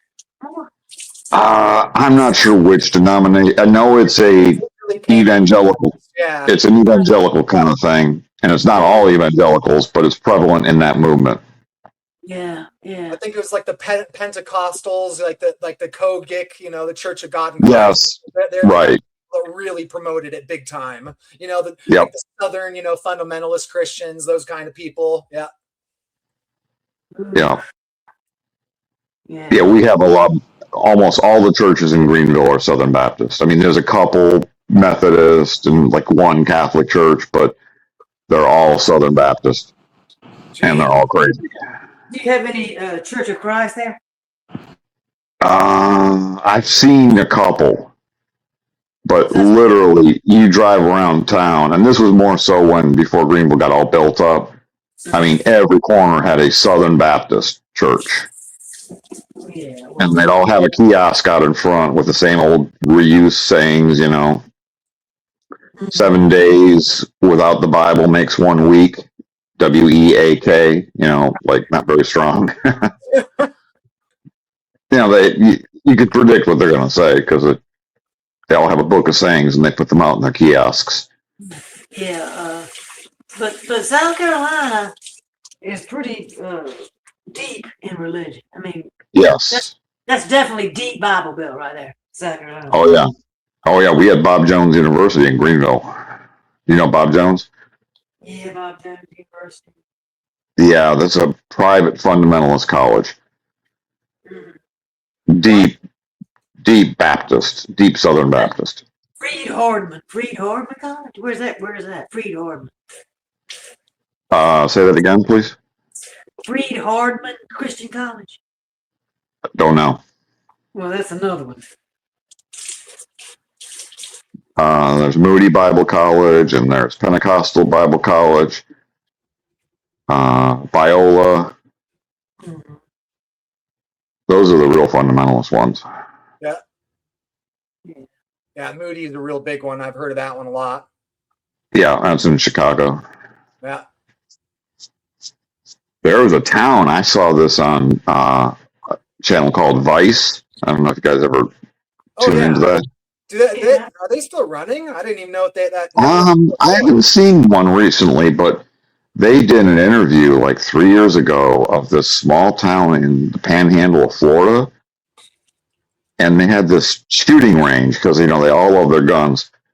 And they were practicing for shooting atheists. It's like, are you kidding me? What? It's just, yeah. That was their number one enemy was atheists, even though they never knew an atheist. It's just, Yeah, atheists just have lack of belief in God. How is that a threat to you? Why do you need to shoot them? It's not nihilism or new atheism. Those are actual threats. Like, come Right, on. right. Yeah, antinatalism a threat. That's a threat. Right? True. For reals. Because, they got to have all them little children so they can indoctrinate them. Let's. What I want to see, I really want to see Utah lead this nation in antinatalism. That's what I want to see. Good luck. Good luck. That would be the end of the stock of the blonde-haired, blue-eyed babies. Dude, that's where it's so funny. I'm not even antinatalist. Here I am like, oh man, I just wish Utah would become the leading state in antinatalism. Because fuck, man, that would create some level of change, some level of awareness. Yeah. I hate to see all those beautiful blonde-haired, blue-eyed babies go, but oh well. I know, dude. Listen to all the fucking white conspiracy, the great conspiracy. Fuck, I can't even remember what it's called. You know what I'm saying, though. That whole Conspiracy theorists. Watch all those people fucking getting triggered all in the comments. Be, oh my god, this dude's talking about taking over Utah. Oh my god, I'm so threatened. Yeah. We have to kill the antinatalists now. They're evil. Dude, that's why I actually love AI, because okay, you're a radical nut job and you want to fucking off me because it'll save your entire belief system. Guess what? Unless you're burning down fucking data centers, you ain't got shit. It's probably true. For reals. That's It's getting scary. They're being used by the fucking transhumanists and they don't even got a clue. It's getting real scary. I'm telling you. My car, if I push a button on my car, it will self-drive for 30 seconds at a time. And I'm not talking about just keeping the car in the lane. It will speed up or slow down based on the car in front of me. It will actually come to a complete stop without me touching the wheel or the gas or the brake. Yep. So they turned driving into TikTok. Is that a Tesla? No, it's a Toyota Crown Insignia. I just think that's interesting. What's with the arbitrary time limit at 30 seconds? It doesn't want you to fall asleep, I think, is the idea. Again, though, it's just an interesting arbitrary, time limit. 30 seconds. Why 30 seconds? Yeah. I mean, if I just touch the wheel. They turn driving into TikTok. Nobody has the brain cells to get distracted driving. Like, everybody's going to get distracted. We got to have it 30 seconds, Otherwise, they'll go into a hole or into a church full of children or some shit, Wouldn't that be a blessing? No, all I have to. Sorry. Be careful there, buddy. I know. I'm getting a little dark. No, all I have to do after 30 seconds, it pops up on the screen. If you just touch the wheel, it reactivates it for another 30 seconds, and you just have to brush the wheel. It just wants to know you're alive and not falling asleep. Makes sense. So, Pastor D, is that an Ouroboros on your icon there? Yep. That's some funny shit, man. That's what I've been thinking about lately when it comes to all these veganism shit. I'm just thinking carbon-based life requires carbon-based life. It's Ouroboros. I'm an Ouroboros. Yeah. That's my dietary restriction. I'm an Ouroboros. Absolutely. Isn't it better the snake eats itself than 5,000 mice or rabbits or whatever it eats? I don't know. I just thought that was interesting and funny. I'm like, I have one of those on a bumper sticker on my car. Huh. Along with every cradle is a grave. Man, that's one of those symbols you don't see used or talked about enough. It's like the tree of life, or like those turtles and like Asian creationism or whatever. Like that. Right. Yeah. It's like you don't see those enough. Like literally the only thing media I can think of, even with that like Asian turtle of creation, is like a Discworld. Yeah, don't know. It's just like that's sort of weird and interesting. It's like, really the only one that has these deep concept is like some surreal like children's book that's like actually really dense enough for the adults to appreciate, but it's a children's book, but has all these crazy concepts like impossible colors and shit. It's like before people were even talking about impossible colors. Yeah, good point. Well, hey, I still can't figure out we have bunnies and eggs to represent Jesus' resurrection, but Yeah, that's you're right. just me. Who You cares? know, people But just they wanted to secularize some of these holidays so certain people wouldn't feel excluded. Yep, it's like Halloween. Halloween came from Saturnalia. right. But that is always one of those things that's fascinating. It's like, what was in between Saturnalia and Halloween? Well, I know where the actual egg and the bunny come from because that's from the Greek god Astros, Uh-huh. and she came to Earth as a bunny or as an egg, and then hatched as a bunny, something like that. If you look up the history, it'll tell you. Uh-huh. I didn't know that. And when the Orthodox Church took over the holiday, they kind of incorporated Jesus' resurrection in the bunny and the egg, the chocolate egg, of course. Don't forget, it's milk chocolate, man. Milk chocolate, Americans can handle real chocolate. It has to be highly processed with all the added sugar. Absolutely. You see the reinforcement there they're giving the kids? You see the reinforcement? Okay, right after the service, we're going to have an Easter egg hunt. Okay? You're right. Yeah, right after service. Now, hold on. We're going to have an Easter egg hunt after service for all the children. So you make Yeah, sure and that's a pagan holiday or a pagan ritual. yeah, it's kind of like a, it's like a setup, for the kids. Yeah. Plus, it encourages breeding because bunnies and eggs. That's represents fertility. Of course, yeah. Got to indoctrinate them young. Got to, yeah. Did you get all kinds of like Barbie dolls and baby cries a lot when you grew up? Baby shits a lot. I got Barbie, definitely. Okay. Definitely got Barbie. But yeah, I had maybe one little baby doll, but it wasn't. That didn't last long. I went right straight to the Barbie, Right. The Malibu Barbie with her Malibu house and a little Malibu Jeep. Before that, it was the 1960s Barbies. The pretty Oh. ones, the pretty ones. Oh, yeah. With a stiff leg, the ones that Right. legs. I mean, they were glamorous. These dolls were glamorous. Yes. I remember the first ones, yeah. Yeah. But no, sometimes I really do feel funny about myself sometimes because, even when I was younger, when I saw a baby, somebody said, I'm having a baby. And, it's supposed to be so up and down, jumping up and down about it and all stuff.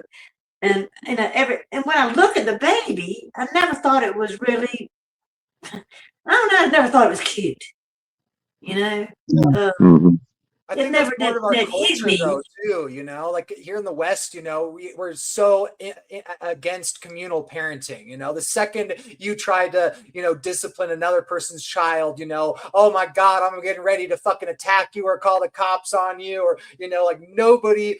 There's all that toxically individualist parenting. So maybe that's part of it too, like the culture, where you end up getting sort of programmed with all this individuality, and you see these childs that you don't really relate to because they're not really part of your community. So you don't connect with them on that human level. Well, I know I got trapped in an elevator. This is about a month ago. No. And yeah, Mama Bear came in with a little carriage. Oh no. And there were like 4 adult males there, and they were all oogling and ogling, oogling and ogling and oogling. And I was just standing there thinking, best of luck, dude. I felt so bad for that kid. You were natalist hell. Yes, I was. And they were all oogling. They were all oogling and ogling, and all I could think is, my God, that poor kid is going to have to go through all that education, wage slavery, illness, old age, death. Yep. And all they see is the cute little baby, and all I see is a lifetime of, struggle. Yeah, and I remember I worked in a nursery, in the church nursery one day when I was going to church, and they dragged me for the nursery, Yeah. Well, I couldn't wait to get out of there. I could not wait to get out of there.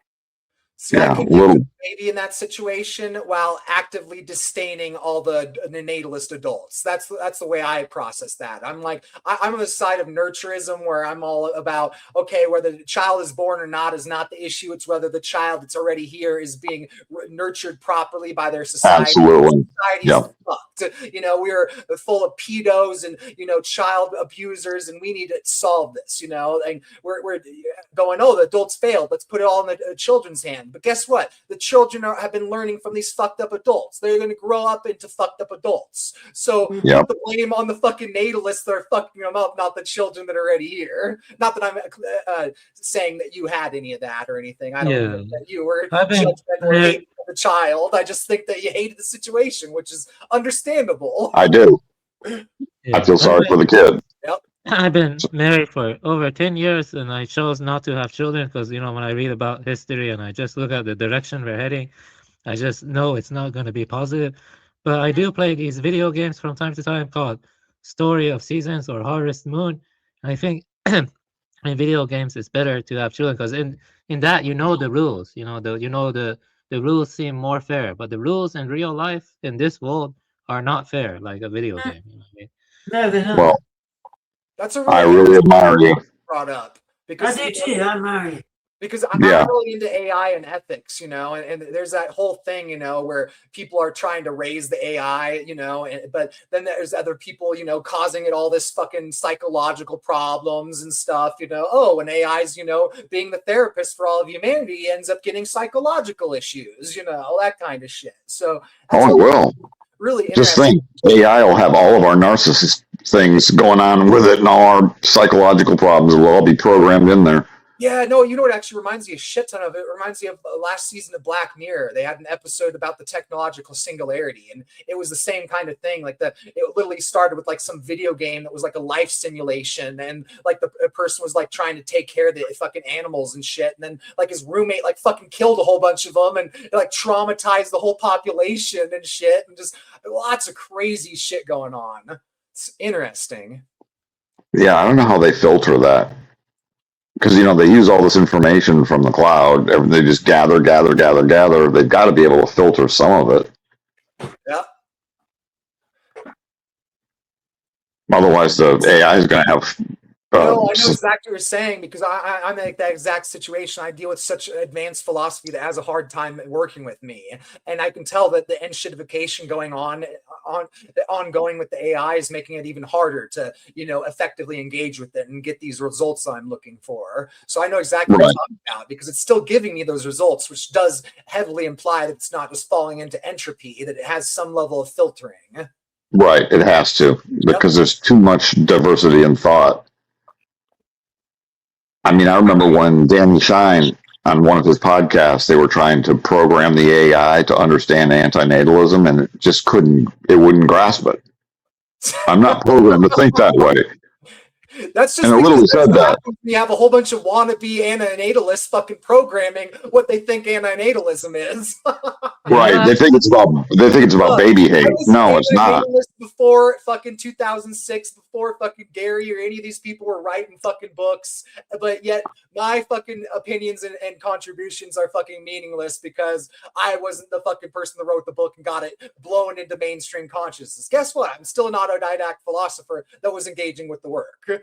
Yes. Yeah. Well, Patsy and I were antinatalists back in the 60s and 70s. We didn't have a word for it. I was antinatalist at 8 years old. Second those Twin Towers came down, I'm like, what the fuck is going on in the world? Right. What is new? We didn't like kids. We don't hate kids, and that's what I hate, what they think we think. What? It's about compassion for kids. Mine's going a little deeper than yours, I guess. Because I just don't like kids. I don't like them until they get up in age a little bit, and then maybe I can tolerate them. Yeah, yeah. Once they can walk and talk and wipe their own butts, then they're kind of cute until they hit puberty. Yeah. And then get away from me. Yep. For sure. And then when they hit puberty, they got to be smart asses, you know. Of course. You handle them when they're 12 or they're 20, but too young or in between, nah, those fucking ages. No, wrapped up in their diapers and going, wah, wah, wah. No. Oh, Toddlers are the ones I can't stand. At all of the age range of human beings, toddlers I cannot fucking stand. absolutely. I'm like, God help me if I ever have children, because of my poor fucking wife or whatever partner I'm with. Like, you're taking care of them in the toddler years. I just cannot fucking handle it. I'll take care of them when they're fucking, all suicidal and they're teenagers.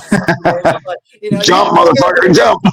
You take care of them when they're toddlers. I can't handle this shit. I think generally kids are the only time I can tolerate would be like age 5 to 10.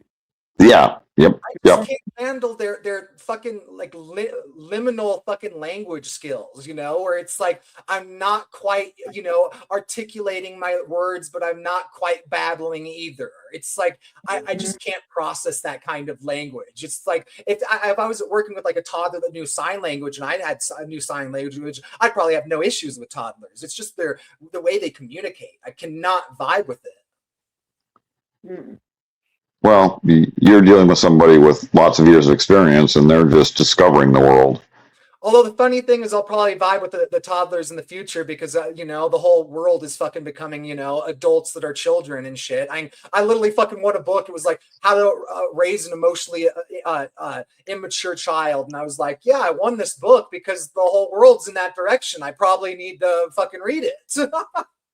One thing I always wonder, isn't it strange that kids are raised to read like very naive and wholesome stories like Beatrix Potter, but then they grow up and they see just how harsh this world is, so just how brutal the world is, and it's like you're naive. Isn't that true?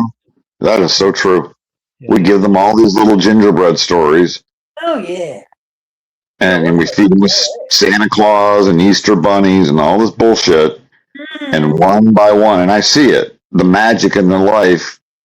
By the time they're 20, you can see the magic in their eyes. It's gone. They're like deadpan. That magic has never been lost with me, and it never will. So it's fucking weird seeing all these adults that have no fucking ability to formulate their own imagination, their own creativity. It's so fucking tragically sad. Well, we're fed with bullshit until we're like 12 and realize it's all bullshit. Right. Oh shit, man! I didn't realize it was all bullshit until I was like fucking like 20 or like fucking. That was only a few years ago. What the fuck are you talking about, man? Well, it started with Santa Claus, and man, it was when I realized Santa Claus wasn't real at about 6. Oh boy. That one, because I was just a straight little kid and I instantly called out the bullshit on the Santa Claus. I remember my fucking family was, my parents were in the fucking guest bedroom of the house or some shit, and they were all locking it, and they said I couldn't go in because Santa was in there, and I instantly called them out on their bullshit, and they couldn't figure out how to fucking come up with some smart response, because I said, that doesn't make any sense. If Santa was here, he would want to see the kids. He wouldn't be locking himself up away in some room. My parents had no clue how to fucking respond to that, so they just fucking dropped the fucking secret. They're like, all right, here's the fucking bean. Santa's not real, but you can't tell your sister yet. Yeah. And parents, they'll really protect that kid from not knowing the truth. Right. Protect their naivety. Protect the kid's naivety. Protect it at all costs, okay? So what's the point? You want to keep them stupid for as long as possible? That's for you, not for the kid. You're not doing the kid any favor. Anti-intellectualism, that's what it is. It's cultural anti-intellectualism. They're just repeating the fucking same shit that they've been hearing for fucking forever, just right. Garbage. It's just cultural anti-intellectualism. Monkey see, monkey do. For sure, because really is. Literally, how many times have you heard in your life, ignorance is bliss? You Yep. probably have quite a bit of spare change, like, and it's like that's such a bullshit fucking statement, like for some people ignorance is bliss, but then there's willful ignorance. You're not even addressing the topic of willful. Right. Yeah. I'm putting that on my antinatalism wheel. Ignorance is bliss. Bullshit. Yeah. Ignorance is bliss until reality hits you in the face. You know what I mean? That's it. For reals. Until the shit hits the fan. Until the shit hits the fan. That's why I love reality is blizzards and shitheads of vanity. That's why I love psychedelics. Every time I have a fucking good trip, it's just a bitch slap by the universe. Wake the fuck up. Yeah, ignorance is bliss till your first dog dies, and your second dog dies, and your grandma dies, and your dad dies, and then you realize this. Yeah. You go to your first funeral as a kid. Yep. Go to yep. Okay, as a kid, you go to a funeral. Okay. Yep. Yeah. Funerals were No. not hard at all for me as a kid. They're fucking hella hard for me now as an adult because I can piece together all the subtext, all the fucking, little tribalistic judgments and glances from all the fucking people around there. Like my fucking best friend died a few years ago. He was basically like my spiritual brother. We were literally brought home to the hospital together as newborn babies, and he died of a drug overdose a few years ago. And I remember at the freaking funeral and just seeing that, and it was a Christian themed funeral because his parents were Christian, and just everybody in that fucking church, they were all looking and glancing with sneers on their faces, whispering under hushed tone, "I think he killed himself," saying, "I think he's going to hell," all this bullshit. Oh. No fucking real, that is such, when an overdose accident happens, you can't tell if it's intentional or not. You can't make those judgments and snap-ass decisions, assumptions. I mean, the person's dead, respect the fucking dead, come on. It's like Absolutely. You're being ridiculous. You're telling the truth about that. Christians. Oh, I'm telling 100% the truth about that. I just experienced that the past 2 years, and it's been shocking. I'm like, oh my God. And these are some of the healthy Christians. These aren't even the radical fucking fundamentalists, and they're fucking doing this shit. Judging the dead. Yeah. Didn't Jesus say not to gossip? Wasn't that one of his things? Well, I know, what was it? Socrates said not to gossip, and, Jesus definitely was with that whole, golden rule kind of thing. They definitely overlap. Well, he did say not to judge, I can tell you that. He told you not to judge, okay? That's pretty Right. He's sitting there judging a dead person in a coffin, okay? Yep. People just like to be petty. That's low.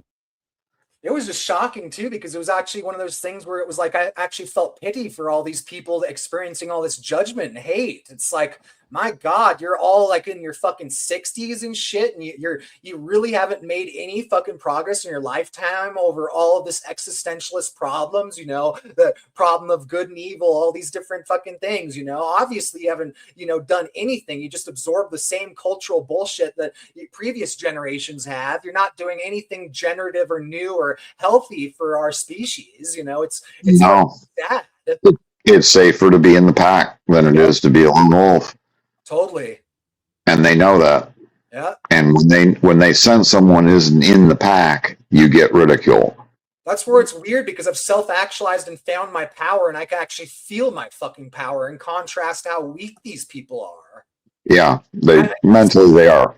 Fucking day, that, like, for instance, even that when I was telling you about that AI and the security cameras, in the school buses, the guy that was blowing that up online was a school bus driver, and he brought it up at the fucking meeting when they were asking for public concerns and comments, and HR fucking pushed him out of the building. I'm like, when HR is inviting you for questions and you're stating your concerns as your First Amendment guarantees you, and human resources shoving you out the building, you take that L. You get yourself arrested. You blow it the fuck up. You make it even more. You don't just walk out and then go online and go, oh yeah, they did this and that's bad and it was all concerning. It's like, no, we all have to stand up for all of our rights. Fucking, we have to take the L. We have to take the sacrifice, and we, it might suck ass, but we're gonna have to do that to defend each other. Otherwise, we all lose.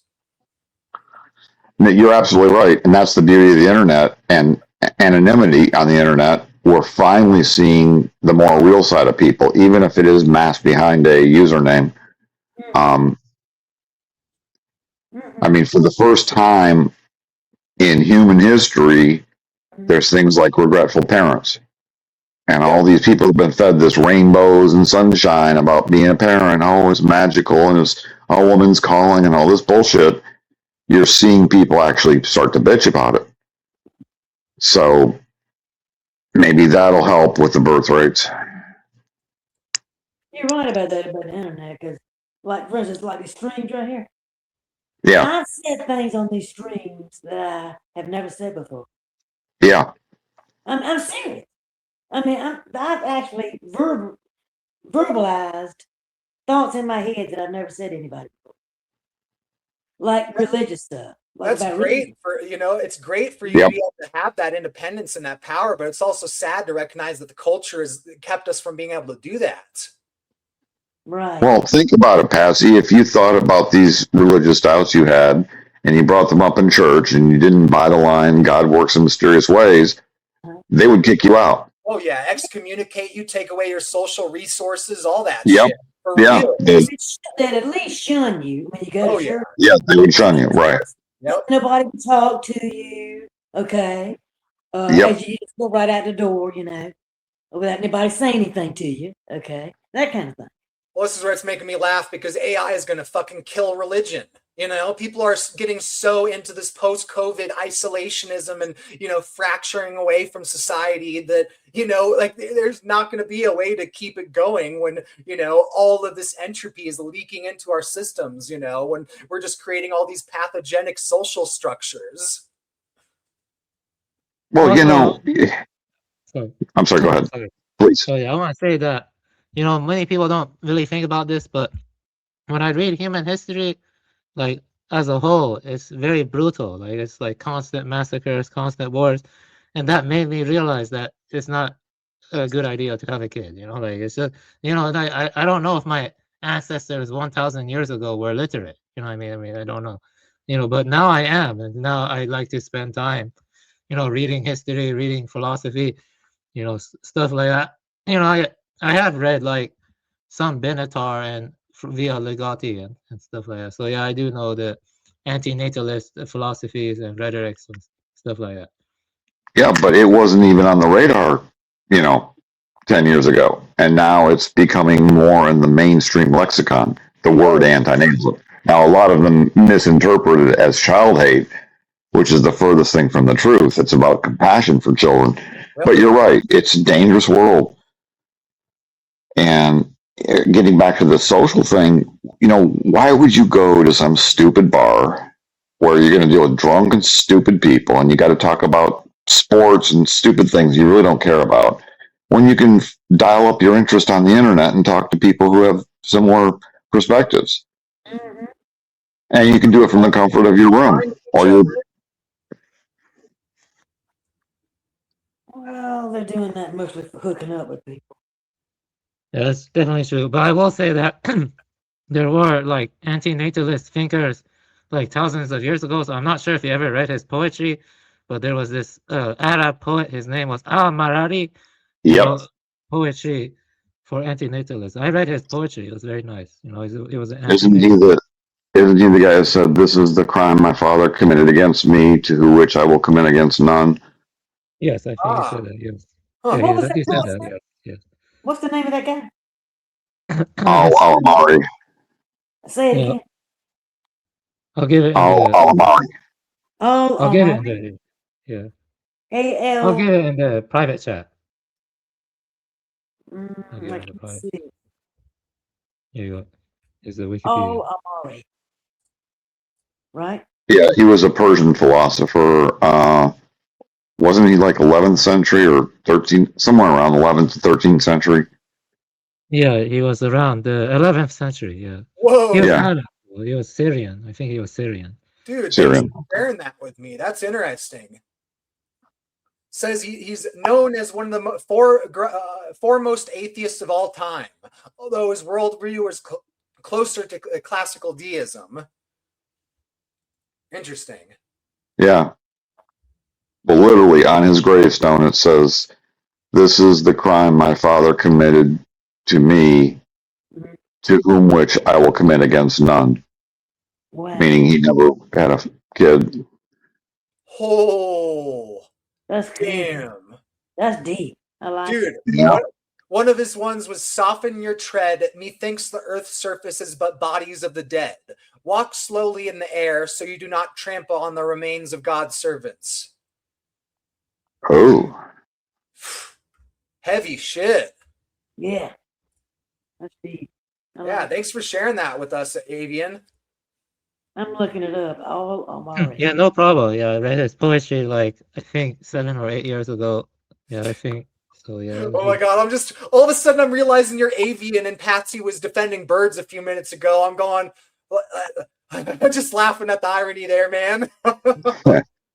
I wasn't attacking you, my avian Buddha. I wasn't attacking you. It's all good, Patsy. I love my birds. I feed them all the time. They're like babies to me. All animals are like babies to me. Aren't they pure once they're domesticated? Yeah, I mean, even some of the wild ones are too. But I'm just saying, like the rabbits in my yard, you know.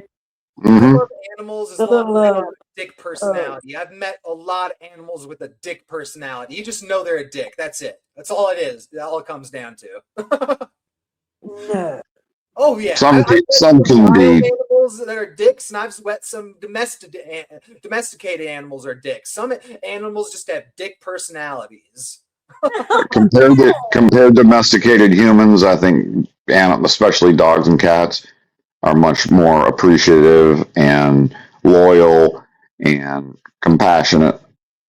And I'm talking about species to species, humans to dogs and cats, higher level mammals. Once they're domesticated, I think they're much more appreciative and sweet. As a whole, there can be the dicks. Absolutely. That's true with anything.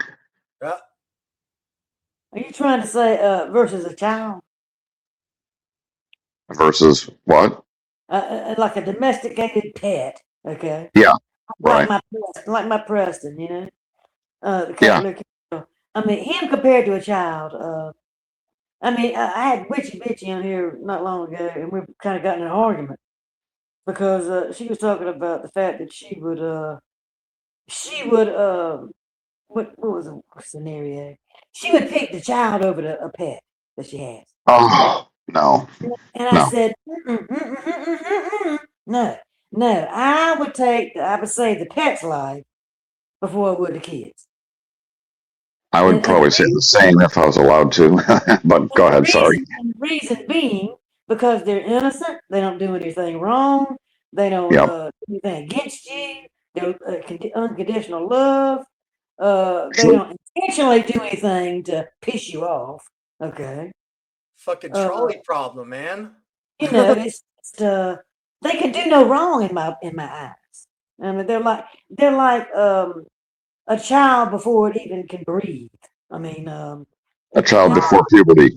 See, I'm a little different there. I'm the like most innocent animal courts. a child at the most innocent stage you could put them at. Okay, that's what I would call a pet.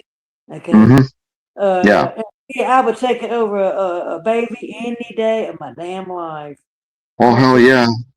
You can go out and leave a dog for a cat for 3 or 4 hours. You can't do that with a kid. Well, I take them everywhere I go. You know. Yeah, Pastor B, you have a cool voice. You remind me of the first season of True Detective. Have you seen True Detective? Yeah, well, I've seen clips of it where the guy's like, what's his name, Matthew McConaughey. Oh yeah. Yeah, he's really kind of a downer and pensive. That True Detective, man. I saw that when I saw that, man. Oh, it blew me away, and it really affected me. I said, man, this is true, man. This is right on target with life. I mean, it was so raw. It was so raw, man. It was like, I couldn't believe somebody had this on TV, but it was actually on target to the point it was ridiculous, you know? Yeah, I remember the two were in the car together, and Matthew McConaughey was contemplating maybe human existence is nothing but a big mistake, and the other guy, I forget his name, he goes, we don't think like that around here. You better keep your mouth shut. Yeah. This is True Detective, and Matthew McConaughey and the other guy are in the car talking. All right. I thought you were talking about a movie. That makes more sense. True Detective. Okay, I get where you're coming from. Yeah, it's like a mini series. I've never seen it. I've just seen clips of it. Huh, I didn't know Matthew McConaughey was in that. That thing was just No, the but bomb. It was the bomb, man. I loved it. yeah, It's like, damn, this sums it all up right here, you know?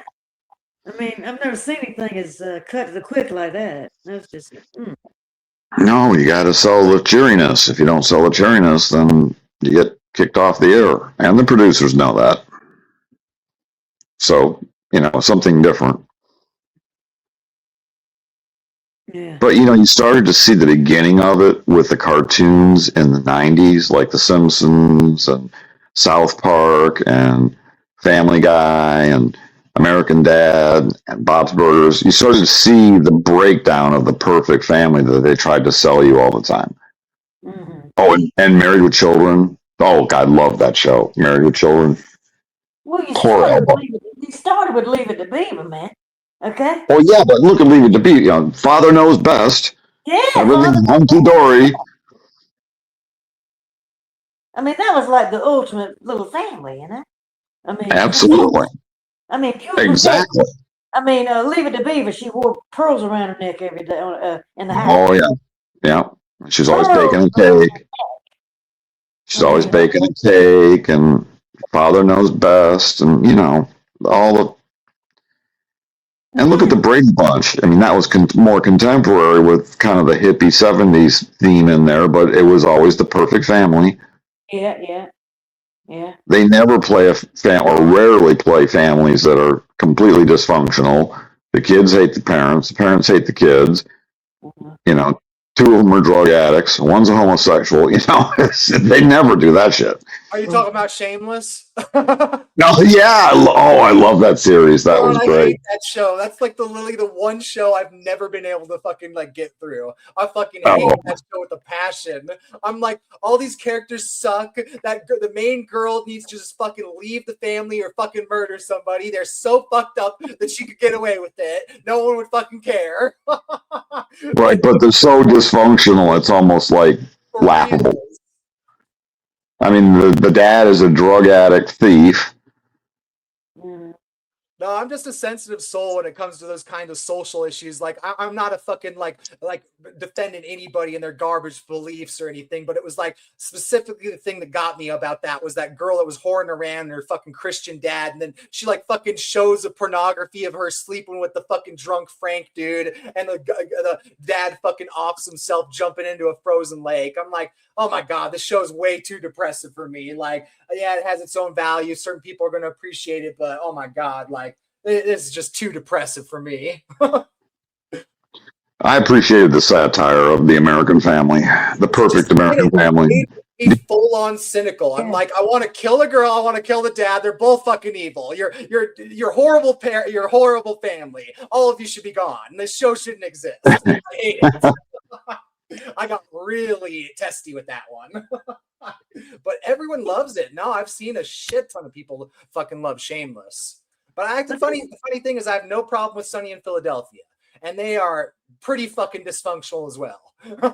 I guess that is that it's like, they play off all the harm as comedy. It's like they don't play it off as, drama or anything. So it's like, oh yeah, Cricket, the priest is turned into some drug addict and his life is all ruined, but whatever. Well, it's finally nice to see the darker underbelly of dysfunctional families and the darker side of society being reflected in media instead of all this perfectness. I think it started. I agree with that, though. I think they started incorporating that reality family type situation in the 70s, late 70s. Yeah, probably right.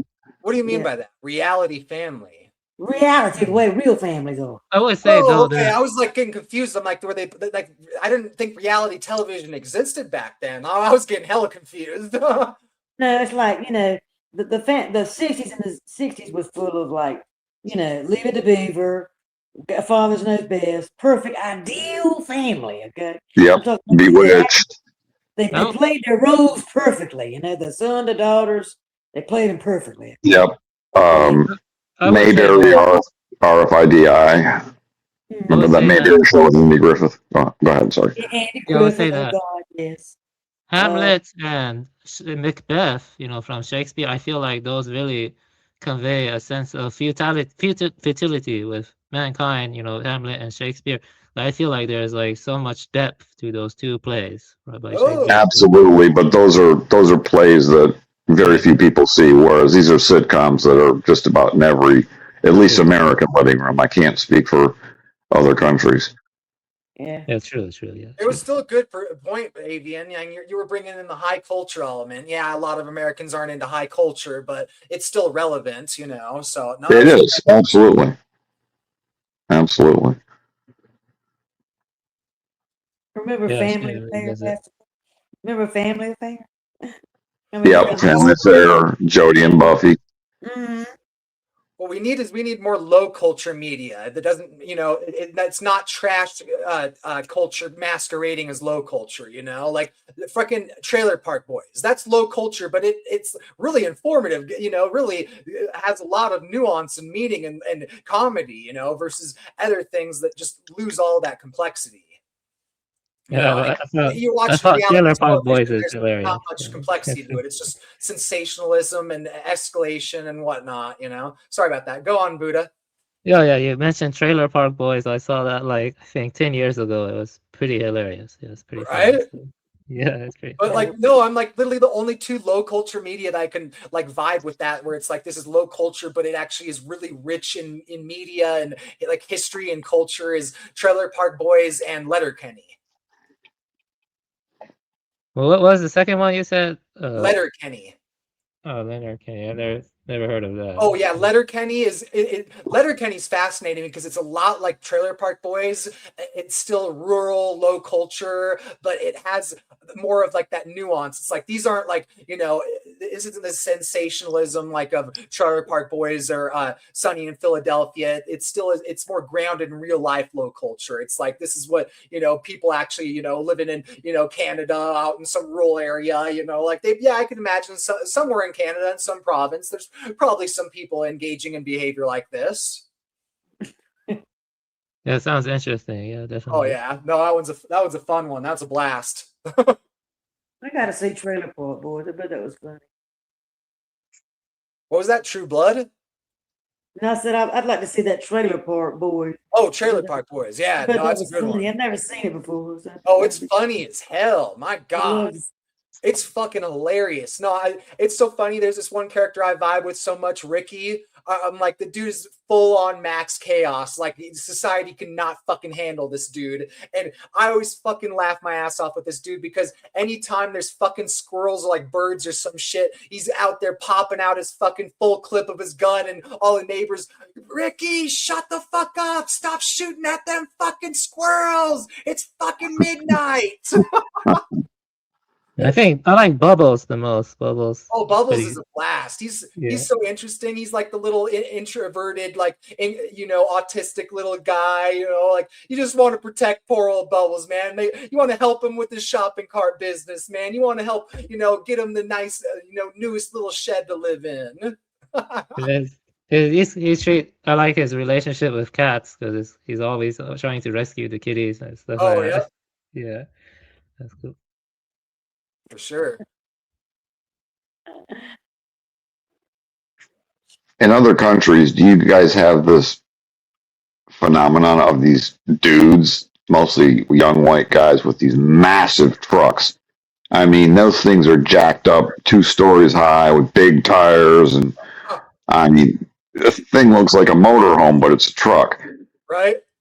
And they're so insecure about themselves. I think this counteracts or compensates for their something going on in their brain. Everywhere around here, big trucks. Mud trucks. Oh yeah, right. Matter of fact, take them through the mud. Attached, all that shit for reals. Yeah, the dirtier they are, the better, man. Right. They came out with, and you can look this up on YouTube. It's called rolling coal. Have you ever heard of rolling coal? Yeah. Yeah, I've heard of that. Okay. Basically, these trucks have these kits, and it's a separate gas tank that's filled up with really dirty diesel. And every time they see a Prius or a biker or somebody, doing something what they perceive to be environmentally friendly, they'll push a button inside the cabin, and it will blow this black smoke all over the Prius or the biker or the Tesla or something like that. You know, it's kind of like a protest. Fucking idiots, man! You're Yeah. gonna screen some some road rager, man, and you're gonna get fucking shot out, man. Like Probably. that's not a smart thing to do. For real. Nothing's worse than a liberal in a Prius with a gun, right? For reals, dude. I'm just saying, like, come on. Fuck politics. We're gonna do some petty, stupid shit like that, and you might get shot at. Maybe it's not a good idea. Well, But yeah, I I like could. it. I like it. They're going to find out. Can you imagine being in traffic and being pissed off at somebody? And all you can do and all you do is just man. shoot Department with of some kind of shit Transportation outside. turned this fucking country into the Wild West. We got fucking LEDs failing, strobe light and fucking oncoming traffic. We got fucking coal stacks and shit. Like, it's fucking insane. My gosh. Fucking got these fucking 60 to 0 and the brake lights never come on. Like, what a fucking mess the streets are right now. I can see them rolling coal on some liberal woman in her Prius, and she gets her little pink-handled 357 Magnum out and blows them away. Oh, yeah. Would be cool if you saw one of those cars that says "baby on board" and you shoot. Oh God! Oh. Shoot some of that shit. You know, just Yeah. I'm gonna get a big stack of my Ouroboros bumper stickers, and every time I see "baby on board," I'm gonna slap that over the "baby on board." Just get some Amber Alert stickers and slap it right underneath the "baby on board" sticker, you know? Oh, I like it. I like it. That's my one. That's good. I like on an Amber Alert sticker underneath the "child on board." You'll be raising some, fucking line of reason. People will be curious. People will be calling some numbers. Oh, how about this? When you see "baby on board," you get a little sticker that says "future coffin on board." Dude, then you could tie into Idiocracy. Go bought from Costco, you know? Purchase Yeah. from Costco. Future coffin on board. Yeah, future coffin. Another Future one buys coffin it prepaid and pre-ordered through Costco. That's fucking brutal. Another one bites the dust. Mm-hmm. Man, I wonder what happened to fucking LA, man. I don't know. He disappeared into the void, man. LA, you still awake? The inky blackness of this background, he thoroughly absorbed himself into it. That's what's so cool about LA. He just lets you do whatever you want to do. He certainly is passionate about his anti-veganism, that's for sure. Yeah. I feel him with that one, man. I haven't met a sane vegan ever in my life. I know that they exist, but I've never met one. Well, you know how people are when they get on crusades. Like when people quit smoking, they become the biggest anti-smoking people in the world. You know, they get on this crusade, and then they find a channel. They're all on the same page, and if anybody differs, oh boy, gonna let them have it. Yeah. So go tell a lion to be vegan, okay? They did it in Futurama. That poor fucking lion, man. Yeah, no, they straight up did that in Futurama, man. They had the hippies fucking force feed a fucking lion, forcing it vegan, man. The thing was skin and bones, looked so goddamn sad. It's like fucking dust balls. Fuck.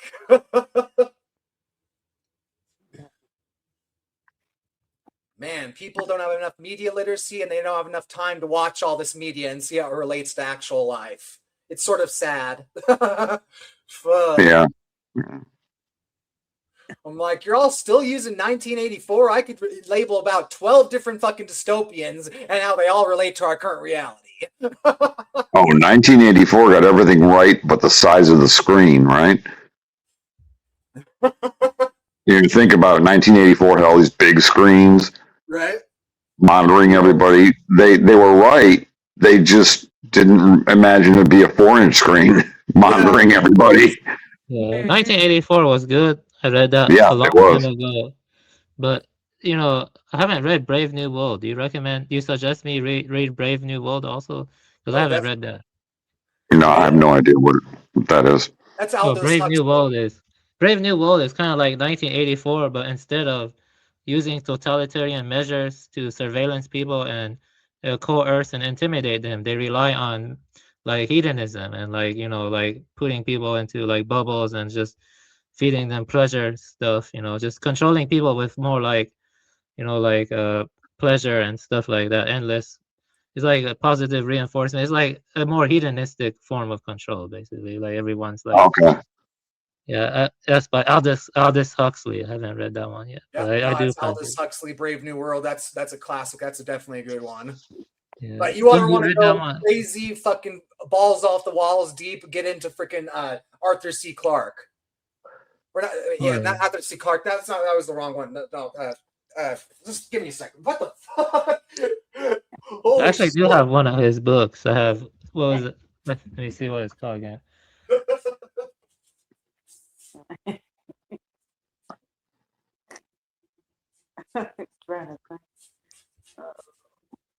Philip K. Dick. That's who it is. You ever want to go full balls off the wall, crazy deep, go into Philip K. Dick. Man, because he was doing the simulation theory kind of shit before anyone was doing simulation theory. And no one fucking relates to anything. Like only the deepest, most fucking schizo systems-oriented people get into the fucking Philip K. Dick and actually relate it to our fucking reality. Most people are like, oh my God, I don't see it. This is so deep it scares me, so I can't actually read it deeply and understand what the fuck it means. Yeah, I heard of his exegesis or something like that. Yes, that's the exact one you want to look into, the exegesis of Philip K. Dick, because that's when he had this like Gnostic awakening. Like, and it was really wild because he was basically saying that he had like this awakening in like his apartment or something, and he woke up this one day and it was like all of outside was ancient Rome, and the Romans were out to persecute the Christians. And he was like aware of all these like esoteric symbols hidden in our reality, and how they produce these meanings and currents of flow and power which guide like our reality. It was some wild shit. Yeah, when I was younger, I read some Emil Chirian. I don't know if I'm pronouncing his last name right. He kind of understood. Algernon, I think. No, Emil Chirian. He was a Yeah, The Trouble with Being Born. He wrote that book. Yeah. I read some of his. Oh, that he's one I know you're talking about. Yep. He's pretty good. Yeah, he's pretty good. You seem to know your stuff. Have you heard of Mainlander? Philip Mainlander. He's interesting. I've heard of it. No, I actually haven't heard of that one. Oh, that guy is super bleak. Super bleak. It's interesting though.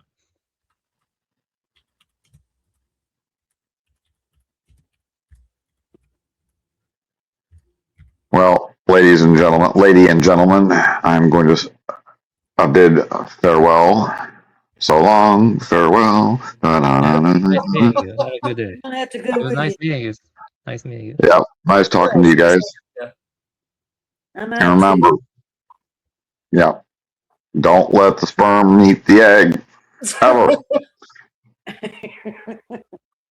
Magnetism is the enemy. Keep your weapon of mass infection in your pants. Oh no, you don't remember the whole, life is a series of sexually infectious diseases? Oh no, I've heard that. Life is a sexually transmitted disease that's 100% fatal. Yeah, that's what it is. Yep.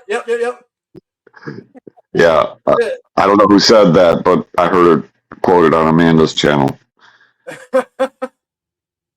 She runs Exploring Antinatalism podcast. Yeah, life is a sexually transmitted disease that's 100% fatal. It's funny as shit because the first time I heard that, it was off a Raging Natalist. A raging natalist. Oh yeah, this dude was a raging natalist, man. He actually had like fucking slept around, had a whole bunch of children, and Oh. gone through all the different STDs in his lifetime. And he was going on and on about how cool it is that life is a sexually transmitted disease. He forgot the second part. That's 100% fatal. Yeah, maybe he forgot the second part. Maybe that's what it is. That's funny. Yeah, yeah. I feel like that's a quote that could be something Schopenhauer would say. Schopenhauer. Yeah. I like Schopenhauer a lot. Me too. Yeah, didn't he say, I forget his famous quote. Wouldn't a potential parent spare his future offspring the suffering of coming into existence, let alone impose it on him in cold blood? It's something like that. Yeah, he said something like that. Yeah, he said a lot of things like that. Yeah, he was a very interesting philosopher, Schopenhauer. He also cared a lot for his dog, and he was very well attuned to the sufferings of life. And yeah, yeah, I like it. Yeah. They just write him off.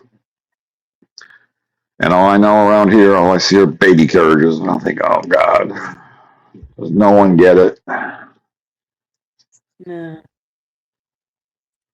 When I was younger, I wrote a horror story, and so I was a horror writer, and so I was reading a lot of pessimistic philosophers, and I do understand the horror in life, so I'm definitely not having kids, but a condom is sufficient for me, though. Personally, it's just sufficient. Yep, that works. Getting a vasectomy. Oh, thank you. I don't want to manipulate my body or anything. Oh, I'm the same way. I'm fucking transgender, and I'm like, there's no way in hell I'm getting the snip. What the fuck you talking about? My brother, this subject came up, and he thought because his male dog had his testicles cut off, he thought that's what he had to do to get a vasectomy. I said, no, Dustin. God, holy shit, that's scary. Yeah, and he's wheeling that thing around with all these women. I said, no, Dusty, it's a 15-minute procedure, and it takes about a day to recover, and you don't lose anything. You still have all the sensation. You still have the explosion. They just sever your little semen duct. They go in with a microscopic needle between your testicles and your asshole, and they just cauterize that little vein. But yeah, he won't do it, and he's still sleeping around. That's because he's planning on having kids one day. That's why. Because he's planning on doing it. But I can only lead a water. I can't dog to water. I can't make it drink. Right? For sure. Well, as long as there's women out there that want to have kids, men ain't gonna have vasectomy. I think the stream is over. You know what I'm saying? That's what's women not wanting to have kids is a big part of the problem. Women. So anyway. Yeah, my wife. Y'all. It was nice talking to you. And bid everyone a good night. Yeah, it was nice talking to you too, Patsy. Nice talking to you. Have a good night, Patsy. Enjoyed it very much. Okay? Yeah. Talk to you later. Bye. Well, I'm going to get myself going too. I need to try to get to sleep at a decent time, but it was great talking with you, Avon. It was nice talking to you too. Yeah, you had some interesting things to add to the conversation, so I appreciate that. Well, sure. I appreciate all of your contributions too. Thank you so much. All right. Well, you have a good one. You too. Bye. All right. Bye.